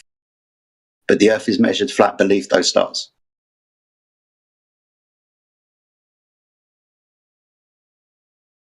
Okay, and what about the 24-hour sun in the south and then having on another time period the 24-hour sun in the north? Again, this is just things above the ground moving in circular patterns. One rotation in the north and one rotation in the south. But the Earth is measured flat beneath these motions in the sky. Yeah, that doesn't make sense. What, that the Earth is measured flat? No, that you say there's one rotation in the north, one rotation in the south. If that would be the case, then parts of the Earth wouldn't have any sun neither. What are you talking about? Like that the other, like not the ones that are in the north or south, but in the middle. Hello? Then we all have those. I want to help, but you just keep rambling on. So, the Earth being measured flat, is that ridiculous, is it? Well, since I know that in seafaring we have hull up and hull down, so yeah, that is to me ridiculous, yes. Sorry, in seafaring, do you understand what celestial navigation is? Well, first of all, do you understand what's hull up? No, let me ask you a question. Hold on, my friend. What is? Do you know? I brought up a specific thing about seafaring in regards to hull up and hull down. Have you heard those expressions before? All I did was ask you a question. Have you heard those expressions? My God, dude, this isn't a conversation between me and you. You just want to talk through me. I just asked you a question. Do you know what celestial navigation is? You were talking about stars just a moment ago. Yes. Now you're talking about seafaring. So do you know what celestial navigation is? Yes, I'm aware of it. Yes. Good. But you understand that? Okay. So you understand that's measuring angles, right? Yes, it is. Good. Good. So you understand what the definition of an angle is, don't you? Look, if you want to have, again, I asked you a specific question. No, I'm not going to. Look, I would like to ask you a question. Fuck off. Maybe you should fuck off. No, if you're I like to ask you the question. I brought up hull up and hull down. Up and down? Hull up and hull down. Do you know what that expression means? No, could you tell me? That'd be great. Go on, what does it mean? So, when you look at a ship in the distance, hull down means that the part of the hull or the entirety of the hull and only the mast is visible at a distance. Hull up means that you can see the entire hull of the ship and the mast. Okay, I understand what you're talking about. So you're saying that when the boat is described as hull down, that's because the curvature of the Earth is in the way? That is correct. Okay, so do you think that the horizon is physical and geometric? Why wouldn't it be? I mean, the question is. We'll have a conversation. We'll have a conversation, mate. You just maybe need to calm down a bit. So is that your claim that you think the horizon is physical and geometric at 1.225 multiplied by the square root of that observer's eye height in feet? I'm not claiming. I'm asking a genuine question of how. I'm making only the claim in regards to that. In seafaring, hull up and hull down is a common terminology. If we are on a flat plane, as you say, right, then that actually wouldn't be something observable and it wouldn't exist. Hold on. We can make things disappear bottom up on a flat surface. Are you in the text chat? Can you see the text chat? Do you see the image that I posted at 44 minutes past the hour? When you're in the text chat and you see the image of the oil rigs, you let me know. Yeah. What about it? Okay, so if we're on a ball with a certain radius of 3,959 miles, then every physical geometric horizon distance will be no more than 1.225 multiplied by the eye height of the observer's height in feet. So when we make observations of the horizon from a boat at sea or from the beach, we're told, because of the math, where the horizon should be. Now, you see the observation of the oil rigs. According to the geometry of the ball, the horizon must be 3.46 miles away from the observer with an eye height of 8 foot. The oil rigs are at distances of 7 and 9 point something miles. Can you tell me in relation to those oil rigs where the horizon is? Is it in front of them? Is it between them? Or is it beyond them? Where's the horizon, my friend? The horizon is just the leveling that we use to be able to where it is. I don't know. You answer me. Where is it? I'm waiting for you to answer your own question. My friend, I'm trying to help you, but you seem to be, I don't know, again. No. It's clear that the horizon is beyond those oil rigs, isn't it? Do you agree that where the surface of the earth, the water, appears to meet the sky is beyond the oil rigs? Yes? It's behind them, yes, I guess. Good. Yes. So if we're on a ball and your eye height is 8 foot, the horizon must be 3.46 miles away. But the horizon in this image is plus 10 miles away. Due to refraction. My friend, it's refraction now. My goodness me. Refraction is a really good explanation for it because, if it's in a warmer air sea area, that means there is plenty of moisture in the air, which does cause refraction. So if it's colder, we should see less. I don't know. I'm just making an You assumption. just said it. Fuck me, dude. You just said it. If the temperature is warm. So I asked you, if it's colder, would we be able to see less then? No, I said that it would make sense. This is why you can't have that. Mate, but you're not picking up what I'm putting down. Maybe you should. It sounds like you haven't had your coffee this morning and you're a little bit upset. You've made the claim of hole up and hole down, claiming that the curvature of the Earth is in the way when we describe the bolt as hole down. I'm trying to show you very succinctly that the horizon isn't Earth curvature that you said 4 minutes ago. Now you want to invoke refraction, which I don't think you're going to know. No, I didn't invoke it. Ultimately, because I didn't invoke it. Ultimately, because I haven't finished. This is why you can't have a conversation with you guys. Really. Literally trying to talk to you, dude. Literally trying to talk to you. No, you're not. You're not. I am. Look, you know what? You're not trying to have a conversation. Trying to help you understand. I didn't ask for it. I asked G, specific you definitely invoked refraction, yeah? Because you said this would be due to refraction, what we're seeing. No, I said it would make sense. Was my exact words. So then maybe you can explain to Jedi what refraction is and how it's occurring.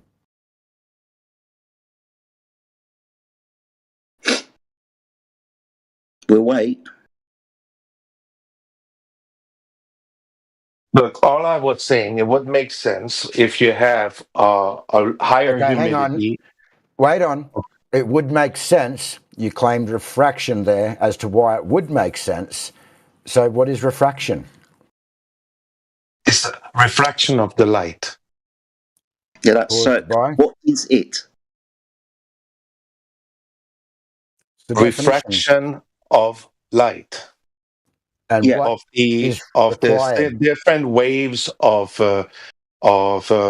light beams, or different waves of what we would call also radiation that get refracted. That red, green.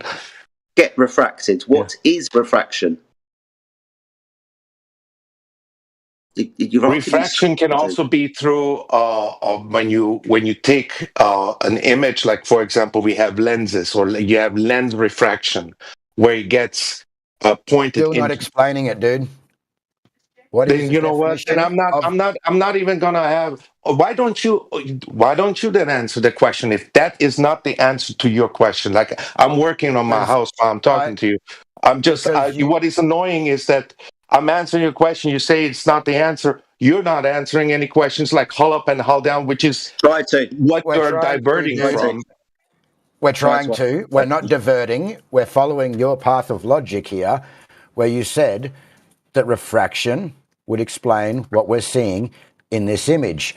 I've now asked you for the definition of refraction. What is the causation? And you haven't been able to give it. You've started talking about light bending. You haven't explained why or how and what the causation is there. And now you're talking about cameras and lenses causing refraction, which you still haven't explained any type of causation. So there is a law of refraction. What is the cause according to this law of refraction?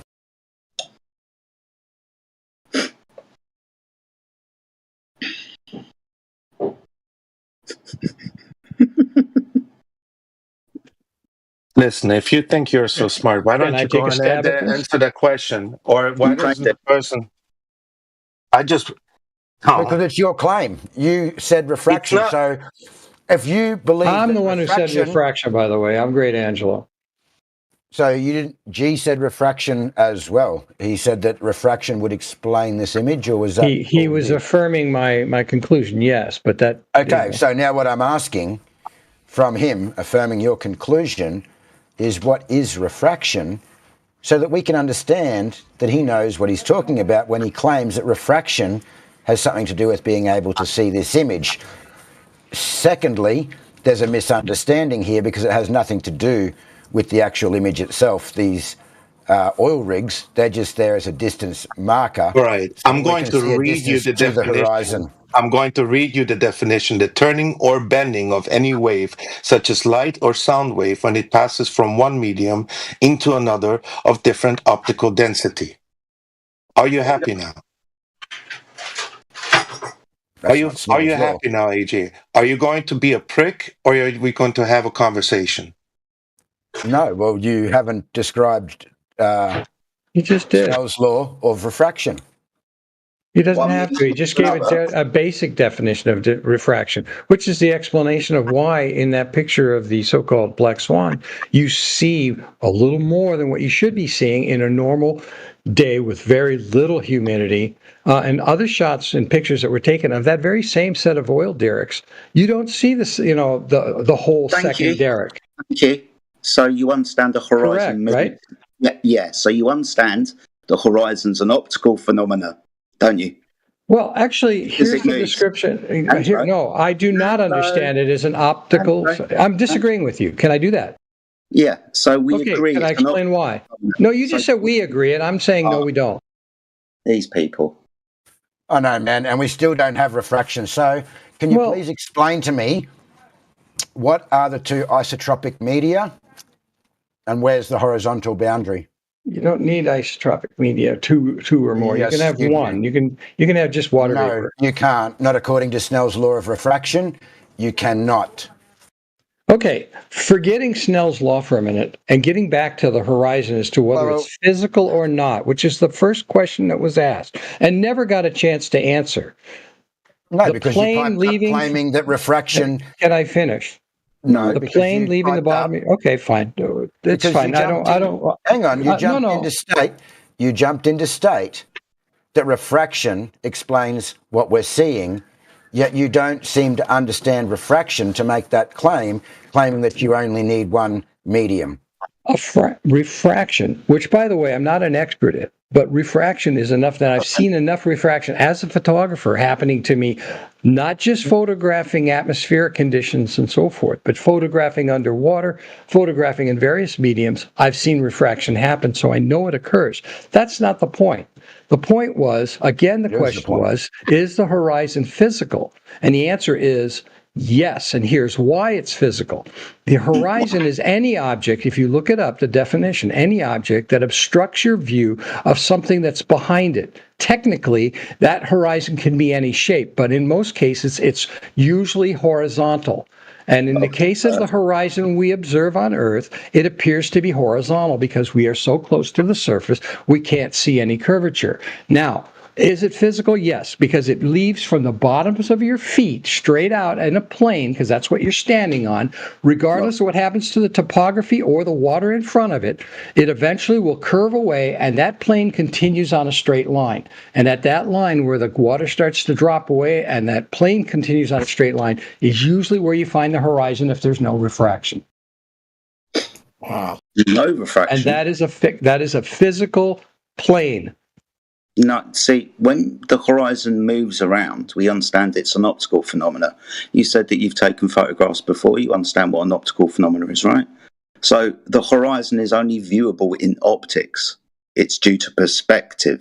And it's also due to the atmospheric conditions of the day. And it's also due to the lens and the camera that you use. High-powered zoom lens, telescope, maybe changing the wavelength of light and looking through the infrared spectrum. We understand that the horizon moves. It's not a physical location. It moves. People are making the claim that I can't see the bottom of that boat, hold down, because the physical curvature of the Earth is in the way. We're just trying to kindly point out to you that it's not physical Earth curve, it's optical. We can make things disappear from the bottom up, hold down on a flat surface. We can give you those videos if you want.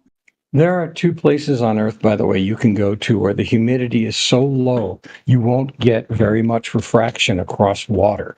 That place is in the Southern Ocean, which unfortunately is so volatile, you don't get a really good, calm enough seas to do this. But also up in the Arctic Circle, near the North Pole, you can do the same measurements. But again, you can also go on to Antarctica itself. And if you look at the videos recently taken down there, you noticed how the horizon literally looked like it was completely a straight line. There was no interference as far as the atmosphere causing any kind of refraction as you looked off in the distance, correct? Yeah, and I wonder what would have happened if you'd have changed the optic that you used. Maybe they got a used several different cameras with several different optics, and they got the same result as far as the horizon was concerned. Really, did they change the wavelength of light into infrared as well? Did they? Because we can see further in infrared. That's a problem. Not really, because there wasn't anything infrared to photograph. You're in Antarctica. What's going to be warm enough to photograph, other than the reflection of the sunlight coming off of the snow? You don't seem to be listening. It's really weird. I'm listening. You're telling me that if I use an infrared camera, I'm going to see something different as far as the horizon is concerned. Yes. Is it going to be closer or farther away? What's actually weird that he interrupted another conversation and completely took over from the other guy. No, the other guy left. Oh no, yeah, because this guy interrupted. Exactly.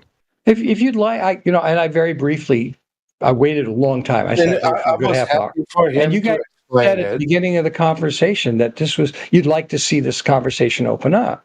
So I waited, listened to your conversation with this guy for quite some time until he got stumbling onto the horizon and refraction, and I just interjected. Refraction is one of the possible causes. Because you have all the answers now. So then we need to know. No, I don't have all the answers. Really, I don't. Hang on a second. Yeah, yes, you interjected in with refraction. We still haven't finished that conversation. You wanted to go on to the distance to the horizon. Now you've completely misunderstood what Jedi stated.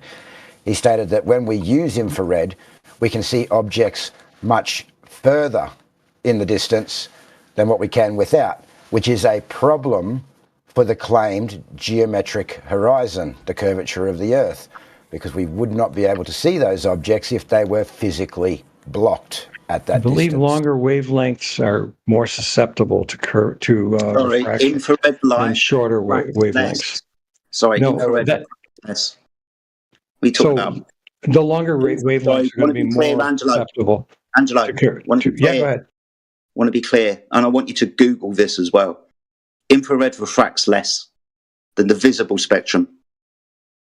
So we should see a truer version of the Earth if we're mitigating for refraction, changing the wavelength of light that refracts less.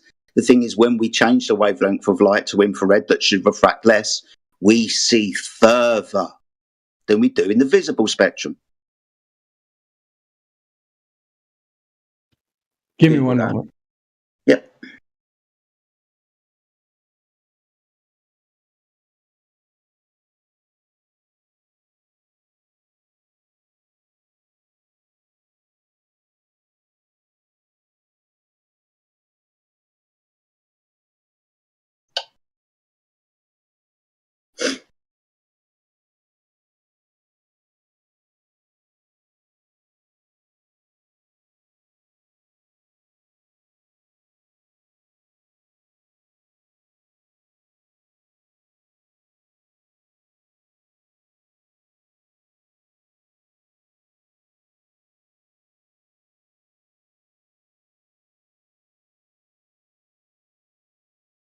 Nice demonstration put in by ZX Spectrum. What's up, old dude? Good morning to you. 255 miles, zero Earth curvature observed in the infrared spectrum. Okay, I was mistaken. It's the other way around. It's ultraviolet light that cuts through, refraction. So things that cause refraction. Infrared light only you see less. I mean, you literally would see less. No, we see more. See farther. Right. I'm sorry. Yes, we see more. So this is the point that I'm trying to raise, Angelo. If the infrared spectrum is going to refract less, then we should see a more truer version of the Earth, i.e. a horizon closer to its geometric claim. But when we make observations using the infrared spectrum, the horizon extends into the distance. It is how far? You had to interrupt there, didn't you? Well, yeah, because you were done, I thought, when you said it goes further. You're going to repeat yourself, or you're going to tell me how much farther do we see? You asked me to go on a fishing trip to correct myself, and I did, and I'd like to know how much farther you see. Well, for example, when we're taking infrared photography from the altitude of 32,000 feet, again, up high, so where the atmosphere is less dense, so again, mitigating for refraction. From 32,000 feet, the geometric horizon should be 229 miles away. But we observe a horizon 800 miles away to 1,000 miles away. You have an example of that? Yes, I got several. Give me 5 Thank minutes. you. Thanks. Not my field of study, but I'll be more than happy to look at it. Yeah, sure. No worries, buddy. I'll get you the videos.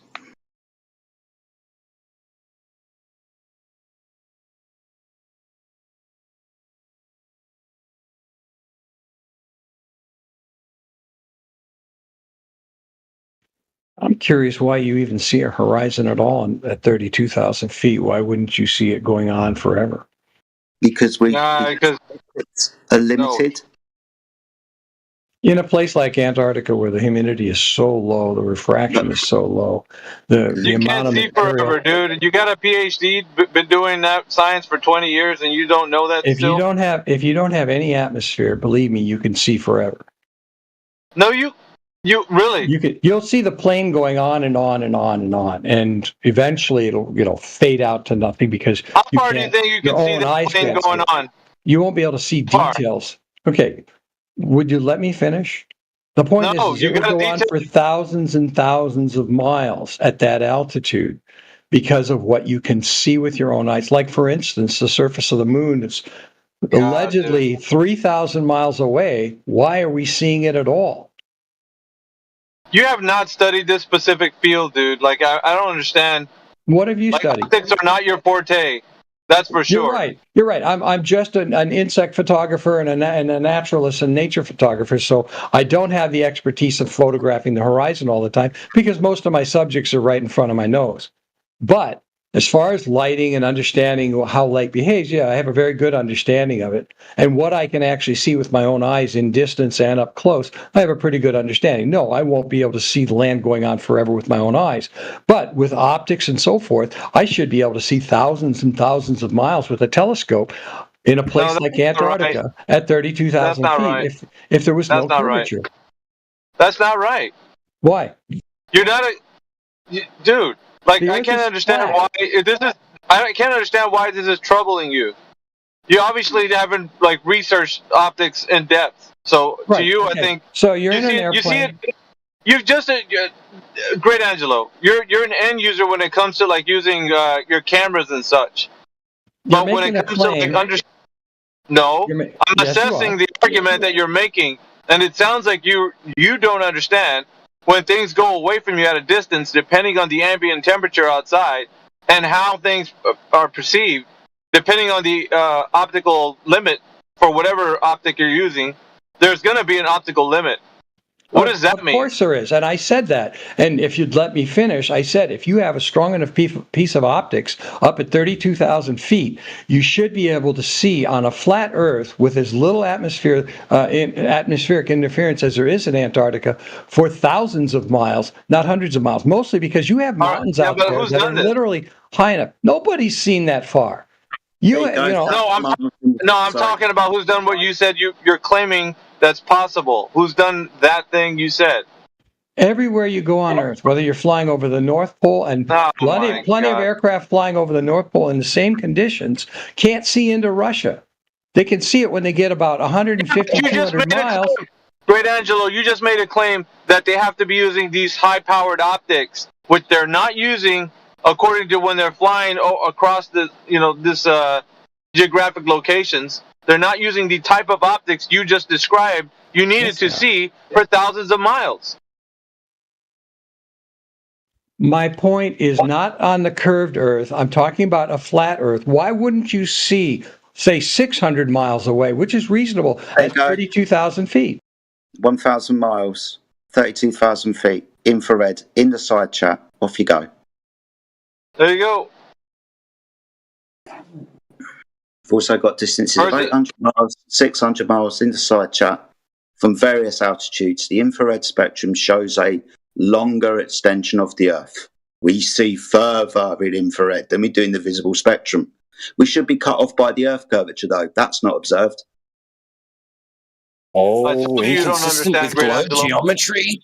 Okay, I told you you didn't understand. But you weren't listening. Hold on a second. I'm going to ask you, which camera did he use? Obviously, he's on a commercial airplane. And what kind of camera did he use? It's a P900 or 1000 with an infrared filter. Okay, and you're telling me that we're not seeing clouds off in the distance? Okay, where's the horizon? Answer my question first. Are we seeing clouds or are we seeing land masses that he's claiming? Excuse me, from 32,000 feet, the horizon should be 229 miles away, physical and geometric. But we see further than that with the infrared spectrum. Yep. That's a huge problem. The truth is the truth, Great Angelo. You can't deny that. When optics are being used, and it's specifically infrared, you can actually see a lot farther than the opaqueness that you can see during the day. Because it's opaque, like when you can see across the way, horizontally. But then the problem is, with infrared, you kind of negate that. So you're able to see a lot farther. This is just true. I mean, any refutation against this is going to be your confirmation bias. Give me one That's second. it. I mean, this is what you asked for. Here it is. Jedi just gave it to you.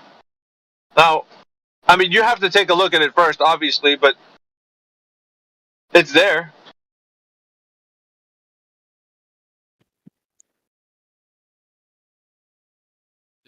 Meanwhile, back at the ranch. Yeah, I am. I'm back at the ranch. By the way, if this is a claim of looking across Lake Huron to the Hudson Bay, Lake Huron, at its widest point, is 128 miles wide. So you got a problem there. The Hudson Bay itself is 300 miles wide at its widest point. Where are we looking at exactly? You just want to. Okay, now you're just arguing for the sake of arguing. You know what he just presented. I see a claim of 1,000 miles across a lake and land, and it's not a claim. It's an observation. It's not a claim. It's an observation. Right, it's an observation that can't be verified because you're sitting there. What do you mean it can't be verified? Let me finish. Does he say in the video? Can I finish, please? Did he say what flight he was on, what direction it was traveling, which path the flight went? Listen, this dude. is all information. Great Angelo, you're applying way too much rigor for the thing that's just apparent.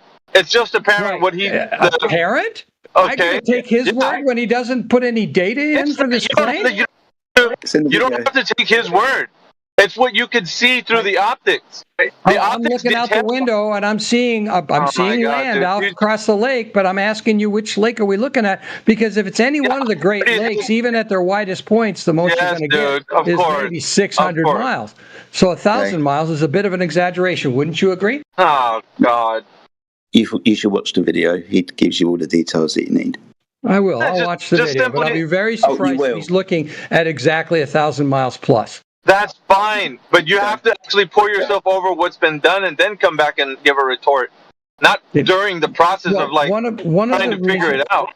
What I just did here was basically peer review the claim first, and I looked up where the supposed video had made its claim, and it was from the base of Lake Huron across the lake to Hudson Bay, which is literally no more than 450 miles tops, and that's almost 1,000 from the kilometers. shore. So he might base from the shore, not at altitude. Worse for you, dude. Across land. Give it some elevation, for fuck's sake. I understand giving it. Let me finish. Get a pencil out there and start figuring out distances, man, because you're off. Okay. Oh, really? Yeah, really. Go look at the video first of all. Have you been there? Listen, dude. What you're doing right now is exactly what you've always been doing. But there might be, in this arena, sometimes truth is just truth, okay? When it comes to optics and such, it doesn't always have to be a slugfest, dude. If you can just go look at it, if it's something that just jives with everything with optics, then you can say, yeah, that's okay. But even if you think the Earth's a globe, I mean, somehow I'm pretty sure you're going to use this as some type of mental contortion and come out with that, it still can happen on a globe. Like, who knows? But it's still the observation that's being made and presented to everybody. So there's nothing that's a claim. It's just an observation. He used this specific type of optics, and that's the result he got. But until you could be a naysayer, that's fine. But you have to have a good response to naysay. You can't just blindly say things just because you have a bias. That's all I'm saying, man. Just go I have look a bias. into it and then come back and report. All right, I've looked into it. I'm still looking into it, but God. give me a second here. I'd like to respond if you don't mind. Just come back. So the problem with the distance, you describe, and the fact that he used infrared is irrelevant because it might add maybe 50 more miles to his viewing area. But the biggest problem that he has. Can I finish? No. You're just making excuses right now. No, I'm not. I'm going to tell you exactly what I'm doing. Okay, I'm literally going. What's that? Making excuses. Just go watch the video and then come back and you can tell us all about it. I mean, some people do that. I mean, they look at the material and say, "Hey, I didn't like this part that was shown in the video or whatever." But you're just going on your gut, and that's not a way to do it. Hudson Bay is too far away from Lake Huron for you to even see it with infrared. It's just simply the math is not there. And what he's claiming, I'll get back to this in a second. I'll get to you in a second, Jedi. I'm almost done. What he's claiming, looking out that window, I'm going to go and look at the video, find out what his flight path was at the point when he took that picture, and I'll see if I can duplicate it and see if it can be done. Okay. When you said that the infrared might allow you to see 50 miles further away, you've just debunked your own claim. Because the infrared spectrum we've spoken about should reduce the amount of refraction, which should bring the horizon closer, not further away. Exactly. Don't forget about that horizon distance, buddy boy. Yeah, but you see, this is what happens when you fire out the mouth. Can I respond to him, Alpha, or are you going to just beat me up every chance you get? Because that's what you do. You're doing this prematurely. You're going to put your foot in your mouth again, which you don't. I'm trying to prevent that so you can actually research you're lying and being ingenuous and not letting me answer. You're obstructing him. Please answer. I'm waiting for the answer. Really obstructing him? His foot is obstructing his own mouth, dude. That's what's obstructing him, and he continues to do it. And you want me to allow? Okay, you want to make an ass of yourself? Go ahead. You're just going to say something that is going to be contrary to whatever the globe says. You've already proved that infrared you can see farther, and that's not what's supposed to happen with infrared. If you want to continue to keep putting your foot in your mouth, that's up to you. And the other guy says, yeah, let him keep doing it. Go ahead.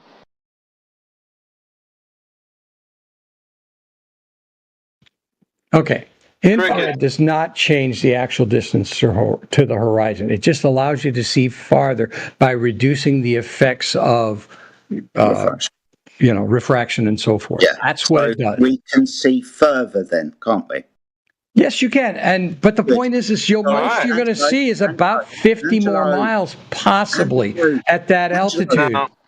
My God, Angelo, what should be the limiting factor of how far we should see across the Earth?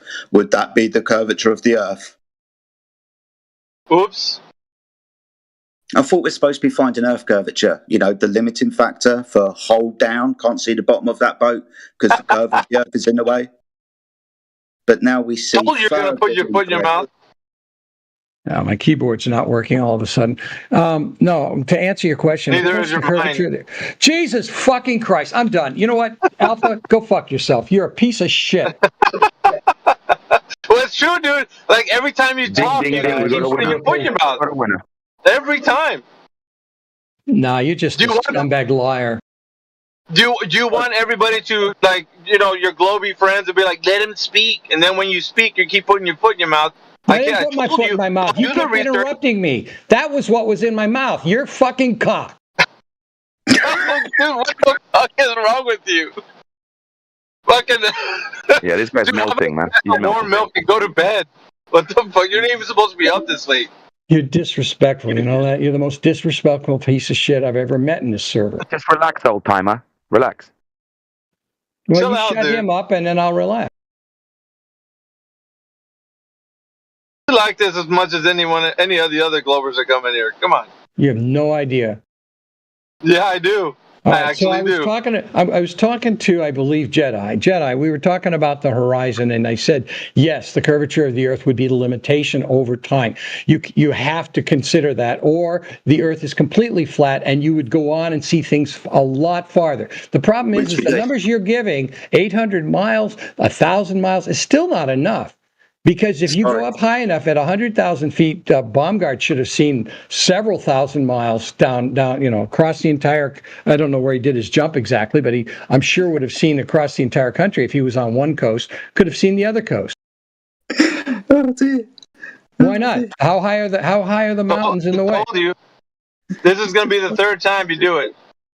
Go ahead, man. Hey, by the way, I'm going to be on listening mode. I asked Jedi. I didn't ask you. It's just this idea it's just the idea that we should see forever if the Earth was flat. No, we have the limitation of optics. So we have the limitation of optics, don't we? They can only see so far. Correct. So we see as far as we can, dependent on the optics, not dependent on Earth curvature. The Earth on a flat Earth, yes, that would be depending on the optics. You're absolutely correct. Good. But if there's curvature, you're going to see a lot shorter distances, which seems to jive. No, from that altitude of 32,000 feet, using 1.225 multiplied by the eye height of the observer, geometric horizon 229 miles away. 229 miles away. But we see further than that, don't we? In the infrared spectrum, 4, 5, 6, 7, 8 to 1,000 miles.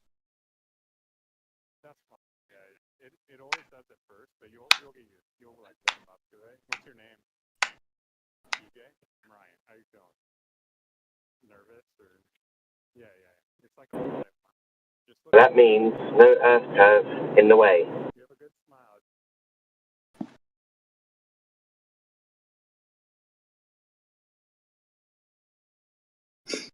Okay, the distance that was given in position 220 in the video is only 570 miles. Well, that's double the distance. Sorry, that's double the distance of the geometric Earth. So now I have to believe your claim because you're going to be willing to adjust that maybe he was wrong in his claim. That's double the distance of the geometric Earth curve of 229 miles away. You said, well, it's only 500 miles away. Welcome to Flat Earth.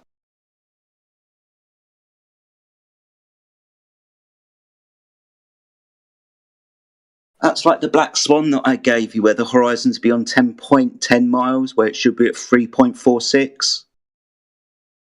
At altitude, should be at 229, but 500 miles away, yeah, we see further than the curvature of the Earth would declare.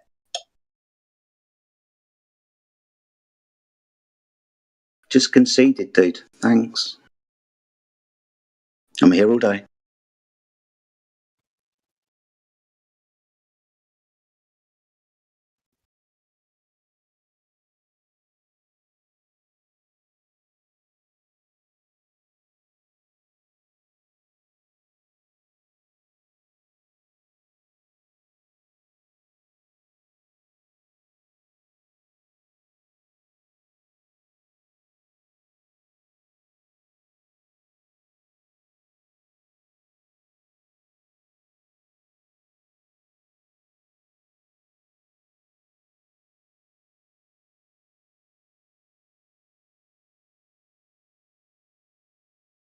Did anyone post Tolan's channel for him at all? I don't know if that was linked with it or not.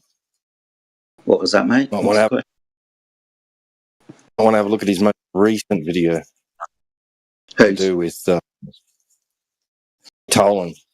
Yeah, to do with. So if this guy is correct, by the way. Oh, I'm sorry. Hey, I wasn't talking or anything, right? No, you were talking. My bad, because I was literally across the room when I was getting my information. I'm just saying where that imagery came from. It's a Jay Tolan image, isn't it? Did I? Yes, boss. And I'm just about to post the last video in as well. Oh, no, it's already been done. Okay, is he the only guy doing this? Because you would think with as many flat earthers running around with their P900s, every time they got in an airplane, they'd start taking pictures with infrared. Would you want more? This is why we use infrared laser targeting devices, dude. Like the military. I understand that. I understand that. I know the principle behind those. Yes. Good. So this is why we used them, because of the refraction value that we were speaking about earlier. So targeting systems used by the military of the world use infrared laser targeting systems at distances of up to and including 150 kilometers from vessels to ground-based targets. I think if you remember a couple of days ago when I was in here, we were talking about the scientific method, and one of the biggest problems when you're doing an experiment like this, especially an observation experiment, it needs to be repeatable by other independent sources. And I would like to see other independent sources duplicate this. So every single military around the world that uses infrared line of sight targeting systems, there you go. No, duplicates looking across the horizon and seeing farther than the 215 miles that we should normally see at that kind of curvature at that altitude. Duplicate this man's experiment, and then I will go ahead and believe you. But what you're doing, what I'm basically challenging you now on, is the fact that this has not been properly peer-reviewed. It's only flat earth clapped, applauded, reviewed, and not we've gone out there and done more tests to make sure that this guy isn't mistaken in the information he's given. We have. So we've confirmed this with laser line of sight tests. No, altitude tests to repeat the same experiment. You don't do a different experiment in order to prove his experiment. What you do is you get your butt up in a plane, you do the same experiment from the same path and same trajectory on different days, so you get data to confirm or deny what he's doing. That's the problem with your experiment. It's not an experiment. Off you go then. You do this. I don't need to. I know how the Earth is. You made the claim. You put the video up as your evidence, and I'm telling you, your evidence has been debunked on the simple fact that it's only one person, and I don't have to prove it because I already know the Earth's a globe. Okay, well, let's go to that then. How? How do you know the Earth's a globe, dude?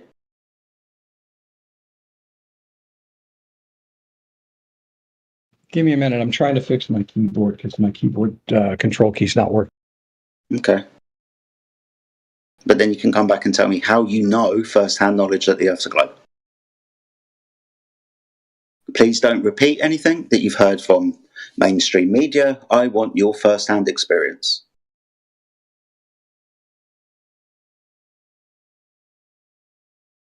Also, please don't beg the question or affirm the consequent.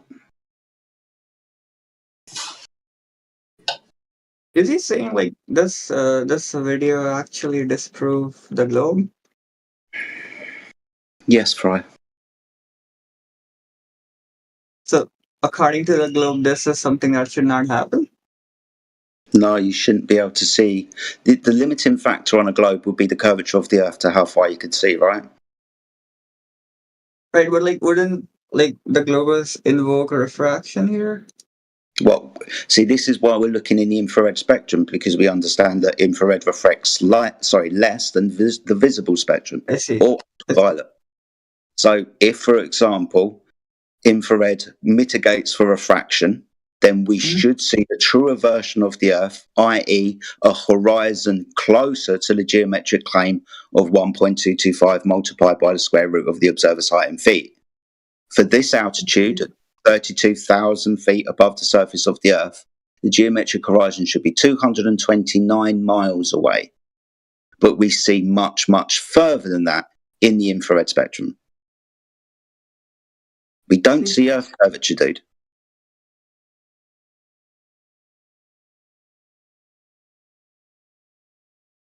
The last video as well was really, really good. I think everybody should watch this.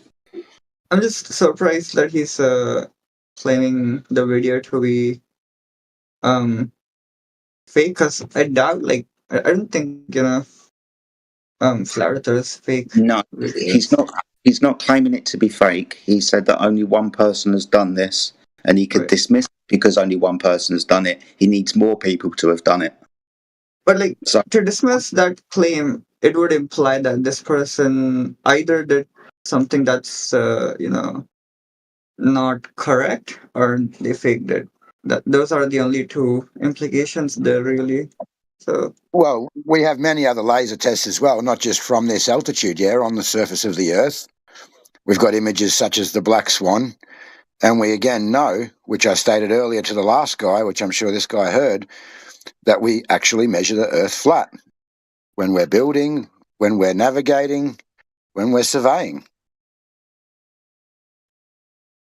And just quickly, like that, well, I was talking earlier, before I get interrupted, about Jay Tolan's latest video.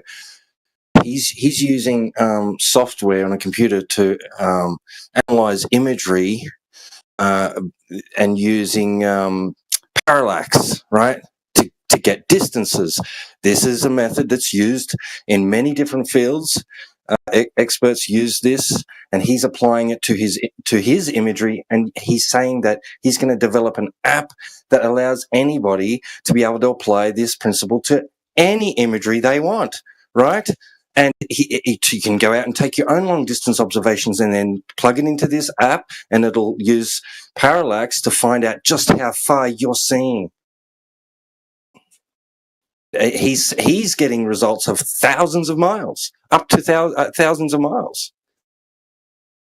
Check it out. Okay, so I'm ready to give you my answer why I think the Earth is curved.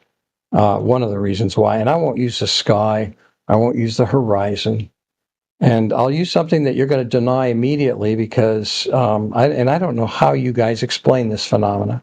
But if you measure at the different parts of the Earth, whether you measure at near the equator or at the poles, the gravitational pull of the Earth is less at the equator than it is at the poles, indicating a rotation and a distance from the mass center of the Earth, indicating a globe.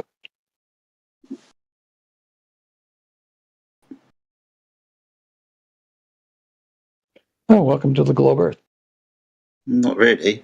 That's just things going down faster or slower in different areas. It doesn't mean ball. It does mean a ball because the reason why at the equator that it is less at the equator because of the bulge is it's farther from the center of mass, and the Earth's rotation itself is causing, basically through the centrifugal force, less gravitational pull on you as you move along with the Earth. That's consequent, dude. So with your presuppositions that the reason why this is occurring because of the rotation of a ball, you still have to prove ball and rotation, not affirm the consequent, prove your suppositions. It is one of several explanations, along with the sky, which you've dismissed. That space doesn't exist according to you. Even though we actually see it, a 24-hour sun in the southern hemisphere, for instance, is a very good one right there. Again, not a pizza Earth. We'd already covered that, yeah. Right, That's but the already point been I'm getting at, all of those reasons you asked for why I believe it's a globe. Now, you believe it's flat for all of your reasons, none of which I see, you have any experimental proof of. Even the imagery of this guy in the airplane has only been done once or twice by him and not by multiple unbiased experimenters trying to reproduce it and accurately keep track of their data. I can give you studies by the University of Kentucky and Maryland if you want. If you want Keep going, yeah. Yeah, I can do that. Did they independently take the same flight he did? No, they didn't do that. So we'll throw his argument out then. This is weird behaviour by you, Angelo. No, it's what a scientist would do. When you get a piece of evidence, and someone's introducing new evidence, you go back to the original evidence and you say, well, can we consider this old evidence without anyone testing it? No, we can't. We have to have other people test it. Now, you can send people out to test it. I'll be perfectly happy to look at those results. If they come up with the same results, we have things to talk about. Okay, this is why I was bringing you up other infrared observations and targeting, but you don't want to talk about that. It's weird. Different experiment, different kind of parameters. Act like you've got the higher ground or something. Dude, we're being gracious enough just to give you the fucking radius value to begin with and then applying it to how far we can see across the fucking surface. So how about you prove the fucking radius value that you base everything on? It's not anyway. Constant. That formula, by the way, is not constant. You want to go there, motherfucker? Well, now, see, all I'm doing is I'm trying to tell you, if you're going to give me an experiment, you better have it validated. And the only way you do that, following the scientific method that you guys are so in love with, you go out and have people repeat the experiment. So again, you didn't listen when it was stated that this is not a scientific experiment. It's an observation. It's an observation without any repeated observations. I do those kinds of science too. I think we had this discussion a while ago, AJ, remember? Yeah, observational science, Yeah. Anyway, I'm getting a little tired, but you're right. I did get a little upset earlier, and I want to apologize even to Alpha, who's probably muted right now, for calling him all sorts of bad names. But I just get a little irritated when people talk over me and don't let me finish my sentences. Don't worry about it, mate. Alpha doesn't care. We're good. So can I just clarify that your statement was that due to Earth's rotation, gravity is less at the equator, therefore Earth's a globe? It's a combination of the rotation of the Earth, making it less, and the fact that it bulges out at the center, at the equator because of that rotation, making it have to be a sphere in that sense. Unless you have a flat Earth, you want to explain why there's less, whatever you call gravity out there, why is it less at the equator than it is up, at the pole and down in Antarctica? I would say that in the first instance, you're just begging the question, yeah? Because you're just assuming the Earth is a globe in order to have your proof that the rotation or that the gravitational changes are due to that rotation and the forces associated with it. So that's just begging the question. And then Not to at say all. that there is, 100% it is. And then to state that there is no other explanation unless we can provide one for you, well, you're not going to be able to verify anything that we propose regardless. Okay. The reason why it's not... Hold on. And that statement in itself is just an argument from ignorance. No, and here, let me explain why. It's not begging the question because multiple tests have been done about the mass of the Earth, the gravitational pull and the mass of the Earth at the equator and at the poles, number one. Number two, making a conclusion based on that. Assuming a ball in the first instance. No, it wasn't doing that. They did the measurements. Without taking that into consideration. They were finding variations all over the Earth, not just at the equator. There are places where you have out in the middle of the Atlantic where there's less mass, either due to the fact that some part of the mantle has less dense material in it. Variations in gravity, where there's more of a pull in the center of the Atlantic, and you're closer to the center of mass. Okay, I don't have them in front of me right now, but I'm giving you the reason why it's not a begging the question. Regardless, if you don't mind. It's still begging the question. Multiple at the end of the day, hang on. At the end of the day, can I finish? When I finish, well, no, because you're still I waited for him to finish. You're still begging the question. Yeah, you're walking all over me because I'm not finished yet. I'll finish, and you'll understand why it's not. I don't need you to finish yet because your statement was okay. That's censoring me. Your evidence of the Earth being a globe is that there's gravitational changes at the equator that are due to Earth's rotation because we obviously have a bulge at that equator, according to the globe, and therefore gravity is not as strong in that location. So your statement that you're making is assuming the globe Earth in the first instance in order to prove that the effect of gravity is changing due to the rotation and the bulge at the equator. It is a simple begging the question. You on that because I was listening and it wasn't necessarily what he said. What he said that is part of why he gave you multiple reasons. I clarified that with him, and it was the part. Yeah, the part was the rotation because that's all I mentioned, and then after that he clarified and said it was due to the bulge at the equator. Either way, you're assuming the Earth to be a globe, to have your rotation, to have your varying gravity in the first instance. So begging the question, logical. Hold on. First, when experiments are done, nobody sits there and says, all right, here's the globe, let's go out and prove it. What they did was, let me finish. Oh, for fuck's sake. You've got 3 questions in there.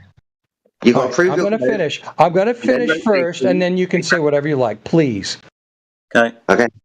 Thank you. All right. So the experiments were done to do the measurements first. The explanation on why or how it happened came afterwards. That's how all experimentation is supposed to be done. You have a question. The basic question is, not is the Earth a globe? The question was, they were actually measuring. What is the effect of gravity throughout the entire surface of the planet in different places, and what are they measuring? They're measuring the pull of gravity, or the amount of g-forces on a scale. That's the conclusion. After they gained values, they did these measurements, right? No, they did measurements. Let me finish. Fuck you, mate. Fuck you. Jesus Christ, I asked you guys to let me finish. Fucking shut up for a minute. No, I'm not. And I'm going to tell you why. You're pissing me off. You stepped on me again, and I'm getting sick of this. They took measurements. I'm correcting you. From your own words, you said they took measurements and then concluded all that shit about what they were measuring. What did they actually measure in the first instance to then turn around and conclude, well, we must have been measuring gravitational force? That is not true. First, it's not your place to correct me in the middle of my sentence. So let me finish. They did the experiment with the following question. What is the differences in the amount of gravitational pull throughout the surface of the Earth? Already assuming the thing you're trying to fucking prove, dude. This was pointed out to you already by AJ. Because you're doing the same fucking thing again. Shut up long enough to let me finish. No, what they measured... Are you going to be a gentleman or not? Hang on a second. What they've measured fuck this. Is the speed or the rate at which things fall to the Earth in different locations. No, they didn't. They were doing average. They have not measured gravity itself. There is no answer for the causation of gravity. They have an average of a 9.8 meters per second downward bias on some objects, not all. And this is the equation that they use then.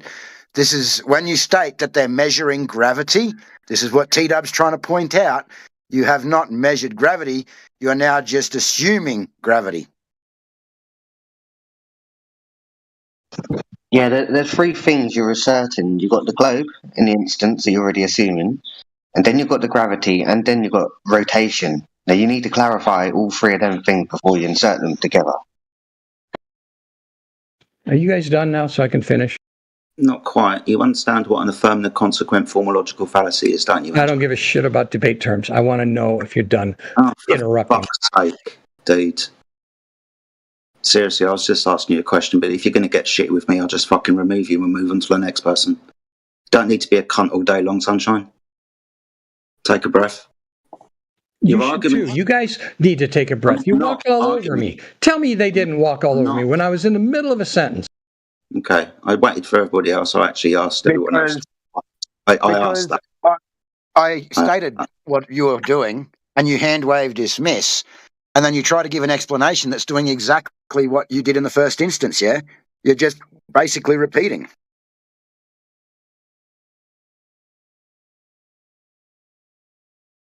I mean, just carry on with your diatribe, mate, if it makes you feel better.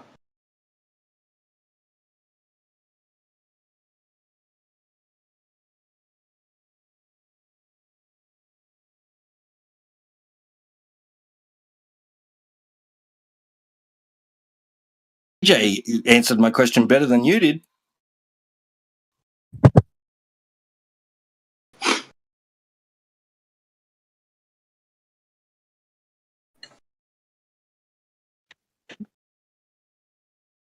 So the reason gravity meters, right? Sorry, Jericho. Yeah, gravity meters is how they do the measurements, yes. And that's my point. They go and they ask the question, what is the differences in gravitational pull all across the surface of the Earth, whether you consider it a sphere or a flat Earth, doesn't matter. They're doing the measurements first. I'm not done yet. That's the thing. You're asking us to accept gravitational pull off the bat. And I already told you at the beginning of this that you won't accept this. I already said that. I started my sentence that way. It's supposed to be proof of that. It doesn't. No. That is proof, and that's one proof you don't accept. You know, Einstein's theory of Earth time curvature. You don't accept. None of that stuff you accept. So what's the point? That's not a pull.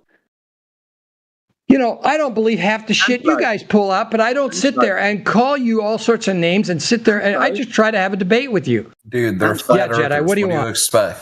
What the That's fuck not do you a expect? pull. Einstein bending warping of space-time isn't a pull. So when you keep saying it's not. You're right. It's not. It's things attempting to curve around the curvature of the mass. But when you're having that happen, that effect happening using a gravimeter, you're going to get the same thing. You're going to get that same kind of demonstration and changes at the equator that are less than those that are at the poles. And then you had to figure out, why is this happening? That was the next question. The hypothesis came along. Hang on. The hypothesis came along that it was happening at the equator due to the fact that the Earth is spherical and has a bulge due to the rotation. So those are the two factors. You're farther away from the center of mass and you're moving in a rotational motion around a spherical object, hence less gravity at that point, or gravitational measurement at that point. There's the conclusion. Okay, is time different at the equator than the poles then? I'm sorry? Is time different at the equator to the poles? Yes, it is. Is it? Awesome. Demonstration, please. Have you got a citation for that? Well, for one thing, you're moving faster at the equator, and therefore you're going to have time dilation. It's ever so small. It's ever so. I'm not quite finished. He asked a question. Would you mind? Thank you. You asked a question. With movement, is time dilation happening? Yes, it is. It's ever so slight, hardly measurable, but it's been measured in airplanes. They've done experiments showing that it's actually a fact of life, that when you're moving, you're going to have longer, time dilation. So things slow down as you go faster. So things slow down at the equator when we go faster? Ever so slightly. Cool. It's a lovely story. Well, I know that, and you don't believe it, and I accept that. Go ahead, AJ. I'm sorry. I didn't want to. I didn't want to step all over you. I'm sorry. Because you said no before to me, so I wanted to ask you, what does a gravimeter measure? Well, the spring stretches or compresses based on the changes in mass that are below it, however far away from the center of mass it is. It's kind of like it's almost like a bathroom scale in one sense. It could be described very similar to that, except it's far more sensitive to that. Dude. I just want a simple answer, but it's measuring the acceleration of a mass during free fall, usually in a vacuum. Well, no, you can also use things like superconducting spheres or atom interferometry for greater precision, which I don't even know what that is. But this is exactly what the AI spit back when I asked it specifically, how are they doing the measurements? Because you guys asked. Thank you for muting Alpha Veritas, by the way. I just measure relative density, man. Just measure relative density. That's all they do. Which equates to a speed. I have a problem. An average of 9.8 meters per second, which is what I said before. You're just measuring the acceleration of that mass during a free fall. Yeah. So it's not directly measuring. It's not directly measuring gravity. Okay, so you're saying it's density that causes this, right? All I stated is how a gravimeter works, because you said that it was directly measuring gravity and had nothing to do with objects going down, when a gravitational meter just measures the acceleration of a mass in free fall in a vacuum. Yeah, well, exactly what I said, which equates to not in a vacuum. Which equates to the 9.8 meters per second squared average. And you're talking about density, right? Due to each location. Right? And your cause is density, right? I didn't say my cause was density. I stated how a gravimeter works, because you've stated that it's directly measuring gravity and a pull. Gravitational acceleration, yes. And a pull to the Earth, when a gravimeter is only measuring gravitational acceleration, yes. Local gravitational acceleration. Oh, my God. I'm agreeing with you. Not gravity, yeah? You haven't. It's not directly measuring gravity. What's causing the gravitational acceleration? What's causing it? Yes. Well, the claim from you guys is that it's a bending and warping of space-time that's not a pull.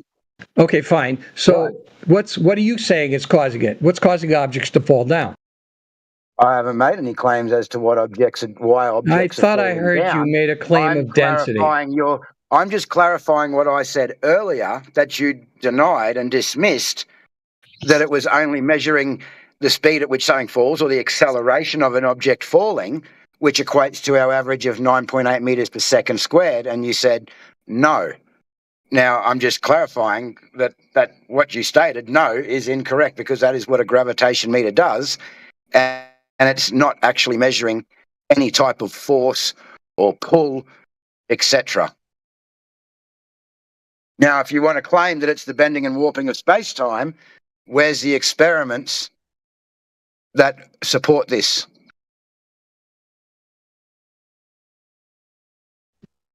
The item that goes into this gravimeter, how does the item get in there to fall?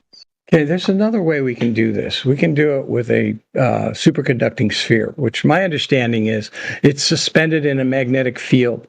And if there's changes in the gravitational pull, it will move slightly and adjust itself to the different gravitation, the different amounts of gravitational pull.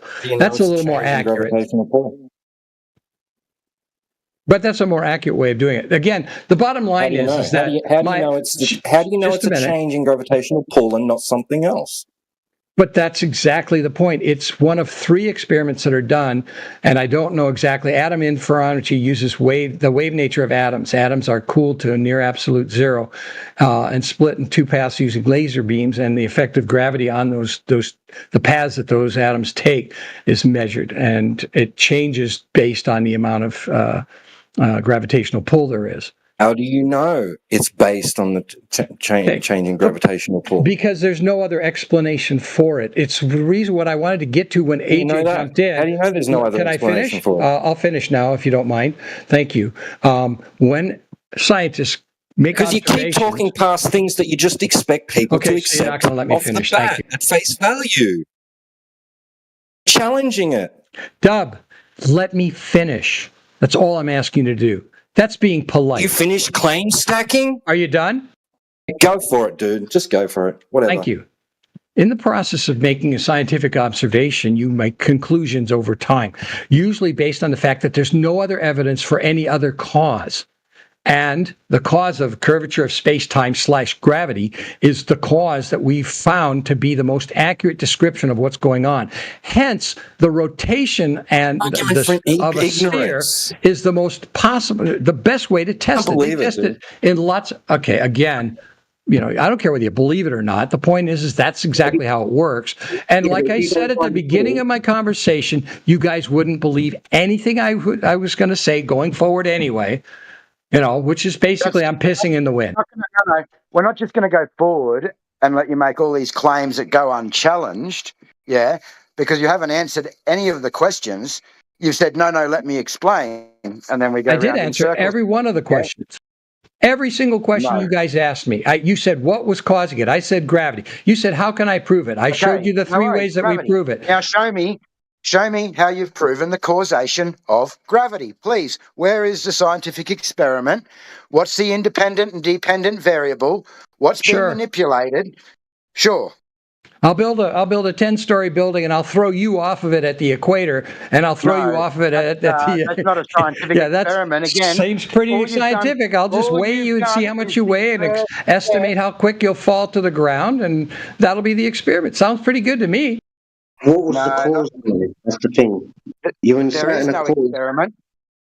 Sorry, there is no experiment. Again, you haven't witnessed any natural phenomenon. You still haven't shown a cause. All you've done again is maybe the first step that I've gone down, and you've timed how long it's taken. Where is the cause in all of this? Yeah, because he said earlier that he couldn't find any cause, so he's inserted his own,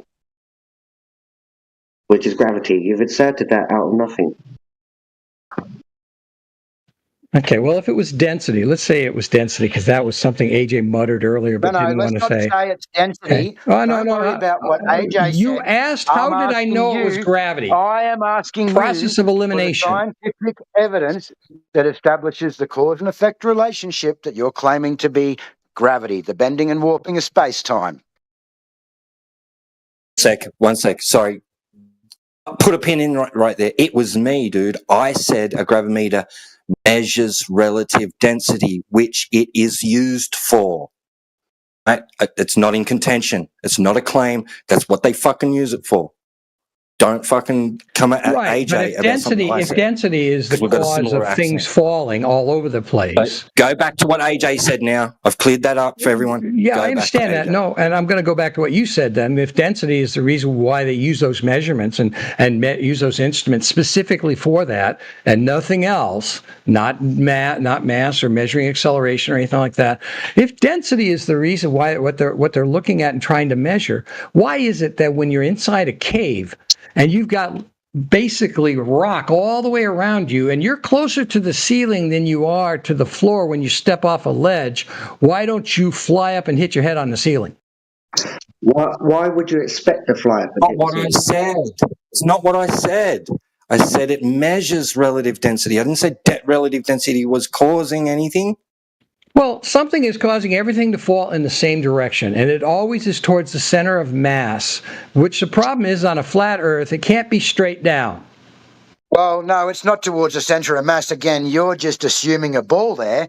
We find that when we drop a plumb bob, we establish a horizontal, where we can then establish, a vertical, where we can then establish a horizontal with a 90 at the base. Yes, yeah. You're pre-assuming a globe to have objects falling down to a centre of mass.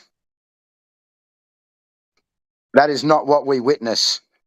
What we witness is something falls unless it's affected by another force. I think I brought this up last time. I don't remember, maybe AJ. Wind. AJ, I think I brought this up the last time. We find that things will fall directly down. Yeah. Vertically. Yeah. Yeah, okay. So now let me ask you this. I brought this up the last time I was in here. If you have a half-mile long trough that's built precisely straight and it's exactly perpendicular. No, we're not going to go under half-mile long troughs, right? That's not what we're doing. We're talking about gravity and the So you're going to interrupt me and give you this experiment. I'm going to interrupt you because you which want will to show you gravity. No, it's still gravity. We're still talking about gravity and the center of mass. I'm going to interrupt you because you want to now move on to a water trough when I asked for the experiment. Yeah. I asked for the experiment for the causation of gravity. I wanted the naturally observed phenomenon, the independent and dependent variables, etc. So we're not going to now move on to tow tanks.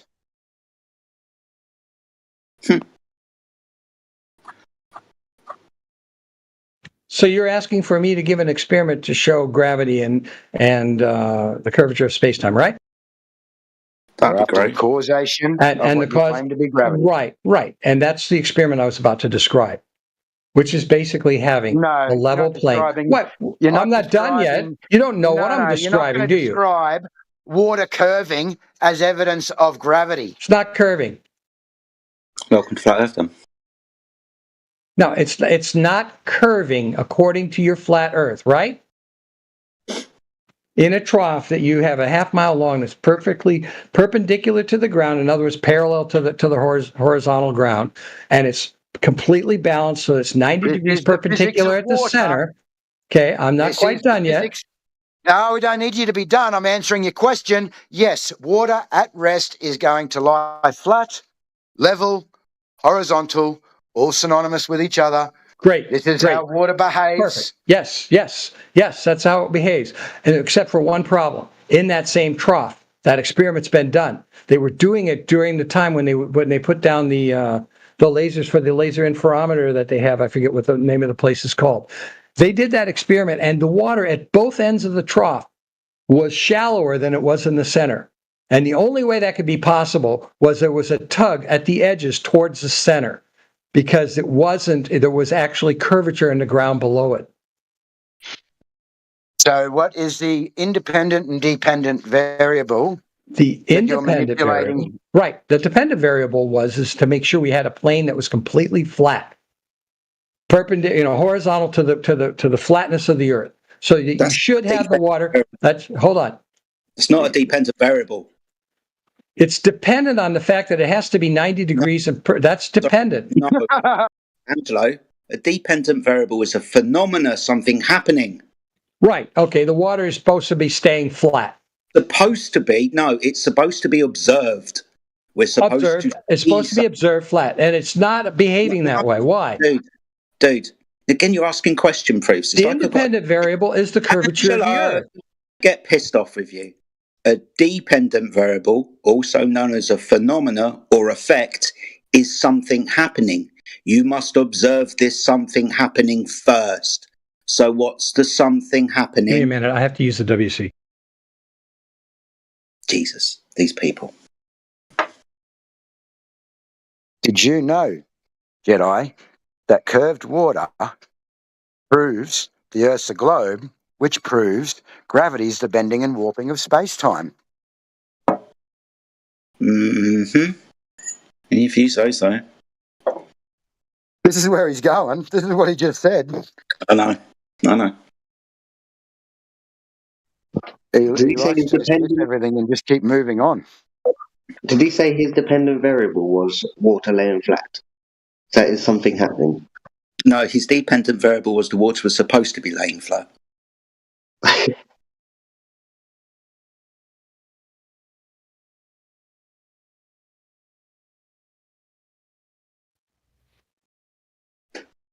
Sorry, I had to mute him a couple of times there because this is insane. But I'm on my phone. It takes me a little bit to get back to the mute button. So You're right, AJ. No detail last night. When it comes back, keep him on the dependent variable. Keep it, precise to 1 point first.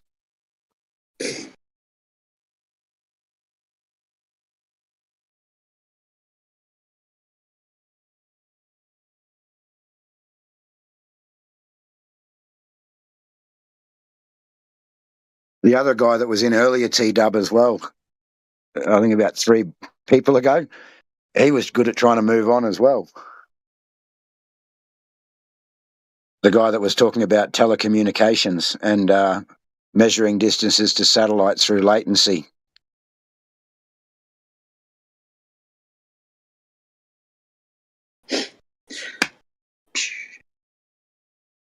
My new question is, show me the pitch data of a satellite so that it's rotating around the Earth.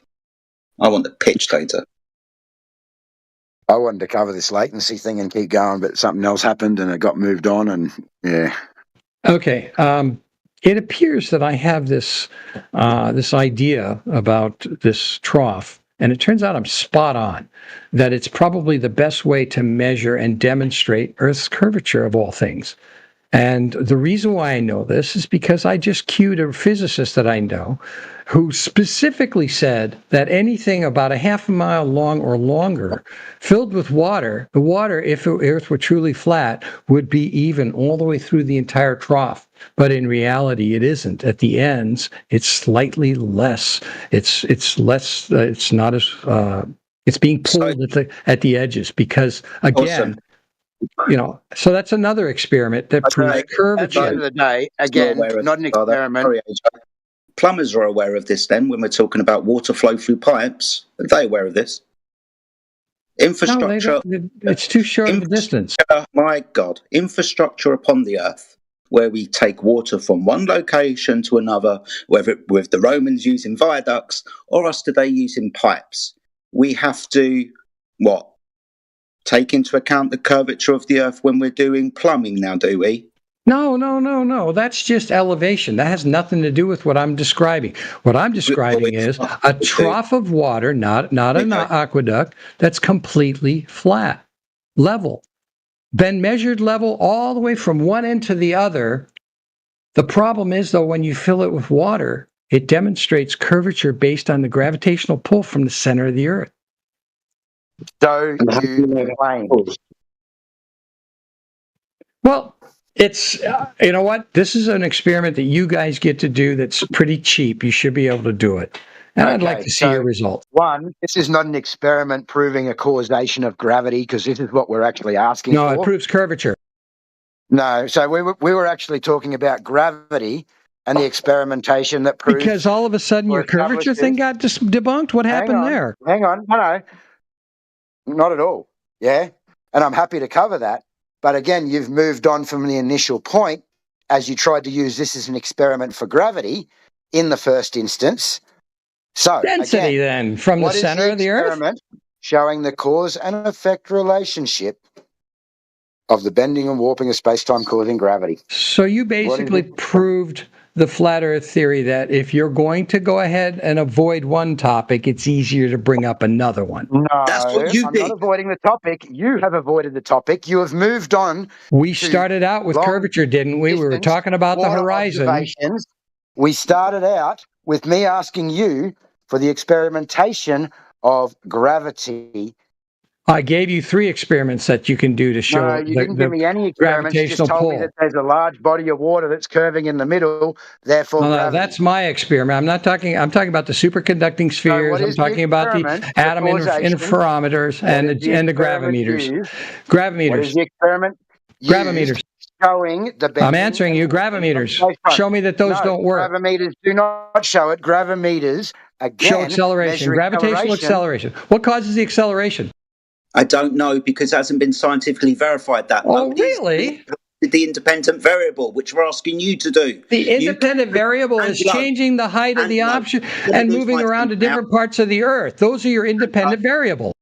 Angelo, gonna lose my temper. You keep giving us phenomena. Gravity's different. We're asking you what causes that with an experiment where you vary and manipulate the presumed cause. Has that been done? No, you can't manipulate the cause because that's what you're trying to find. That's not it. Your independent variable isn't manipulating a cause. It's yeah, you can fuck off now, being as you're not going to be manipulating the cause, so you don't have science then. You definitely don't have a scientific experiment, you stupid man.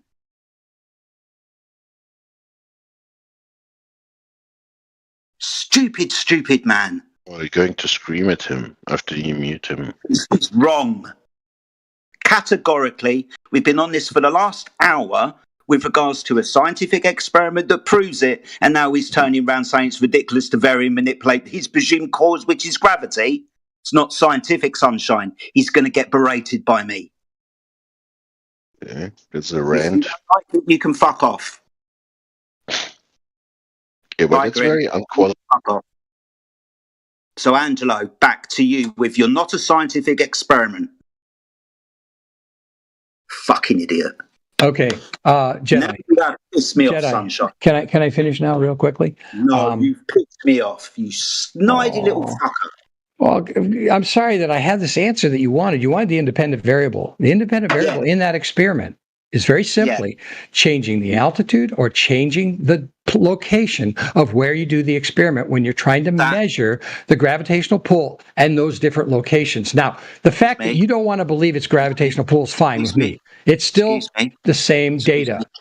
Excuse me, you're just giving us different phenomena. You're just measuring different phenomena. No, that's the variable. I even double-checked it to be sure because I went ahead and plugged it into my little calculator here, and that's exactly how it's done. Your calculator, you stupid little snaky cunt. I know, you don't know anything about science either. Jedi, I'm really disappointed in you. You're being very mean to me right now when I basically gave you the answer you're looking for. Now you're crying like a little I'm not wrong. You don't know what an independent variable is. You're not a scientist. You have never done science. Oh my gosh, dude. Going up and down, changing the percentage, phenomena. Is that you? Yeah, you can fuck off now, Angelo. I haven't talked to percentage in a long time. Percentage, is that you? Don't get to speak to other people whilst I'm berating you, you fucking idiot. If you want to go and have a little coach out of percentage, go and give him a private call, you fucking idiot. Now, I'm going to educate you on science. Fuck off then. I'm either going to educate you on science where you can sit down and listen, or you can very politely fuck off. Which one? I'm going to fuck off because you know what? You are a fuck off. See you later, Jedi. You really disappointed. I don't give a fuck if I've disappointed you or not. Piss off. You haven't given us a scientific experiment. You just keep pointing out phenomena. We're asking you what the cause is and if you'd vary and manipulated your independent variable. Going up and down and changing altitude is just another witnessing of a different phenomena where you start declaring that that's gravity. A pull, which isn't Einsteinian, you fucking retard. Now, piss off. He should have took your offer. He could have learned what science was. Oh no, but he's disappointed with me. Oh, blah, blah, blah, blah. Don't care. That's just you coping.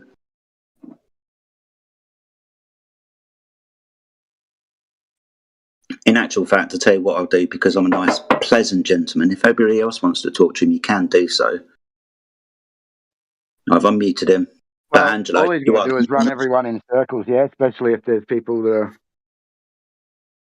new to the topic. Well, I just wanted a straightforward dependent variable. I wanted to hear his independent variable and his alternative outcome or no outcome. His independent variable, changing height. That was his independent variable, changing height. Altitude and location. Yes. That isn't a cause, dude. That's just you don't change the cause. The cause is what you assume or what the result of the experiment reflects. It is not it's not what you change at all. That'd be like saying, maybe it's a hot air balloon. That's changing the cause. Okay, let's do that. Angelo, put a hot air balloon on our devices. Angelo, what is an independent variable? I'll ask you again, what is an independent variable? You got 10 seconds. His AI might be slow today. Angelo, if you're not going to play ball, then you can fuck off. I'm going to ask you for a third time, what is an independent variable? I've even given you enough time to Google it. It's the only way that you're going to stay in this conversation. My understanding of what your reasoning is for the term cause is the cause that you manipulate to control an experiment, but not the actual outcome of the experiment, which is what I thought you were going for. No. You make a prediction of the outcome of the experiment after you've changed your independent variable, which would be altitude or changing the location. Those are two independent variables, two causes that are where the experiment's being done, and we're obviously talking about the mass and distance from the center of the Earth. Those are your two causes. Are you satisfied now, Jedi? No, because I want you to vary and manipulate gravity, you fucking idiot. You can't manipulate the gravity. That's something that's already constant. Don't you know what G is? Sorry, you can't vary and manipulate your independent variable, so you're not going to have an experiment then? That's a dependent variable. No, dependent variable. That's the phenomena. I'm asking you what causes the phenomena. You've given location and altitude. Those are your independent variables. Angelo, your cause is supposed to be gravity. Whatever the fuck that is, you've got to vary and manipulate your presumed cause. That's the explanation. You've got to vary and manipulate your presumed cause to see if it causes the phenomena to happen. No, the cause is the distance from the surface, from the where the experiment's being done and the center of mass. And changing that over time, results in a conclusion that gravity is the reason, the gravitational changes and the fact that we're in a sphere. The fact that we're in a sphere and the sphere is misshapen is the cause. Is the cause behind those changes. Jesus Christ, you're going to talk all over me again. I'm done with you. You can go ahead and fuck off now. Bye. Bye. Maybe there's some common ground here. Like, not you. Said that change in the altitude and the location is the cause of the observed effect. I think a Jedi would agree with that. If I move a magnet away from another magnet, is the cause distance?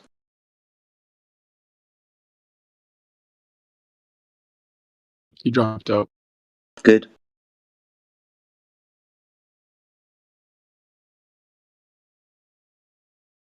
The issue is he's making another claim. He's saying the cause of the cause is gravity.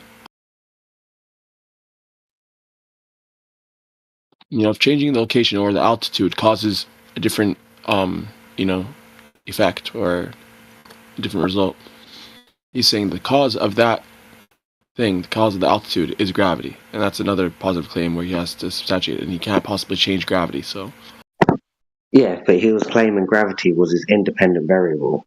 They can't just say, "Oh, gravity caused that," because he ain't varied and manipulated gravity. But then he's I know, going but to he change conceded that at it the else. end. But then independent variable is one independent. You can't just change it around. I know, and I think he realized. I think he realized he was wrong at the end because in the end he conceded that the altitude and the changing the altitude or the location is the cause.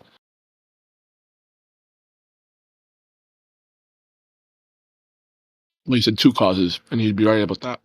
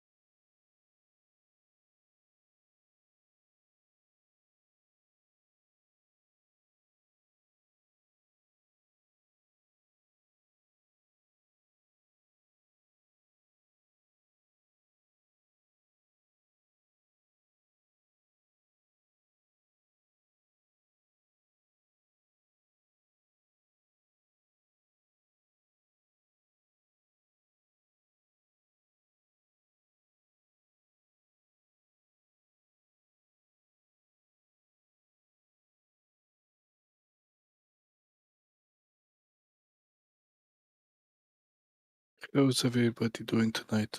This morning?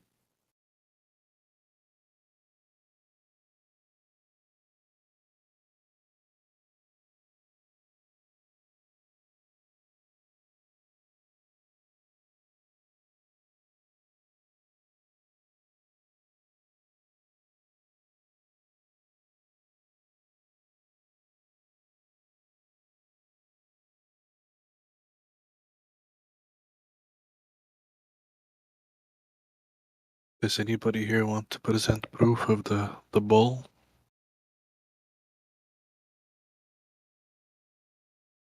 Gravity. Gravity is proof of the ball. But there's no proof of gravity. Jump up in the air.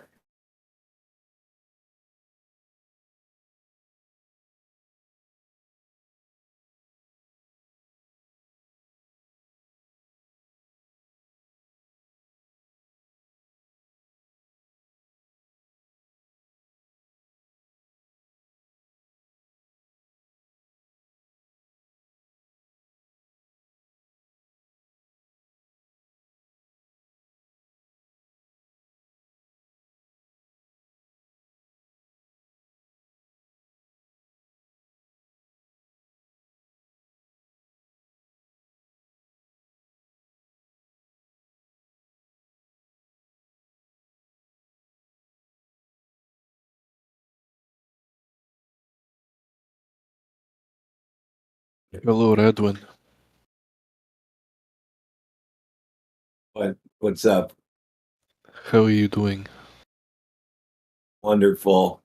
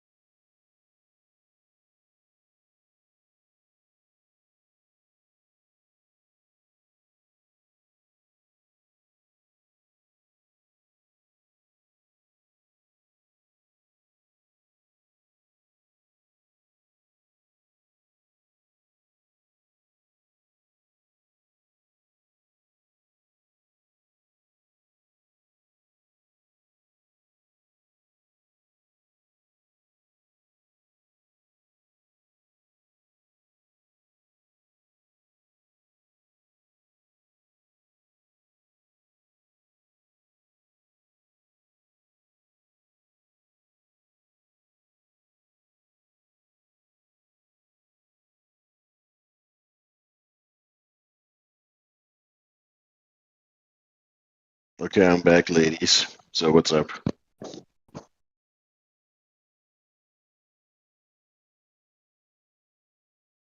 Hello, Grim. Welcome.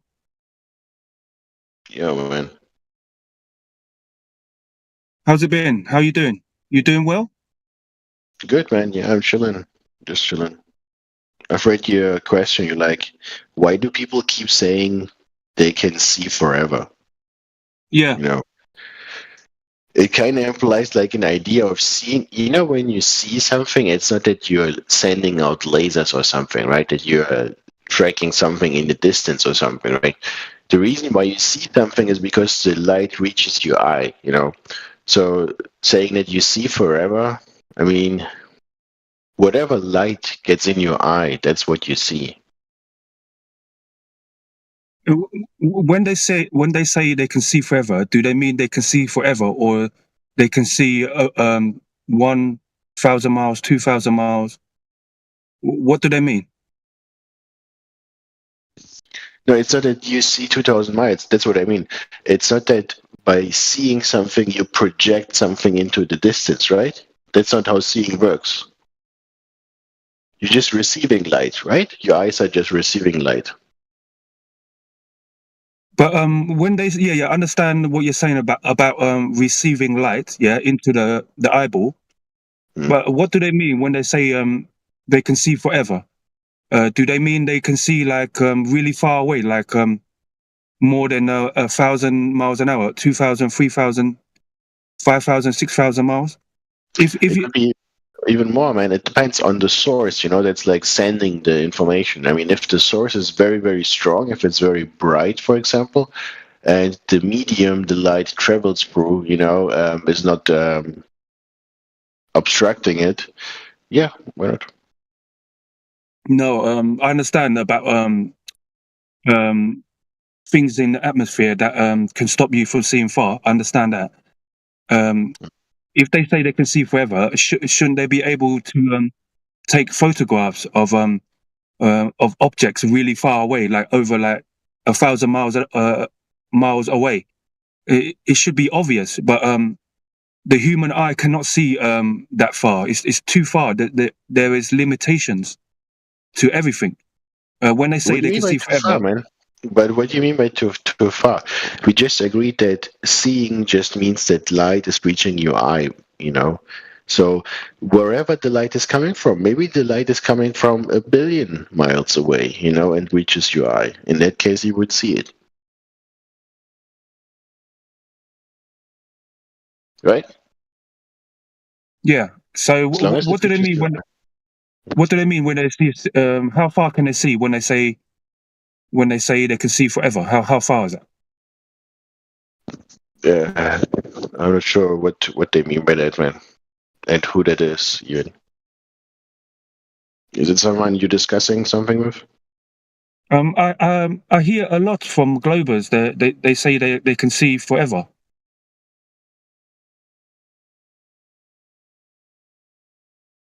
It's a bit obvious that you can't see forever. I mean, if you can see really far away, it's a bit obvious that there'll be photographs, pictures, and images, wouldn't there? Like, for example, say a city is 1,000 miles away, yeah.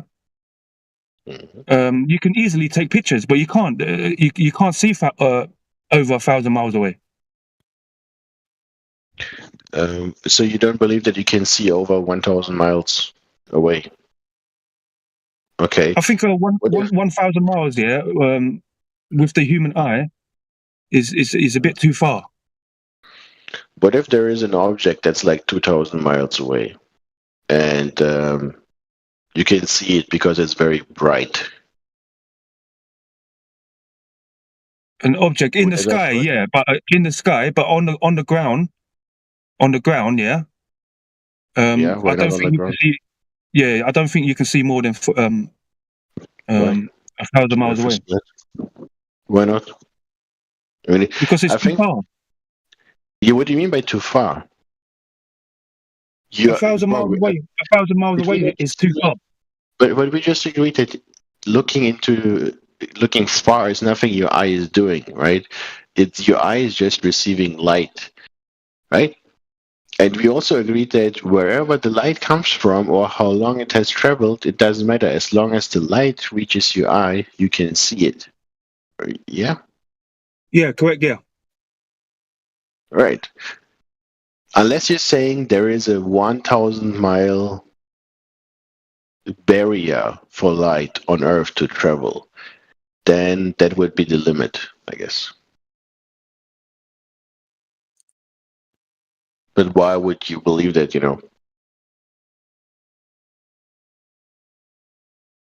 Yeah, some people the Globers, they say they can see forever and they can see really far, but they really can't.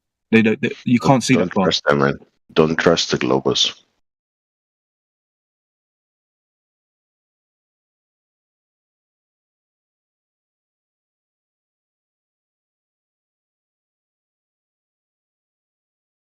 Yeah, man. What else you got, man? Mr. T. Yeah, and I also hear a lot of Globers say they can see curvature, but when you go outside, in reality, you can't see no curvature. You cannot see no curvature. No. What kind of curvature, man?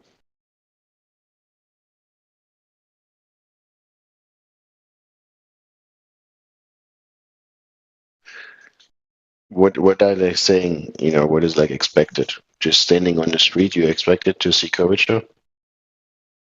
Is that their model?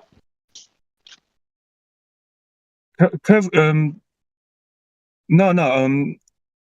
There's too much evidence of horizontal flat plane. You can't have the surface area of the Earth curving. Cannot.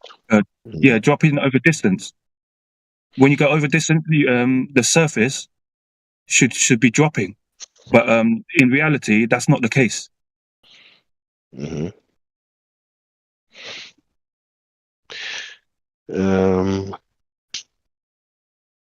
It's not dropping. Okay. Maybe it has a defect or something. Yeah, the Earth is just you got thousands of miles of horizontal flat plane. It just keeps on extending for hundreds of miles in all directions. Thousands of miles, right? Yeah. And then what happens next? It stops, or is it extending into the infinite? It extends to the area where nobody has been. You can't go there. Oh, the land of Oz, right? This is where the magician is. The land where it's very cold and you got a lot of ice and snow. Nobody's gone past that one. It's too dangerous. It's too cold. It's too dangerous. And what if they come in the summertime when it's like warm, In the summertime, it's still cold. The ice.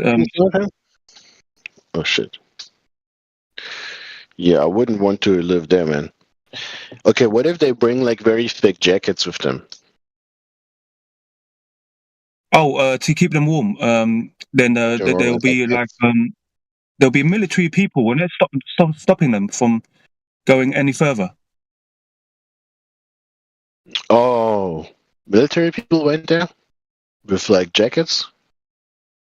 There's people like you're saying that the Earth keeps expanding until you reach an area where it's cold, yeah. Yeah. And a lot of ice and snow. Yes.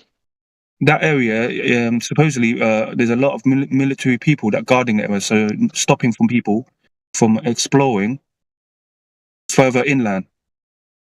Does that make sense? Yeah.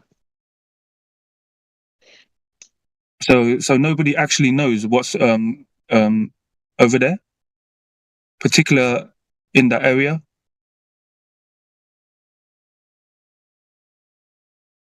Well, I mean, the soldiers would know. The soldiers, right? Yeah, the soldiers are guarding there, but I don't think they're allowed to go any further inland. But who is inland? No one? But nobody knows. We civilians can't go there. We will be stopped, and they'll ask us questions and tell us to turn back Okay. and go back the way that we come from.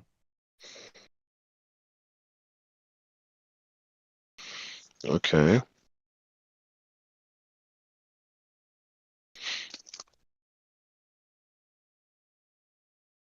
Is that a United Nations operation? You know that? I don't know about that, but I know there was it's called a treaty, isn't it? Something treaty. Treaty? Okay. Mhm. A lot of countries signed a treaty and agree to not anybody allowed over there to explore. Mhm.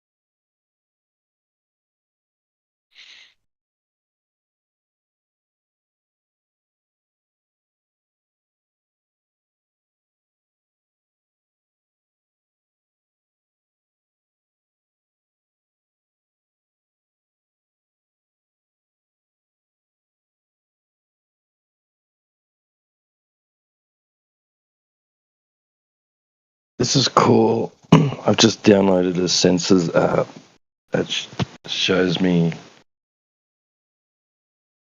devices sensor data. Pretty cool. Now all I've got to do is learn how to read it.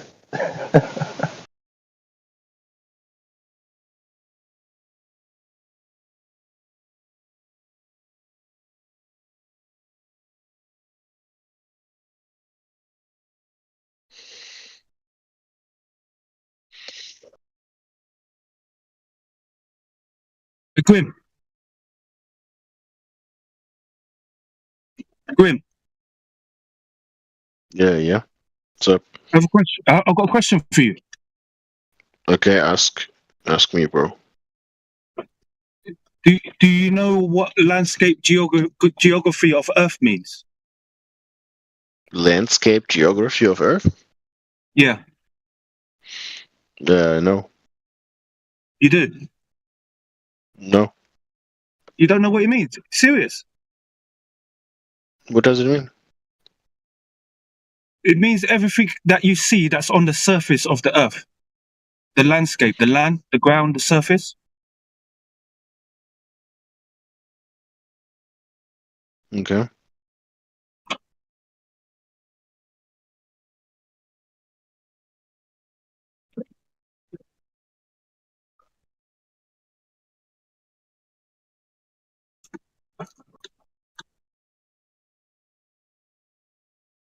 Grim, can you see the landscape geography of Earth is not curving, is not bending the ground? Have you paid enough attention? Yeah. Do you know what I mean? Mm-hmm. You don't, do you?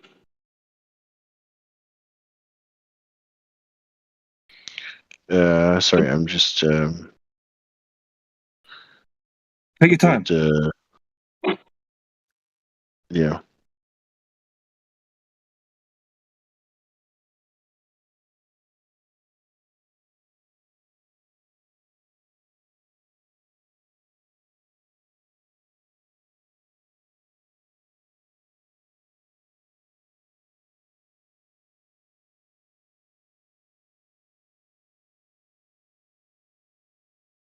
So, how can I help you?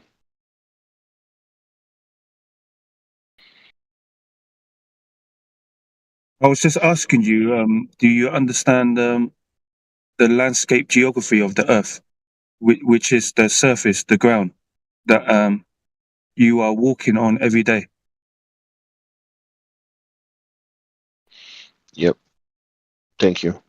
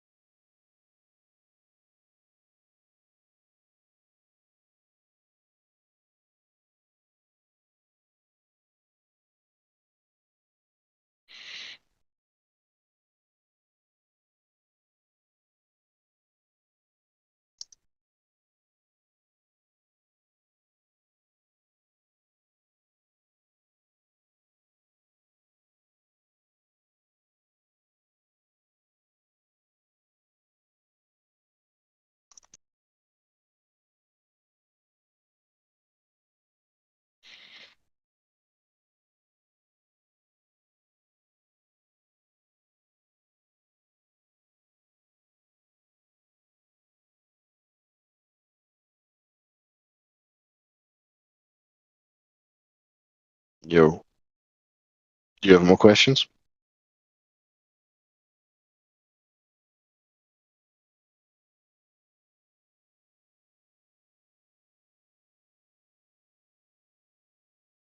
Hello?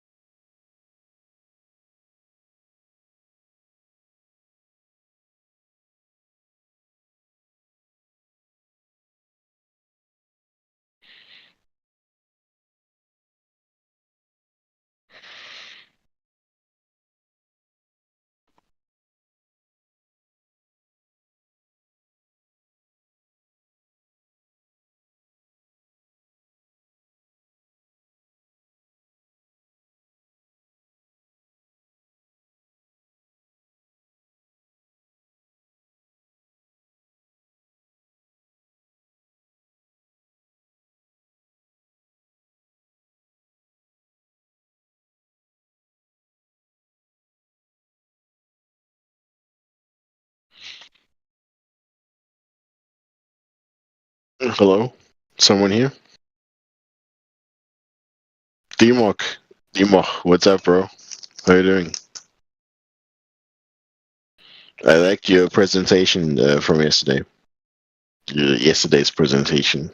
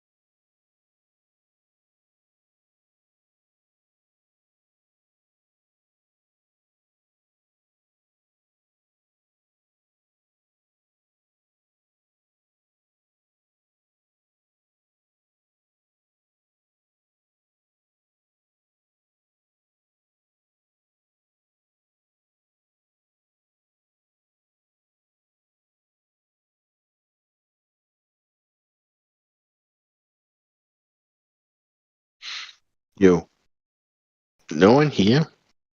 No flurfer here ready to discuss the shape of the Earth? Hey, Grim, you already a flat earther. Welcome to So, Flat Earth. I'm a concaver, bro. Would not call Grim. myself whatever. No, Grim. You can't have an horizon on a concave Earth. You can Why only not? have an horizon on a flat Earth. Yeah, that's what you believe, bro. I know. Grim, the horizon, yeah, will give when we go outside. When we go outside, yeah, and we look in the far distance, we can see the horizon, yeah. You can't have an horizon, yeah, on a concave Earth. You can only have an horizon on a flat Earth, because the horizon will give you an idea or an indication of how flat the surface of the Earth is. Does that make sense?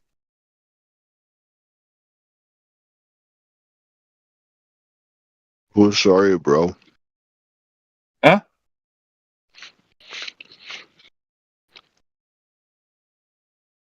Cool story, bro. Grim, you're a flat earther, not a concave earther. I'm a concaver, bro. No, you're not, Grim.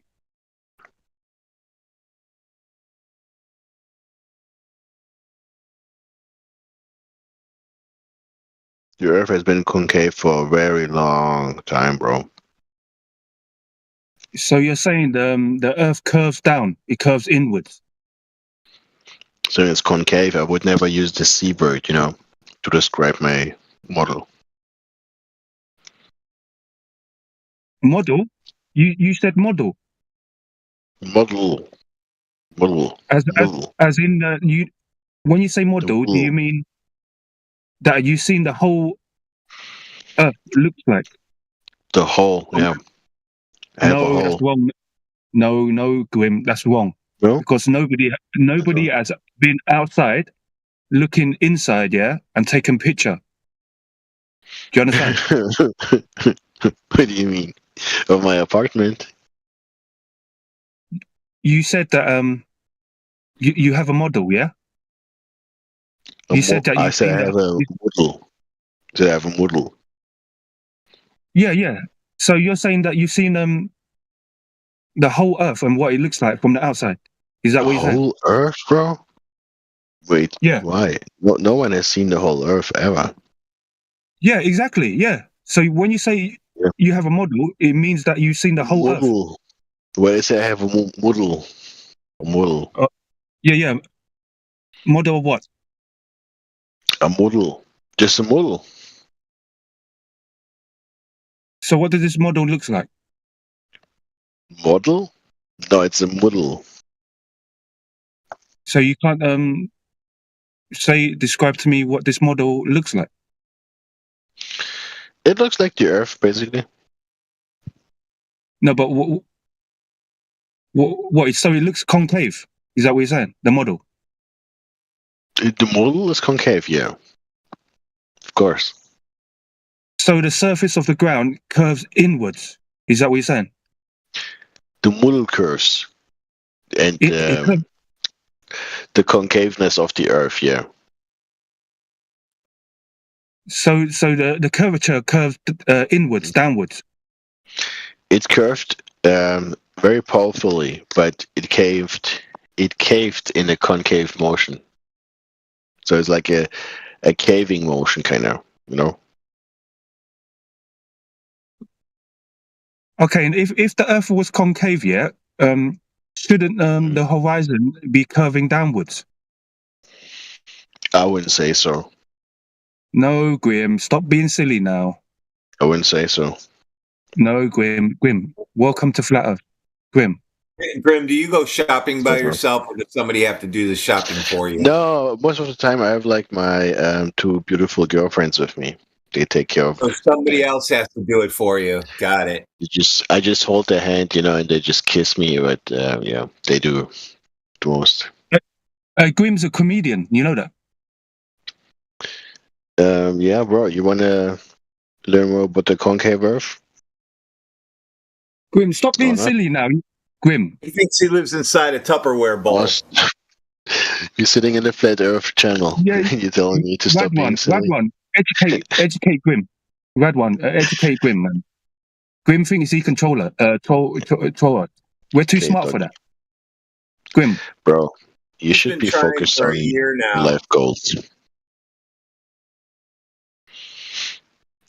I've been trying very successfully, you should add. Saying shit nonsense is not successfully trolling. Any retard can just say anything. I think it's very unfair towards retards when you say that, like that. So I don't give a shit anymore. It's 2025. We're bringing retard and gay, calling people names again. Got it? Bring it back. Who is bringing it back? Donald Trump? The Great White Hope?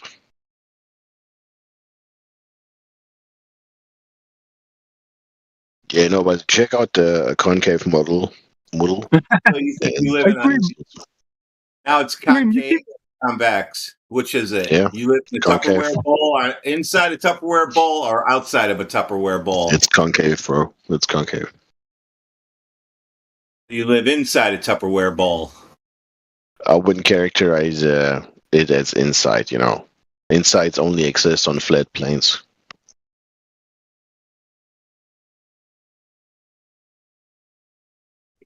Grim, you can't have concave on flat plane. What?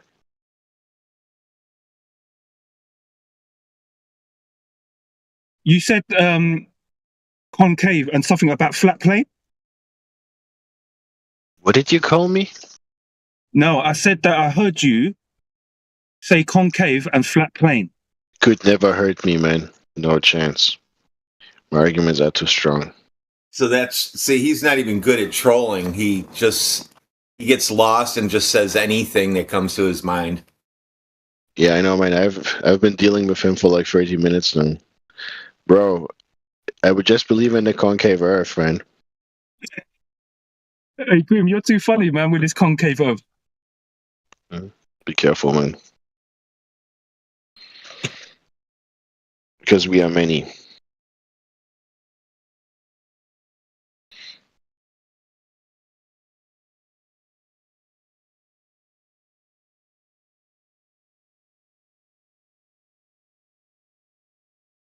Hello.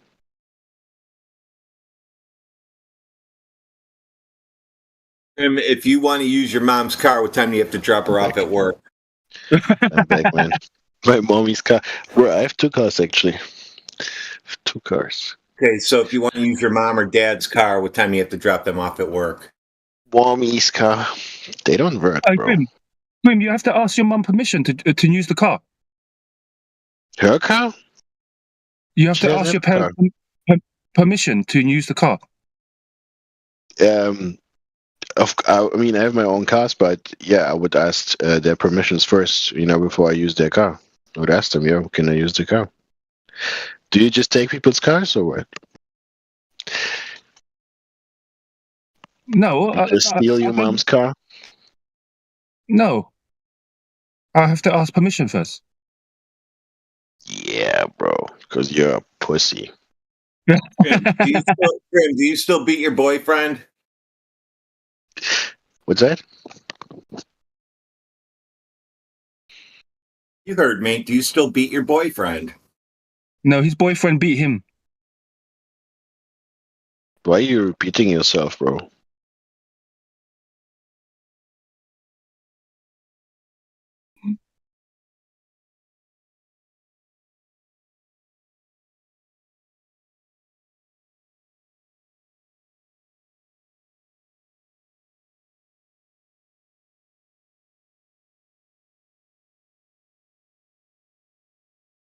So I would ask you to go back to the real argument against the globe.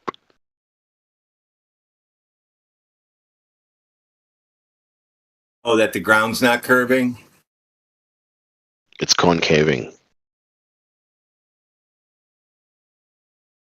It's not curving. You know so exactly you what can't that have means. concave or convex.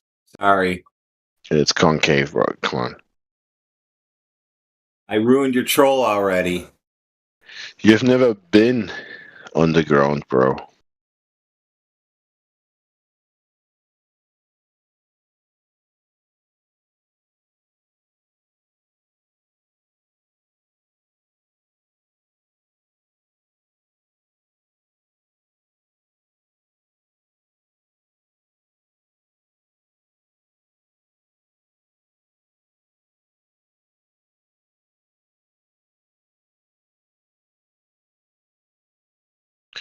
So, yeah, what's the newest, hottest argument for flat Earth? Ground's not curving.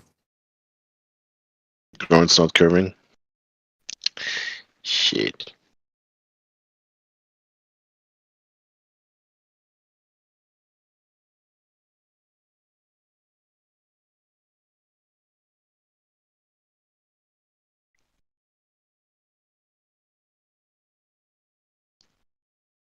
Look, I'll show you a picture inside chat, okay?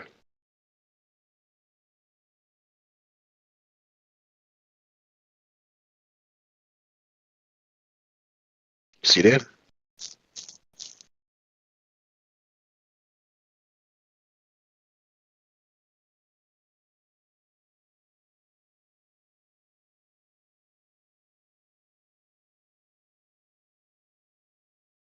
Oh, and Go with this one.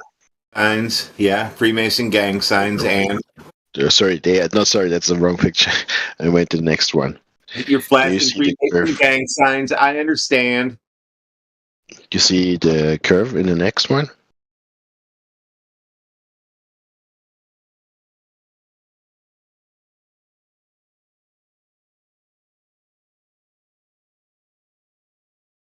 I got the video of it. It's not curved. You just took a shot of a still of the video. That's how they did it. So, already debunked you.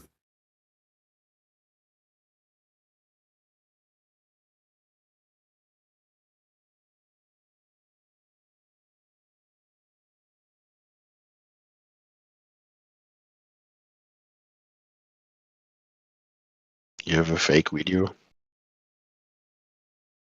This is clipped from the same video the other ones are from.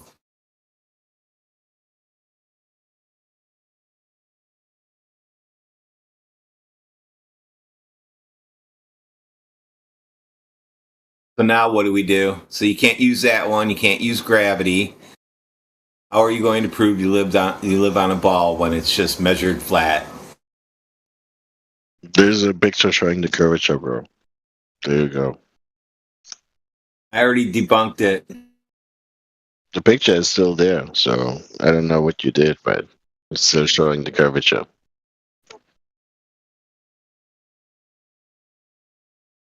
Is that better? Now you got gang signs and flat. You don't have to worry about your distorted picture. So you're deleting the evidence. That's a new debating technique, bro. Oh, I didn't want it to get in the way. I didn't want you to get confused. That's a new law, bro. Just deleting evidence. That's evidence? Yeah. Let's see the live video of it. Bro, you just deleted evidence, man. You could never be a cop. I wouldn't want to be a cop. Who would want to be a cop? Your mommy. I make twice what cops make. More than that. 3 times. Twice for cops?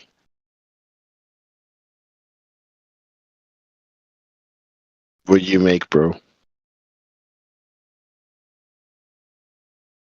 Peanuts.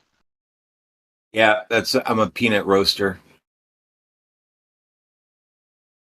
Just peanuts. So yeah, there you go. I showed you the curvature. And it's done. Nope, that's not how it works. You got to show me that you measured it to be curving. You should be able to take that picture you posted and measure from point to point and tell me where that the curve, where they start going over the hill. And you should be able to measure that distance. I showed you the curvature, bro. You saw it. Nope. It was there. You saw it. You deleted it. So, of course, you saw it. You were confused, so I gave you the correct image after you threw up your gang signs. This is deleting evidence, bro. This is a highly criminal action, you know.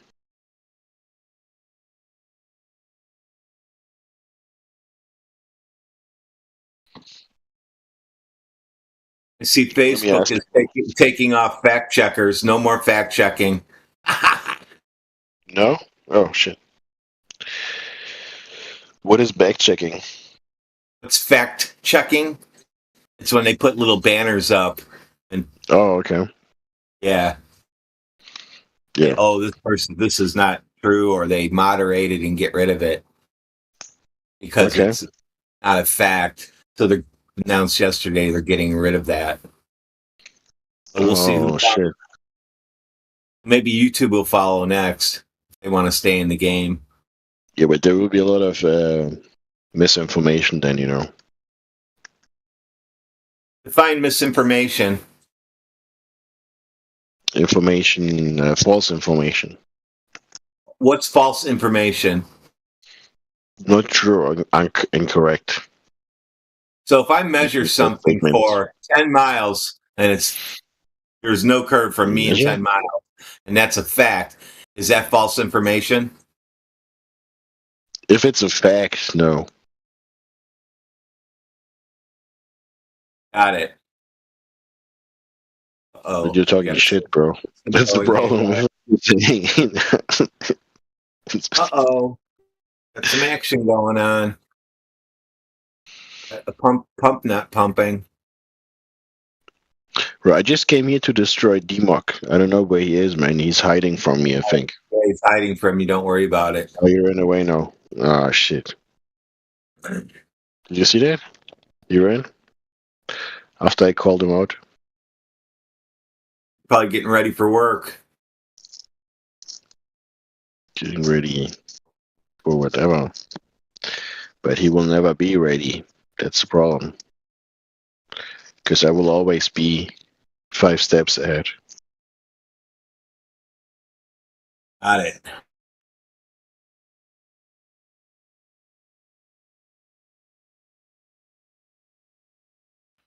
It seems like you're 5 steps behind if you think the Earth is a ball. You too, man. You believe in the flat Earth? Come on, man. No. Grim said that he thinks the Earth is concave. It's not a belief. It's a fact. It's not a belief. Is it a belief that it's a fact?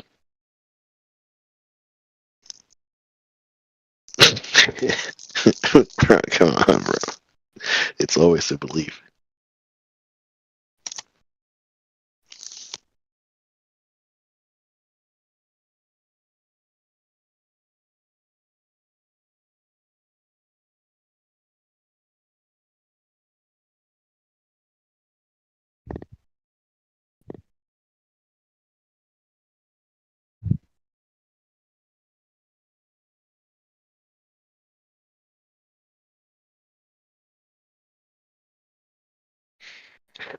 Yep.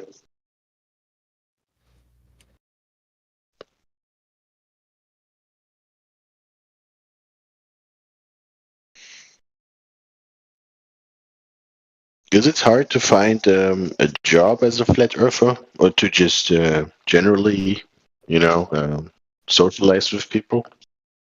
There's no jobs that require globes, so yeah, pretty much everybody's a flat earther. People don't care, yeah.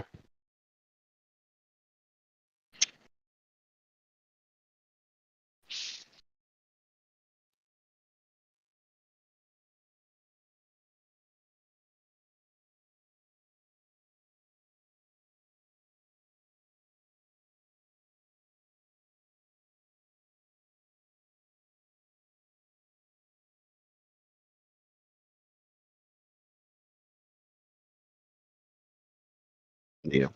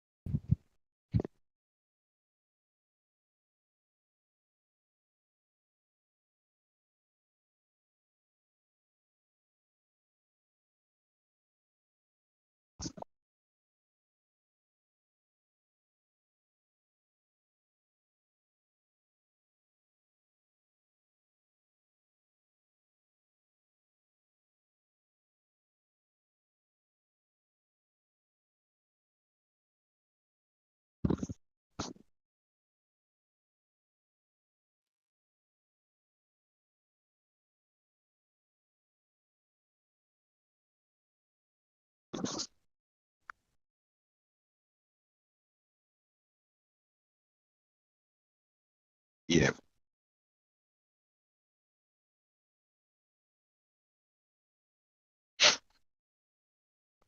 Okay, what can we discuss? Yeah, I ruined everything you had so far. Yeah, man, you're like a real, Squidward. What's his name? Squidward? I don't know. From SpongeBob? The tentacle guy? I have no clue what you're talking about. Okay, let's see. What is your morality based on? Acts. Acts? Consequences or intentions? Facts. Facts? Yeah, it's based on facts. What kind of fact? Facts. Like, I base my morality on facts. The fact you shouldn't go around stealing from people. It's morally wrong. So stealing is wrong. And what I'm interested in is, how did you determine that? How did you determine that stealing is wrong? Because when I was little, I think I stole something from a store and I felt bad and I never did it again.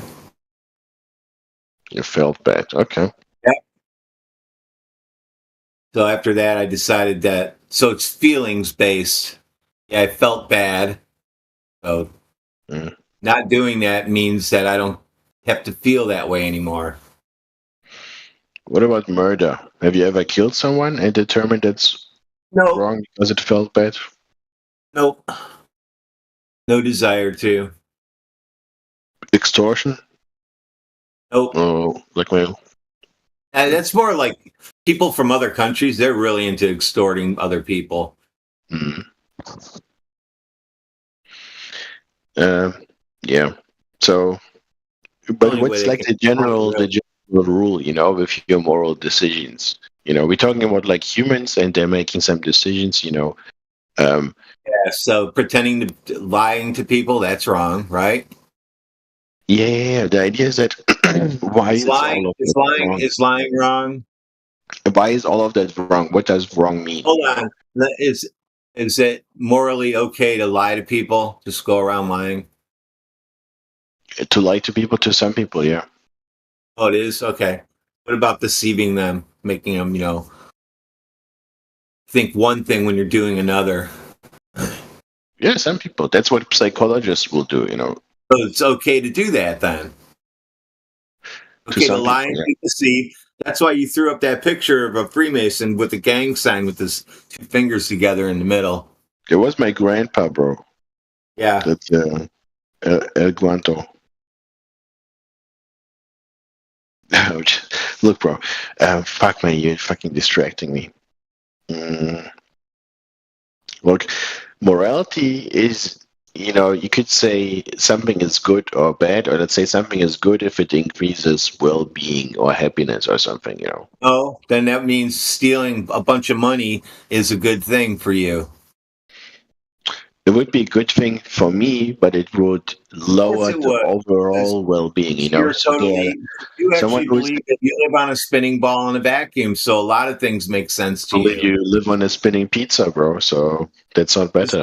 No, flat Earth is not a disc in space. Who told you that? Yeah, it's a pizza. That's all it is, bro. Or Professor Dave? Is that? That's the only model I've seen, bro. There are no models, bro. You don't even know what it looks like. Why? How come Globers have to make up flat Earth models? It's just like retreat into unfalsifiable non-modelism, Answer my question. Why do Globers It's just a retreat, bro. models? I don't know. I'm not a glober. You don't hear me talking? I'm a concaver, bro. The only models you've seen were made up by Globers. How I still come? live on a pizza, bro. Come on, man. So you don't have any answer for that? Bro, I'm not a glober. I don't know what they believe. I'm a concaver. Nope, there's no curve, so you're not that either. It's concave, bro. But it's a different topic.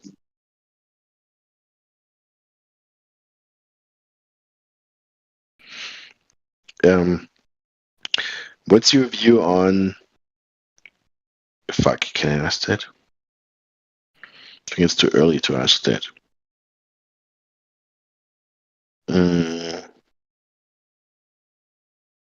Okay.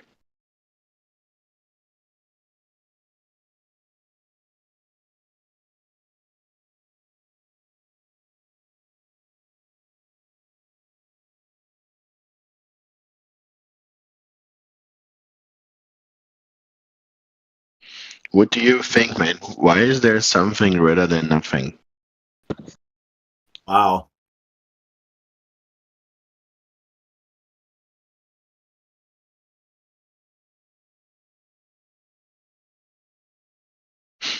Yeah, have you ever asked yourself that? No, I don't go around trying to turn myself into circles. Circles. You think it's trying to problem solve indeterminable? right now, trying to take a pH scale and turn it into colors and make that an HMI gauge. So HTML. You're building a website? Let's say HTML. You're waiting to talk. I think you're not even listening to anything I said. So. I've been listening to you for a while now, man. Bro. HMI and HMI gauge. Yeah, those are made up words. Human machine interface? No, that's the little screen you see on the side of industrial machines. It's an HMI. What it's called. Making a gauge for that right now.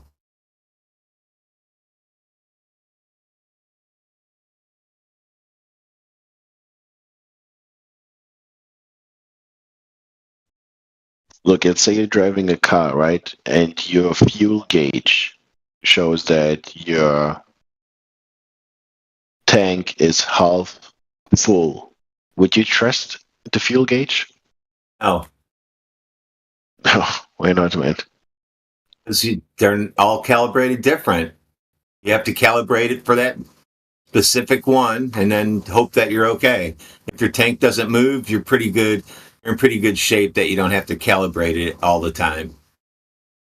They have to be calibrated to a degree, from factory, according to regulations. That's pretty accurate, but I wouldn't fly over an ocean in hopes that my gauge is okay. I want to have way extra. So that's about gauges. Okay. I'm making your own instrument. I'm making the pretty picture that goes on the screen and moves around and does things. that's actually connected to a physical gauge, and we're pulling the data from that right into the system. And then I make a gauge specifically for that because there isn't one, so I have to create my own. I have to create a color scale, look up what a pH color scale looks like. I took their colors, all that fun stuff. Just having a little problem solving because my gauge is reading down to 6 decimal places. Yeah, that's nothing. And it wants whole numbers, but I don't want to use whole numbers on my gauge, so I have to come up with an algorithm to make sure everything's good. Yeah, you got it, bro. I know. I do it every day. Yeah. What do you think of meditation? The same as Satanism? Not praying. No, meditation, I mean. Yeah, same thing. You just in the morning, when you wake up, just sit down for a minute, just breathe in, breathe out, Yeah, I breathe in and breathe out all 24 hours a day. Nice.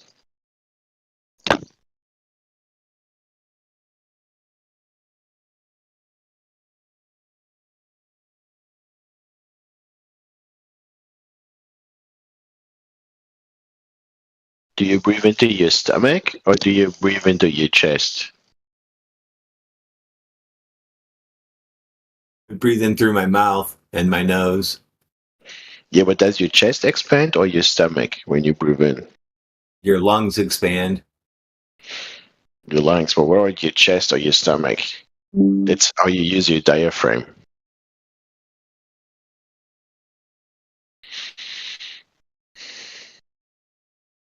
So I inhale into my stomach, so my stomach, expands, not my chest.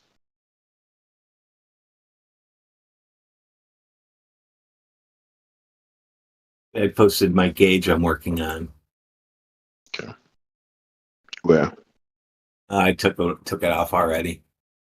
Oh shit! I want to give away all my secrets. And search it anyway. It's not posted anywhere.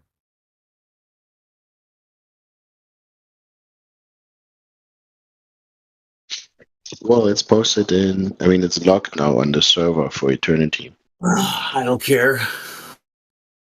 It's gonna look like that by the end of the day. So just be careful what you guys put in here. It's locked forever. I don't care. Well, you just told me you care about people stealing your shit. No, I don't care if you steal this shit. Just don't need it on the screen. It's not Flat Earth related. I popped it up there for a second. Okay, let me post something Flat Earth related.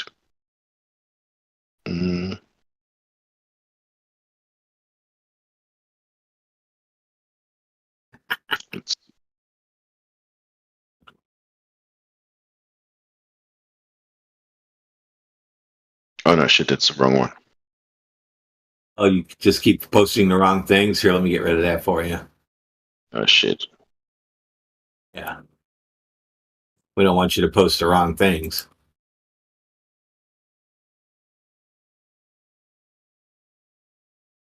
Yeah, Jedi, why so butthurt, bro? Because I've been listening to you for the last half an hour and you're just talking shit. Just trolling. Never heard so much shit come out of someone's fucking mouth. That's why I'm fucking upset, because I've had to listen to your bollocks. Bro, we can have a debate if you want.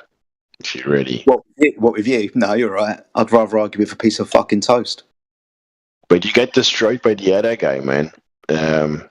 Sorry, what, when his independent variable was height and location? No, he destroyed himself because he doesn't know what science is. If you want to back that stuff up, like I said, I'd rather talk to a piece of toast. It was pretty good, man. Imagine being muted, while you're trying to present an argument. It's pretty hard. He did a very good job. Yeah, you're just a fucking idiot, Grim. He did it under very hostile, conditions. Because you're a fucking idiot, Grim. Just acknowledge that you're an idiot and we can move on. I understand that's your opinion, bro. I respect your opinion. Good. Then my opinion is you're an idiot. Awesome stuff. Yes, I respect your opinion. Good. I don't, however, respect yours when you said that he destroyed me. You respect my opinion? Why not? No, I'm not going to respect your opinion because your opinion is incorrect. What? I thought you're a gentleman, bro. Well, I don't know who fucking told you that. Well, just the way you just appear generally. Well, looks can be deceptive. Like the image that you posted earlier of upwards curvature. The globe. I'll post another one. Hold on. You can post that same picture now that we're talking about Earth curve. There you go. That's what it looks like. Believe it or not. About stop moving out your ass, Grim. Look, there is proof. Does that mean if I was to give you a picture of, say, I don't know, the Loch Ness Monster, then the Loch Ness Monster is real because you got a picture of it? If you actually took a picture of that thing, yeah. Okay, Bigfoot too. That must be real, I assume, yeah. I mean, how could you take a picture of him if he's not real, bro? I mean, Just saw a new picture of Bigfoot yesterday. You can fake a picture, yeah, but in this case, it wouldn't be a picture of Bigfoot. It would be a fake picture. So how would you know? How would I determine if this was a fake picture of the Earth? In your hypothetical scenario, you just said it is a picture of Bigfoot. You can choose to believe it. Being as you just said, pictures can be fake. This is why I don't respect your opinion, dude. Come on, bro. Let's be gentlemen. What? We just demonstrated that pictures can be fake. Well done. Yeah, put yourself on mute. I think that's real, man. That's a real picture. You think that's real, do you? I think, yeah. So you believe I think that's right, man. You should use it. You can use it to your advantage. What you're saying is you believe it, which is fine. You can believe whatever you like. You're laughing at me for thinking. Look, bro, this is absurd. No, he's laughing at you for believing. I said thinking. But what you mean is He's believe. like, ha, you ha, don't think. he's You don't Look think at a this picture's real. You believe it. I think it's real. You're just substituting another word for the word belief. I want to use thinking. Thinking is true. Right, you can use it, right. But that's not what you mean, though. What you mean is that you believe it. You can use whatever word you want. Well, I mean thinking. No, you don't, because that doesn't make sense. What do you mean? I mean thinking, bro. So how can you think it's real without believing it's real? Tell me. Explain to me how you can think it's real without believing it. By just thinking it. Yeah, you're a stupid person. Okay, you're a smart person.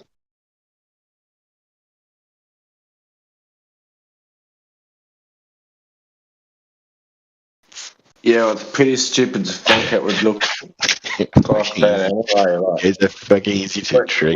You look up, mate. It's all blue. Pretty stupid to think it would look like that from far away. Where's all that blue go?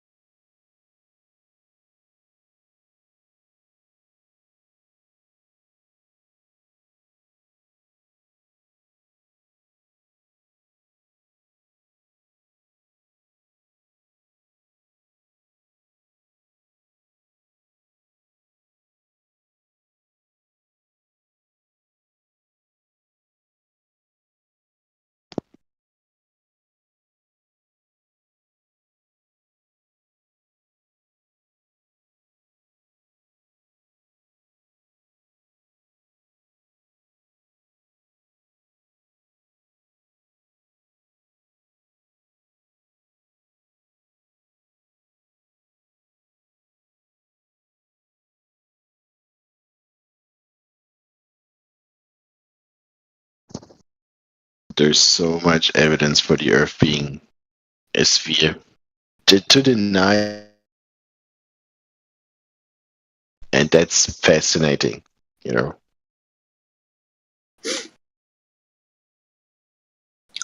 Look, I've read some psychological studies on conspiracy theories.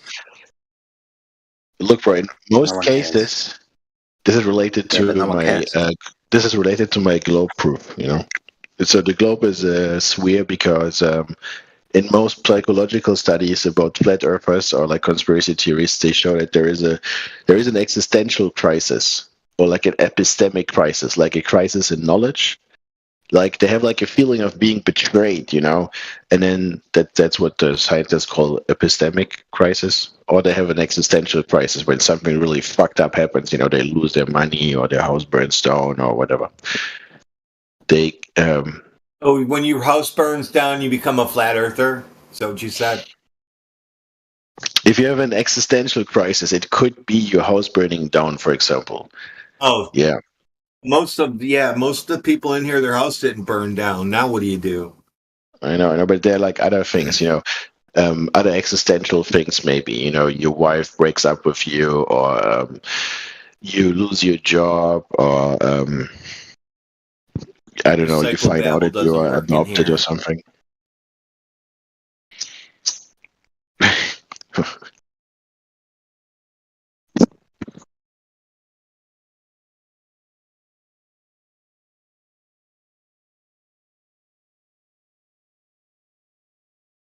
No, yeah. I think this is an interesting channel.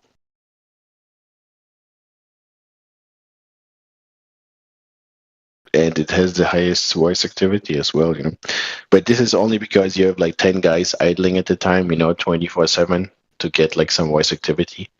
But still, yeah, it's a very popular channel.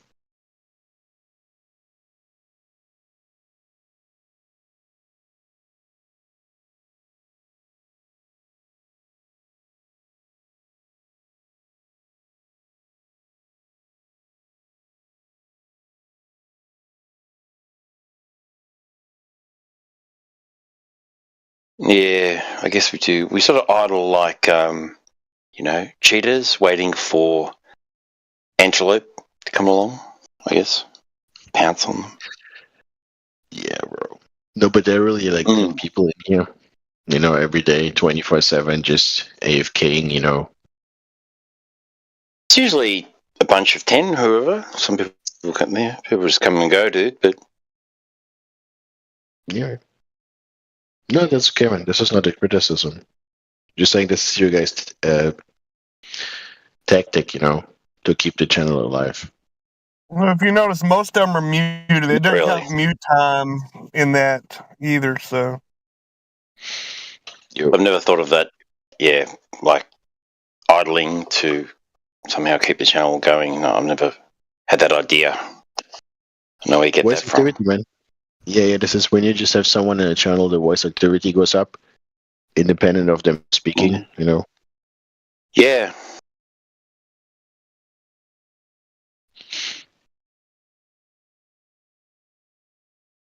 This really shows how popular the channel is, really, more or less. Doesn't really show anything else. So I just wanted to make an offer to you guys. Like 90% of the people that are idling are muted. And like I've said, it doesn't count mute time. It's only active or, unmuted mic time is what it counts. No. Just being in the channel, bro. We don't need to be in the channel for it to stay open. This is a permanent channel on this server, and we're permanent mods in this channel.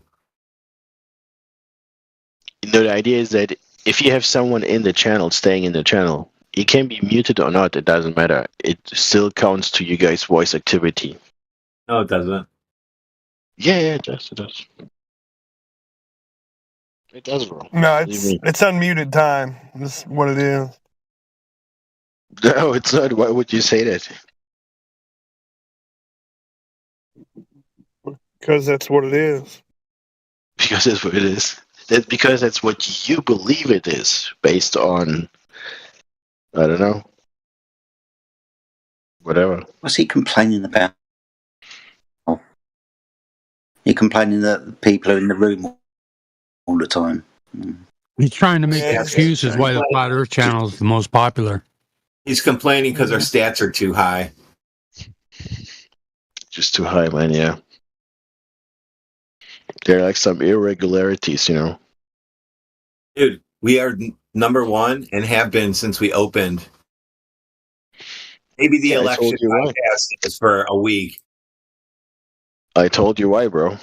You have like 10 people, 24 hours per day. You have like 230 hours of voice activity per day. That's like more than 2,000 per month, right? You have like close to 7,000 voice hours per month just because of idling people in your channel. So yeah. So yeah, what? Don't be too So happy. what's your point, dude? What's your point? My point is Do you have a that point? the stats, there are like some irregularities in the stats, that's all. Okay, that's lovely.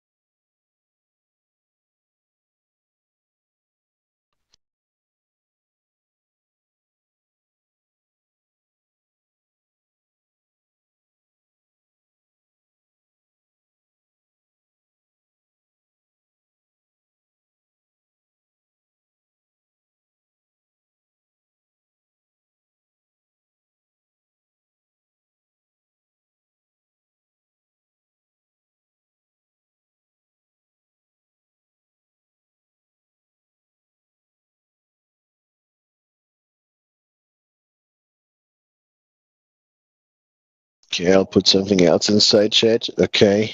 Maybe this is interesting for you guys or not. I don't know if that's relevant. But there is a study, it's a very recent study, pointing out that there is a bias when assessing the redshift of objects. We do that to determine like their distance, and then like the speed they're traveling away from us.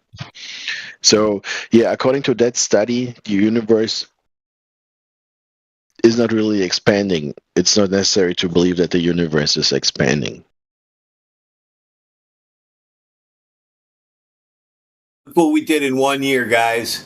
They turned into a non-expanding universe. So it's definitely have a container now.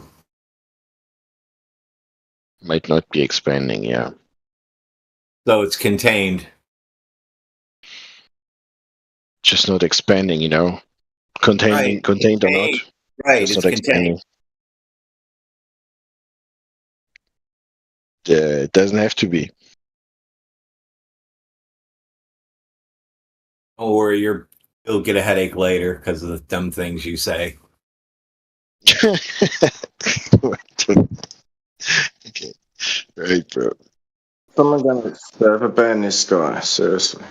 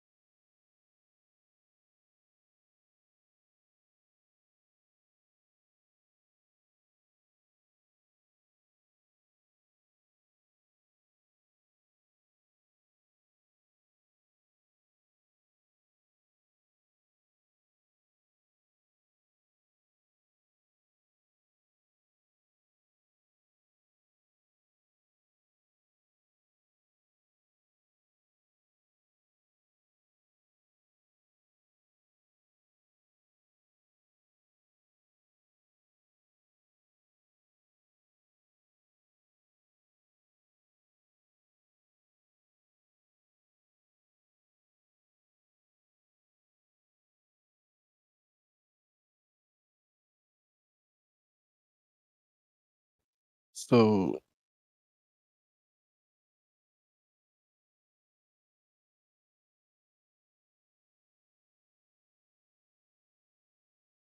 Yeah, flat. that guy just came to roll and leave.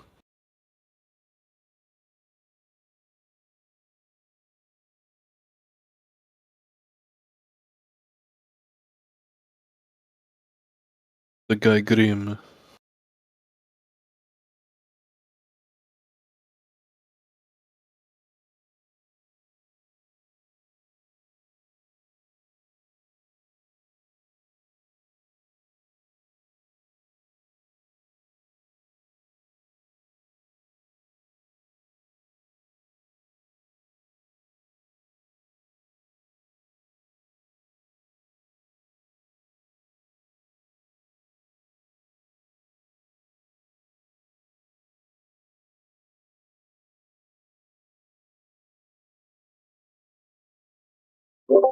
Do you have any proofs for flat Earth? And do you know what a proof is?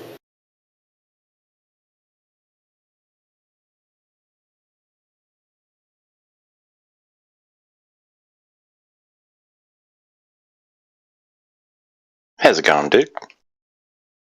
You still here? I left. Oh, he's still here. What's his name? Autobot. Autosabot.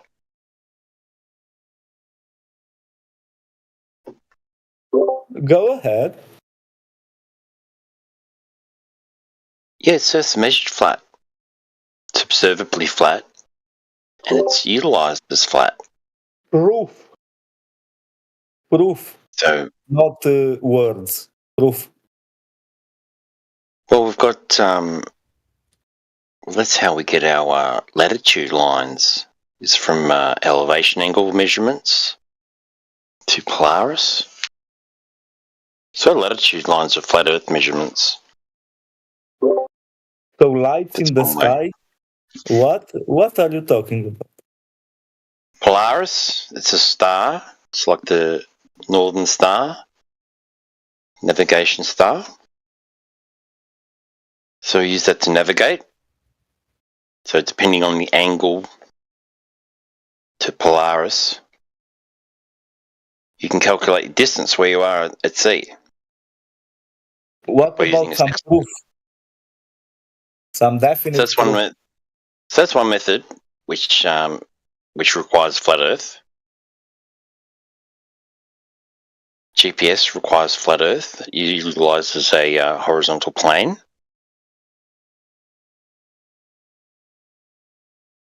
Called a Cartesian grid, which is which is completely flat. So it's measured flat. What is flat? The 2D Cartesian is flat? Yeah. So not, but that's not the Earth. The Earth is definitely not flat like that.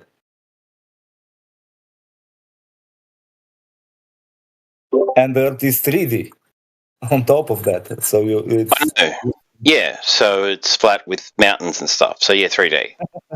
Flat with mountains and stuff. So not. Yeah. So not flat. It's topographical plane. No. Topographical plane. It's oxymoron. Oxymoron. Yes. Yeah, I have a wooden table right here, right?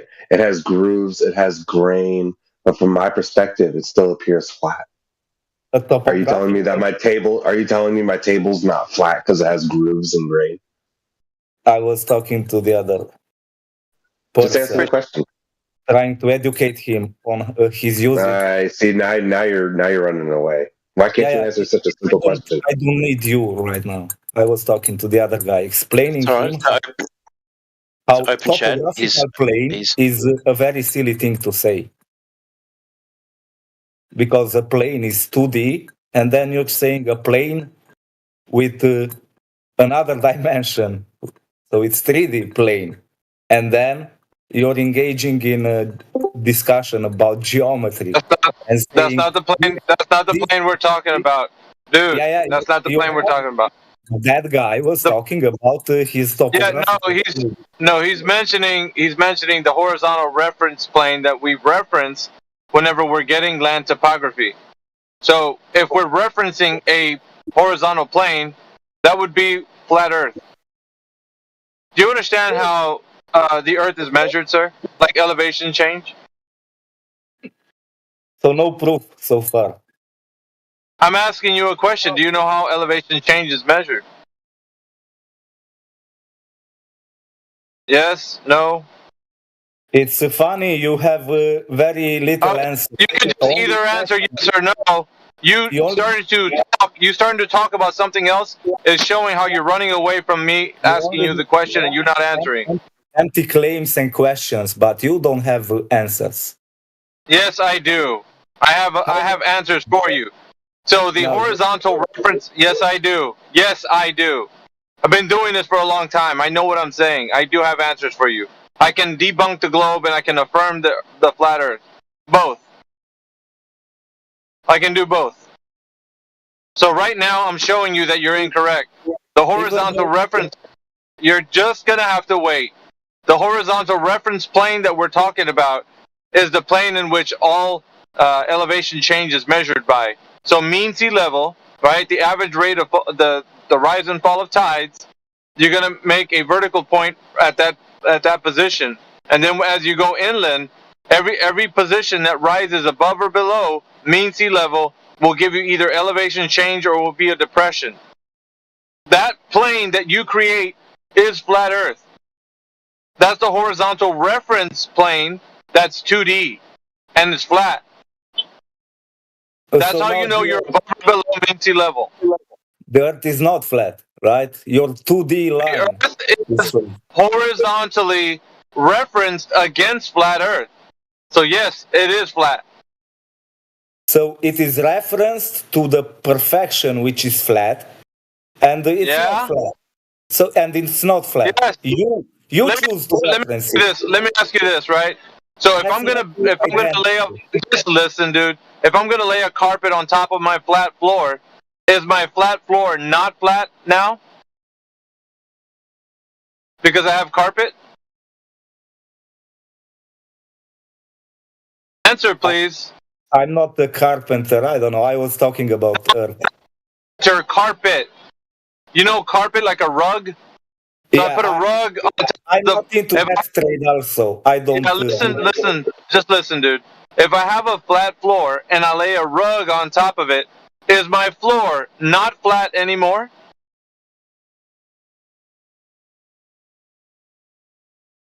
Answer. Answer. The Earth, is the Earth flat? You are saying the Earth is flat. Did you ask me yes or no? You seem to be like hearing impaired or something. I have no idea. Once again, you have a flat floor, and I lay it. Now that you're talking again, I have a flat floor, and I put a rug on top of that flat floor. Is my floor not flat anymore? Okay, before I go, I'll say you are. No, you can answer my question before you go. Answer my question. Answer my question. You are answer my question. Ridiculous. Answer my question. Shut up and answer my question. You need to answer the question. Is my floor not flat after I lay my rug on top of it? You better run, you better run, you coward.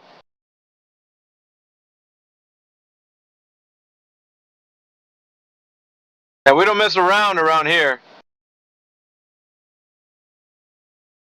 You want that smoke? Who else wants some of Debo?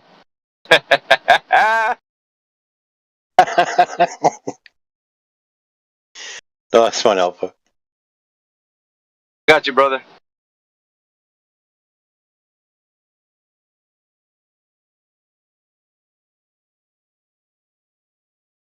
I deflated that tire pretty quick, huh?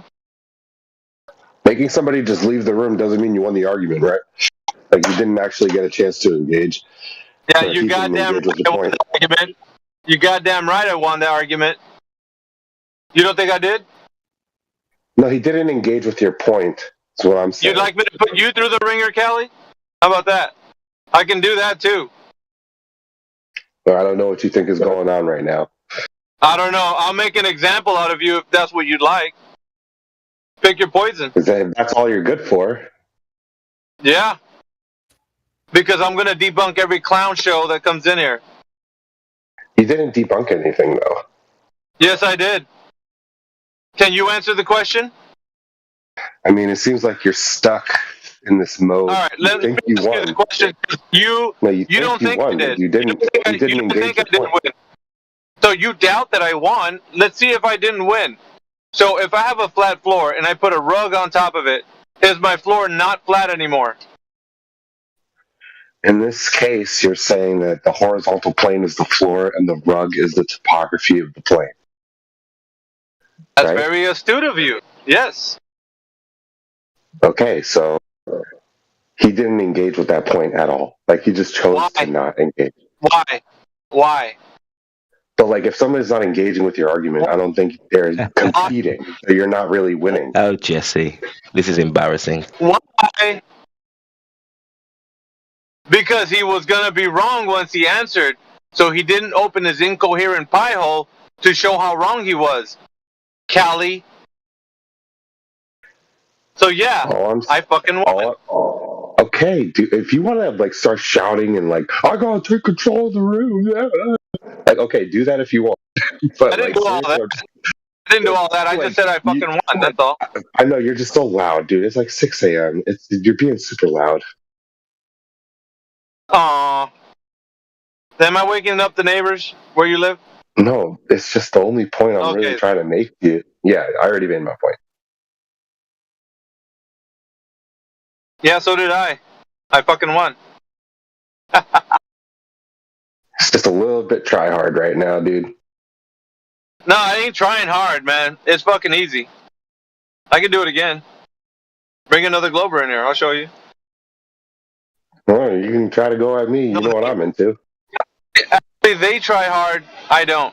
I just show them how idiotic they are. That's all I do. I don't know. It's like desperate reaching. Yeah, if that's what you think. But I make fools run away. You're doing a fake victory lap, okay? No, it ain't fake. It wasn't fake. It's real. It's a real victory lap. That didn't feel like he engaged with you. It just felt like someone was trolling and left. I feel like he wanted to be honest either, right? He didn't want to be honest. He just wanted to leave. He'd rather leave the chat than be honest. Most of them do. I mean, the amount of people, if your W's are based off of people not engaging, then you have a bazillion W's because there's tons of people not talking to you about it. I know, isn't that fun? That's not. You don't hear what I'm saying? What? These people aren't putting on the gloves, dude. They're not engaging. Yeah, you don't understand what I'm trying to say, I guess. Because when they're provoking, it's okay. You shut your mouth when they're provoking, right? When they're doing it, it's okay for them to do it. But when I do it, I say, "Oh man, you're beating up on poor little, Glovers." Bullshit, dude. He was in here provoking Daz. You were not listening, weren't you? They see how you're presenting your argument. Like you're trying to be real combative. You make it like this is the heavyweights. You're coming in the ring with me. I'm the heavyweight. But these guys, they didn't even put the gloves on. He wanted to. Nah, some bullshit, dude. He wanted to smoke. He got it, and he fucking skedaddled. That's all there is to it. It's just you got to set. He got it, and he left. Dude, do you even talk without a mute button anymore? Ready for this shit. He was not ready for this shit. But you don't engage in debates.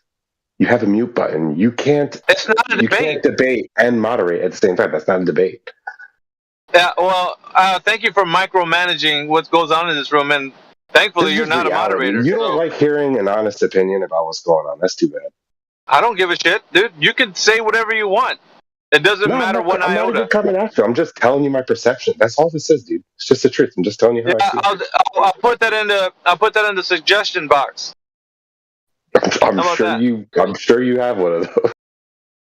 Yeah, it's a big old wastebasket right near my desk.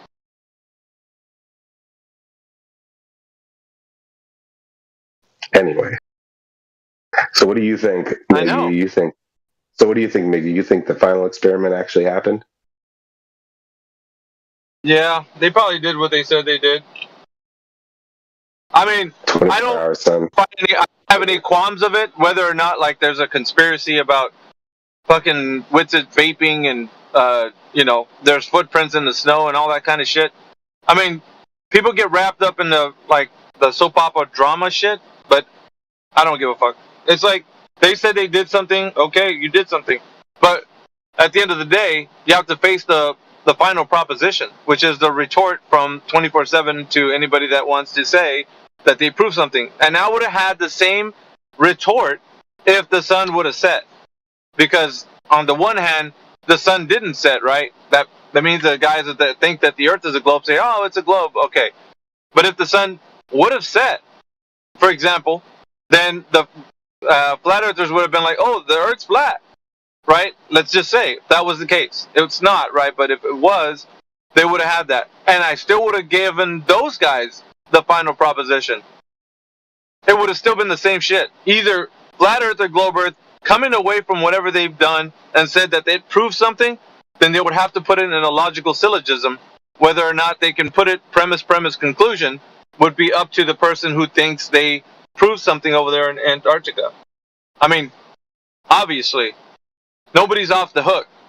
If you think that proves something, then go ahead and form it in a logical syllogism, and then think it does. go and show how. I think that this is exactly what I think. You ready?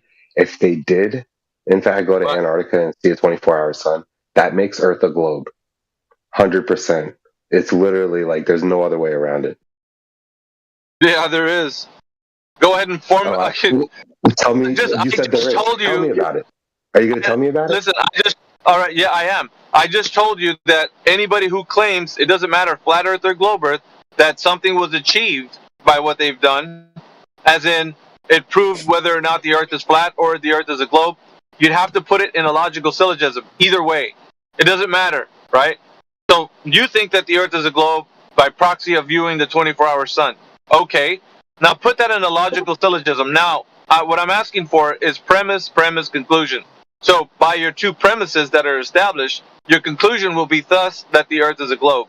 Now, if that's true, then go ahead. It should be a easy peasy lemon squeezy, right? Like you should come through it like with flying colors.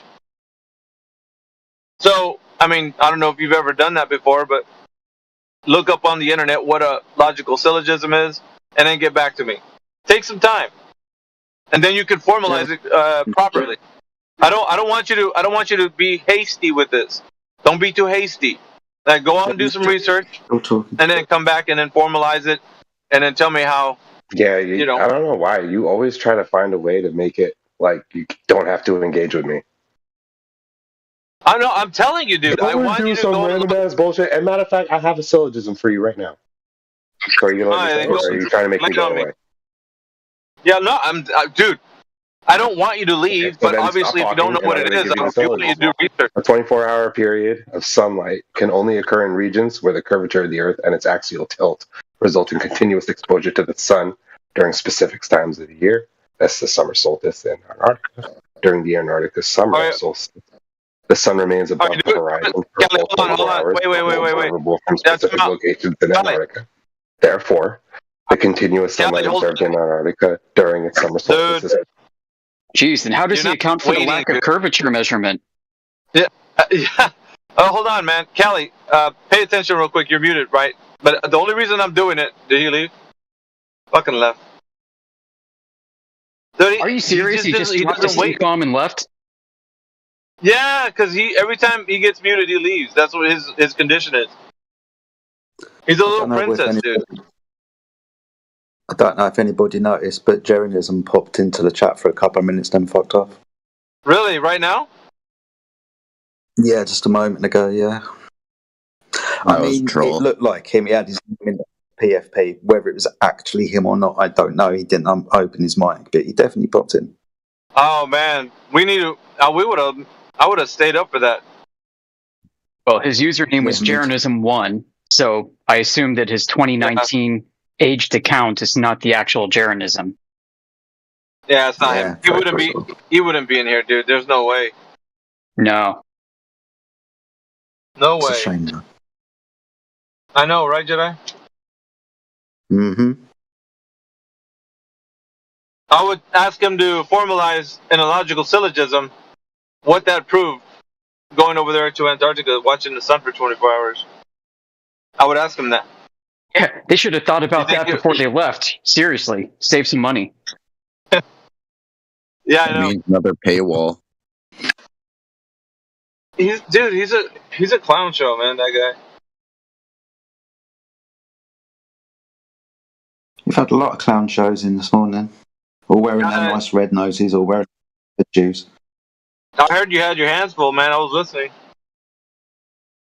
You had Angelo. He was, Great Angelo. Yeah. He was giving me an independent variable of altitude and location. Yeah.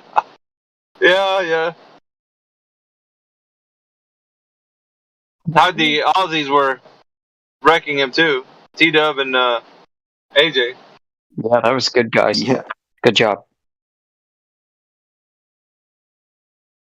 Yeah, but it's just like you said, though, Amish. It's the same old, man. Doesn't move from that. Every now and again, we'll get like a random baller, but it's not really. It's slim pickings, man. It is, and it's been this way for a while. We've just kind of been coping. We've been hungry. Yeah. I got some days coming off, man. I'm thinking I'm on podcast. I've been just real busy, life stuff and whatnot. But yeah, I do want a podcast.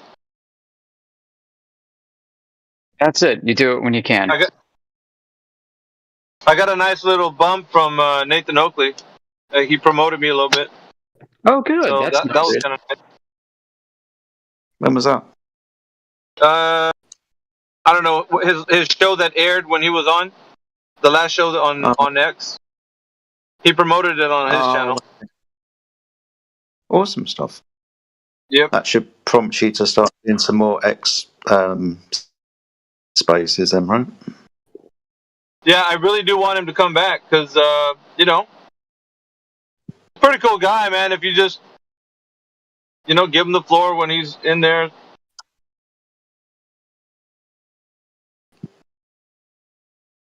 He makes me laugh a lot with these guys, so I get a kick out of him being there.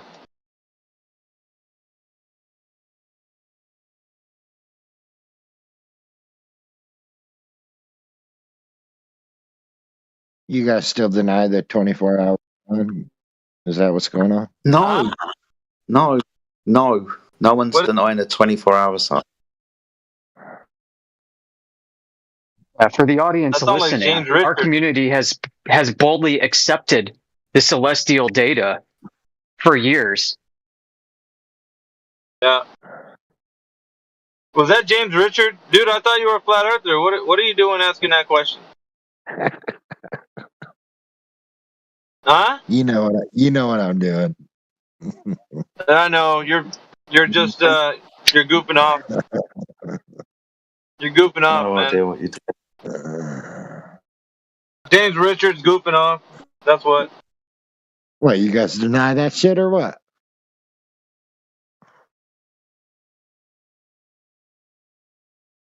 It's unexplainable on a flat earth.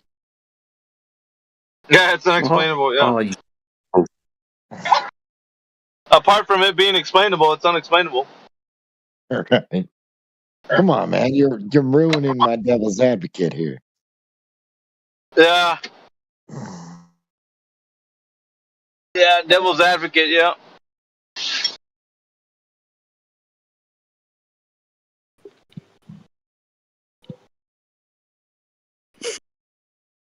I'm in the mood for some breakfast, man.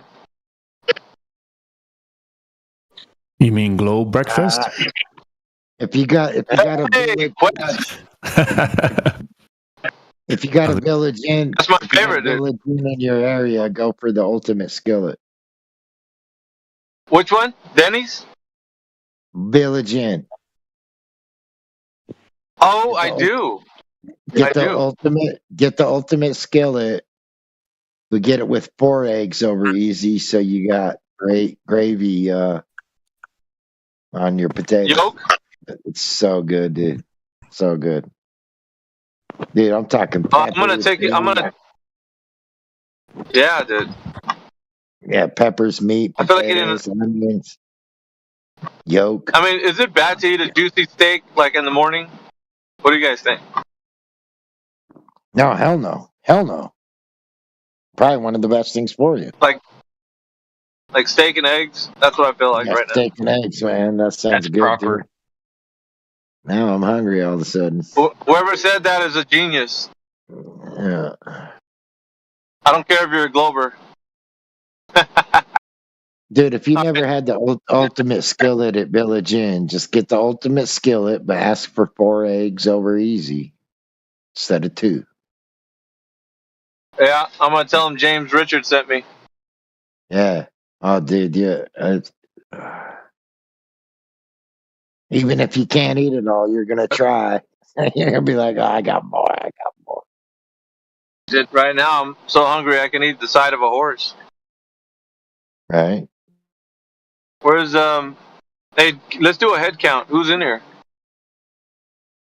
Where the ballers at? Yeah, I'm listening. Got Anti-globalist is present. What's up, dude? Up, dude. Nothing much, man. Just getting off work. Looking for some Globers to shellac on my drive home. That's why I joined. We have any? Well, that's what I was looking around. We got We're Shawathan. scouting the talent. Shawanthan. Yeah. Shellacking. Nathan. You in here, bro? Bring any globe evidence with you? Huh?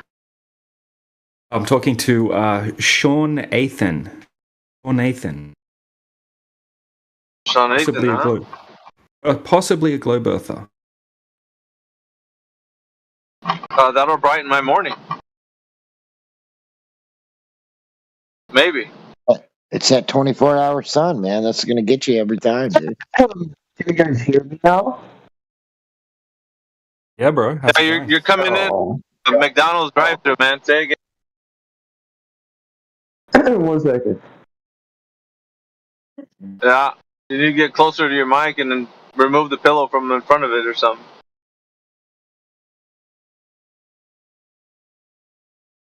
Oh, can you guys hear me now? Yep. Yeah. Now. There we go. Hello, my fellow flat earthers. I'm a Glober. Excellent. What do you think?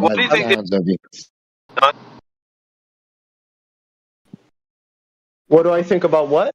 Think the Earth is a globe? Why do you think the Earth is a globe?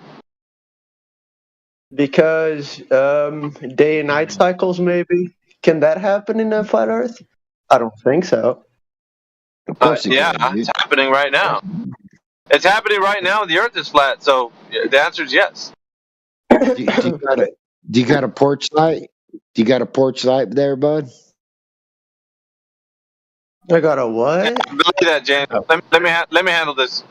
So you think that the Earth cannot? You think that the Earth cannot be flat if the sun is going across the surface in a day and night cycle? Is that right?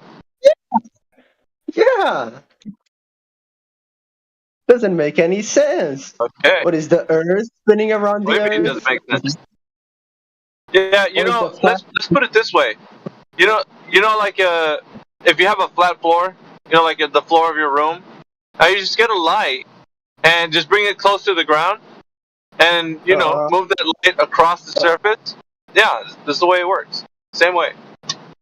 So you're telling me the sun is a giant light bulb?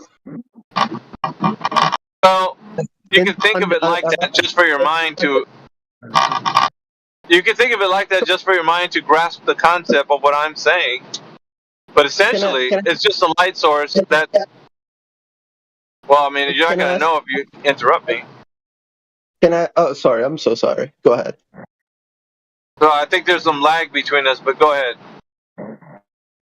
Oh, so what's beyond the ice wall? I know this is a bit out of context we were talking about, but what's beyond the ice wall? That's all right. Yeah, that's all right.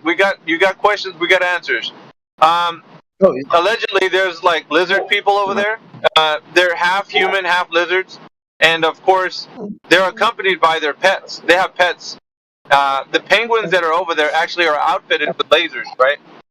And the lasers, they keep flat earthers away. So that's what's over there. I understand. I believe you. I believe you so much. I believe you. I believe you on this one. All right. I believe. Actually, I'm bought. I'm a flat earther now. Jesus, I love lizard people. I knew you'd be easily convinced if I just told you exactly what you know. What I wanted to hear, yeah. Yeah, of course. See, I know the minds of Globers, man. I know how to convert. You are now a fully fledged flat earther. Don't worry about it. Hell yeah. That's what I wanted. You're now in tune with the penguin lasers. Yeah, exactly. Well, yeah, don't worry about it. We got it. No, but seriously, check this out. They're, I think just recently, about a week or two ago, they went to Antarctica. Like, I'm being for real now. They went to Antarctica and they looked at a 24-hour sun. The sun apparently was in the sky for all day long, 24 hours. Now, they're saying that this cannot happen on the flat Earth, right? Yeah. Hello? All right. Yeah, so yeah. It cannot happen on the flat Earth. But if it did happen and the Earth is flat, is there any problems to say that it cannot happen? I mean, like, what would be the issue? Isn't the claim that the sun spins around the Earth like literally a giant light bulb around the Earth? Isn't that the explanation that flat Earth has with the day and night cycles? Yeah. It wouldn't make sense. Yes. A place always day, wouldn't it? Yeah, but you're still within that paradigm. Hold on, though, because if you don't mind, within that just real quick, within that paradigm that he's speaking, he's still picturing a flat Earth in space. Within that paradigm. Are you picturing that? No. I'm literally saying that it's just a sun. The sun is literally just a light bulb going around a flat Earth. There's no space. Space isn't real because the sun isn't real. It's a light bulb going around Earth. Is that not the flat Earth model? Yeah, but check this out, right? So if the sun being like the light bulb, right? Because I know you're just saying light bulb, but if the sun, like a light bulb, is just doing whatever it does in the sky, is the Earth in some way not going to be flat? Like whatever the sun does, it can do loop-de-loops. It could do squiggly lines or whatever. Does that mean that the Earth is now a different thing because of what the sun does? I mean, that's kind of not the point, right? I mean, you were talking about it's the point. Being 24 hours with the sun. If the sun does whoop-de-loops around the Earth, so-called Earth, but Earth, how can the sun stay in a place for 24 hours? It doesn't stay in a place; it goes around. But still, it doesn't make any sense. Why not? Because it would be going around the flat Earth and not. But you're picturing a landmass, right? This is what you're doing. It's basically right above. It's basically right above the surface. So above the surface, it's never going around underneath the flat Earth. That's not what anybody's saying.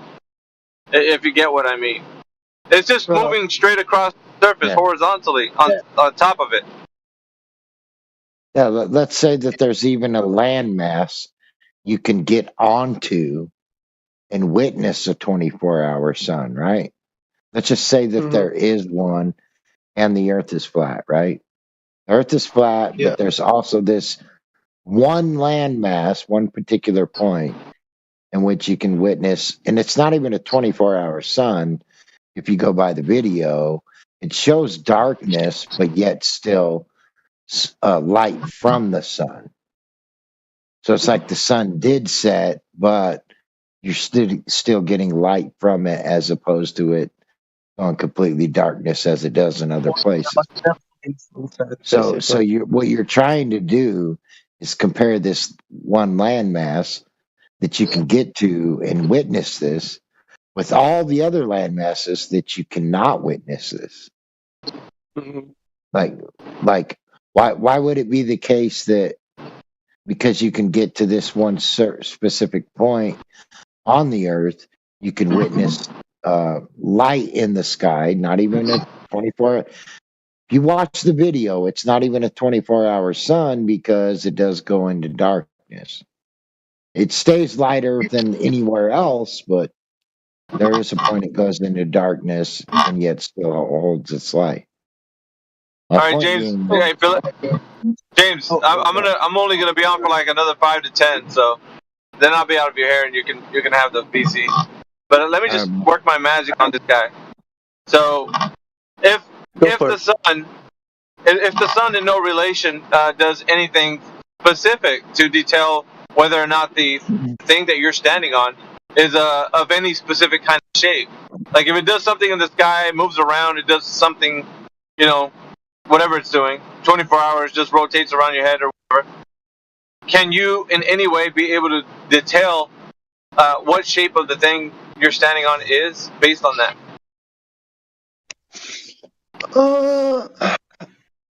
Not really. That's the alright point, but if the only way to really know, it's like looking at the moon, right? Because the moon is, the shadow of the moon. I don't know if no, I get what you're saying. So if we see a shadow on the moon, for whatever reason, people want to say that it's the Earth covering the moon on a lunar eclipse. Now, the question would be, how do we know it's the Earth? Especially I'm not doctored into this, but I'm pretty sure it's the Earth. I have I know. Right now, I mean, you could be pretty sure. I think that's. I mean, for whatever reason, you think it's the Earth, but if you're pretty sure that it's conclusively the Earth, 100%. I might be wrong on this, but yeah, I think it's the Earth like covering the moon. Yeah, the shadow. But listen to this, right? If you could be wrong, that means that you're not 100%. If there's a possibility that you're wrong. Yeah, because I kind of came here just gliding here. I didn't come here prepared. I never come here prepared, But I'm pretty sure. I think these are the best conversations. These are the best conversations because you're going to be totally honest. You're not going to come in here with an agenda. You're just in here, you thought you'd pop in here, and that's fine because I'm hearing the honest answers from you. Later on, when you think about these questions, you might think about putting some more belief system into it. Whereas right now, that's not the case. Which is why I think this is genuine. It's a genuine interaction until maybe it divulges into where you start spiraling. But I don't know if that's going to happen. Anyway, you realize that the sun moving across the sky, doing a 24-hour, circle above your head, doesn't prove that the Earth you're standing on is of any geometric shape. It just means that the sun's doing something. And it's doing something different than what you notice it doing throughout the year. Moving across from east to west. Now it's actually going around your head. Does that make sense? If it makes sense. Does that make? Yeah. I'm gonna be honest here. It doesn't. I don't see it going around my head. No, it still goes east to west. No. I know it moves from east to west right now for you. But what I'm saying is, people that went to Antarctica were witnessing the sun move across the sky in a circle above their heads. That's what I'm referring to. Can I get something clarified? You're talking about the expedition that one flat earther went to, right? That the one guy that was very trusted by the flat Earth community, right? No, well, there's a few of them that went. There's like 4 flat earthers that went over there. Okay. Or is it 3? I think it was 4. Anyway, they went over there. Yeah, go ahead. I remember seeing a story on a flat earther that went there and then disproven the Earth, the flat Earth theory, and the flat earthers really didn't like that. I remember that. Okay. You All right. very Let's trusted. stick to the question, right? Yeah, I want to stick to the question for a little bit. The question was, does the sun doing whatever it does in the sky over there in Antarctica mean that the Earth is a particular shape? Whatever the sun's doing, can I equate that to the Earth being a particular shape? I believe so, yes. Okay. I don't. Then can yeah. So. Okay, can you tell me how? Again, I'm going to repeat myself.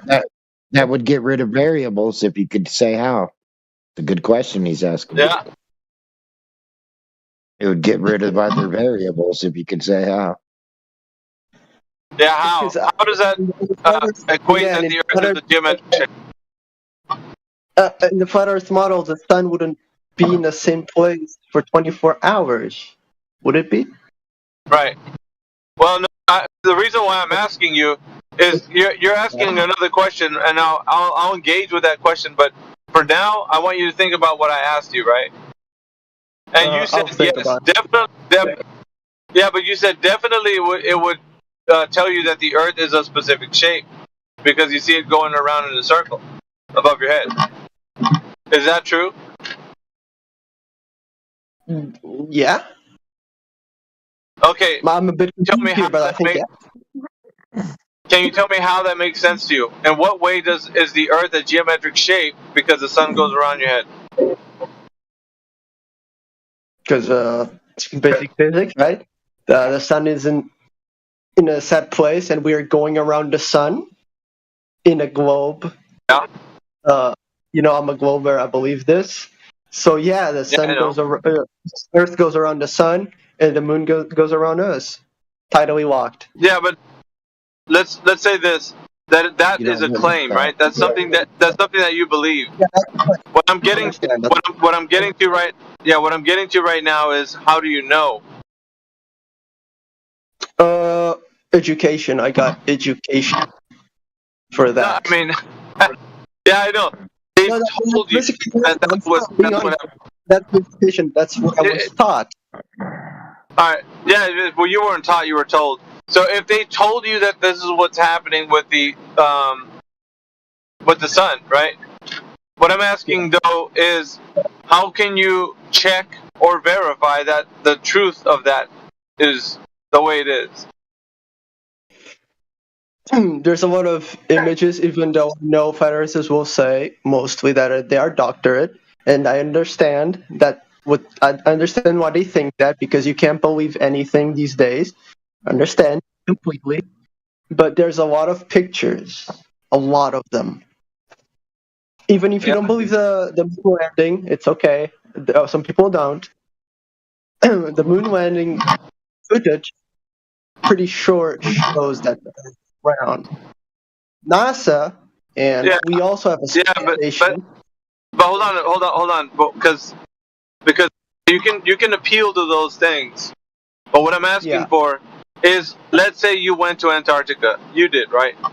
And you saw the sun move around your head for 24 hours. What I'm asking you is simply this. What in that observation tells you that the Earth is a geometric shape? Again, because they're going around the sun in a way that it's tilted, right? It's tilted. Yeah, I get it. But again, that's a claim.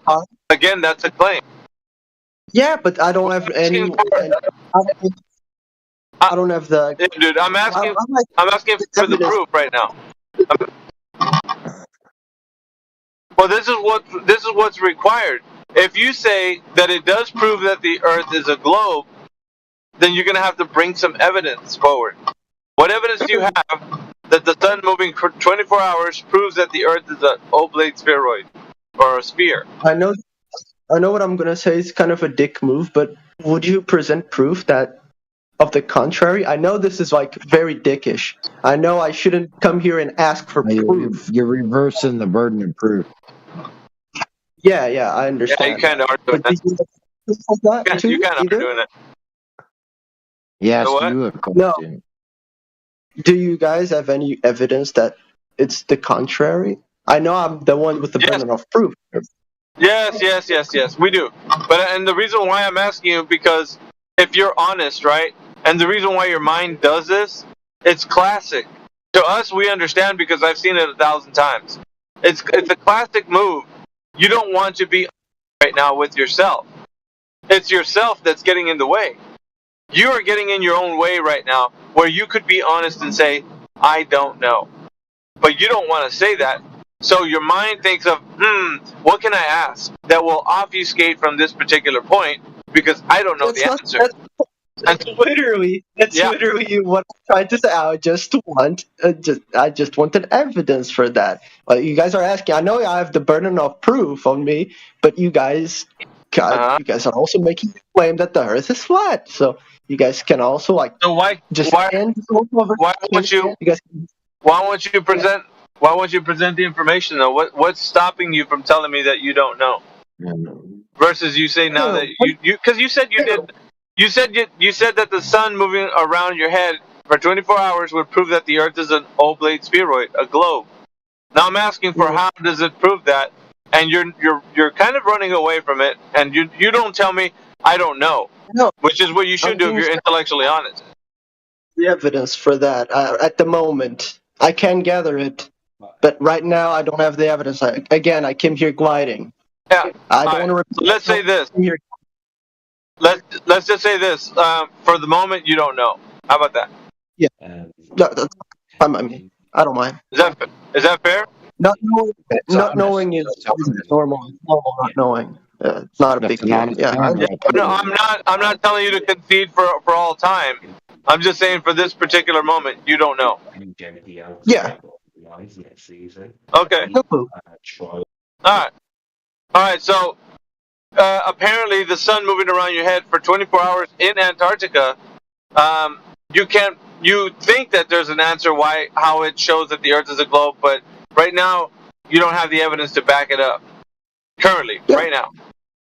Yeah. That's great. All right. Yeah. And what was your question? Do you have a question?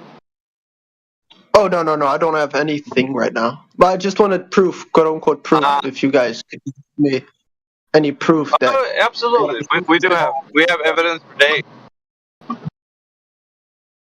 For sure. If you guys could link me, and I could do some research. Always good to learn something new. Does anybody have the link to our home server? Because in the bottom of our server, there's so much information, Sean, like a lot. So you probably wouldn't get through it all today. There's so much, but and it's categorized of all the work that we've done over the years, like all the content we put in there. Like it's all parsed out. It's pretty neat. But you go there and you think about questions that you want to ask. They're probably already answered within that. We have our own Discord, so just go there and check it out. Also, there's one question that doesn't leave my mind always. My friend also asked me this when we were talking about Flat Earth. So, why would every single country in the world think the Earth is a globe?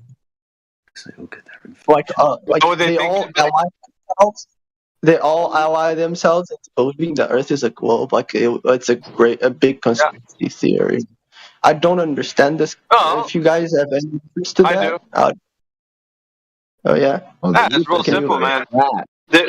It's real simple. It's real simple. They're being told just like you were. Like when you went to school and they told you the Earth's a globe and got all the planets and stuff. Well, everybody's going through that. A type of education, a form of it anyway. Everywhere on Earth. So they're all getting some type of education where it tells them the Earth's a globe. Yeah. But why would an experiment just align together on that specific thing? It doesn't really. We all. Can I say something, Alpha, on the specific point? The specific one. I'm about to. Yeah, I'm about to leave anyway, so I'm just gonna actually hand the chat over to whoever's here. So nice talking to you. That was good talking to you, Sean. But for everybody here, yeah, I might be on tonight, so might stream tonight. It's a possibility. Awesome, I don't know. Alpha. Have a good one, and we'll catch you then. Hey. I think I'll go over some long distance observations, explaining things to our friend Sean. Sean, yeah, man, hit him up. All right, later, dudes. Right, later. Later. Yeah, so Sean, like, is that what I can call you, Sean? Yeah. Okay. Yeah. Okay, cool, man. Yeah, like when you say countries are lying, right? That's like a kind of like a bit of a blanket statement, right? Because a country is just like a whole group of individual people, right? So most people are definitely not lying, right? Like your teachers are not lying to you, just regurgitating information that they were taught to regurgitate. That's how they got their jobs in the first place. And most of these people with degrees and whatnot, right? That's how they're getting their degrees and positions, is just by memorizing and regurgitating the mainstream textbook. It's not like most people are lying, right? Most people in the government and whatnot would have absolutely no idea, right? This is something that was instilled over 500 years ago into the mainstream education systems worldwide. Yeah. Yeah, at that time, it's kind of crazy that. I'm sorry for saying this out of nowhere, but it's kind of crazy that 500 years ago, globally, which is kind of hard to reach, like global influence, right? Globally, they all decided to, instead of the Earth being flat. Yeah, it was actually the Jesuits, right? The Roman Catholic Church, like literally went all around the world on crusades and instilled their belief system, right, into most countries. Right? So basically, Portugal. The Roman Catholic Church. Oh, Roman Catholic. Yeah, Portugal and Spain, basically. The first beast, the one that killed Christ. Oh God. Yeah, but look, man, most people are just taught the globe, right, from a young age, and never questioned it. They've never considered anything else, right? So where we're coming from, we're not claiming to know the shape of the Earth, right? You probably know that. We don't claim that the Earth is a disk in space or anything like that. It's not like globe versus flat, right? Where flat's some sort of shape. What we're doing mostly is testing the globe. Right? So when we actually go out in reality and put the globe model to the test, right, we can't find the curvature that has to be there on a globe, right? So when we go to a large body of water, for example, say we have a 10-mile lake, there should be 66 foot of drop over that 10-mile stretch of water. If the Earth's a globe, it has to be there, right? And we can perform different types of tests and deny or confirm that curvature is actually there, right? So if we go out, like, we can present evidence to you that shows that we can see right across this lake, we can see the shoreline on the other side of the lake, right? Then we could take a high-powered laser, shoot the laser across the surface of the water, right, and hit a target on the other side of the lake. We have plenty of evidence that we can actually show you, right? Practical demonstrations that people can go and actually repeat themselves without having to just blindly believe what we're saying. You can go and do these yourself quite easily. Yeah, we have plenty of really good evidence that goes directly against the globe. I will check them out, and I'll try some, of course. Yeah, of course, man. Look, I'll give you a quick example. If you can see the side chat there. Yeah, I'm watching right now. Yeah, okay. So the top one is just a GIF, right? And that's out of the video that's below, right? The video below is in high definition. But this is the main part of the video that, right, for the explanation. Okay, so this guy's in Santa Barbara, California, and he's just on the coastline, and he's zooming out to these two oil platforms, right? What we know is the distance to the oil platforms, right? The distance to the oil platform at the back, right, on the right, it's called platform habitat. It's 10.1 miles, right? We can check this on Google Earth. So we know the distance to the oil platform. Okay, so what's in question here is the globe, right? So on a globe, you would have to have a horizon at a specific distance away from the observer. depending on how high they are, right? So when I was at school, and probably when you guys were at school, get taught that if you're like 6 foot tall and you look out into the ocean, you should have a horizon at 3 miles away. And how many miles away? 3 miles away. If you're 6 foot tall, the horizon on a globe would have to be at 3 miles away. Understand. Right, so, yeah. You can check the math if you want. Like I can post an Earth curve calculator where you can put in the observer height, and it will tell you the distance to the horizon. Right, so I have it in front of me now. I put in 6 feet, and it says 3 miles horizon. Right. So this particular observer height in this observation is, I've just put 8 foot the calculator. I'm up 3.4 miles, right? 3.5 miles basically from an 8 foot observer height. That's where the horizon has to be on a globe. Okay, so back to the observation. It can't be no further because.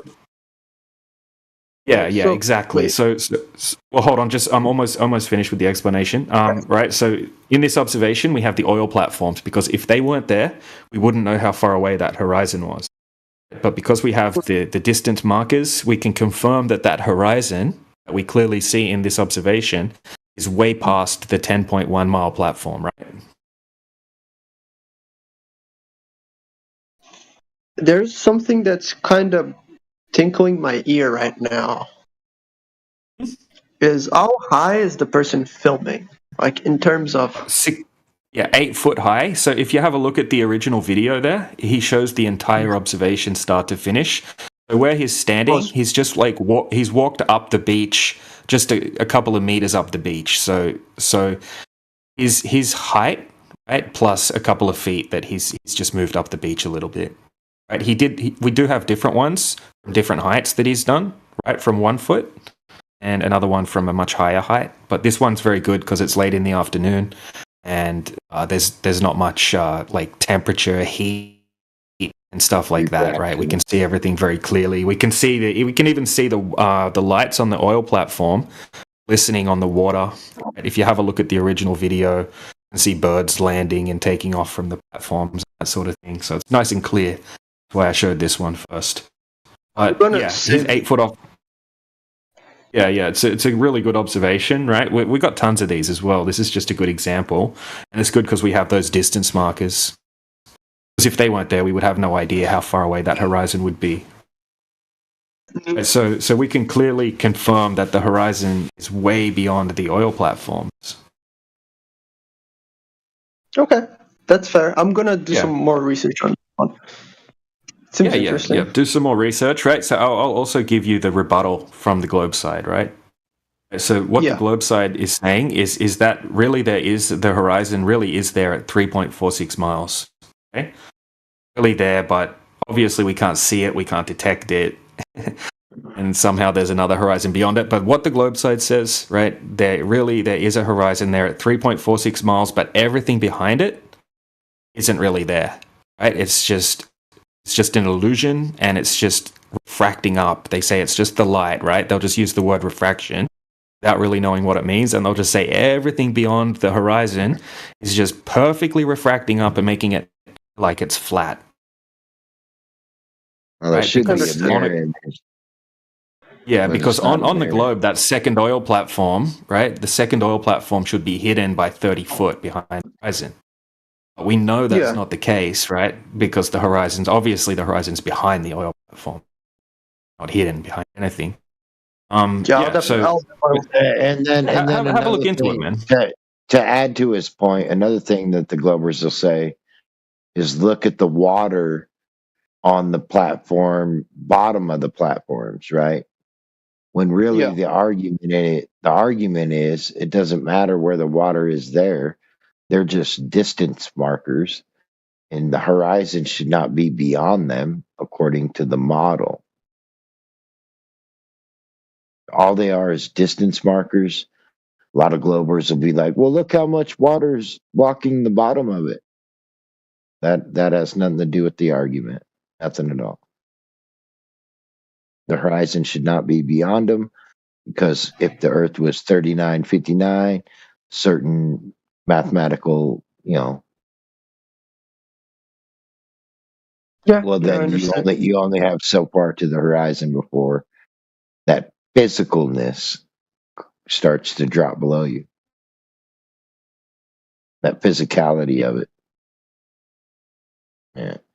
But no matter where you are on the beach, dude, the horizon is flat. As you look at it, you'll see waves coming at you at a short distance. But when you look out at the horizon, it's just, you don't see no waves. Even though there are some out there, you just don't see them. Just perfectly flat. Perfectly flat. I will do a shit ton of research and probably tell my friends about this too. It's gonna be funny. It's gonna be hilarious to watch together. We're gonna have some good time. I'm not trying to make fun of the flat Earth. I'm not saying that. I'm just telling my friends it's gonna be good. His point was you can't. The horizon shouldn't be that far away. At 8 Yeah. I understand the point. I completely understand, and I have that in mind. And I will do my research on this, and I'll come back sometime soon and talk to you guys about this. But I found out. That's why they call it the black swan, right? They once assumed that all swans were white, but as soon as they witnessed a black one, well, that assumption was gone, right? So they use that as the black swan. You assume the Earth is a sphere, but once you see something, the black swan, well, that assumption's gone. That's the main argument of it. Understood. Well, I have to do some shit. I'll see you guys later. I'll keep this in mind. I'll keep this in my pocket. I'll do some research. I'll come to you guys when I have time. All right. You guys have a nice one. Hey, good luck Bye. on your ball, man. Yeah, take care. See you next time.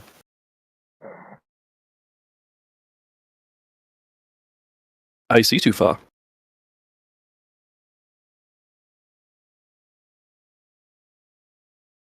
You know, after all these years, as silly as it sounds, the surface of water in all liquids is flat.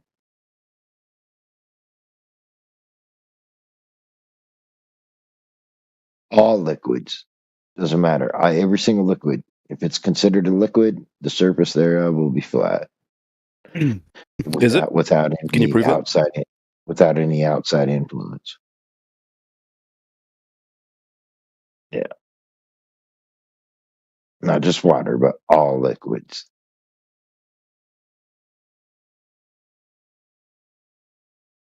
Yeah, so we have common sense, right? We have everyone's experience, right? We have speculation.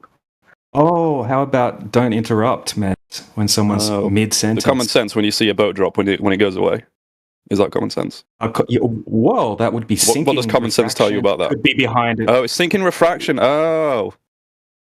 It can be sinking refraction, right? It can be. Oh, it sometimes is, sometimes isn't. What do you... Sometimes, what do you mean? It doesn't always happen. Look at the common sense there. Boat does X, Earth curved. No, that's not common sense, dude. That's a meth-fueled crackhead. Of course it's common sense. Okay, take the boat away. Is it still curved? Well, we need the boat so we can see what the boat's doing. If we don't have the boat, we don't have a boat to see what the boat's doing. What the fuck are you talking about? We have footage. If you take away the thing that you're looking at, you're not looking at anything. Oh my god! You look at the curve of the Earth, apparently. Yeah, we have footage, right? Yeah, because we have common sense, right? And we know that these boats aren't sinking. You can't see the boat. Interrupting. There's no curve. I'm gonna mute you. Okay. It's triggering. Does that make you feel better? It doesn't make you correct. You're brick, dude. You can't have a normal conversation, Mez. That's the problem. I can, but I've got you and Crit shouting at me. No one's shouting at you. I was just trying to explain something, right? Sinking refraction literally defines what you would see if you had a boat that appears to be over the horizon. And we have footage, right, where you can see a boat, right, earlier in the morning and it looks like it's sunk behind the horizon, the boat doesn't move. And then later on in the day, the same boat isn't behind the horizon at all. It looks completely different because the weather conditions changed, right? That particular effect is no longer taking place. So then you can see the whole boat. Right? We've got other ones where we've got a giant boat. And you can But no, this sinking refraction thing, it does not explain why boats disappear bottom up, because when this happens, you get this kind of mirroring. You're rambling for like 10 minutes. But when the sinking refraction thing happens... It's not going to go your way, dude, right?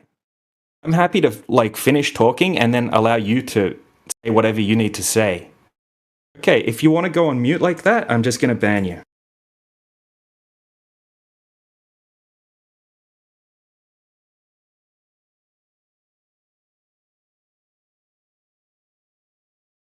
Okay. Yes, if you go on ready mute, to have a conversation? when I mute you, no, I'm going to ban you. I just unmuted. Well, if you to mute tell me I'm whilst gonna ban you.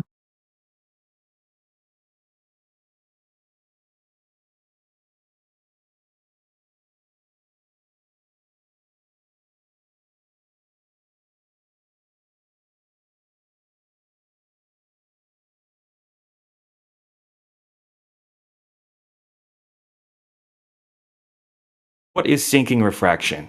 A refraction effect in which an object normally visible on the horizon apparently sinks beneath it.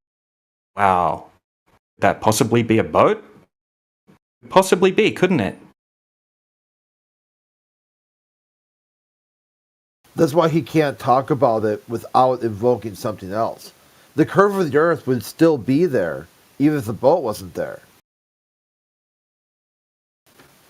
But he needs the boat there so he can be like, oh, look at this thing, refraction, isn't refraction. It's actually the physical curve of the Earth. Wow, dude.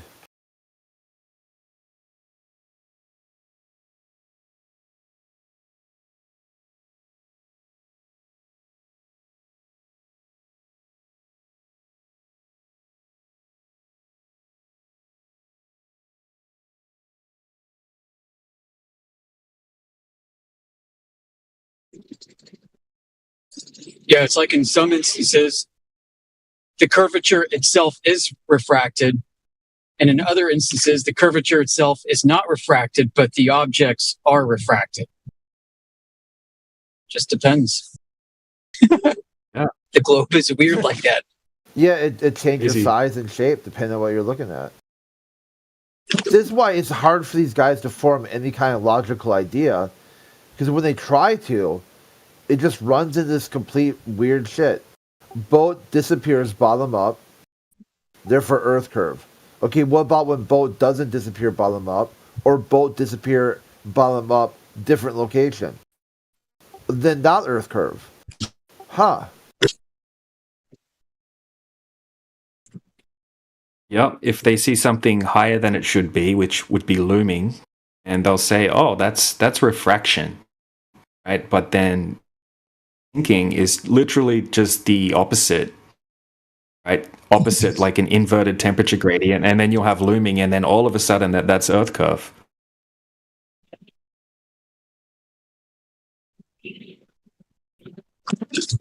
Yes. Actually, a perfect little... You read what refraction is, and the law of refraction itself doesn't even apply to the environmental situation. It's just a colloquial expression, and it's actually something else. So when they go take their... When they go provide supposed analogous examples of this phenomenon, they also don't demonstrate refraction.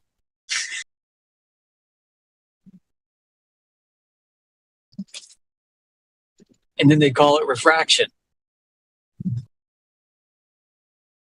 Yeah, it's crazy. Like sugar in a fish tank. Yep.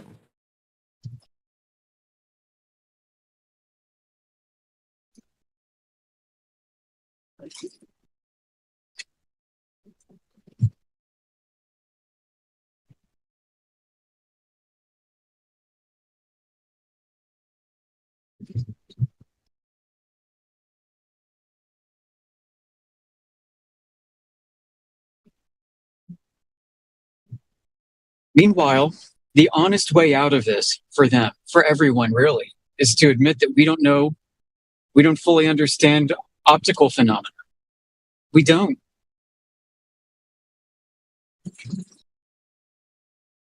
We're not in our knowledge and technological progress as globies think we are. They've got this tech hubris.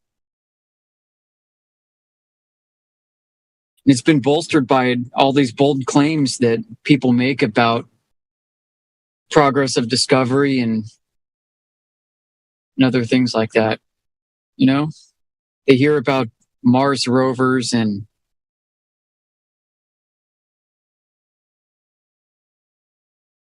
interferometry beams picking up gravity waves and Parker solar probes and all this other stuff. And people think, wow, you know, we must have everything figured out. No more mystery. These flat earthers, they're living in the past, man. They don't have anything figured out.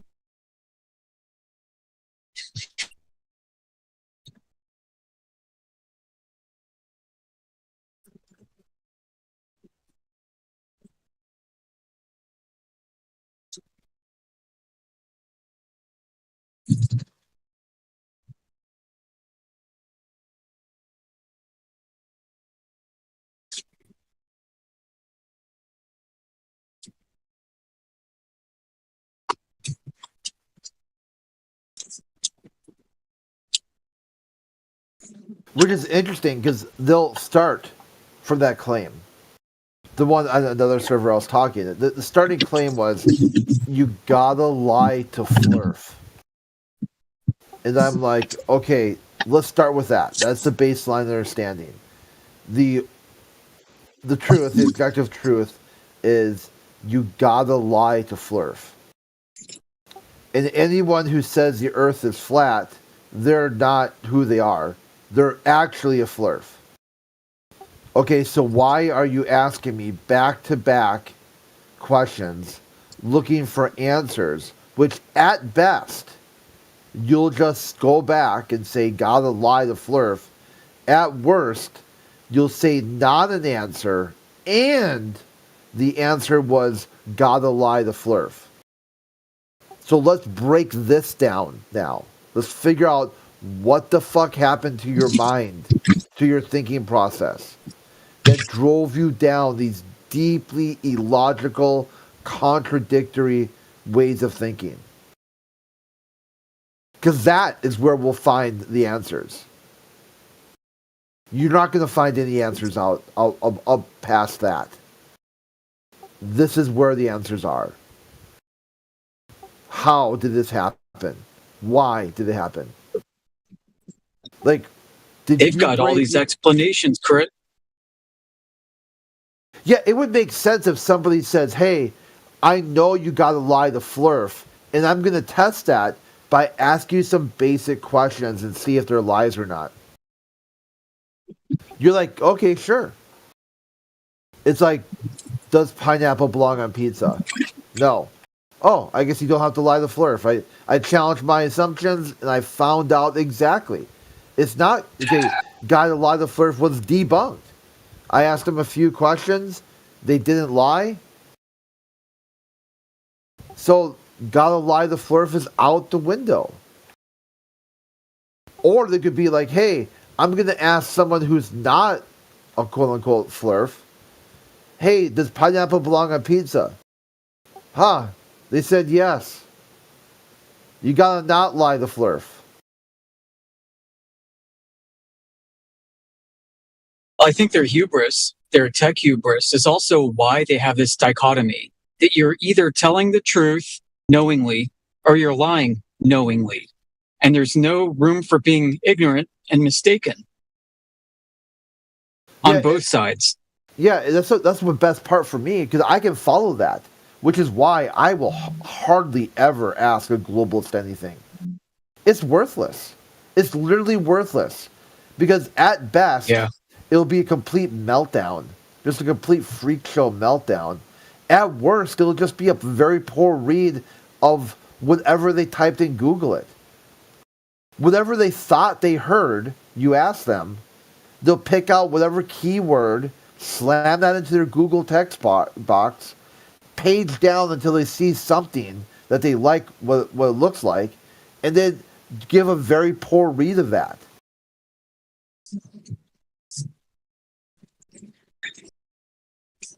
They're also so convinced that they're right that they think that they can ethically lie to defend the globe because the globe is the truth. And so this absolves them of any attempt to lie in order to defend the globe. And then they accuse us of lying because of Flurf. That's another interesting quirk of their personality. The sort of subjective morality that the ends justify the means.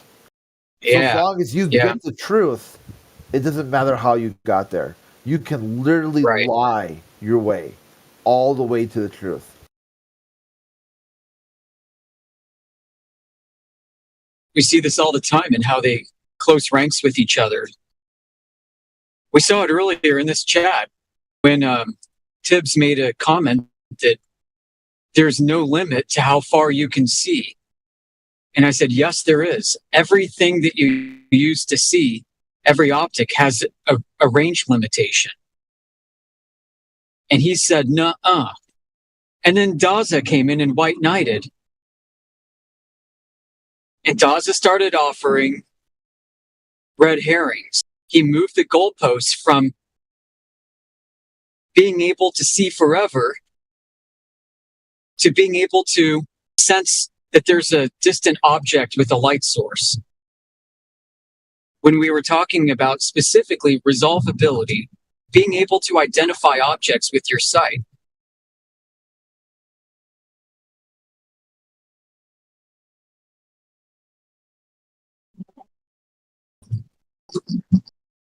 You know, just because you can tell the difference between light and dark doesn't mean that you're seeing and resolving things. You can use other senses, right? There are people who are blind who can tell the difference between light and dark.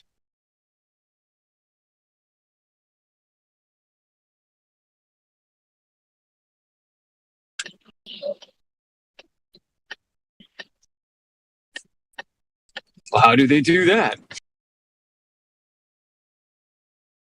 Well,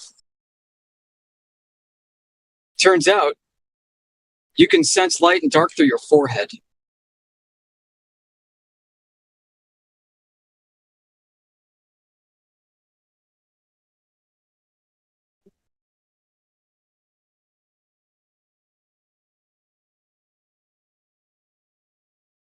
So they'll close ranks with each other.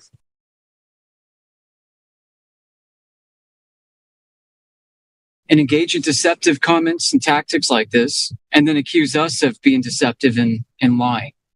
And we're just asking for evidence. Like, how can I lie when I'm asking you to provide evidence for your claims?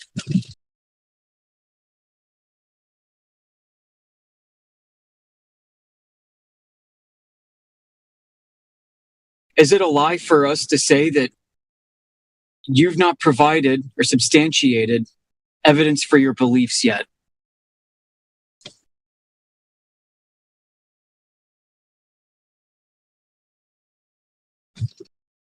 How would you differentiate somebody lying or engaging dishonestly in that case from somebody who honestly doesn't know whether or not evidence has been presented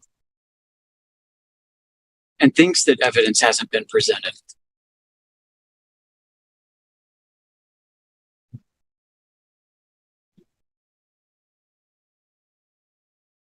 Yeah, I find it troubling that this is where it's come to, that there's this black and white, that flat earthers are either lying or telling the truth. Globe earthers are either lying or telling the truth. There's no in between. There's no room for being simply mistaken, deceived. If you ask me, I mean, in my opinion, I think deception explains most of it, if not all of it. Self-deception, self-delusion, lack of understanding, ignorance. I think it's really the core of everything here.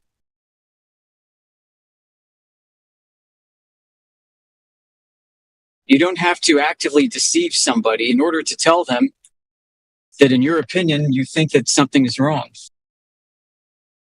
Could be very honest about that. You can have all the conviction in the world, right? What happened to your truth is just as valid as my truth. Science doesn't prove anything. We live in this very squishy left brain world, except when it comes to measuring Earth and declaring that these measurements do not conform to the globe. Then my God, somebody's lying. Somebody's objectively wrong. Globers will make allowances for all kinds of voodoo space magic when it comes to how the sun works. The sun itself is spinning. The sun itself is orbiting a gravity well that's off center from the sun, which is why the sun is wobbling. The sun is just doing this little wobble around an asymmetric barycenter. The solar system has a barycenter. That explains why all the planets are moving the way they do. The Earth-Moon system has a barycenter, and that's why there are tides. It's all this gravity, all this space magic, all these explanations. You know, and flat earthers aren't allowed to come up with the same outer space shit. If we did this, if we started coming up with crazy post hoc, ad hoc rationalizations for all the phenomena that we see that we can't test and they can't test either, then we're the crazy ones.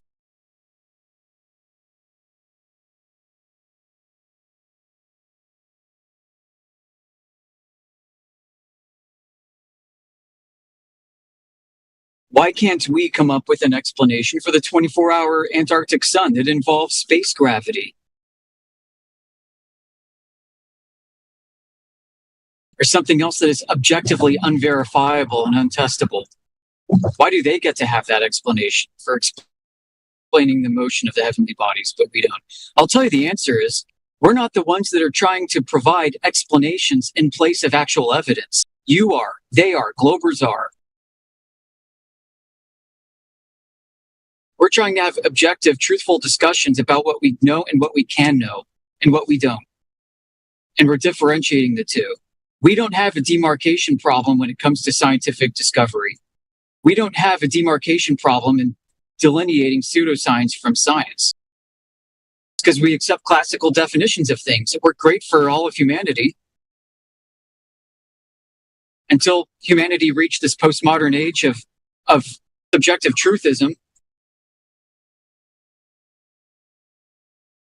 Meanwhile, technology progresses along its path, its own technology tree development, and we're surrounded by all these amazing feats of technology, and people see this as evidence that substantiates the outer space globe mythology.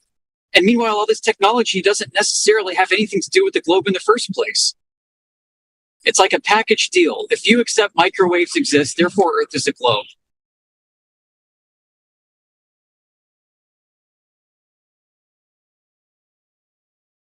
Yeah, that's Dr. Bob. He put a stick of butter into the microwave, Earth globe. Like how?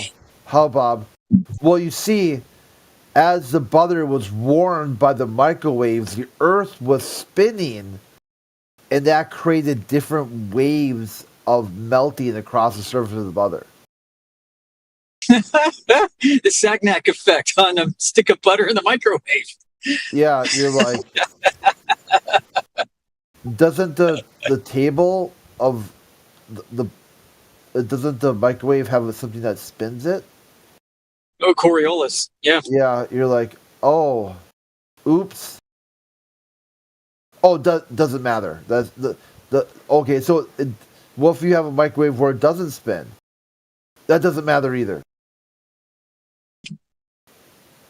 Huh.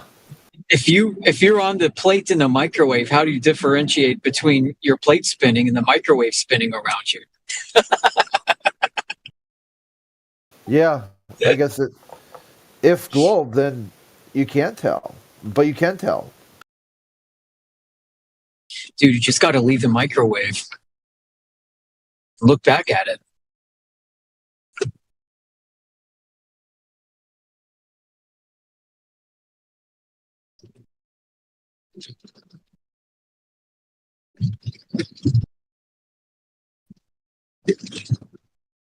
Yeah, if a scientist invents this microwave and believes Earth is a globe in the process, then it must mean Earth is a globe.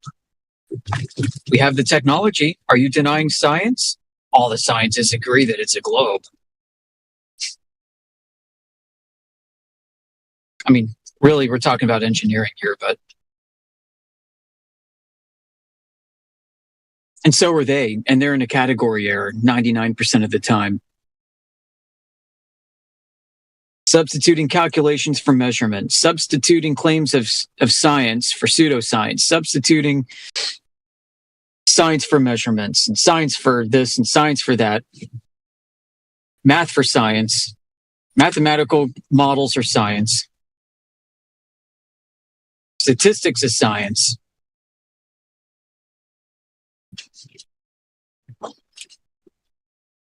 The curve is refracted, the curve is not refracted. Gravity exists in this case, but gravity doesn't really exist in that case. Gravity is inconsequential, but gravity matters for your existence. The curvature is inconsequential, but the curvature exists for all this technology to take place. It's just insanity. It's very inconsistent.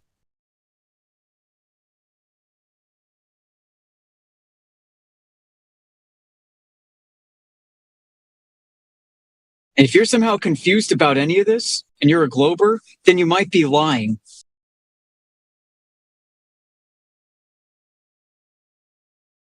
You might be lying if you express your confusion.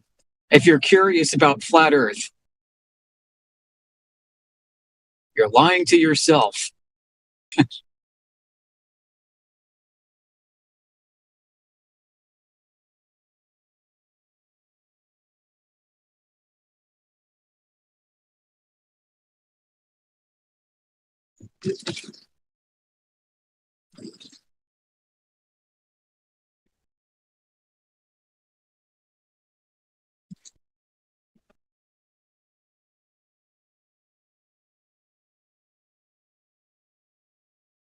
I don't think I would have ever looked into this if nobody ever showed me long distance observations, laser tests.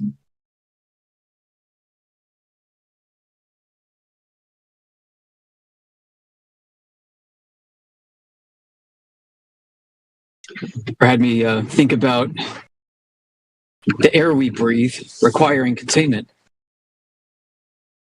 You had to think about that? Finally came to fruition, huh? But I had to think about it. It just didn't come natural. No, I can't air my tire up without the tire. I had Most to think people about are too it. busy. Yeah, you don't have time to ponder these things. Got to make money, you know? I'm just aggravated it. It's no wonder they call us clowns, dude. That's all I gotta say. I'm sure I'll get muted, but I don't want to put flat earthers in a group like we all think the same, but sure to seem like they're scared of hitting certain words.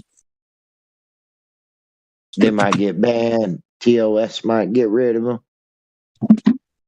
Oh no, what am I gonna do?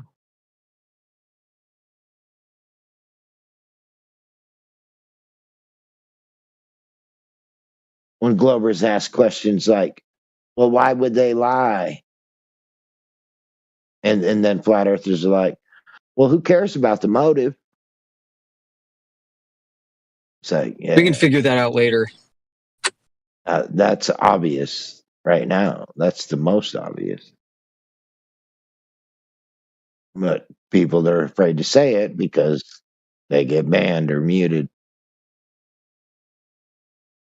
Well, it's secondary to the topic. Technically, they're just the same as Glovers. They're worried about fucking status quo. Wow. Weird claim there, buddy. Yeah, well, nobody wants to call them out, so that's how I Who look we at it. calling It's out? gonna- You give me their number, and I'll call them. What's wrong with when a Glober says, "Why would they lie?" Right? Nothing's wrong with. I don't disagree with the motive doesn't matter. I don't disagree with that. Nothing's wrong with that. But what's wrong with saying billions, if not trillions of dollars? You tell them that. I'm just saying, what's wrong with calling it out? We do. We already do that. The whole industry, the space industry, is a billion, if not trillion-dollar industry. We already told them that. Yeah, but so we do answer questions. No, you don't. No, you don't. Yeah, we do. When I say that, I listen to it all the time, dude. 24/7. Answering the question. Yeah, no, people just. Okay. Why you have a different. What they say is what they start saying is. Answer.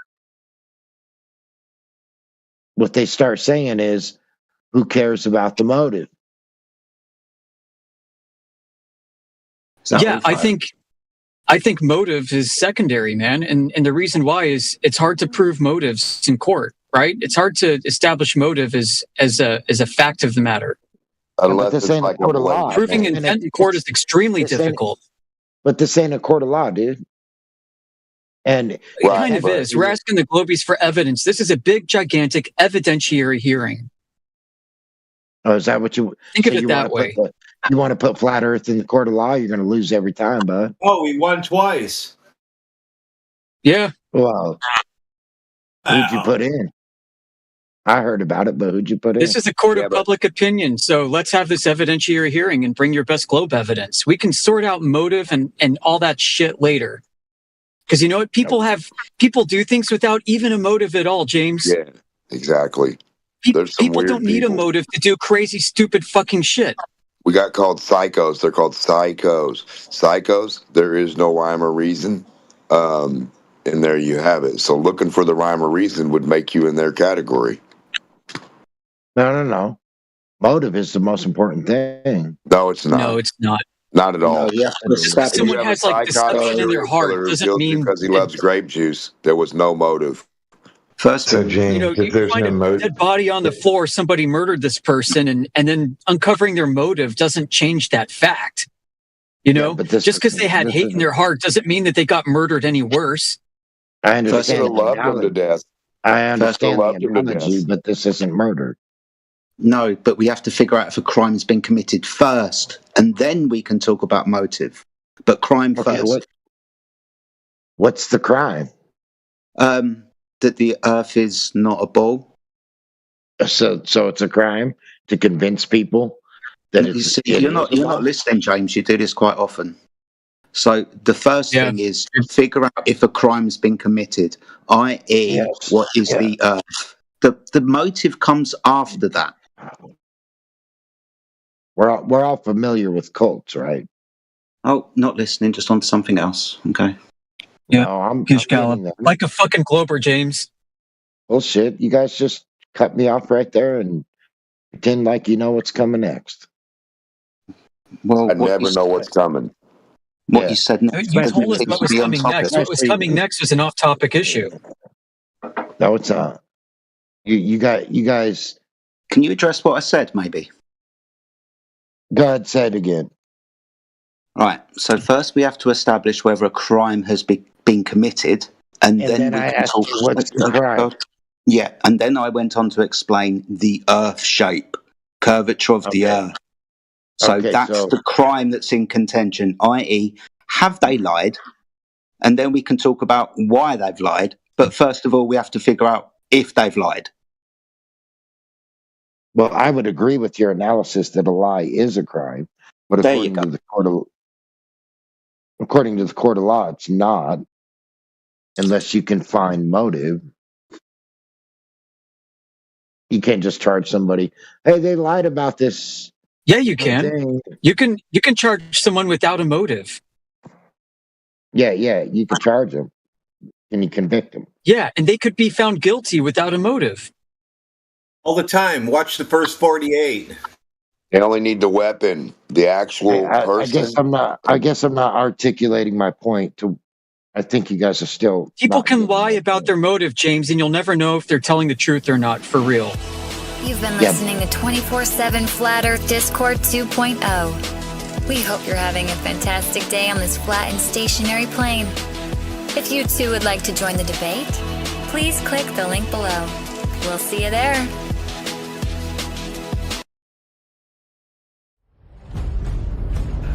You're watching 24/7 Flat Earth Discord live.